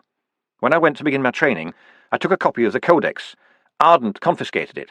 But then they called me to a meeting and said it was very important, and they would honour me by letting me go with them to the city. Ardent told me it was a great opportunity. Greg Hamcrusher had a mission, he said. They didn't even know about the painting. They lived under a mountain. They believed that humans are not real, but Ardent is smart. He said there were always rumours that something had come out of Coombe Valley. I bet he's smart, Vimes thought.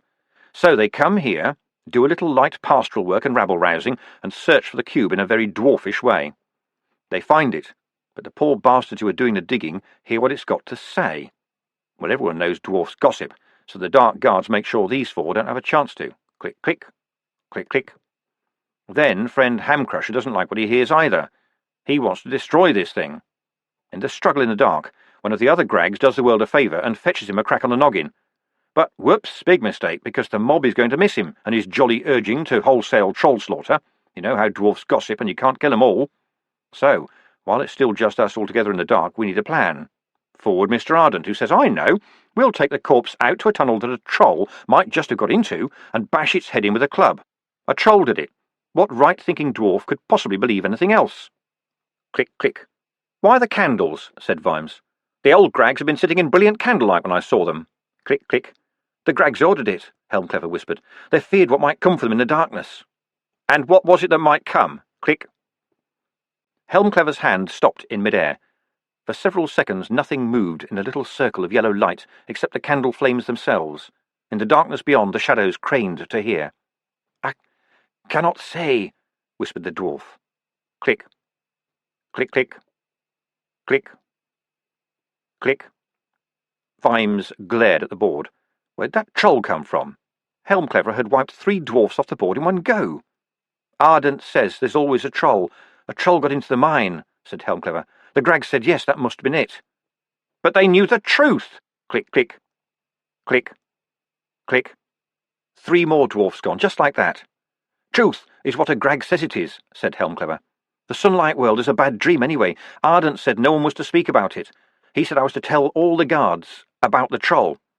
Blame it on a troll, Vimes thought. For the dwarf, that came naturally. A big troll did it and ran away. This isn't just a can of worms, it's a nest of bloody vipers. He stared at the board. Bloody hell! I'm running into a wall here. What am I left with? Brick saw a dwarf hitting another dwarf, but that wasn't the murder. That was Ardent or someone giving Hamcrusher's dead body that distinctive bashed by a troll look. I'm not actually certain that's a crime. The murder was done in the dark by one of 6 dwarfs, and the other 5 might not even know who did it. OK, maybe I can say they conspired to conceal a crime. Hold on. But it wasn't Ardent who said the watch should not be told, he said. That was you, wasn't it? Did you want me to be angry, Mr. Helmclever? He moved a dwarf. Click. Helmclever looked down. Since no answer was forthcoming, Vimes captured the wandering troll and placed it beside the board. I did not think you would come. Helmclever's voice was barely audible. Hamcrusher was... I think... I didn't... Ardent said you wouldn't worry because the Grag was such a danger. He said the Grag had ordered the miners to be killed, so now it was ended. But I thought it wasn't right. Things were wrong. I heard you were full of pride. I had to get you interested. You thought I wouldn't be? A troll is accused of murdering a dwarf at a time like this, and I wouldn't be interested. Ardent said you would not be because no humans were involved. He said you would not care what happens to dwarfs. He ought to get out in the fresh air more, said Vimes. Helmclever's eyes and nose were running now and dripping on the board. A storm stops the battle, Vimes thought. Then the dwarf lifted his head and wailed. It was the club that Troll Mr. Shine gave me for winning 5 games in a row, he wailed. He was my friend. He said I was as good as a troll, so I should have a club. I told Ardent it was a war trophy, but he took it and bashed that poor dead body.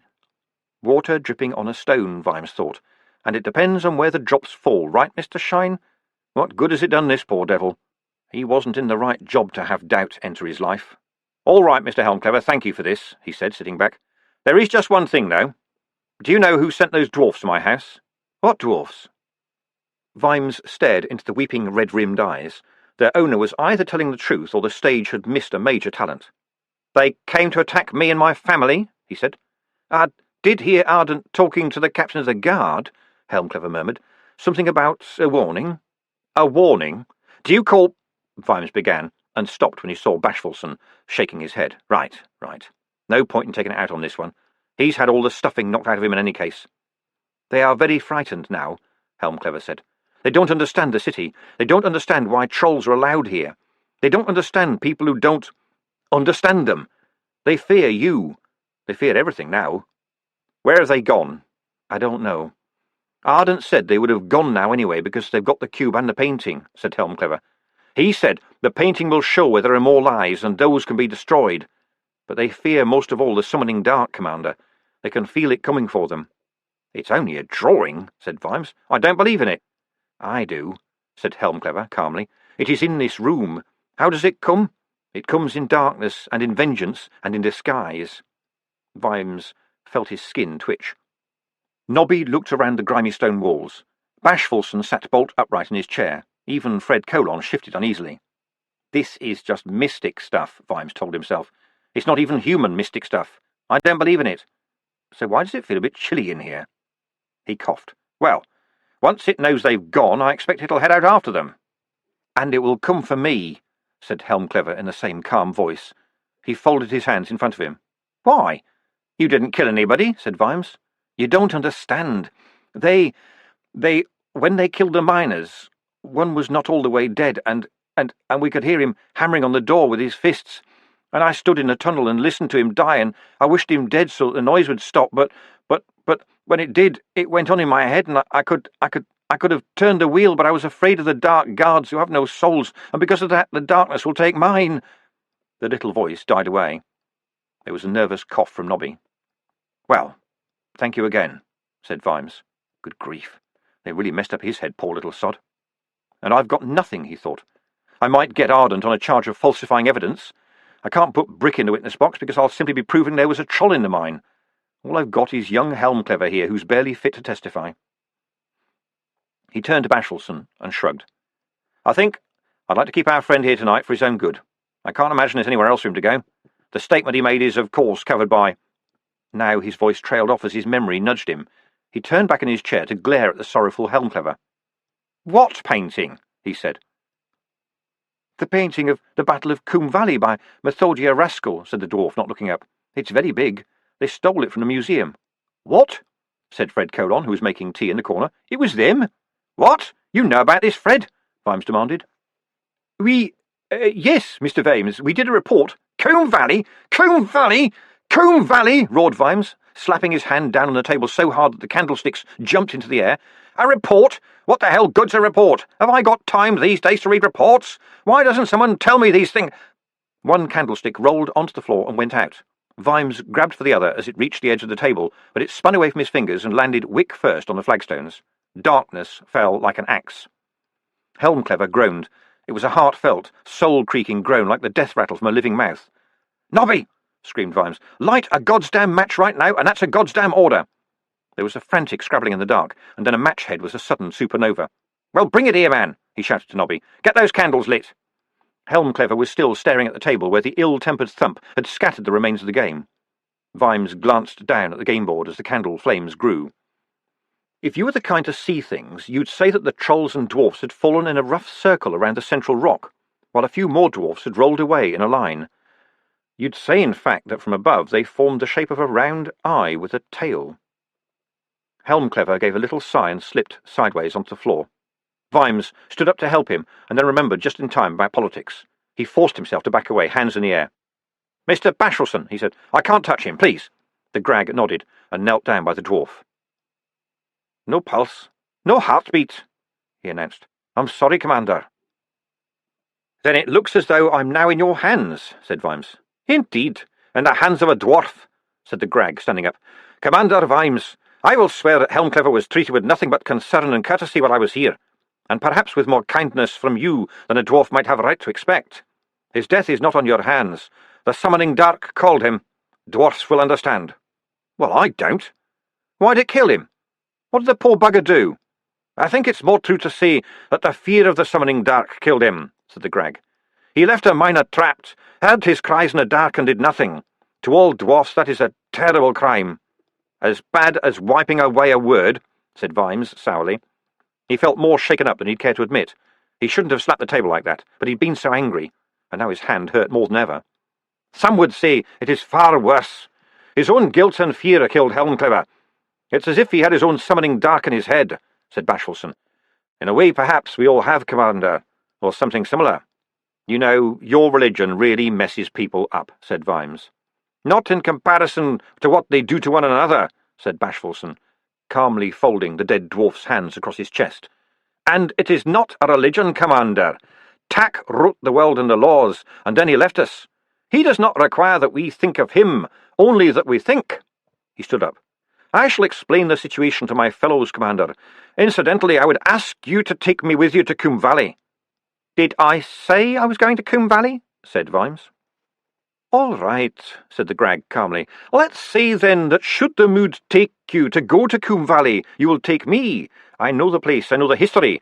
I even know quite a lot about mine sign, especially the major darknesses. I may be useful." "You demand all that just for telling the truth," said Vimes.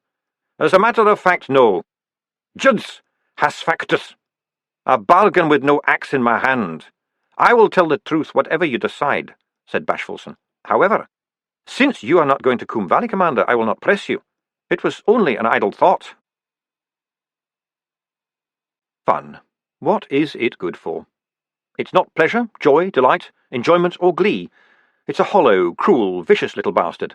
A word for something sought with a hilarious couple of wobbly antennae on your head and the words, "I want it," on your shirt, and it tends to leave you waking up with your face stuck to the street. Somehow, Angua had acquired a magenta feather boa. It wasn't her. It wasn't anyone. It had just turned up. The sheer fakery of it made her more gloomy. Something was nagging at the back of her mind, and it annoyed her that she didn't know what it was. They had ended up in Beers, as she knew they would. It was the undead bar, although it tolerated anyone who wasn't too normal. It certainly tolerated Tawny. She just didn't get it, did she? The reason why men never talked to her? The trouble was, thought Angua, that Nobby wasn't actually a bad person, as such. As far as she knew, he'd always been faithful to Miss Pushpram, which was to say that when it came to being hit with a fish and then pelted with clams, he never thought of any other girl but her. He actually had quite a romantic soul, but it was encased in what could only be called knobby knobs. Sally had accompanied Tawny to the ladies, which was always wise in Beers. Now Angua was staring at yet another cocktail menu, painted on a board above the bar in a very shaky script by Igor, who wasn't an Igor, but was merely called one. It was best not to have fun with him on this subject, and especially not to ask him to sew your head back on. He'd done his best to flow with the zeitgeist, or would have done if he'd known what the word meant, but had totally failed to grasp the subtleties of the modern cocktail bar, so that the drinks on offer included having you teeth smashed in by a big stinky fist, head nailed to the door, kick in a fork, like big lump of steel hammer through you ears, neck bolt.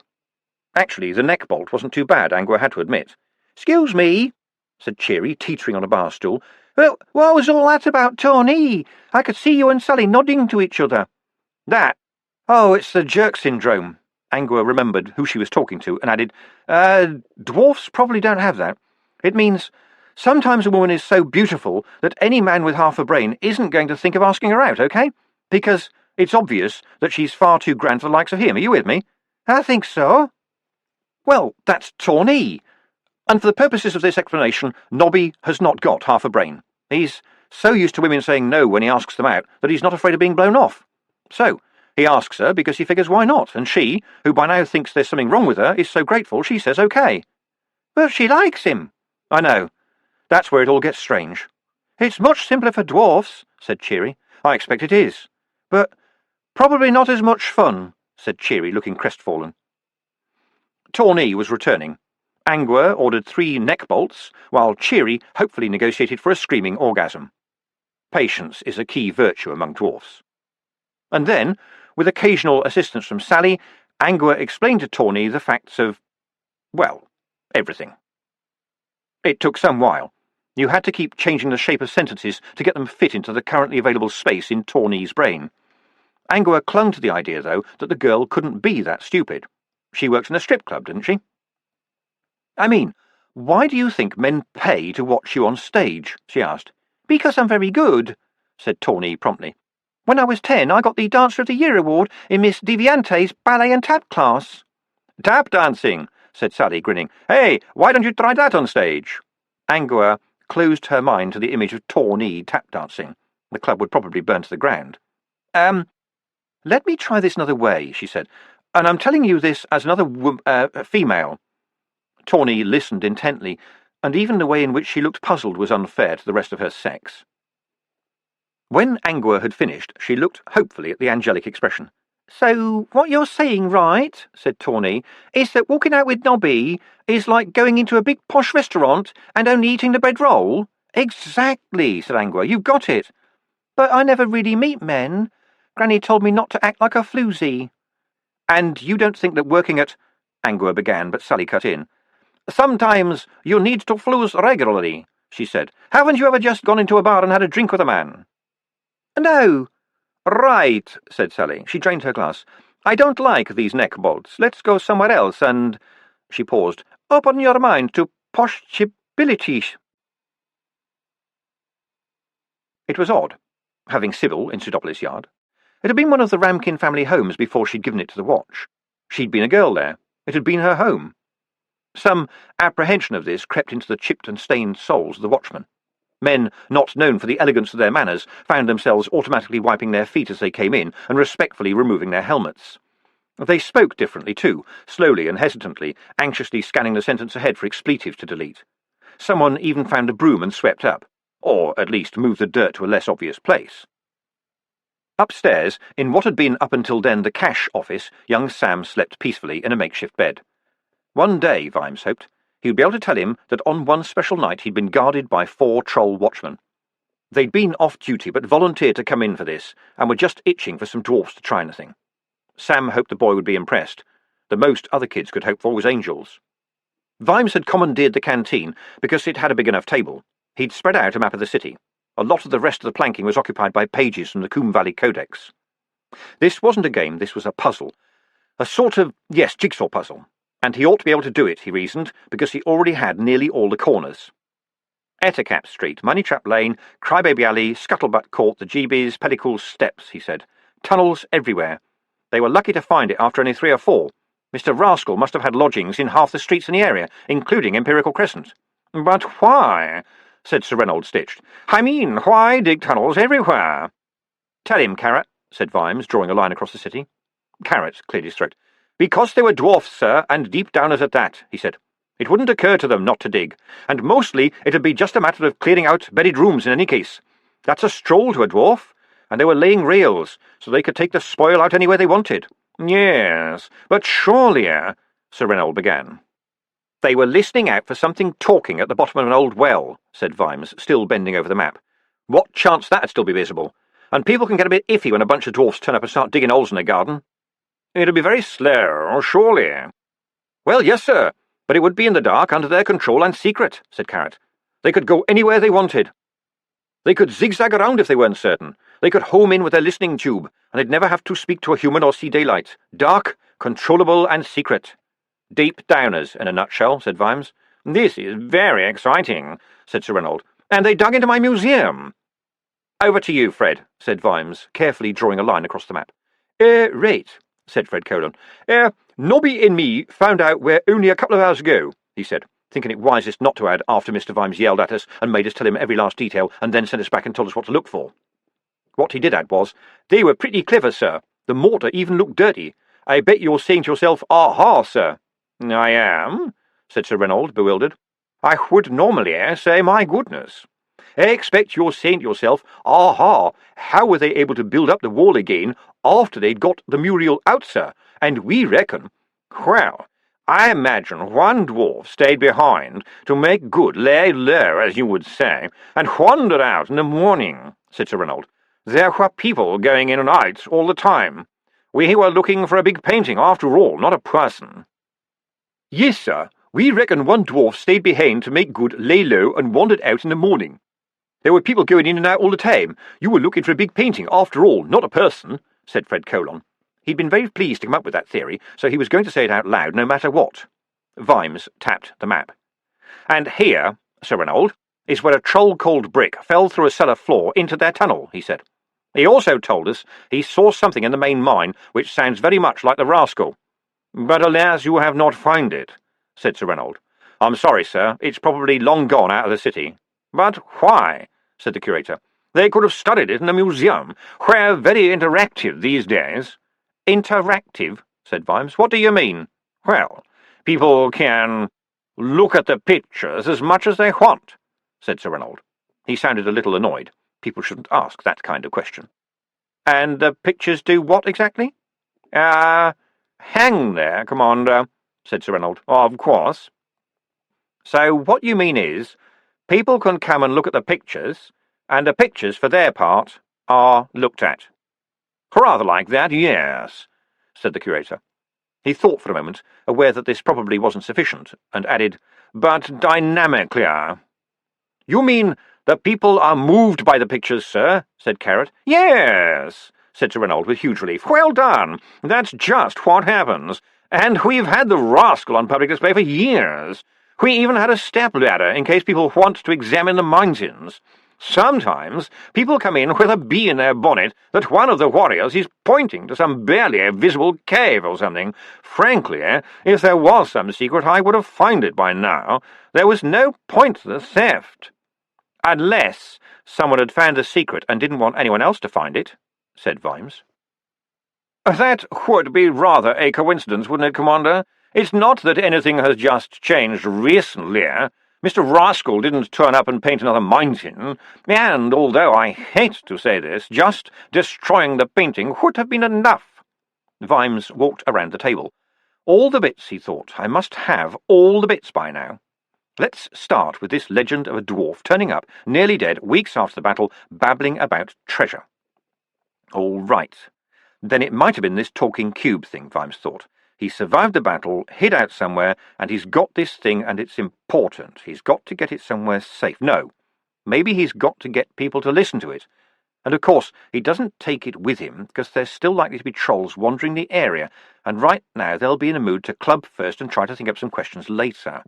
He needs some bodyguards. He gets as far as some humans, but when he's leading them back to the place where it's hidden, he finally dies. Forward 2,000 years. Would a cube last that long? Hell, they bob up in molten lava. So, it's lying there. Methodia Rascal comes along looking for a nice view or something, and he looks down, and there it is. Well, I have to accept that he did, because he found it and got it talking, who knows how. But he couldn't stop it. He drops it down the well. The dwarfs find it. They listen to the box, but hate what they hear. They hate it so much that Hamcrusher has 4 miners killed just because they heard it too. So why the painting? It shows what the box is talking about? Where the box is? If you've got the box in your hand, isn't that it? Anyway, whose was the voice doing the speaking? It could be anybody. Why would you believe what it said? He was aware of Sir Reynold talking to Carrot. Said your Sergeant Colon here, the painting is set several miles from where the actual battle was fought. It's in entirely the wrong part of Coombe Valley. That's just about the one thing both sides are agreed on." "So why did he set it there?" said Vimes, staring at the table as if hoping to draw a clue from it by willpower alone. "Who knows? It's all Coombe Valley. There are about 250 square miles of the place. I imagine he just chose somewhere that looked dramatic." "Would you chaps like a cup of tea?" said Lady Sybil from the door. "I felt it a bit of a loose end, so I made a pot. And you should be getting your head down, Sam." Sam Vimes looked panicky, a figure of authority caught once again in a domestic situation. "Oh, Lady Sybil, they took the rascal," said Sir Reynold. "I know it belonged to your family." "My grandfather said it was just a damned nuisance," said Sybil. "He used to let me unroll it on the floor of the ballroom. I used to name all the dwarfs. We looked for the secret, because he said there was a hidden treasure, and the painting showed you where it was. Of course, we never found it, but it kept me quiet on rainy afternoons." "Oh, it wasn't great art," said Sir Reynold, "and the man was quite mad, of course, but somehow it spoke to people." "I wish it'd say something to me," said Vimes. "You really don't need to make tea for people, dear. One of the officers—" "Nonsense! We must be hospitable," said Sybil. "Of course. People tried to copy it," said the curator, accepting a cup. "Oh, dear, they were terrible. A painting 50 feet long and 10 feet deep is really quite impossible to copy with any kind of accuracy." "Not if you lay it out on a ballroom floor and get a man to make you a pantograph," said Sybil, pouring tea. "This teapot is really a disgrace, Sam. Worse than the urn. Doesn't anyone ever clean it out?" She looked up at their faces. "Did I say something wrong?" she said. "You made a copy of the rascal?" said Sir Reynold. "Oh, yes. The whole thing, on a scale of 1 to 5, said Sybil, when I was 14. It was a school project. We were doing dwarf history, you see, and, well, since we owned that painting, it was too good to miss. You know what a pantograph is, don't you? It's a very simple way of making larger or smaller copies of a painting using geometry, some wooden levers, and a sharp pencil. Actually, I did it as 5 panels 10 feet square, that's full size, to make sure I got all the detail, and then I did the 1/5 scale version to display it, as poor Mr. Rascal wanted it displayed. I got full marks from Miss Turpitude. She was our math teacher, you know. She wore her hair in a bun with a pair of compasses and a ruler stuck in it. She used to say that a girl who knew how to use a set square and protractor would go a long way in life." "What a shame you no longer have it," said Sir Reynold. "Why should you say that, Sir Reynold?" said Sybil. "I'm sure I've still got it somewhere." "I had it hanging up from the ceiling of my room for some time. Let me think. Did we take it with us when we moved? I'm sure—" She looked up brightly. "Ah, yes. Have you ever been up to the attics here, Sam?" "No," said Vimes. "Now's the time, then." "I've never been on a girls' night out before," said Cheery as they walked a little uncertainly through the night-time city. "Was that last bit supposed to happen?" "What bit was that?" said Sally. "The bit where the bar was set on fire." "Not usually," said Angua. "I've never seen men fight over a woman before," Cheery went on. "Yeah, that was something, wasn't it?" said Sally. They'd dropped Tawny off at her home. She'd been in quite a thoughtful frame of mind. "And all she did was smile at a man," said Cheery. "Yes," said Angua. She was trying to concentrate on walking. "It'd be a bit of a shame for Nobby if she lets that go to her head, though," said Cheery. "Save me from talkative drunks, Angua thought. She said, "Yes, but what about Miss Pushfram? She's thrown some quite expensive fish at Nobby over the years." "We've struck a blow for womanhood," Sally declared loudly. "Shoes, men, coffins, never accept the first one you see." "Oh, shoes," said Cheery. "I can talk about shoes. Has anyone seen the new Jan Rockhammer solid copper slingbacks?" We don't go to a metal worker for our footwear, dear," said Sally. I think I'm going to be sick." "Serves you right for drinking wine," said Angua maliciously. "Oh, ha, ha," said the vampire from the shadows. "I'm perfectly fine with sarcastic pause wine, thank you.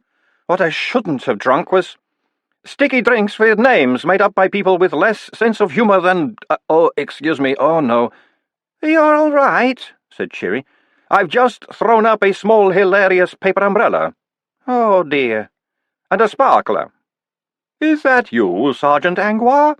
said a voice in the gloom. A lantern was opened and lit the approaching face of Constable Visit.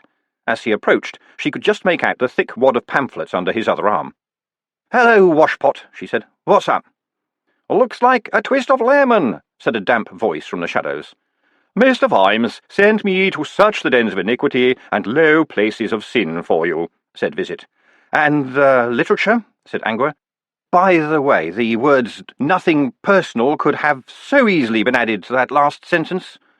"Since I was having to tour the temples of vice, Sergeant, I thought I could do alms holy work at the same time," said Visit, whose indefatigable evangelical zeal triumphed over all adversity. "They say there's one in every police station. Constable Visit the Ungodly with explanatory pamphlets was enough for two. Sometimes whole bars full of people would lie down on the floor with the lights out when they heard he was coming down the street." There were sounds of retching from the darkness.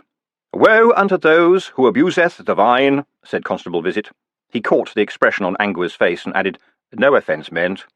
"We've been through all that," moaned Sally. "What does he want, Washpot?" said Angua. "It's about Coombe Valley again. He wants you back at the yard." "But we were stood down," Sally complained. "Sorry," said Visit cheerfully. "I reckon you been stood up again." "The story of my life," said Cheery. "Oh, well, I suppose we'd better go," said Angua, trying to disguise her relief. "When I say that the story of my life, obviously I don't mean the whole story," mumbled Cheery, apparently to herself, as she trailed behind them into a world blessedly without fun. The Ramkins never threw anything away. There was something worrying about their attics, and it wasn't just that they had a faint aroma of long-dead pigeons. The Ramkins labelled things. Vimes had been into the big attics in Schoon Avenue to fetch down the rocking horse and the cot, and a whole box of elderly but much-loved soft toys smelling of mothballs. Nothing that might ever be useful again was thrown away. It was carefully labelled and put in the attic. Brushing aside cobwebs with one hand and holding up a lantern with the other, Sybil led the way past boxes of men's boots various, risible puppets, string and glove, model theatre and scenery. Maybe that was their reason for their wealth. They had bought things that were built to last, and now they seldom had to buy anything at all. Except food, of course, and even then Vimes would not have been surprised to see boxes labelled apple cores various or leftovers need eating up. That was a phrase of Sybil's that got to him. She'd announce at lunch, "We must have the pork tonight, it needs eating up." Vimes never had an actual problem with this because he'd been raised to eat what was put in front of him, and to do it quickly too, before someone else snatched it away. He was just puzzled at the suggestion that he was there to do the food a favour. "Ah, here we are," said Sybil, lifting aside a bundle of fencing foils and lacrosse sticks. She pulled a long, thick tube out into the light. "I didn't colour it in, of course," she said, as it was manhandled back to the stairs. "That would have taken forever." Getting the heavy bundle down to the canteen took some effort and a certain amount of shoving, but eventually it was lifted onto the table and the crackling scroll removed. While Sir Reynold unrolled the big 10-foot squares and enthused, Vimes pulled out the small-scale copy that Sybil had created. It was just small enough to fit on the table. He weighed down one end with a crusted mug and put a salt cellar on the other. Methodia's notes made sad reading. Difficult reading, too, because a lot of them were half-burned, and in any case Rascal's handwriting was what might have been achieved by a spider on a trampoline during an earthquake. The man was clearly as mad as a spoon, writing notes that he wanted to keep secret from the chicken. Sometimes he'd stop writing in mid-note if he thought the chicken was watching. Apparently he was a very sad sight to see until he picked up a brush, whereupon he would work quite quietly and with a strange glow to his features. And that was his life. One huge oblong of canvas. Methodia Rascal. Born, painted famous picture, thought he was a chicken, died. Given that the man couldn't touch bottom with a long stick, how could you make sense out of anything he wrote? The only note that seemed concise, if horrible, was the one generally accepted as his last, since it was found under his slumped body. It read, "Ork, ork, it comes, it comes." He'd choked on a throatful of feathers, and on the canvas the last of the paint was still drying. Vimes's eye was caught by the message numbered arbitrarily number 39. "I thought it was a guiding omen, but it screams in the night." An omen of what? And what about number 143? "The dark, in the dark, like a star in chains." Vimes had made a note of that one. He'd made a note of many others too, but the worst thing about them, or the best, if you were keen on mysteries, was that they could mean anything. You could pick your own theory. The man was half-starved and in mortal dread of a chicken that lived in his head. You might as well try to make sense of raindrops. Vimes pushed them aside and stared at the careful pencil drawing. Even at this size it was confusing. Up front, faces were so large that you could see the pores on a dwarf's nose. In the distance, Sybil had meticulously copied figures that were 1/4 of an inch high. Axes and clubs were being waved, spears were being pointed, there were charges and countercharges, and single combats. Across the whole length of the picture, dwarfs and trolls were locked in ferocious battle, hacking and smashing. He thought, who's missing? Sir Reynolds, could you help me? He said quietly, lest the nascent thought turn tail and run. Yes, Commander, said the curator, hurrying over. Doesn't Lady Sybil do the most exquisite— She's very good, yes, said Vimes. Tell me, how did Rascal know all this stuff? There were many dwarf songs about it, and some troll stories. Oh, and some humans who witnessed it. So Rascal could have read about it? Oh, yes. Apart from the fact that he put in the wrong part of the valley, he'd got it down quite accurately. Vimes didn't take his gaze off the paper battle. Does anyone know why he put it in the wrong place, then? He said. There are several theories. One is that he was deceived by the stories that the dead dwarfs were cremated at that end of the valley. But after the storm, that was where many of the bodies ended up. There was also a great deal of dead wood for bonfires, but I believe he chose that end because the view is so much better. The mountains are so dramatic. Vimes sat down, staring at the sketch, willing it to yield its secret. Everyone will know the secret in a few weeks, Mr. Scheinert said. Why? Sir Reynolds, was anything going to happen to the painting in the next couple of weeks? He said. Oh, yes, said the curator. We would have installed it in its new room. Anything special about that? I did tell your sergeant, Commander, said the curator a little reproachfully. It is circular. Rascal always intended it to be seen in a round, as it were, so that the viewer could be there. And I'm nearly there too, Vimes thought. I think the cube told the dwarfs something about Coombe Valley, he said, in a faraway voice, because he felt as though he was already in the valley. It told them that the place where it was found was important. Even Rascal thought it was important. They needed a map, and Rascal painted one, even if he didn't know it. Fred. Yes, sir. The dwarfs weren't bothered about damaging the bottom of the painting, because it doesn't contain anything important. It's just people. People move around. But, with respect, Commander, so do all those builders, said Sir Reynolds. They don't matter. No matter how much the valley has changed, this picture will work, said Vimes. The glow of understanding lit his brain. But even the rivers moved over the years, and any amounts of boulders have rolled down from the mountains, said Sir Reynolds. I'm told the area looks nothing like that now. Even so, said Vimes in the same dreamy voice, this map will work for thousands of years. It doesn't mark a rock, or a hollow, or a cave. It just marks a spot. I can pinpoint it. That is, if I had a pin. I have one, Sir Reynolds said triumphantly, reaching to his lapel. I spotted it in the street yesterday, and of course we all know the old saying, see a pin and pick it up, and all day long— Yes, thank you, said Vimes, taking it. He walked to the end of the table and picked up one end of the painting, and dragged it back down the length of the table, the heavy paper flapping after him. He pinned the two ends together, held up the circle he had made, and lowered it over his head. The truth is in the mountains, he said. For years you've been looking at a line of mountains. It's really a circle of mountains. But I knew that, said Sir Reynolds. In a way, sir, but you probably didn't understand it until now, yes? Well, yes, but it was a cave, Commander. He specifically mentions a cave. That's why people have searched along the valley walls. The painting's set right in the middle, near the river. Then there's something we still don't know, said Vimes. I'll find out what it is when I get there. There, he'd said it. But he'd known that he was going to go, known for— how long? It seemed like forever. But had it seemed like forever yesterday? This afternoon? He could see the place in his mind's eye.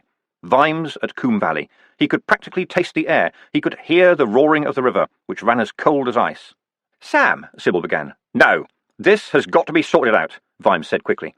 I don't care about the stupid secret. Those deep-downers murdered our dwarfs, remember? They think the painting is a map they can use, and that's why they're going there. I've got to go after them. Look, Sam, if— Sybil tried. We can't afford a war between the trolls and the dwarfs, dear. That business the other night was just a dumb gang fight. A real war in Ankh-Morpork would wreck the place. And somehow it's all tied up with this. I agree. I want to come too, Sybil screamed. Besides, I'll be perfectly safe if— What? Vimes gaped at his wife while his mental gears ripped into reverse. No, it's too dangerous. Sam Vimes, I've dreamed of visiting Coombe Valley all my life, so don't you think for one moment you're gallivanting off to see it and leave me at home. I don't gallivant. I've never gallivanted. I don't know how to vant. I don't even have a galley. But there's going to be a war there soon. Then I shall tell them we're not involved, said Sybil calmly.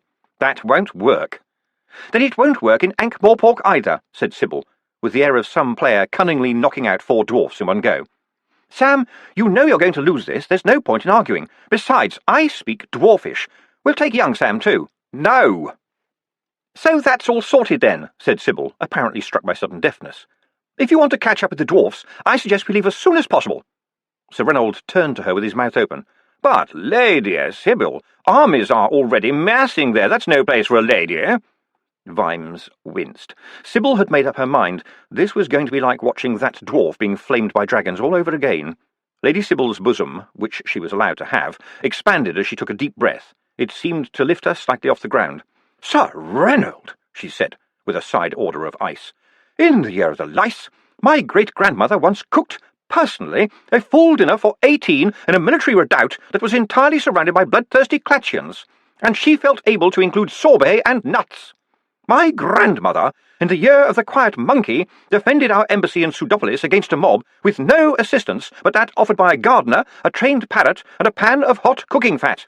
My late aunt, when our coach was once held up at Bow Point by 2 desperate highwaymen, gave them such a talking to that they actually ran away, crying for their mothers, Sir Reynold, their mothers. We are no strangers to danger, Sir Reynold. May I also remind you that quite probably half the dwarfs who fought at Coombe Valley were ladies. No one told them to stay at home. So, that's settled then, thought Vimes. Damn. Captain, he said, send someone to find that dwarf Grag Bashfulson, will you? Tell him Commander Vimes presents his compliments and will be leaving first thing in the morning. Right, sir, will do, said Carrot. How did he know I'd be going, Vimes wondered. I suppose it was inevitable. But he could have hung us out to dry if he'd said we'd mistreated that dwarf. And he's one of Mr. Shine's pupils, I'll bet on it. Good idea to keep an eye on him, perhaps. When did Lord Vetinari sleep? Presumably the man must get his head down at some point, Vimes had reasoned. Everyone slept. Catnaps could get you by for a while, but sooner or later you need a solid 8 hours, right?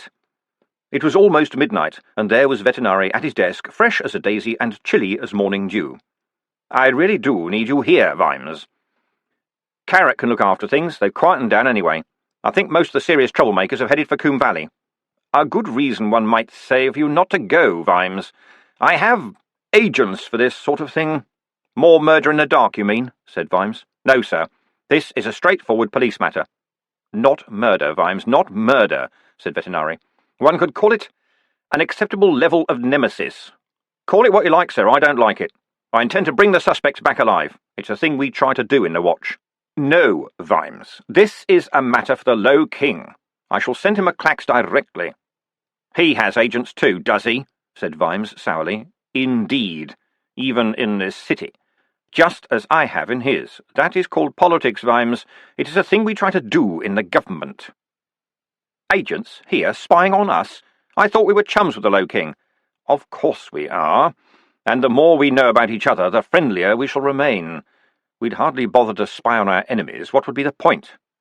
If you don't let me take a squad to Coombe Valley, Vimes growled. Yes. What will you do? Said Vetinari. Sybil will come and ask you. Vetinari gazed at Vimes in silent wonder. Lady Sybil is letting you go, he said. She's coming with me. So are Fred and Nobby, and I want to take Angua, Sally, Detritus, and Cheery. Multi-species, sir, that always helps. And the summoning dark?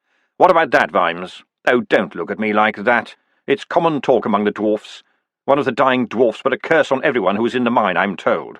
I wouldn't know about that, sir, said Vimes, resorting to the wooden expression that so often saw him through. It's mystic. We don't do mystic in the watch. It's not a joke, Vimes. It's very old magic, I understand. So old, indeed, that most dwarfs have forgotten that it is magic. And it's powerful. It will be tracking them. I'll just look out for a big floaty eye with a tail then, shall I? Said Vimes. That should make it easy. Vimes, I know you must be aware that the symbol is not the thing itself, said the patrician. Yes, sir, I know, but magic has no place in coppering. We don't use it to find culprits. We don't use it to get confessions. Because you can't trust the bloody stuff, sir.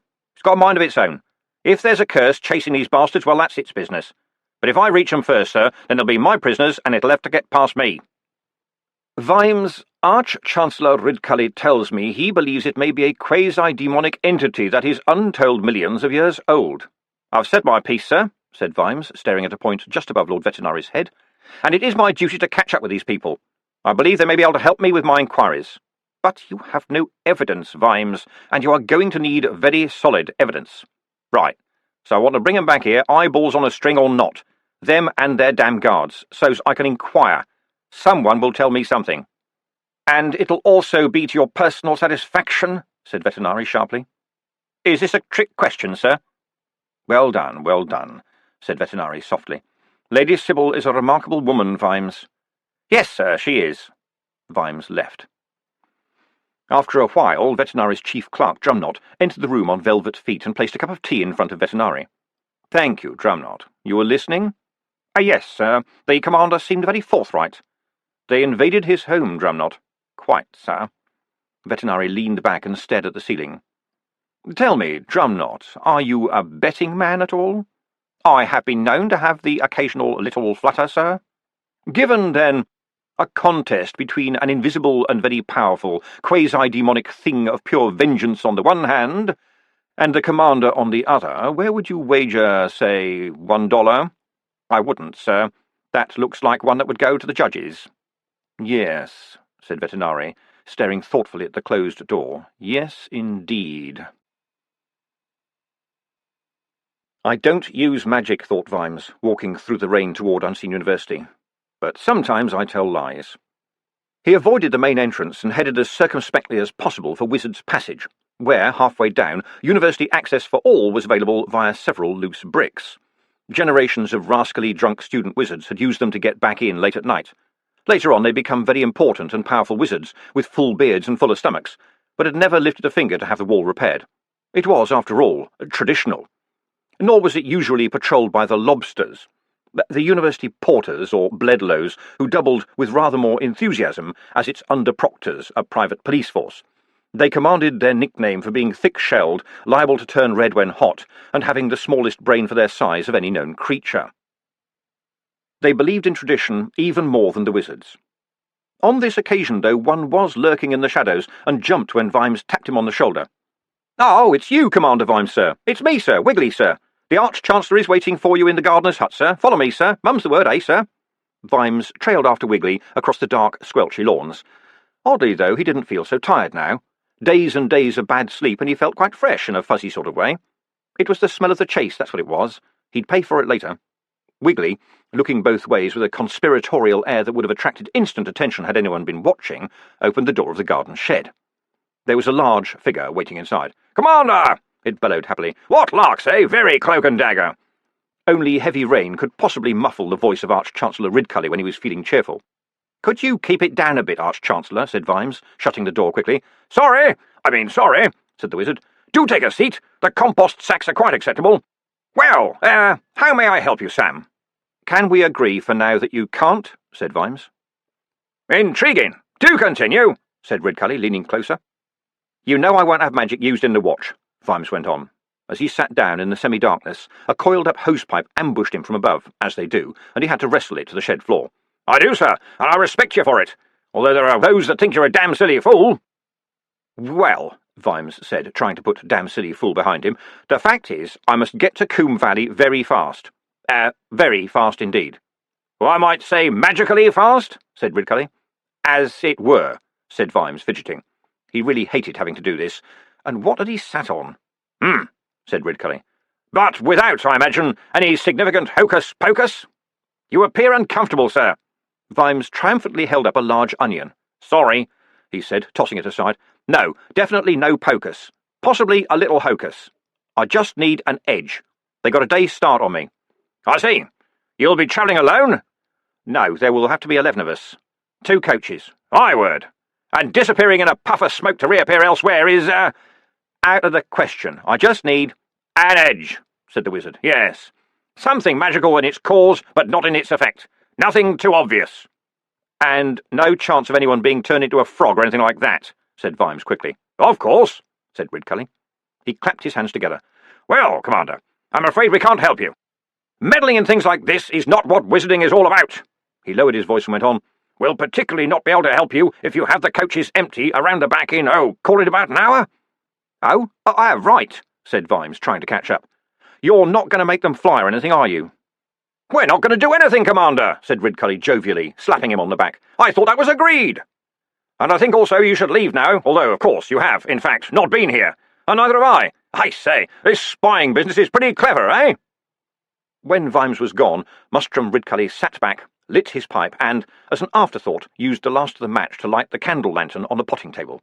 The gardener could get pretty acerbic if people messed about with his shed, so perhaps he ought to tidy up a bit. He stared at the floor, where a tumbled hosepipe and a fallen onion made what looked at a casual glance like a large eyeball with a tail. The rain cooled Vimes down. It had cooled down the streets, too. You have to be really keen to riot in the rain. Besides, news of last night had got around. No one was sure, of course, and such were the effects of Fluff and Big Hammer, that a large, if elementary, school of thought had been left uncertain about what really happened. They woke up feeling bad, right? Something must have happened. And tonight the rain was setting in, so maybe it was better to stay in the pub. He walked through the wet, whispering darkness, mind ablaze. How fast could those dwarfs travel? Some of them sounded pretty old, but they'd be tough and old. Even so, the roads in that direction were none too good, and a body could only stand so much shaking. And Sybil was taking young Sam. That was stupid. Except that it wasn't stupid, not after dwarfs had broken into your home. Home was where you had to feel safe.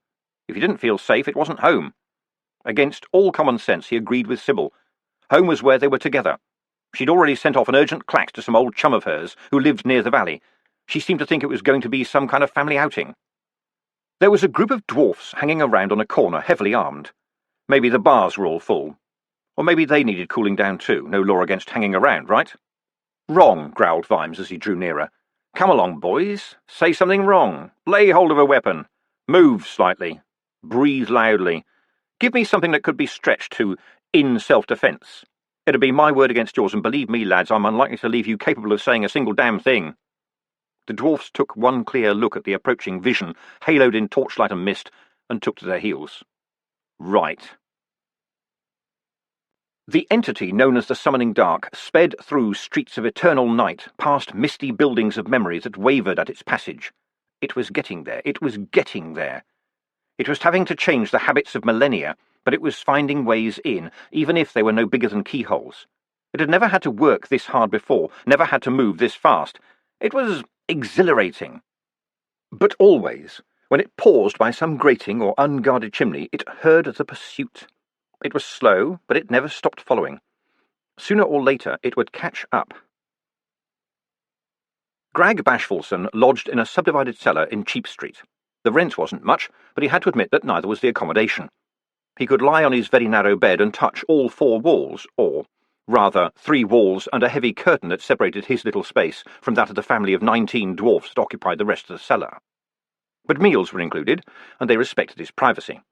It was something to have a Grag as a lodger, even if this one seemed rather young and showed his face. It was still something to impress the neighbours with. On the other side of the curtain, children were squabbling, a baby was crying, and there was the smell of rat and cabbage casserole. Someone was sharpening an axe, and someone else was snoring. For a dwarf in Ankh-Morpork, solitude was something that you had to cultivate on the inside. Books and papers filled the space that wasn't bed. Bashfulson's desk was a board laid across his knees. He was reading a battered book, its cover cracked and mouldy, and the runes passing under his eye said, "It has no strength in this world. To fulfill any purpose, the dark must find a champion, a living creature it can bend to its will." Bashfulson sighed. He'd read the phrase a dozen times, hoping he could make it mean something other than the obvious. He copied the words into his notebook anyway. Then he put the notebook in his satchel, swung the satchel onto his back, went and paid Toyin Footstamper 2 weeks' rent in advance, and stepped out into the rain. Vimes didn't remember going to sleep. He didn't remember sleeping. He surfaced from darkness when Carrot shook him awake. "The coaches are in the yard, Mr. Vimes." "Whiz up," murmured Vimes, blinking in delight. "I've told people to load them up, sir, but—" "But what?"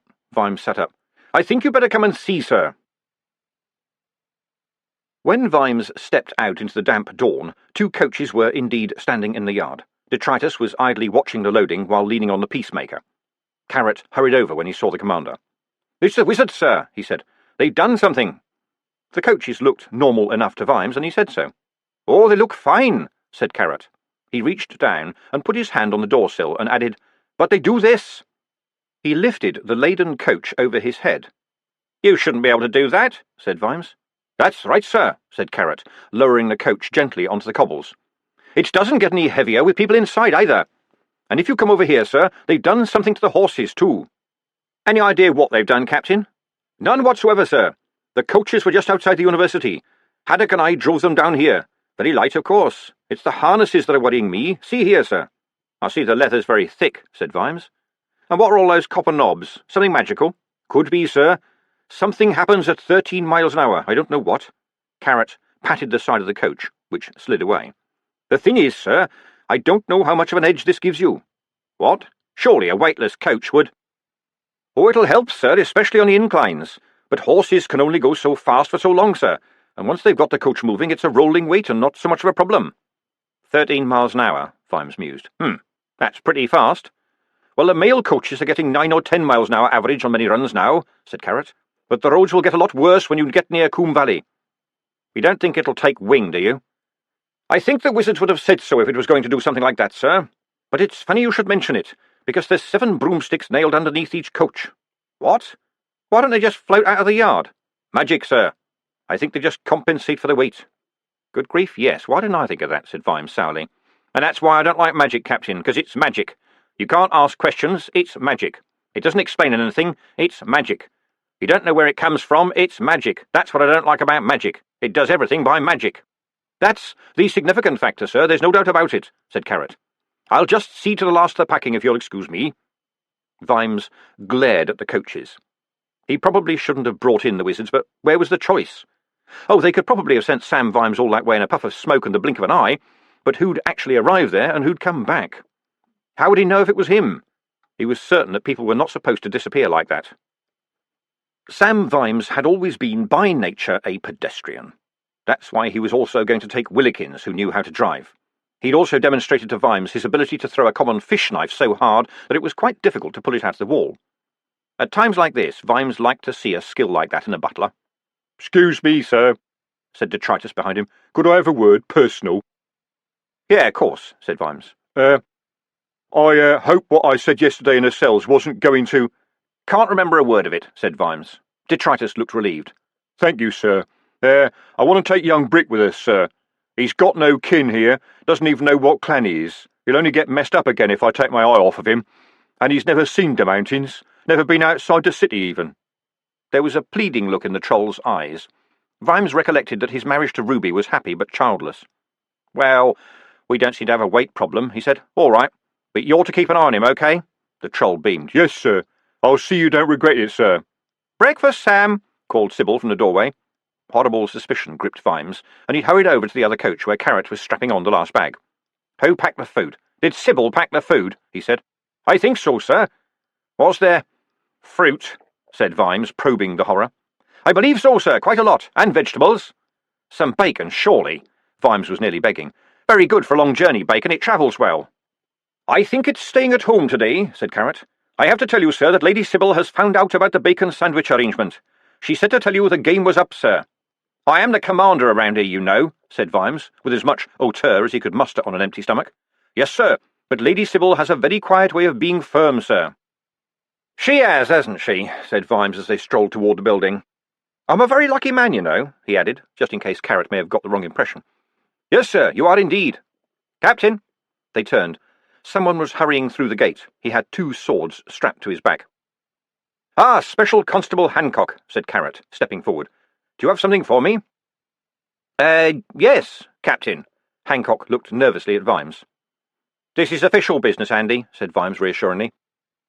"Not much to give you, sir, but I asked around, and a young lady sent at least 2 self-coded droppers to Bionk in the last week. That means it goes to the main tower there and gets handed over to whoever turns up with the right authorization. We don't have to know who they are." "Well done," said Carrot. "Any description?" "Young lady with short hair is the best I could get. Signed the message, Akalas." Vimes burst out laughing. "Well, that's about it. Thank you, Special Constable Hancock, very much." "Crime on the Clacks is going to be a growing problem," said Carrot sadly when they were alone again. "Quite likely, Captain," said Vimes. "But here and now we know that our Sally is not being straight with us." "We can't be certain it's her, sir," said Carrot. "Oh, no," said Vimes happily. "This quite cheers me up. It's one of the lesser-known failings of the vampire. No one knows why they do it. It goes with having big windows and easily torn curtains. A sort of un-death wish, you might say. However clever they are, they can't resist thinking that no one will recognise their name if they spell it backwards. Let's go." Vimes turned to head into the building and noticed a small, neat figure standing patiently by the door. It had the look of someone who was quite happy to wait. He sighed. "I bargain without an axe in my hand, eh?" "Breakfast, Mr. Bashfulson?" he said. "This is all rather fun," said Sybil an hour later, as the coaches headed out of the city. "Do you remember when we last went on holiday, Sam?" "That wasn't really a holiday, dear," said Vimes. Above them, young Sam swung back and forth in a little hammock, cooing.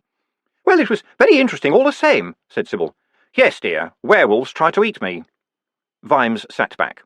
The coach was comfortably upholstered and well sprung.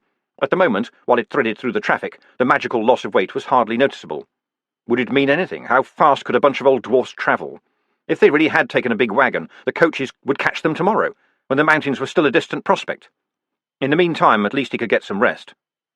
He pulled out a battered volume titled Walking in the Coombe Valley by Eric Wheelbrace, a man who apparently had walked on just about everything bigger than a sheep track in the near Ramtops, and even then had been belabouring mountain goats on apparently sheer cliff faces, and, while pebbles slid and bounced around him, was clearly accusing them of obstructing his right to roam.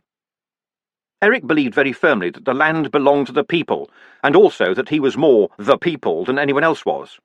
Eric went everywhere with a map encased in waterproof material on a string around his neck. Such people are not to be trifled with. It had a sketch map, the only actual map of the valley Vimes had seen. Eric wasn't a half-bad sketch artist. Coombe Valley was basically a drain, that's what it was. Nearly 30 miles of soft limestone rock, edged by mountains of harder rock, so that what you had would have been a canyon if it wasn't so wide. One end was almost on the snow line, the other merged into the plains. It was said that even clouds kept away from the desolation that was Coombe Valley. Maybe they did, but that didn't matter. The valley got the water anyway, from meltwater and the hundreds of waterfalls that poured over its walls from the mountains that cupped it. One of those falls, the Tears of the King, was half a mile high. The Coombe River didn't just rise in this valley, it leapt and danced in this valley. By the time it was halfway down this valley, it was a criss-crossing of thundering waters, forever merging and parting. They carried and hurled great rocks and played with whole fallen trees from the dripping forests colonising the scree that had built up against the walls. They gurgled into holes and rose again miles away as fountains. They had no mappable course.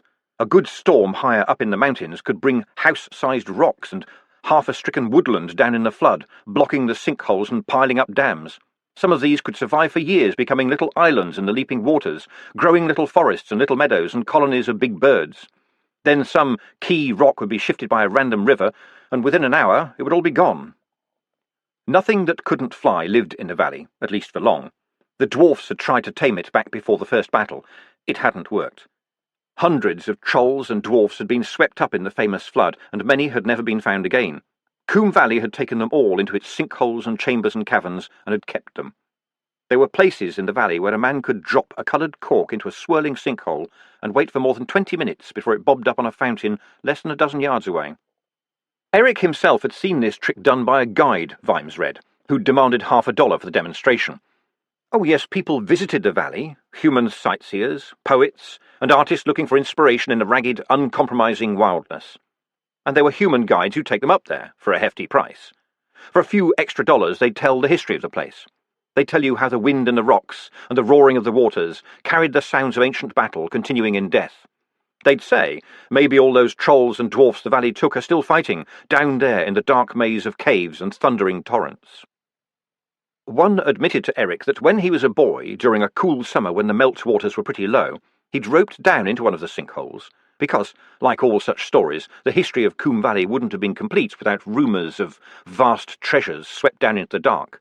and had himself heard, above the sound of the water, battle noises and the shouting of dwarfs. "No, sir, honestly, sir, it chilled my blood, so it did, sir. Why, thank you, sir, very much, sir."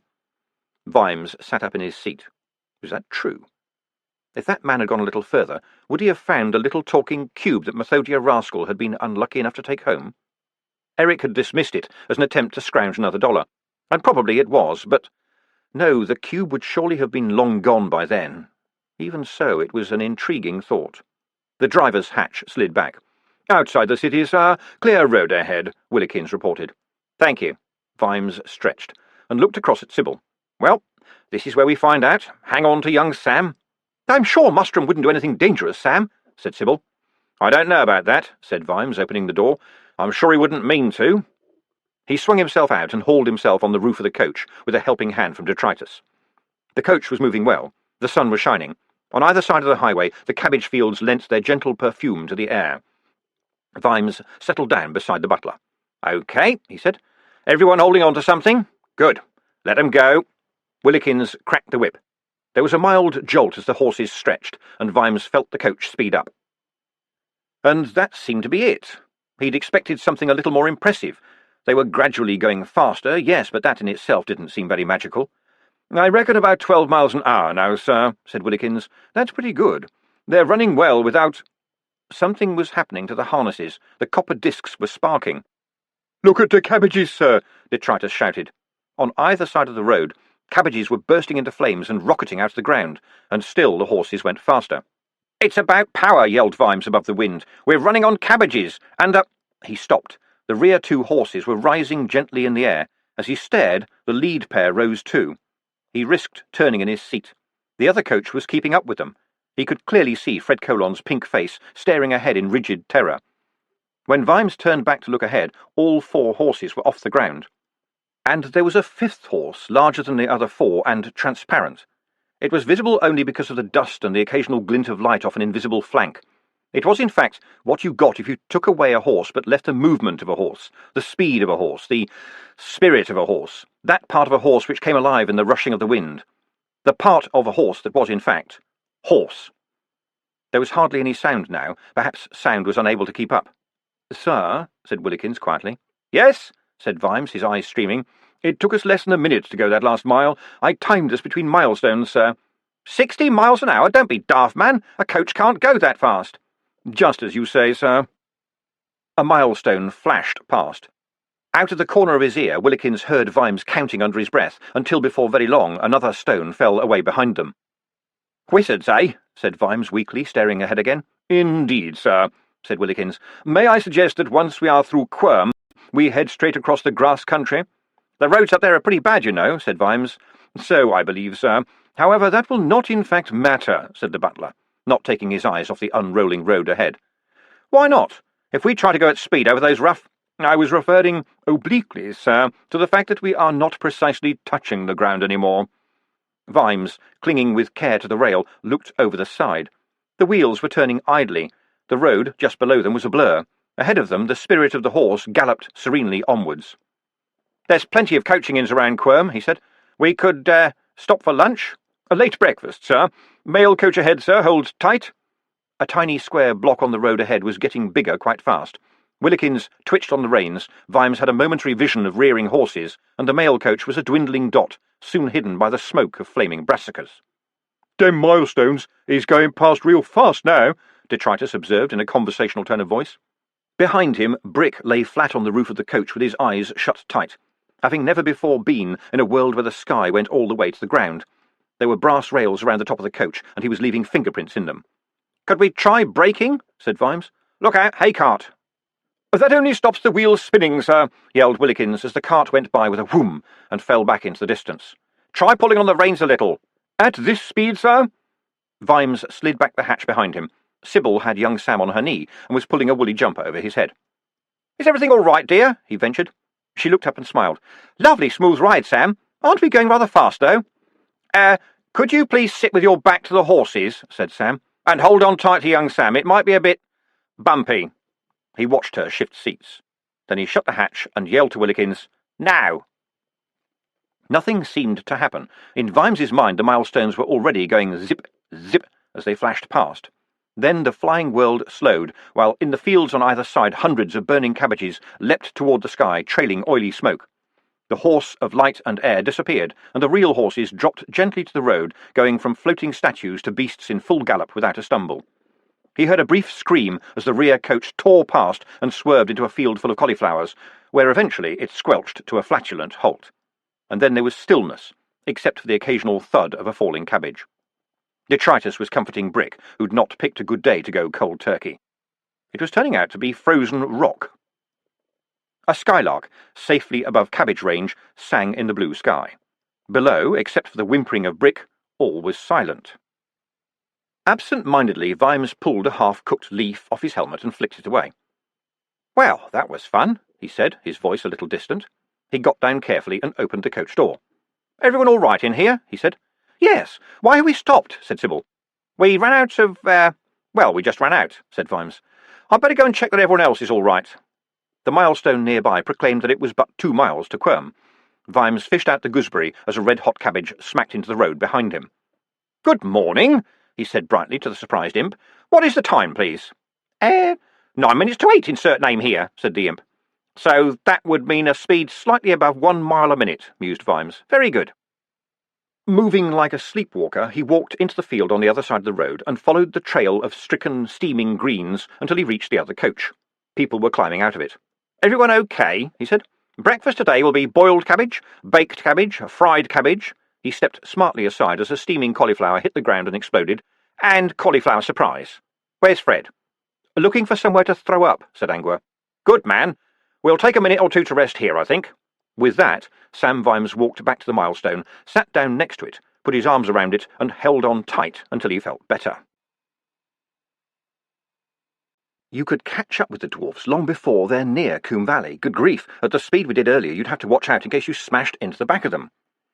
Vimes's thoughts nagged at him as Willikins drove the coach, at a very sedate speed, out of Quirm and then, on a clear stretch of road, unleashed the hidden horsepower until they were bowling along at 40 miles every hour. That seemed quite fast enough. No one was hurt, after all. You could get to Coombe Valley by nightfall. Yes, but that was not the plan. OK, he thought, but what was the plan, exactly? Well, it helped that Sybil knew more or less everybody, or at least everybody who was female of a certain age and who had been to the Quirm College for Young Ladies at the same time as Sybil. There appeared to be hundreds of them.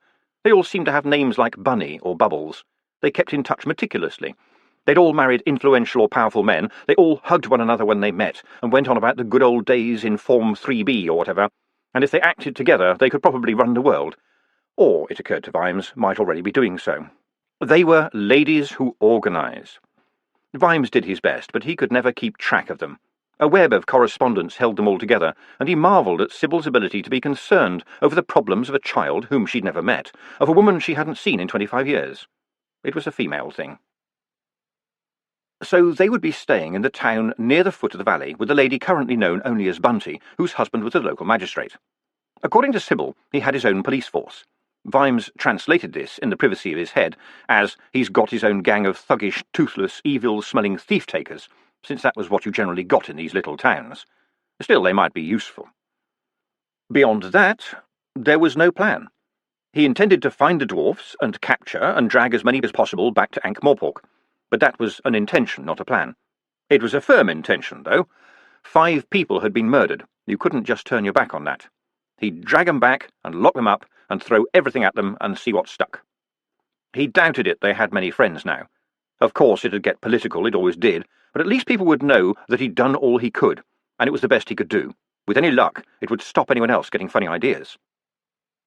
And then there was the damn secret. But it occurred to him that if he did find it, and it simply was proof that the dwarfs ambushed the trolls, or the trolls ambushed the dwarfs, or they both ambushed each other at the same time, well, he might as well drop it down a hole. It wouldn't change anything, and it was unlikely to be a pot of gold. People didn't take a lot of money onto battlefields because there wasn't very much to spend it on. Anyway, it had been a good start. They'd clawed some time, hadn't they? They could keep up a cracking pace and change horses at every staging-in, couldn't they? Why was he trying to persuade himself? It made sense to slow down. It was dangerous to go fast. "If we keep up this pace, we might get there the day after tomorrow, right?" he said to Willikins as they rattled on between stands of young maize. "If you say so, sir," said Willikins. Vimes noted the hint of diplomacy. "You don't think so?" he said. "Come on, you can speak your mind." "Well, sir, those dwarfs want to get there fast, do you think?" said Willikins. "I expect so. I don't think they want to hang around, so I'm just puzzled that you think they'll be using the roads, sir. They could use broomsticks, couldn't they?" "I suppose so," Vimes conceded, "but the Arch-Chancellor would have told me if they'd done that, surely." "Begging your pardon, sir, but what business would it be of his? They wouldn't have to bother the gentlemen at the university. Everyone knows the best broomsticks are made by the dwarfs up at Copperhead." The coach rolled on. After a while, Vimes inquired, in the voice of one who has been thinking deeply, "They'd have to travel at night, though. They'd be spotted otherwise." "Very true, sir," said Willikins, staring ahead. There was more thoughtful silence. "Do you think this thing could jump fences?" said Vimes. "I'm game to give it a try, sir," said Willikins. "I think the wizards put some thought into all this." "And how fast do you think it could go, for the sake of argument?" said Vimes. "Dunno, sir, but I've got a feeling it might be pretty fast. 100 miles in an hour, maybe." "You really think so? That means we could be halfway there in a couple of hours." "Well, you did say you wanted to get there fast, sir," said Willikins. This time the silence went on longer before Vimes said, "All right, stop somewhere. I want to make sure that everyone knows what we're going to do." "Happy to do that, sir," said Willikins. "It'll give me a chance to tie my hat on." What Vimes remembered most of all about that journey, and there was so much of it he wanted to forget, was the silence and the softness. Oh, he could feel the wind in his face, but it was only a breeze, even when the ground was a flat green blur. The air was shaping itself around them. When Vimes experimentally held up a piece of paper a foot above his head, it blew away in an instant. The corn exploded too. As the coach approached, the green shoots grew out of the ground as if dragged, and then burst like fireworks. The corn belt was giving way to cattle country when Willikins said, "You know, sir, this thing steers itself. Watch." He lowered the reins as a patch of woodland approached. The scream had hardly formed in Vimes's throat before the coach curved around the woodland and then swung delicately back onto its original course. "Don't do that again, please," said Vimes. "All right, sir, but it's steering itself. I don't think I could make it run into anything." "Don't try," Vimes said quickly. "And I swear I saw a cow explode back there. Keep us away from towns and people, will you?" Behind the coach, turnips and rocks leapt into the air and bounced away in the opposite direction. Vimes hoped they wouldn't get into trouble about that. But as it happened, it was all blamed on people from another world, so that was all right. The other thing that Vimes noticed was the landscape ahead was strangely bluish, while behind them it had a relatively red tint. He didn't like to point this out, though, in case it sounded strange. They had to stop twice to get directions, and were 20 miles from Coombe Valley at 5:30. There was a coaching inn. They sat out in its yard. No one spoke much. Apart from the speed-hungry Willikins, the only people not shaken by the journey were Sybil and young Sam, who seemed quite happy, and Detritus, who had watched the world skim past with every sign of enjoyment. Brick was still face down on the coach roof, holding tight. 10 hours, said Fred Colon, and that included lunch and stopping to be sick. I can't believe it. I don't think people are supposed to go this fast, Nobby moaned. I think my brain's still back home. Well, if we're going to have to wait for it to catch up, Nobby, I'll bear house here, shall I? Said Fred. Nerves were frayed, brains were jogging behind. This is why I don't like magic, thought Vimes.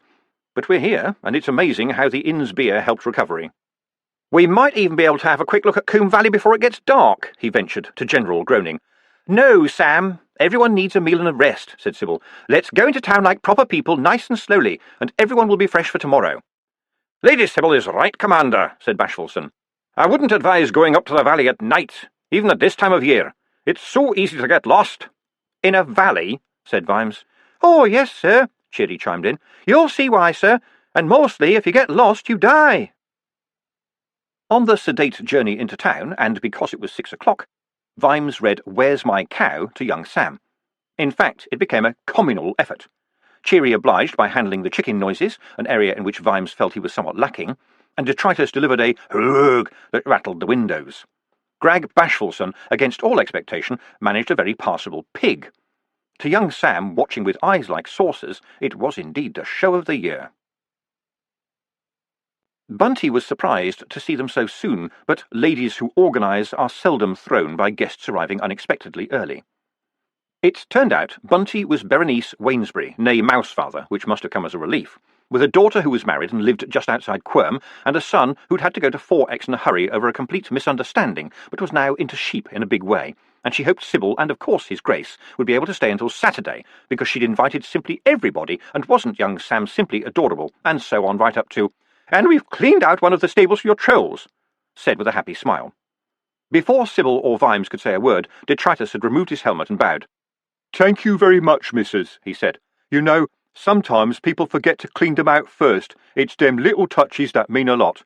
"Why, thank you," said Bunty. "How charming. I've never seen a troll wearing clothing before." "I can take them off if you like," said Detritus, at which point Sybil took Bunty gently by the arm and said, "Let me introduce you to everybody else." Mr. Wainsbury, the magistrate, wasn't the venal pocket-liner Vimes had expected. He was thin, tall, and didn't say a great deal, and spent his time at home in a study filled with law books, pipes, and fishing tackle. He dispensed justice in the mornings, fished during the afternoon, and charitably forgave Vimes for his total lack of interest in dry flies. The local town of Ham-on-Combe made a good living off the river. When the Combe hit the plains, it widened and slowed, and was more full of fish than a tin of sardines. Marshes spread out on either side, too, with deep and hidden lakes that were the home and feeding ground of innumerable birds. Oh, and there were the skulls, too. "I am the coroner as well," he told Vimes as he unlocked a cupboard in his desk. "We get a few bones washed down here every spring. Mostly tourists, of course. They really will not take advice, alas. But sometimes we get things that are of more historical interest." He put a dwarf skull on the leather desktop. "About 100 years old," he said. "From the last big battle 100 years ago. We get the occasional piece of armour, too. We put it all in the charnel house, and occasionally the dwarfs or the twirls come with a cart to sort through it and carry it away. They take it very seriously." "Any treasure?" said Vimes. "Ha! Not that I get told about, but I'd hear about it if there was anything big." The magistrate sighed. "Every year people come to search for it. Sometimes they are lucky." "They find gold?" "No, but they get back alive. The others, they wash up out of the caves in the fullness of time." He selected a pipe from a rack on his desk and began to fill it. "I'm amazed that anyone feels it necessary to take weapons up the valley. It'll kill you on a whim. Will you take one of my lads, Commander?" "I have my own guide," said Vimes, and then added, "but thank you." Mr. Wainsbury puffed his pipe. "As you wish, of course," he said. "I shall watch the river in any case." Angua and Sally had been put in the same bedroom. Angua tried to feel good about that. The woman wasn't to know. Anyway, it was nice to get between clean sheets, even if the room had a slightly musty smell. More must, less vampire, she thought. Look on the bright side. In the darkness, she opened one eye. Someone had moved silently across the room. They'd made no noise, but nevertheless their passage had stirred the air and changed the texture of the subtle night sounds. They were at the window now. It was bolted shut, and a faint noise was probably the bolt being slipped back. It was easy to tell when the window itself was opened. New scents flooded in. There was a creak that possibly only a werewolf would have heard, followed by a sudden rustling of many leathery wings. Little leathery wings. Angua shut her eye again. The little minx. Maybe Sally just didn't care any more. No point in trying to follow her, though. She debated the wisdom of shutting the window and bolting the door, just to see what excuses Sally came up with, but dismissed it. No good telling Mr. Vimes yet, either. What could she prove? It'd all be put down to the werewolf-vampire thing. And now Combe Valley stretched away ahead of Vimes, and he could see why he hadn't made plans. You couldn't make plans for Combe Valley. It'd laugh at them. It would push them away like it pushed away roads. "Of course, you're seeing it at its best at this time of year," said Cheery. "By best, you mean?" Vimes prompted. "Well, it's not actually trying to murder us, sir. And there's the birds. And when the sun's right, you get some wonderful rainbows." There were lots of birds. Insects bred like mad in the wide, shallow pools and dams that littered the floor of the valley in late spring. Most of them would be dry by late summer, but for now Combe Valley was a smorgasbord of things that went buzz. And the birds had come up from the plains to feast on all of it. Vimes wasn't good at birds, but they mostly looked like swallows, millions of them. There were nests on the nearest cliff, a good half-mile away, and Vimes could hear the chattering from here. And where trees and rocks had piled up in dams, saplings and green plants had sprouted. Below the narrow track the party had taken, water gushed from half a dozen caves and joined together for one wild waterfall into the plain. "It's all so alive," said Angua. "I was expecting just barren rock." "That's what it like up at the battle place," said Detritus, spray glistening on his skin. "My dad took me up there when we were coming to the city. He showed me this kind of rocky place, hit me on the head and said, 'Remember.'" "Remember what?" said Sally. "He didn't say. so I just, generally remembered. I didn't expect this, Vimes thought. It's so chaotic. Oh well, let's get clear of the cliff wall at least. All these bloody great boulders must have got here from somewhere. I can smell smoke, Angua announced after a while, as they made their way unsteadily across the debris-strewn track. Campfires from up the valley, said Cheery. Early arrivals, I expect. You mean people queue up for a place in the battle, said Vimes. Watch this boulder, it's slippery. Oh, yes. The fighting doesn't start until Coombe Valley Day, that's tomorrow. Damn, I lost track. Will it affect us down here? Bashfulson coughed politely.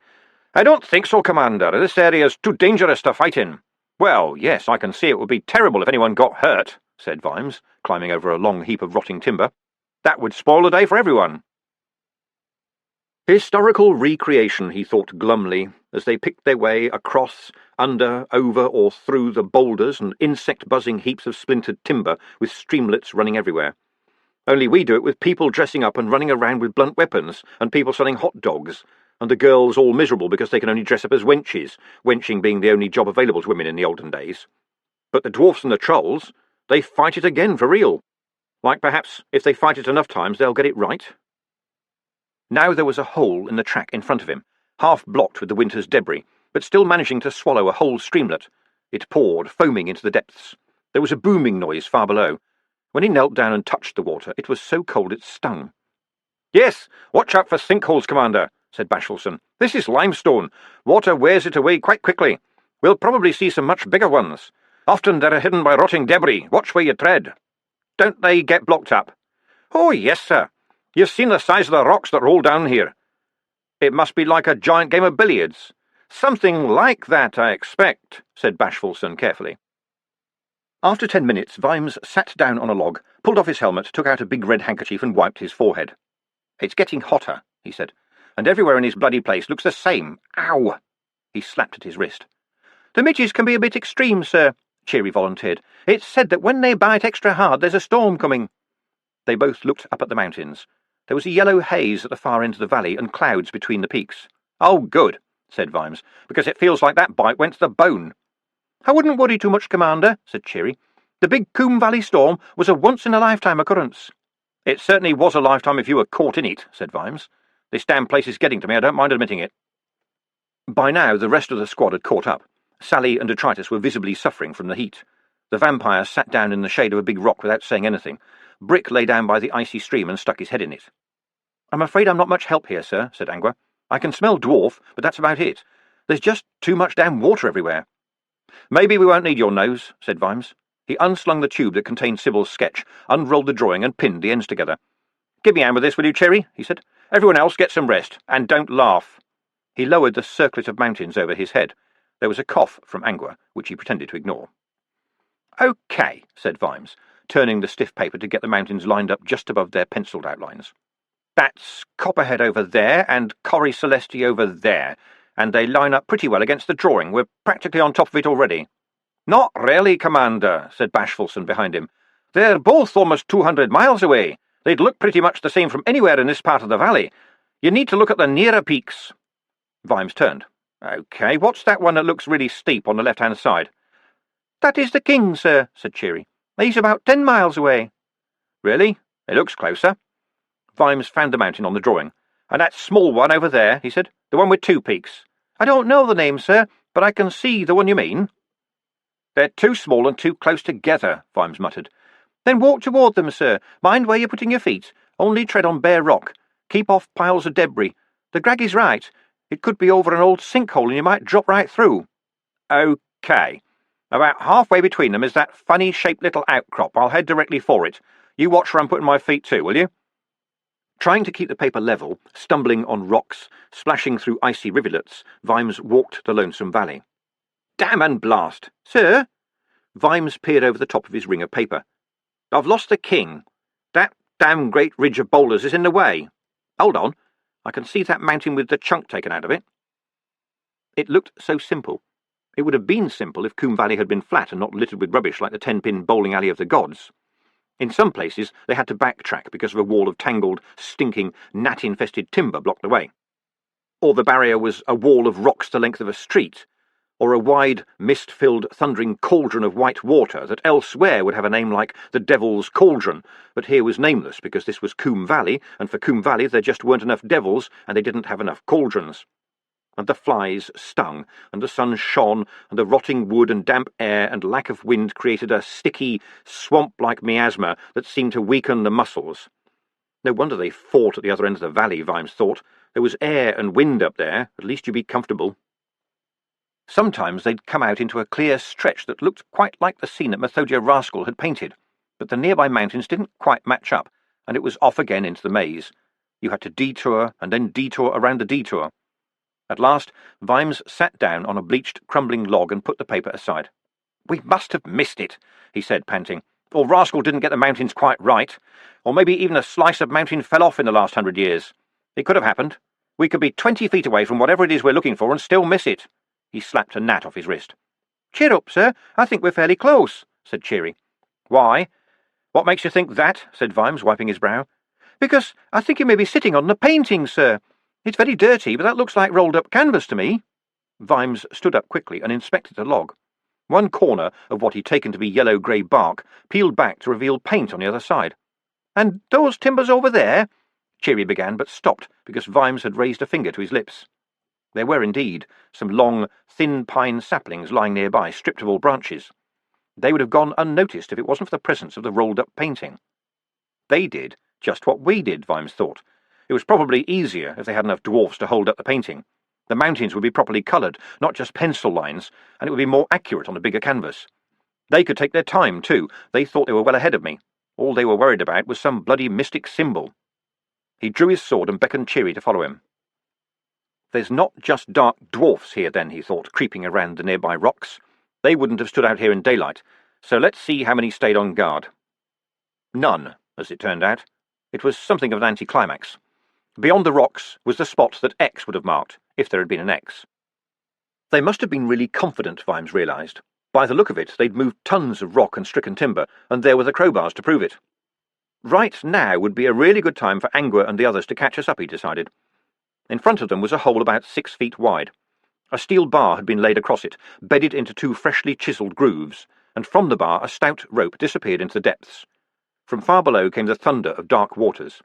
"Mr. Rascal must have been a brave man to stand here," said Vimes. "I expect it was a plugged hole 100 years ago," said Cheery. "I'll tell you what," said Vimes, kicking a pebble into the dark. "Pretend I'm a city man who doesn't know a bloody thing about caves, why don't you?" "It's what you get when a hole gets blocked, sir," said Cheery patiently. "Mr. Rascal probably just had to climb down onto a plug of debris." This is the place.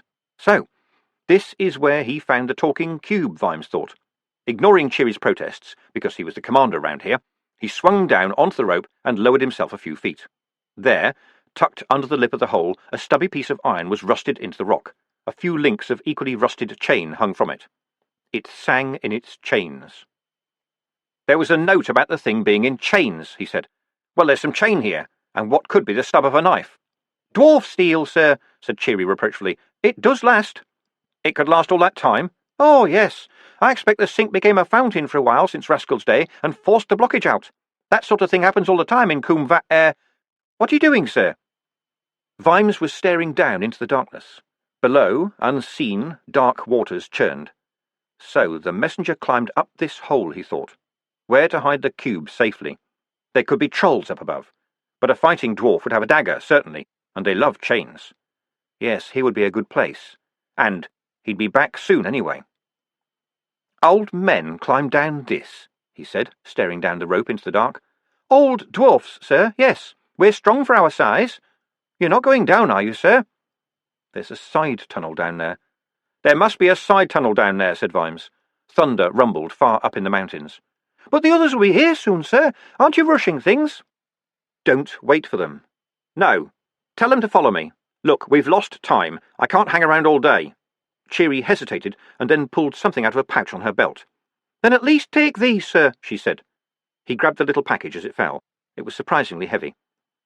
"Waxed matches, sir. They don't get wet, and the wrapping will burn like a torch for at least 4 minutes. There's a small loaf of dwarf bread, too." "Well, thank you," said Vimes to the worried round shadow against the yellow sky. "Look, I'll see if there's any light down there, and if there isn't, I'll come straight back. I'm not that daft." He let himself slide on down the rope. There was a knot every couple of feet. The air was winter cold after the heat of the valley. Fine spray came up from below. There was a tunnel, well above the cauldron. He could make himself believe there was light in the distance, too. Well, he wasn't stupid. He needed to let go. His hands loosened their grip. He didn't even have time to swear before the water closed over him. Vimes opened his eyes. After a while, moving his arm slowly because of the pain, he found his face and checked that his eyelids were indeed open. What bits of his body weren't aching, he checked. No, there seemed to be none. His ribs were carrying the melody of pain, but knees, elbows, and head were all adding trills and arpeggios. Every time he shifted to ease the agony, it moved somewhere else. His head ached as if someone was hammering on his eyeballs. He groaned and coughed up water. Gritty sand was under him. He could hear the rush of water somewhere nearby, but the sand under him was merely damp, and that didn't seem right. He risked turning over, a process that extracted a considerable amount of groan. All right, he could remember the icy water. There had been no question of swimming. All he'd been able to do was roll himself into a ball as the water threw and scraped and banged him through the bagatelle board of Coombe Valley. He'd gone over an underground waterfall once, he was sure, and had managed to suck in a breath before being whisked onwards. Then there was depth and pressure, and his life started to unroll before his eyes, and his last thought had been, please, can we skip the bit with Mavis Trouncer? And now he was here on an invisible beach, totally out of the water. But this place surely didn't have tides. So someone was somewhere in the blackness watching him, that was it. They'd pulled him out, and now they were watching him. He opened his eyes again. Some of the pain was gone, leaving stiffness as payment. He had a feeling that time had passed. The darkness pressed in on all sides, thick as velvet. He rolled back with more groans, and this time managed to push himself onto his hands and knees. "Who's there?" he mumbled, and very carefully got to his feet. Being upright seemed to shake his brain into gear again. "Anyone there?" The darkness swallowed the sound. Anyway, what would he have done if something had said yes? He drew his sword and held it out in front of him as he shuffled forward. After a dozen steps, it clinked against rock. "Matches," he mumbled. "Got matches?" He found the wax bundle and, working his clammy fingers slowly, drew out one match. Scraping the wax off the head with his thumb, he struck it against the stone. The glare hurt his eyes. "Look, quick! Flowing water, smooth sand, hand and footprints coming out of the water, one set only, yes. Walls looked dry, small cave, darkness over there, way out." Vimes limped toward the oval entrance as quick as he could while the match spat and fizzed in his hand. There was a bigger cave here, so big that the blackness in it seemed to suck all the light from the match, which scorched his fingers and died. The heavy darkness closed in again like curtains, and now he knew what the dwarfs meant. This wasn't the darkness of a hood, or a cellar, or even of their shallow little mine. He was a long way below the ground here, and the weight of all that darkness bore down on him. Now and again a drop of water went plink into some unseen pool. Vimes staggered onwards. He knew he was bleeding. He didn't know why he was walking, but he did know that he had to. Maybe he'd find daylight.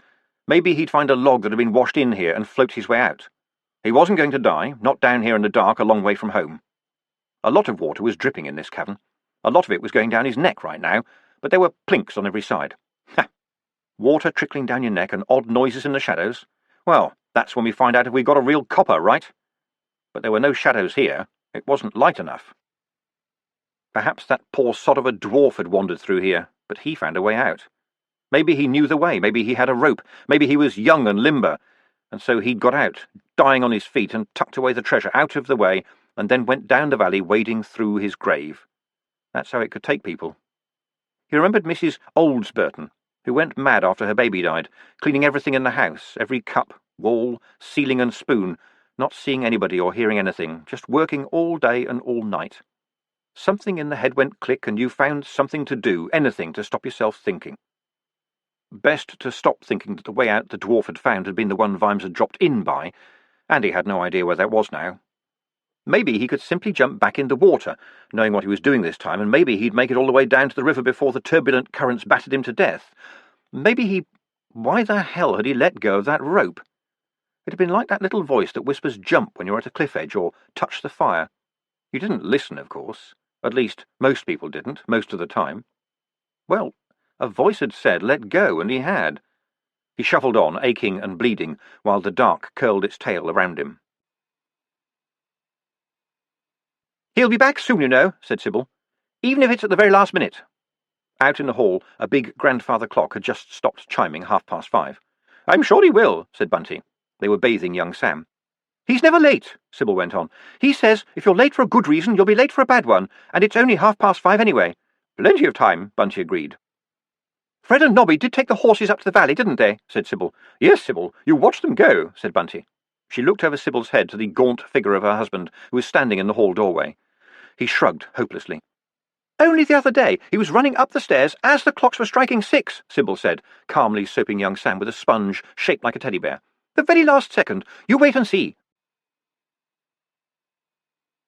He wanted to sleep. He'd never felt this tired before. Vimes slumped to his knees and then fell sideways onto the sand. When he forced his eyes open, he saw pale stars above him and had once again the sensation that there was someone else present. He turned his head, wincing at the stab of pain, and saw a small but brightly lit folding chair on the sand. A robed figure was reclining in it, reading a book. A scythe was stuck in the sand beside it. A white skeletal hand turned a page. "You'll be Death, then," said Vimes after a while. "Ah, Mr. Vimes, astute as ever. Got it in one," said Death, shutting the book on his finger to keep the place. "I've seen you before. I have walked with you many times, Mr. Vimes." "And this is it, is it?" "Has it never struck you that the concept of a written narrative is somewhat strange?" said Death. Vimes could tell when people were trying to avoid something they really didn't want to say, and it was happening here. "Is it?" he insisted. "Is this it?" "Could be." "Could be? What sort of answer is that?" said Vimes. "A very accurate one. You see, you are having a near-death experience, which inescapably means that I must undergo a near-Vimes experience. Don't mind me. Carry on with whatever you were doing. I have a book." Vimes rolled over onto his stomach, gritted his teeth, and pushed himself onto his hands and knees again. He managed a few yards before slumping back down. He heard the sound of a chair being moved. "Shouldn't you be somewhere else?" he said. "I am," said Death, sitting down again. "But you're here." "As well." Death turned the page and, for a person without breath, managed a pretty good sigh. "It appears that the butler did it." "Did what?" "It is a made-up story, very strange. All one need do is turn to the last page and the answer is there. What, therefore, is the point of deliberately not knowing?" It sounded like gibberish to Vimes, so he ignored it. Some of the aches were gone, although his head still hammered. There was an empty feeling everywhere. He just wanted to sleep. "Is that clock right?" "I'm afraid it is, Sybil." "I'll just go outside and wait for him, then." "I'll have the book ready," said Lady Sybil. "He won't let anything stop him, you know." "I'm sure he won't," said Bunty. "Although things can be very treacherous in the lower valley at this time of—" her husband began, and was fried into silence by his wife's stare. It was 6 minutes to 6. "Oh, boggle, goog, soggle!" It was a very little watery sound, and it came from somewhere in Vimes's trousers. After a few moments, enough time to recollect that he had both hand and trousers, he reached down and, after a struggle, freed the gooseberry from his pocket. The case was battered, and the imp, when Vimes had got the flap open, was quite pale. "Oh, boggle, soggle!" Vimes stared at it. It was a talking box. It meant something. "Woggle, soggle, ob!" Slowly, Vimes tipped the box up. Water poured out of it. "You weren't listening! I was shouting and you weren't listening," the imp whined. "It's 5 minutes to 6. Read to young Sam." Vimes dropped the protesting box on his chest and stared up at the pale stars. "Must read to young Sam," he murmured, and shut his eyes. They snapped open again. "Got to read to young Sam!" The stars were moving. It wasn't the sky. How could it be the sky? This was a bloody cave, wasn't it? He rolled over and got to his feet in one movement. There were more stars now, drifting along the walls. The worms were moving with a purpose. Overhead, they had become a glowing river. Although they were flickering a little, the lights were also coming back on in Vimes's head. He peered into what was now no longer blackness, but merely gloom, and gloom was like daylight after the darkness that had gone before. "Got to read to young Sam," he whispered, to a cavern of giant stalactites and stalagmites, all gleaming with water. "To read to young Sam!" Stumbling and sliding through shallow pools, running across the occasional patch of white sand, Vimes followed the lights. Sybil tried not to look at the worried faces of her host and hostess as she crossed their hall. She glared at the grandfather clock. The minute hand was nearly on the 12 and trembling. She threw open the front door. There was no Sam there and no one galloping down the road.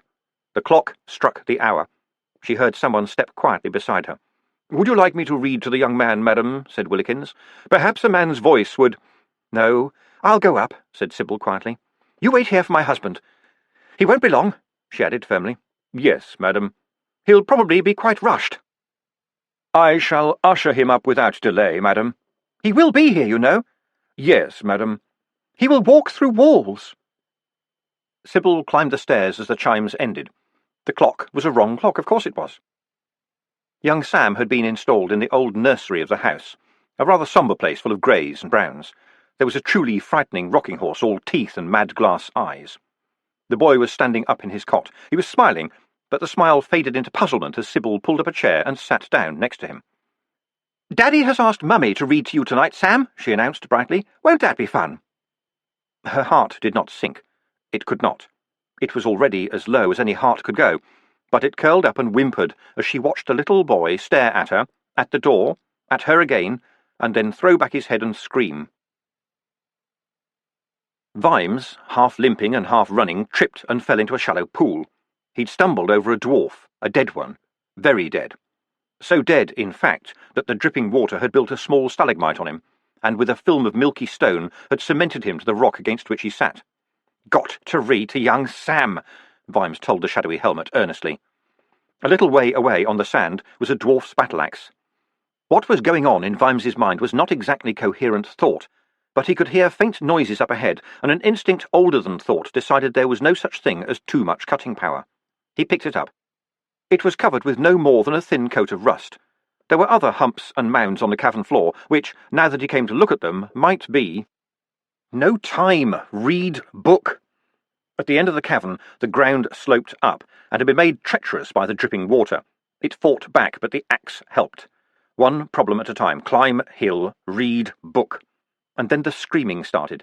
His son, screaming. It filled his mind. They will burn. A staircase floated in his vision, reaching endlessly upwards into darkness. The screaming came from up there. Feet slithered. The axe bit into the milky stone. Weeping and cursing, sliding at every step, Vimes struggled to the top of the slope. A new, huge cave spread out below. It was busy with dwarfs. It looked like a mine. There were 4 of them, only a few feet away from Vimes, whose vision was full of rocking lambs. They stared at this sudden, bloody, swaying apparition, which was dreamily waving a sword in one hand and an axe in the other. They had axes too, but the thing glared at them and asked, "Where's my cow?" They backed away. "Is that my cow?" the creature demanded, stepping forward unsteadily. It shook its head sadly. "It goes bar," it wept. "It is a sheep." Then it fell to its knees, clenched its teeth, turned its face upwards like a man tortured beyond his wits, beseeching the gods of fortune and the tempest, and screamed, "No, that is not my cow!" The words echoed around the cavern and broke through mere rock, so great was the force behind them, melted mere mountains, screamed across the miles. And in the sombre nursery, young Sam stopped crying and looked around, suddenly happy but puzzled, and said, to his despairing mother's surprise, "Coo." The dwarfs backed away down the slope. Overhead, the verms were still pouring in, outlining the invader against their green-white glow. "Where's my cow? Is that my cow?" it demanded, following them. In every part of the cavern, dwarfs had stopped work. There was hesitancy in the air. This was only one man after all, and the thought in many minds was, what is someone else going to do about this? It had not yet progressed to, what am I going to do about this? Besides, where was the cow? There were cows down here? "It goes neigh! It is a horse, that is not my cow!" Dwarfs looked at one another. "Where was the horse, then? Did you hear a horse? Who else is down here?" The 4 guards had retreated to the cavern for advice and reorientation. There was a number of deep-downers there, clustered in frantic conversation and watching the approaching man. In Vimes's strobing vision, there were fluffy bunnies, too, and quacky ducks. He had dropped to his knees again, and was staring at the ground and crying. Half a dozen shrouded dark guards stepped out from the group. One of them carried ahead of him a flame weapon and advanced on the figure cautiously. The flame of its little pilot light was the brightest thing in the cave. The figure looked up. The light reflected red in its eyes and growled, "Is that my cow?" Then it threw the axe, overarm, full at the guards. It struck the flame weapon, which exploded. "It goes hurr!" "Good," said young Sam, as his mother hugged him and stared blankly at the wall. Burning oil fountained across the dark. Some of it splashed on Vimes's arm. He slapped at it. There was pain, intense pain, but he knew this only in the same way that he knew the moon existed. It was there, but it was a long way off, and it didn't affect him very much. "That's not my cow," he said, standing up. He strode on now, over the burning oil, through red-edged smoke, past the dwarfs rolling desperately on the ground to put out the flames. He seemed to be looking for something. 2 more guards ran at him. Without appearing to notice them, Vimes crouched and whirled the sword around in a circle. A little lamb rocked in front of his eyes. A dwarf with greater presence of mind than the others had found a crossbow and was taking aim when he had to stop to brush away the bats streaming past him. He raised the bow again, looked around at a noise like 2 slabs of meat being slapped together, and was picked up and thrown across the cave by a naked young woman. An astonished miner swung his axe at the smiling girl, who vanished in a cloud of bats. There was a lot of yelling going on. Vimes paid it no attention. Dwarfs were running through the smoke. He merely slapped them aside. He had found what he was seeking. "Is that my cow? It goes moo!" Picking up another fallen axe, Vimes started to run. "Yes! That's my cow!" The Grags were behind a ring of guards in a frantic huddle, but Vimes's eyes were on fire, and there were flames streaming from his helmet. A dwarf holding a flamethrower threw it down and fled. "Hooray, hooray! It's a wonderful day, for I have found my cow!" And perhaps that, it was said later, was what did it. Against the berserker there is no defence. They had sworn to fight to the death, but not to this death. The slowest 4 guards went down to the axe and the sword, the others scattered and ran. And now Vimes paused in front of the cowering old dwarfs, raising the weapons over his head, and halted, rocking like a statue. Night forever. But within it, a city, shadowy and only real in certain ways. The entity cowered in its alley, where the mist was rising. This could not have happened. Yet it had. The streets had filled with things. Animals, birds, changing shape, screaming and yelling. And above it all, higher than the rooftops, a lamb rocking back and forth in great slow motions, thundering over the cobbles. And then bars had come down, slamming down, and the entity had been thrown back. But it had been so close. It had saved the creature. It was getting through. It was beginning to have control, and now this. In the darkness of the inner city, above the rustle of the never-ending rain, it heard the sound of boots approaching. A shape appeared in the mist. It drew nearer. Water cascaded off a metal helmet and an oiled leather cloak as the figure stopped, and entirely unconcerned, cupped its hand in front of its face and lit a cigar. Then the match was dropped on the cobbles, where it hissed out, and the figure said, "What are you?" The entity stirred like an old fish in a deep pool. It was too tired to flee. "I am the summoning dark." It was not, in fact, a sound, but had it been, it would have been a hiss. "Who are you?" "I am the watchman." "They would have killed his family." The darkness lunged and met resistance. "Think of the deaths they have caused. Who are you to stop me?" "He created me. Quis custodiet ipsos custodes." Who watches the watchman? Me. I watch him, always. You will not force him to murder for you. What kind of human creates his own policeman? One who fears the dark.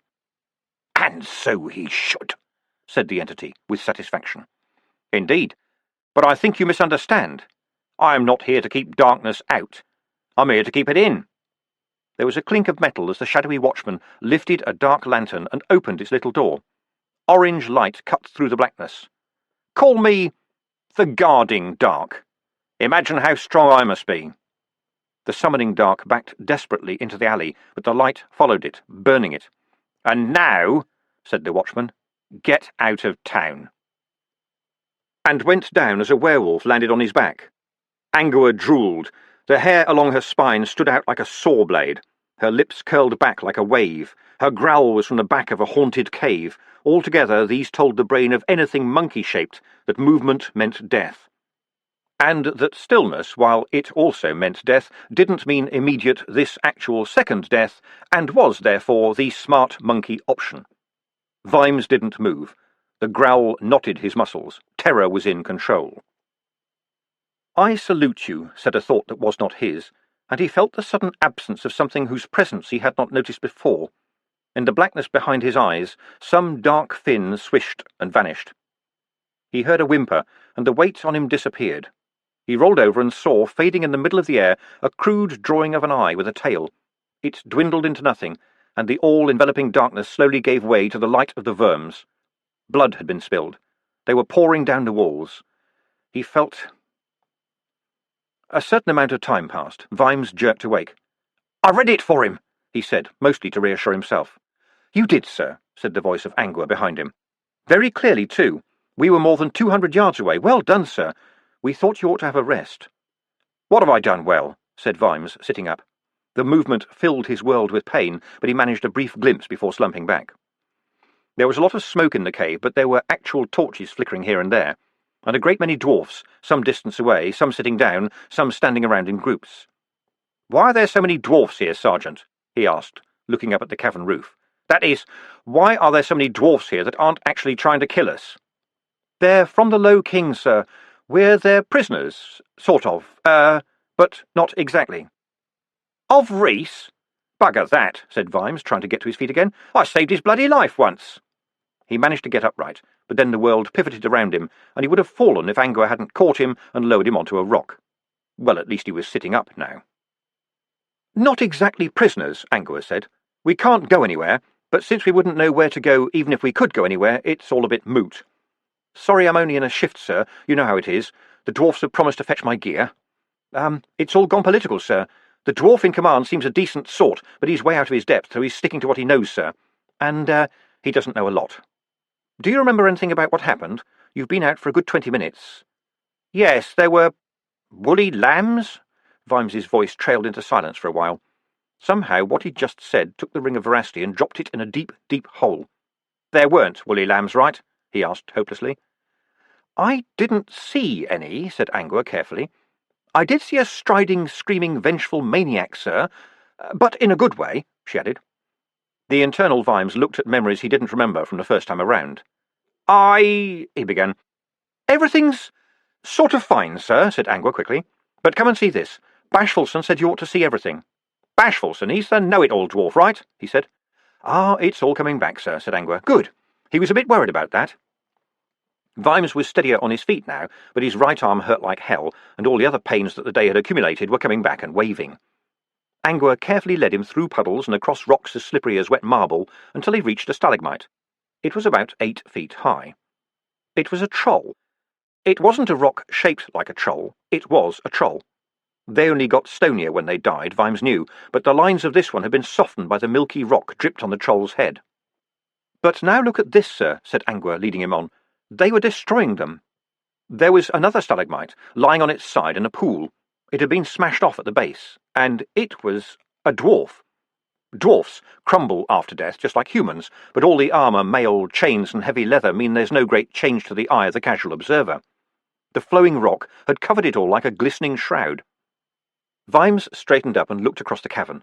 Shapes loomed in the gloom all the way to the near wall, where the drip of ages had formed a perfect ivory waterfall frozen in time. There are more? About 20, sir. Half of them have been smashed before you arrived. Look at this one over here, sir. You can just make them out. They're sitting back to back, sir. Vimes stared at the figures under the glaze and shook his head. A dwarf and a troll together, cemented in rock. Is there anything to eat? He said. It wasn't the most awe-inspired thing to say, but it came from the stomach with feeling. Our rations got lost in the excitement, sir, but the dwarfs will share theirs. They aren't unfriendly, sir, just cautious. Share? They have dwarf bread? I'm afraid so, sir. I thought it was illegal to give that to prisoners. I think I'll wait, thanks. And now, Sergeant, you can tell me about the excitement. It hadn't exactly been an ambush. The dwarfs just caught up with them. Their captain had been given rather wide orders to follow Vimes and his party, and there had been a certain chilliness when he found that the party included 2 trolls. This was still Coombe Valley, after all. Vimes felt a pang of sympathy for him. He'd had a simple job to do, and suddenly it was full of politics. Been there, done that, bought the singlet, thought Vimes. Fortunately, Grag Bashfulson had a way with words, since they were all going the same way. And it had been a long way. The fleeing dwarfs had brought down the ceiling not far from the entrance tunnel, and a journey that had taken Vimes a few minutes had taken the pursuers the best part of a day, even with Sally scouting ahead. Angua spoke of caves even bigger than this, of vast waterfalls in the dark. Vimes said yes, he knew. Then the words of "Where's my cow" had boomed under Coombe Valley, shaking the Rock of Ages and making the stalactites hum in sympathy, and the rest had been a matter of running. "I can remember reading to young Sam," said Vimes slowly. "But there were these strange pictures in my head." He stopped. All that anger, all that red-hot rage, had flowed out of him in a torrent without thought. "I killed those damn soldiers." "Most of them, sir," said Angua cheerfully. "And there's a couple of miners who got in the way who'll be aching for months." It was all coming back to Vimes now. He wished it wasn't. There was always a part of the human brains that objected to fighting dwarfs. They were child-sized. Oh, they were also at least as strong as a human, and more resilient, and would take any advantage in a fight, and if you were lucky you learned to overcome that prejudice before you were hacked off at the knees. But it was always there. "I remember those old dwarfs," he said. "They were cowering like little maggots. I wanted to smash them." "You resisted for almost 4 seconds, sir, and then I brought you down," said Angua. "And that was a good thing, was it?" said Vimes. "Oh, yes, it's why you're still here, Commander," said Bashfulson, appearing from behind a stalagmite. "I'm glad to see you up and about again. This is a historic day, and you still have a soul, it appears. Isn't that nice?" "Now, you listen to me," Vimes began. "No, you listen to me, Commander. Yes, I knew you'd come to Coombe Valley, because the summoning dark would come here. It needed you to bring it. No, listen to me, because we don't have much time. The summoning dark symbol commands an entity as old as the universe. But it has no real body and very little physical strength. It can cover 1,000,000 dimensions in the blink of an eye, but could barely make it across a room. It works through living creatures, especially ones it finds amenable. It found you, Commander, a cauldron of anger, and in small, subtle ways it saw to it that you got to this place." "I believe him, sir," said Angua quickly. "It was the one called up as a curse by one of the miners, remember? The one who drew the sign on his own blood, on a locked door. And you—" "There was a door that stung when I touched it, I remember," said Vimes. "Are you telling me that behind that door he—" "Oh, no." "He was already dead by then, sir, I'm positive about that," said Angua quickly. "We couldn't have saved him." "Helmclever said," Vimes began, and Bashfulson must have seen the panic rising in his eyes, because he grabbed both his hands and spoke, fast and urgently. "No, you didn't kill him. You didn't even touch him. You were afraid that if you did, I'd say you'd use force, remember?" "He dropped dead. How much force is that?" Vimes shouted. His voice echoed, and heads turned all across the cavern. "There was a symbol, wasn't there? It's true that the creature tends to leave a signature on events, but you would have had to touch him. You did not. You did not raise a hand. I think you would have resisted even then, resisted and won. Do you hear me? Calm down. Calm down. He died of fear and guilt. You must realize that." "What reason did he have to feel guilty?" "Every reason for a dwarf. That mine bore down so heavily on him." The Grag turned to Angua. "Sergeant, could you get the commander some water? It's as pure in these pools as anywhere in the world. Well, it is if you pick one without a body floating in it." "You know, you could have avoided that last sentence," said Vimes. He sat down on a rock. He could feel himself shaking now. "And then I got the damn thing here," he managed. "Yes, Commander. And it got you here too, I suspect. Cheery says she saw you drop into churning water 1/2 a mile from where we are now. Even a champion swimmer wouldn't have survived that. I woke up on a beach. It got you there. It swam your body for you. But I was all knocked about." "Oh, it wasn't your friend, Commander. It needed to get you here in one piece. It didn't have to be a good-looking piece. And then you disappointed it, Commander. You disappointed it. Or perhaps impressed it. It's hard to tell. You wouldn't strike the helpless, you see. You resisted. I had the sergeant here bring you down because I was frightened that the struggle inside would rip your tendons from your bones." "They were just frightened old men."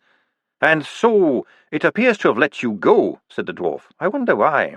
Historically, anyone subject to the summoning dark dies insane." Vimes reached up and took a mug of water from Angua. It was teeth-aching cold, and the best drink he'd ever tasted. And his mind worked fast, flying in emergency supplies of common sense, as human minds do, to construct a huge anchor in sanity and prove that what happened hadn't really happened, and if it had happened, hadn't happened much. It was all mystic, that's what it was.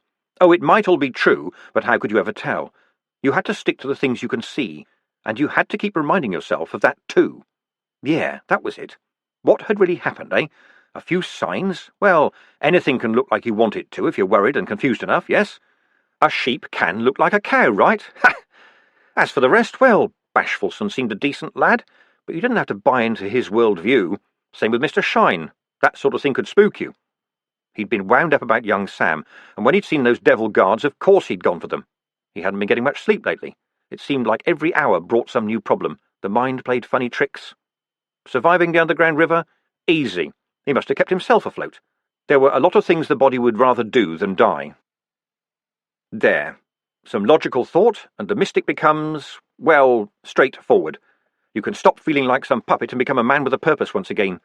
He put down the empty mug and stood up, purposefully. "I'm going to see how my men are," he announced. "I'll come with you," said Bashfulson quickly. "I think I need no assistance," lied Vimes as coolly as he could. "I'm sure you do not," said the dwarf, "but Captain Good is a little nervous." "He'll be a lot nervous if I don't like what I see," said Vimes. "Yes, that's why I'm coming with you," said Bashfulson. Vimes set off across the cavern a little faster than he felt comfortable. The grag kept up by skipping at every other step. "Don't think you know me, Mr. Bashfulson," he growled. "Don't think I took pity on those bastards. Don't think I was merciful. You just don't kill the helpless. You just don't." "The Dark Guards seem to have no trouble with the prospect," said Bashfulson. "Exactly," said Vimes. "By the way, Mr. Bashfulson, what kind of dwarf doesn't carry an axe?" "Well, as a grag, my first resort, of course, is to my voice," said the grag. "The axe is nothing without the hand, and the hand is nothing without the mind. I've trained myself to think about axes." "Sounds mystical to me," said Vimes. "I suppose it would," said Bashfulson. "Ah, here we are." Here was the area that the newly arrived dwarfs had occupied. Very military, Vimes thought. A defensive square. You're not sure who your enemies are. And neither am I. The nearest dwarf regarded him with that slightly defiant, slightly uneasy look he'd come to recognise. Captain Good straightened up. Vimes looked over the dwarf's shoulder, which was not hard to do. There were Nobby and Fred Colon, and both of the trolls, and even Cheery, all sitting in a huddle. "Are my men under arrest, Captain?" he said. "My orders are to detain everyone found here," said the captain. Vimes admired the flatness of the response. It meant, "I am not interested in a dialogue at this time." "What is your authority here, Captain?" he said. "My authority comes threefold. The Low King, mining law, and 60 armed dwarfs," said Good. Bugger, thought Vimes. I forgot about mining law. This is a problem I think I need to delegate. A good commander learns to delegate. Therefore, I will delegate this problem to Captain Good. "That was a good answer, Captain," he said, "and I respect it." In one movement he pushed past and headed for the watchman. He stopped dead when he heard the sound of drawn metal behind him, raised his hands and said, "Grag Bashfulson, will you explain matters to the captain? I have stepped into his custody, not out of it, and this is not the time or place for rash action." He walked on without waiting for a reply. Admittedly, banking on the fact that someone would get into trouble if they killed you would probably come under the heading of rash action, but he'd just have to live with that. Or, of course, not. He hunkered down by Nobby and Colon. "Sorry about this, Mr. Vimes," said Fred. "We were waiting on the path with some horses, and they just turned up. We showed them our badges, but they just did not want to know." "Understood. And you, Cheery?" "I thought it'd be best to stay together, sir," said Cheery earnestly. "Right. And you, Vimes looked down and felt the bile rise. Brick and Detritus both had chains on their legs. "You let them shackle you," he said. "Well, it seemed to be getting all political, Mr. Vimes," said Detritus. "But say the word, and me and Brick can have 'em off no trouble. They're only field chains. My granny could have bust out of them." Vimes felt the anger rising, but put a lid on it. Right now, Detritus was being rather more sensible than his boss. "Don't do that. Not until I say so," he said. "Where are the grags?" "They're guarding them in another cave, sir," said Cheery. "And the miners. Sir, they said the Low King is on his way." "Good job it's a big cave, otherwise it'd be getting crowded," said Vimes. He walked back to the captain and bent down. "You chained up my sergeant," he said. "He's a troll. This is Coombe Valley," said the captain flatly. "Except even I could bust out of chain that thin," said Vimes. He glanced up. Sally and Angua had regained their amour propre in their proper armour and were watching Vimes carefully. "Those two officers are a vampire and a werewolf," he said, still in the same level voice. "I know you know this, and you very wisely didn't try to lay a finger on them, and Bashfulson's a grag. But you put my sergeant in weak chains that he could snap with a finger so you could kill him and say he was trying to escape. Don't even think about denying it. I know a dirty trick when I see one. Shall I tell you what I'm going to do? I'm going to give you a chance to show brotherly love and let the trolls out right now. And the others. Otherwise, unless you kill me, I'll poison your future career to the very best of my ability, and you don't dare kill me." The captain eyeballed him, but it was a game Vimes had mastered a long time ago. Then the dwarf's gaze fell on Vimes's arm, and he gave a groan and took a step back, raising his hand protectively. "Yes, I'll do it, yes." "See you do," said Vimes, taken aback. Then he too looked down at the inside of his wrist. "What the hell is this?" he said, turning to Bashfulson. "Ah, it left its mark on you, Commander," said the grag cheerfully. "An exit wound, perhaps." On the soft underskin of Vimes's wrist, the sign of the summoning dark blazed as a livid scar. Vimes turned his arm this way and that. "It was real," he said. "Yes, but it is gone, I'm sure. There is a difference in you." Vimes rubbed the symbol. It didn't hurt, it was just raised, reddened skin. "It's not going to come back, is it?" he said. "I doubt it'll risk it, sir," said Angua. Vimes opened his mouth to ask her what she meant by that piece of sarcasm, when yet more dwarfs trotted into the cavern. These were the tallest and broadest dwarfs he'd ever seen. Unlike most dwarfs, they wore simple mail shirts and carried one axe, one good, large, beautifully balanced axe. Other dwarfs bristled with up to a dozen weapons. These dwarfs bristled with one each. And they separated and spread out into the cavern with a purpose, covering lines of sight, guarding shadows, and, in the case of 4 of them, taking up station behind detritus and brick. When they finally clattered to a halt, another group stepped out of the tunnel.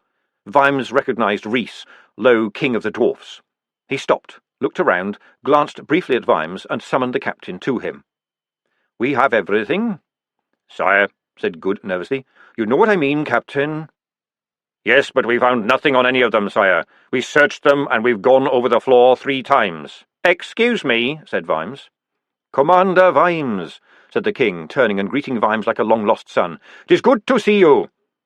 "You've lost the bloody cube," said Vimes, "after all this." "What cube would this be, Commander?" said the king. Vimes had to admire his acting ability at least. "The one you're looking for," he said.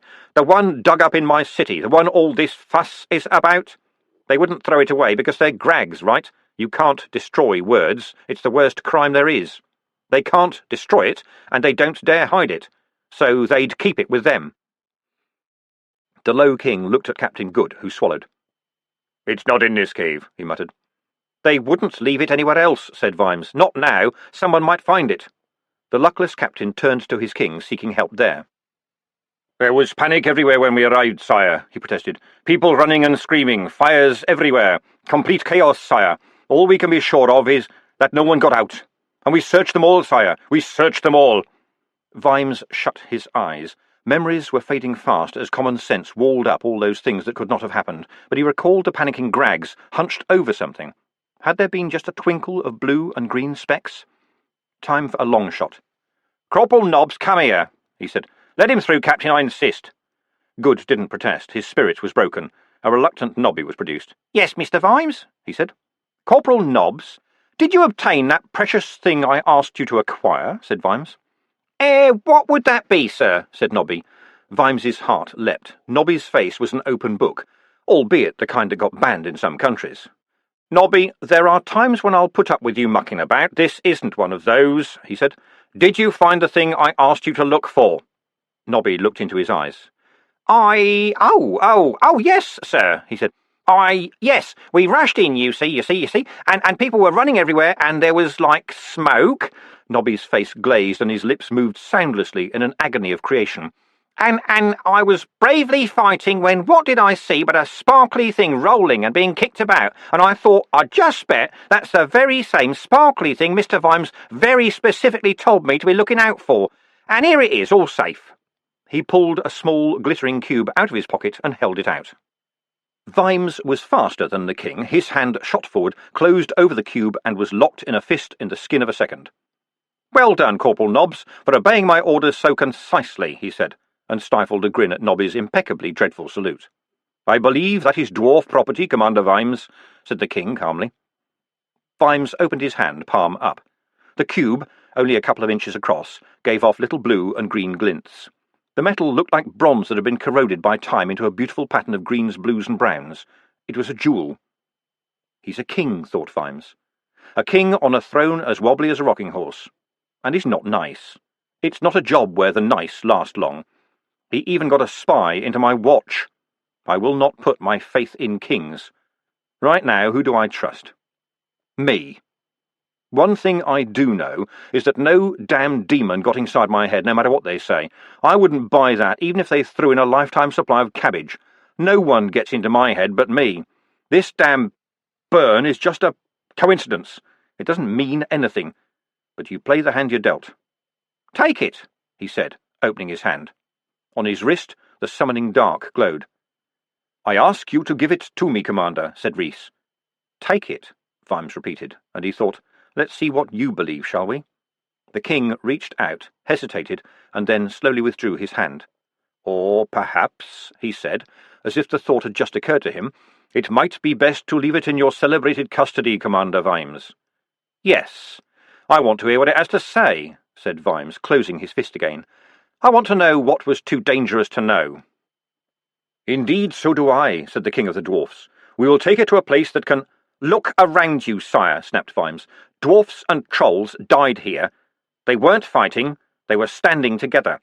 Look around you, the place looks like a god's damn game board. Was this their testament? Then we listen to it here, in this place, at this time."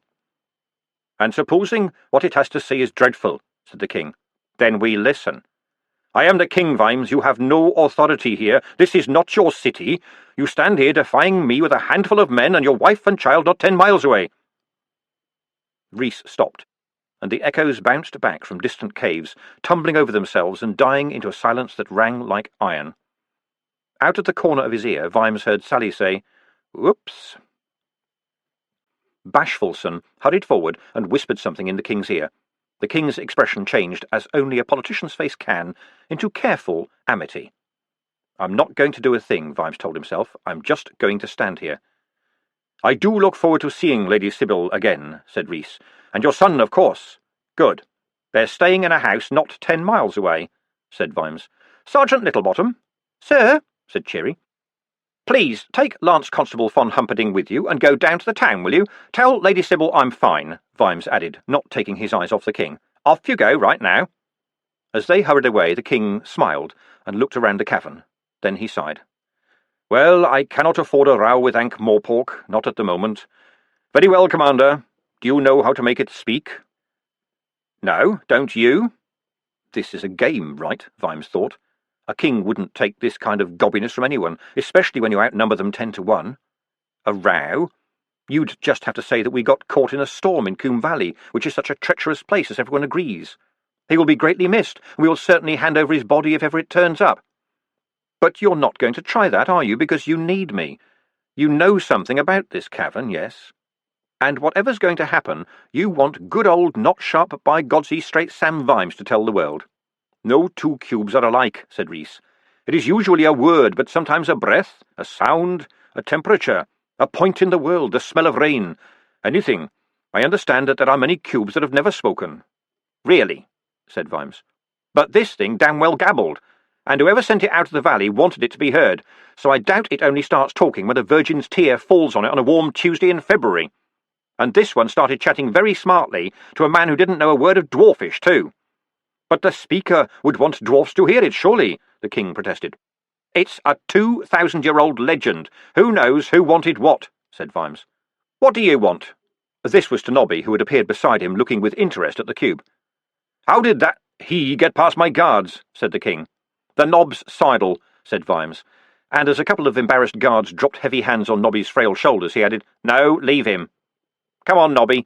You say something to make this thing start speaking." Say something or it'll be the worse for you," Nobby suggested. Not a bad try, Vimes conceded. 100 years ago, sire, I doubt if anyone in Ankh-Morpork knew many words of dwarf or troll. Perhaps the message was intended for humans. There must have been a settlement down on the plain with all those birds and fish to eat.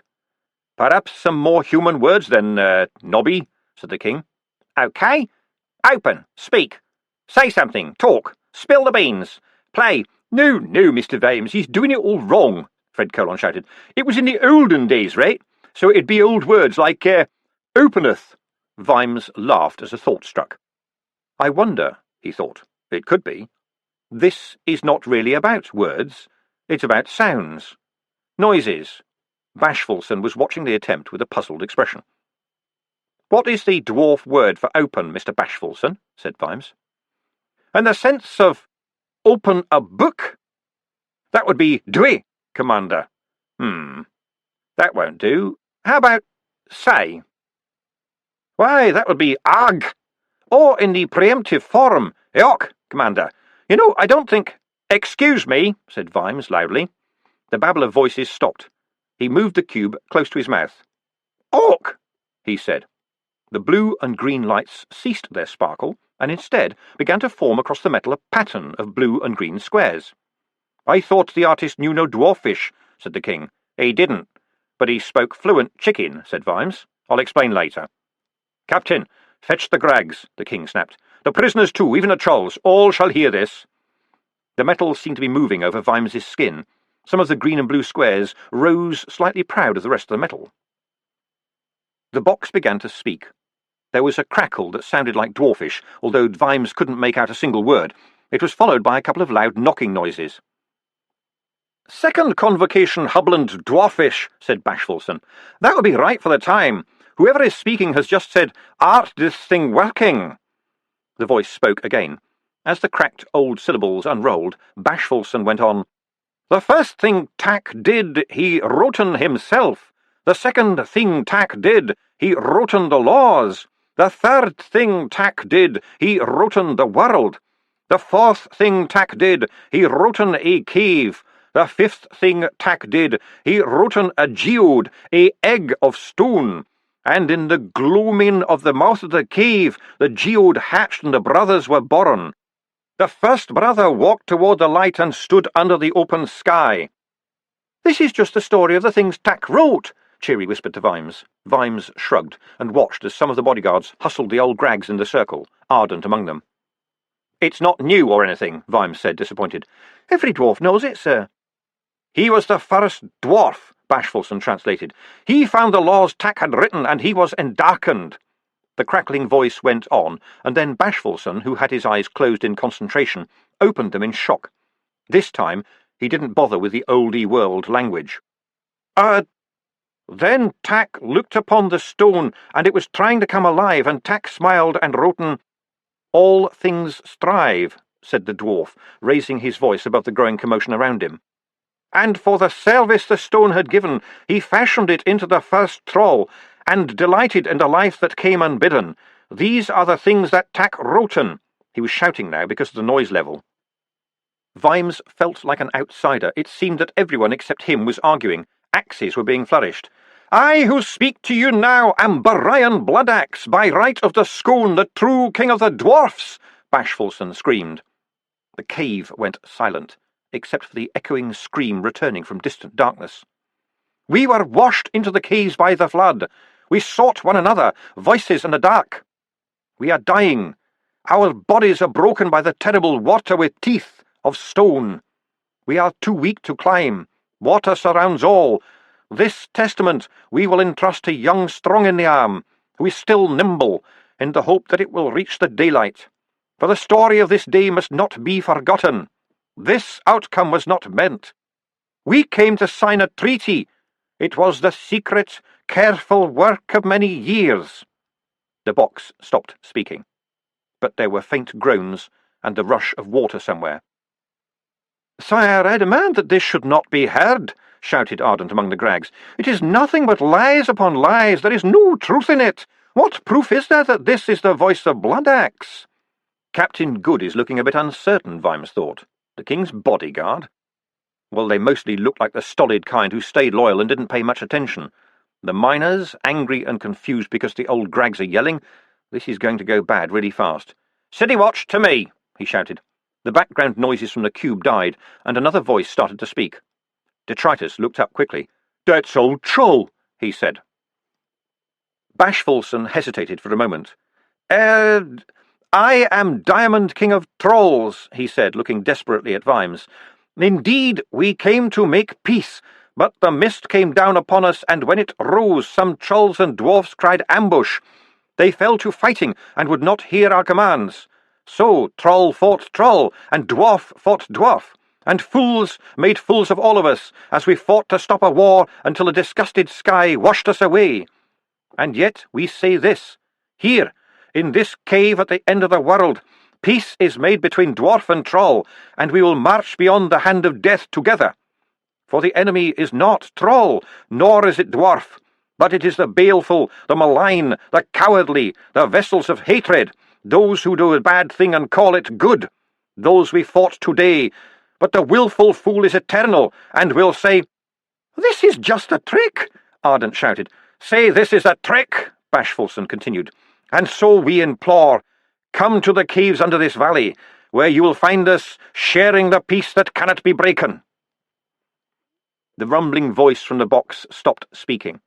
There was, once again, a rustle of half-heard voices, and then silence.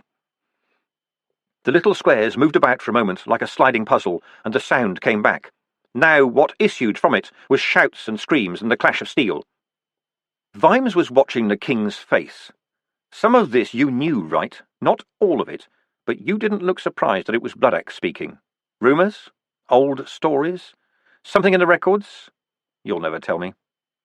"Hadra," said Bashfulson, and the cube fell silent. "That means stop, Mr. Vimes," the Grag added. "And so we are under Coombe Valley," sneered Ardent. "And what do we find?" "We find you," said Bashfulson. "We always find you." "Dead trolls, dead dwarfs, and nothing more than a voice," said Ardent. "Ankh Morpork is here. They are devious. These words could have been spoken yesterday." The king was watching Ardent and Bashfulson. So was every other dwarf. "You don't have to stand and argue," Vimes wanted to shout. "Just chain the bastards up and we can sort it out later." But being a dwarf was all about words and laws. "These are venerable Grags," said Ardent, indicating the robed figures behind him. "They have studied the histories. They have studied the devices. Thousands of years of knowledge stand before you. And you, what do you know?" "That you came to destroy the truth," said Bashfulson. "You dared not trust it. A voice is just a voice, but these bodies are proof." Ardent snatched the axe from a miner and was flourishing it before any of the bodyguards could react. When realization caught up with them, there was a massed move forward. "No," said Bashfulson, holding up his hands. "Sire, please. This is an argument between Grags." "Why do you carry no axe?" Ardent snarled. "I need no axe to be a dwarf," said Bashfulson. "Nor do I need to hate trolls. What kind of creature defines itself by hatred?" "You strike at the very root of us," said Ardent. "At the root." "Then strike back," said Bashfulson, holding out his empty hands. "And put your sword away, Commander Vimes," he added without turning his head. "This is dwarf business. Ardent, I'm still standing. What do you believe in?" "Ha-ak, gastrak jad!" Ardent jerked forward, axe raised. Bashfulson moved quickly. There was the thud of something hitting flesh, and then a tableau as motionless as the brooding figures around the cavern. There was Ardent, axe raised overhead. There was Bashfulson, down on one knee, with his head resting almost companionably against the dwarf's chest, and the edge of one hand pressed hard against Ardent's throat. Ardent's mouth opened, but all that came out was a croak and a trickle of blood. He took a few steps back and fell over backwards. The axe struck the white, wet, stony waterfall and smashed through the drip of millennia. Time fell in shards around. Bashfulson rose, looking shocked and massaging his hand. "It is like using an axe," he said to no one in particular, "but without the axe." The uproar began again, but a dwarf, dripping with water, pushed through the mob. "Sire, there's a band of trolls coming up the valley. They asked for you. They said they want to parley." Rhys stepped over the gurgling body of Ardent, looking intently at the hole in the waterfall of stone. Another piece fell down as he touched it. Is there something unusual about their leader?" he said, still staring into the new darkness. "Yes, sire, he's all sparkly." "Ah, good," said the king. "He has his parley. Bring him down here." "Could that be a troll who knows some very powerful dwarfs?" said Vimes. The low king met his eyes for a moment. "Yes, I imagine it is," he said. Then he raised his voice. "Someone fetch me a torch. Commander Vimes, could you just look at this, please?" In the depths of the revealed cave, something shone. On this day in 1802, the painter Methodia Rascal dropped the glittering thing in the deepest well he knew. No one would ever hear it down there. The chicken chased him home. It would be a lot simpler, Vimes thought, if this was a story. A sword is pulled out of a stone, or a magic ring is flung into the depths of the sea, and with general rejoicing the world turns. But this was real life. The world didn't turn, it just went into a spin. It was Coombe Valley Day, and there wasn't a battle going on in Coombe Valley. But what was going on here wasn't peace either. What was going on was committees. It was negotiation. Actually, as far as he could tell, it hadn't even got as far as negotiation yet. It hadn't got past talks about meetings about delegations. On the other hand, no one had died, except maybe of boredom. There was a lot of history to be unpicked, and for those who weren't actually engaged in that delicate activity, there was Coombe Valley to tame. 2 cultural heroes were down there in the cavern, and all it needed was one good storm and a few misplaced blockages for a white flood laden with grinding boulders to wipe the whole place away. It hadn't happened yet, but sooner or later the dynamic geography would get around to it. Coombe Valley couldn't be left to its own devices. Not anymore. Everywhere you looked, there were teams of trolls and dwarfs, surveying, diverting, damming and drilling. They'd been engaged in this for 2 days. It would take them forever, because every winter changed the game. Coombe Valley was forcing cooperation on them. Damn Coombe Valley. Vimes thought that was a bit too pat, but nature can be like that. Sometimes you got sunsets so pink that they had no style at all. One thing that had happened fast was the tunnel. Dwarfs had cut down quickly through the soft limestone. You could stroll down into the cavern now, although, in fact, you'd have to queue because of the long line of trolls and dwarfs. Those in the line going down eyed one another with uncertainty at best. Those in the line coming up sometimes looked angry or were close to tears, or just walked along looking at the ground. Once they got past the exit, they tended to form into quiet groups. Sam, with young Sam in his arms, didn't have to queue. News had got around. He went straight in, past the trolls and dwarfs, who were painstakingly reassembling the broken stalagmites. It was news to Vimes that you could do that, but apparently if you came back in 500 years, they'd be as good as new. And into what had come to be called the King's Cave. And there they were. You couldn't argue with it. There was the Dwarf King, slumped forward across the board, glazed by the eternal drip, his beard now rock and at one with the stone. But the Diamond Troll King had remained upright in death, his skin gone cloudy, and you could still see the game in front of him. It was his move. A healthy little stalagmite hung from his outstretched hand. They'd broken off small stalagmites to make the pieces, which time had now glued into immobility. The scratched lines on the stone were more or less invisible, but Thud players from both races had already pored over it, and a sketch of the dead king's game had already appeared in the Times. The Troll King was playing the dwarf side. Apparently it could go either way. People were saying that when this was all over, they'd seal the cave. Too many people in a living cave killed it in some way, the dwarf said. And then the kings would be left in the dark to finish their game. In, with luck, peace. Water dripping on a stone, changing the shape of the world one drop at a time, washing away a valley. Yes, well, Vimes had added to himself, but it'd never be that simple. And for every new generation you'd have to open it again, so that people could see that it was true. Today, though, it was open for Sam and young Sam, who was wearing a fetching woolly hat with a bobble on it. Brick and Sally were on duty, along with a couple of dwarfs and 2 more trolls, all watching the stream of visitors and one another. Verms covered the ceiling. The game gleamed. What would young Sam remember? Probably just the glitter, but it had to be done. The players were genuine. On that, at least, both sides agreed. The carvings on diamond were accurate, the armour and jewellery on Bloodaxe were just as history recorded. Even the long loaf of dwarf bread that he carried into battle, and which could shatter a troll skull, was by his side. Dwarf scholars had, with delicacy and care and the blunting of 15 saw blades, removed a tiny slice of it.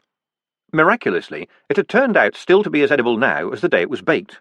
which tells you everything you need to know about dwarf bread. A minute was about enough for this historic moment, Vimes decided. Young Sam was at the grabbing age, and he'd never hear the end of it if his son ate a historic monument. "Can I have a word, Lance Constable?" he said to Sally as he turned to go. "The guard changes in a minute." "Certainly, sir," said Sally. Vimes strolled off to a corner of the cavern and waited until Nobby and Fred Colon marched in at the head of the relief. "Glad you joined, Lance Constable?" he said as she hurried up. "Very much, sir." "Good. Shall we go up to the daylight?" She followed him up the slope and into the damp warmth of Coombe Valley, where he sat down on a boulder. He looked at her while young Sam played at his feet. He said, "Is there anything you'd like to say to me, Lance Constable?" "Should there be, sir?" "I can't prove anything, of course," said Vimes. "But you are an agent of the Low King, aren't you? You've been spying on me." He waited while she considered her options. Swallows swooped overhead in squadrons. "I wouldn't put it quite like that, sir," she said eventually. "I was keeping an eye on Hamcrusher, and I'd heard about the mining, and then when it all started to heat up, becoming a watchman seemed a good idea, right? Did the League know?" "No, look, sir, I wasn't spying on you. You told him I was heading for Coombe Valley, and the night we arrived, you went for a little fly-around, just stretching your wings." "Look, this isn't my life," said Sally. "I'd joined the new force in Bionk. We were trying to make a difference up there. I did want to come to Ankh-Morpork anyway, because, well, we all want to learn, you know. How you managed to do it. Everyone speaks highly of you. And then the Low King summoned me, and I thought, where's the harm? Hamcrusher has caused trouble up there too. I never actually told you a lie, sir." "Reese already knew about the secret, right?" said Vimes. "No, sir, not as such, but I think he suspected there was something down there." "Then why didn't he just go and look?" "Dwarfs digging around in Coombe Valley. The trolls would go postal, sir." "But not if the dwarfs were merely investigating why a copper from Ankh-Morpork was chasing some fleeing criminals into the caves, right? Not if the copper was good old Sam Vimes, who, everyone knows, is as straight as an arrow, even if he's not the sharpest knife in the drawer. You can't bribe Sam Vimes, but why bother when you can pull the wool over his eyes? Look, sir, I know how you must feel, but, well, there's your little boy there playing in Coombe Valley with trolls and dwarfs all round, and they're not fighting, right? I didn't lie. I just liaised a little. Wasn't it worth it, sir?" "Ha! You really worried them when you went to the wizards. Shine hadn't left the city. Reese had to fly him in by night. All they really did was follow your lead. The only person who fooled you was me, and it turns out I wasn't very good at it. They needed you, sir. Look around and say it wasn't worth it." 100 yards away, a house-sized rock rumbled across the stone, pushed and steered by a dozen trolls, dropped into a sinkhole and blocked it like an egg in a cup. There was a cheer. "Can I mention something else, sir?" said Sally. "I do know Angua is standing behind me." "It's Sergeant Angua to you," said Angua by her ear.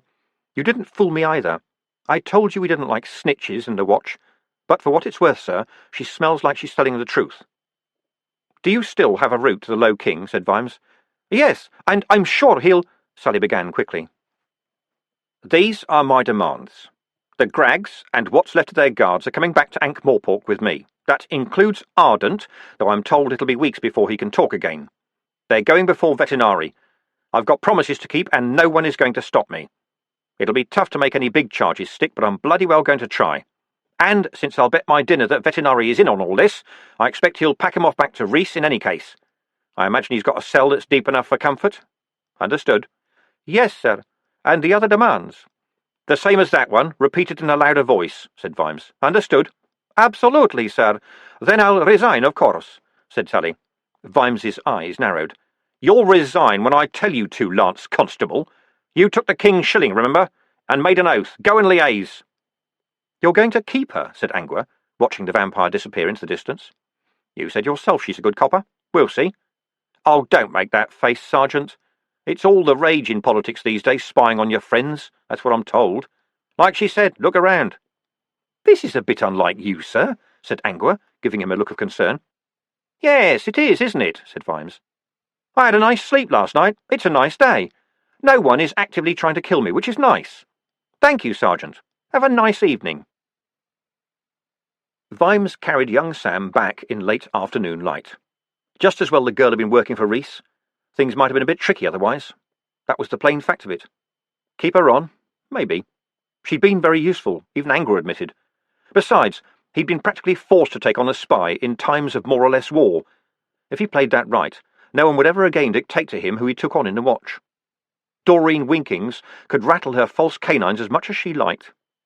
Was this how Vetinari thought all the time? He heard his name being called. A coach was coming across the rock and Sybil was waving from the window. That was another step forward. Even wagons could get up here now. "You haven't forgotten the dinner tonight, have you?" she said, a hint of suspicion in her voice. "No, dear." Vimes hadn't, but he'd hoped that it might evaporate if he didn't think about it.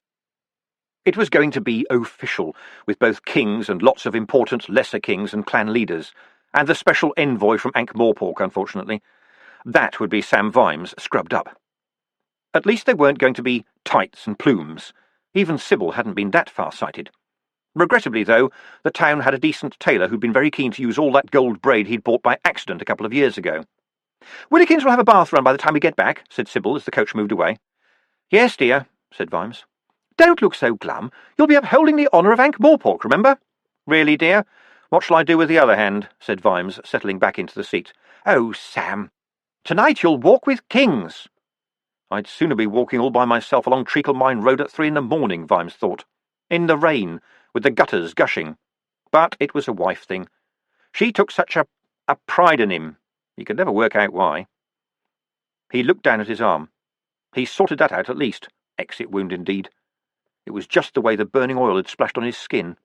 It might look a bit like that damn symbol, enough to put the wind up the dwarfs, but no floaty eyeball was going to get past him. Common sense and facts, that's what worked.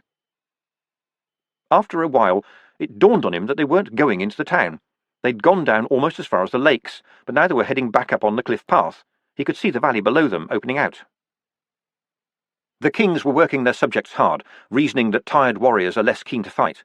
Teams swarmed over the rock like ants. Maybe there was a plan. There probably was. But the mountains would sneer at it every winter. You'd have to have squads here all the time. You'd need to scout the mountainsides to find and smash the big boulders before they caused trouble. Remember Coombe Valley.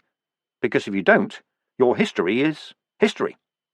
And maybe, behind the thunder and in the roar of the waters flowing underground, you'll hear the laughter of dead kings. The coach came to a halt. Sybil opened the door. "Get down, Sam Vimes," she said. "No arguing. It's time for your portrait." "Out here? But it's—" Vimes began. "Good afternoon, Commander," said Otto Shriek cheerfully, appearing at the doorway. "I have set up a bench and the light is just right for the colour." Vimes had to admit that it was. Thunderlight made the mountains gleam like gold. In the middle distance, the tears of the king fell in a line of glittering silver. Brightly coloured birds skimmed through the air, and all the way up the valley there were rainbows. Coombe Valley, on Coombe Valley Day. He'd had to be there.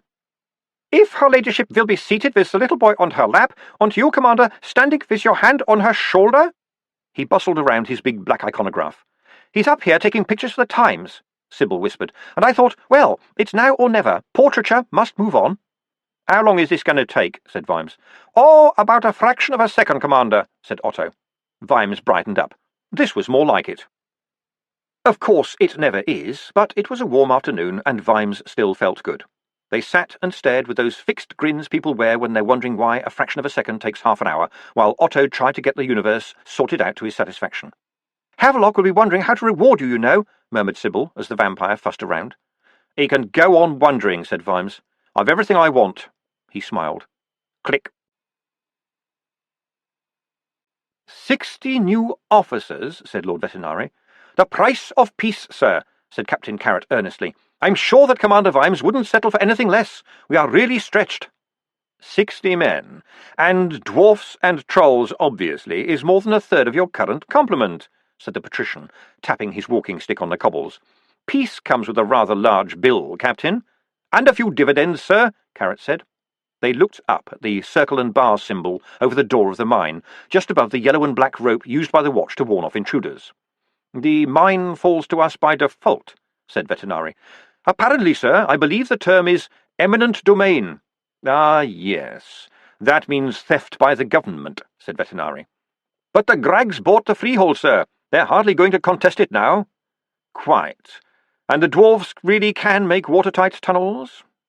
"Oh, yes. The trick is almost as old as mining. Would you care to step inside? I'm afraid the elevator is not working at the moment, though." Lord Vetinari inspected the rails and the little carts the dwarfs had used to shift spoil. He felt the dry walls. He went back upstairs and frowned as a 1-ton slab of iron came through the wall, whirled past his face, passed through the opposite wall, and buried itself in the street outside.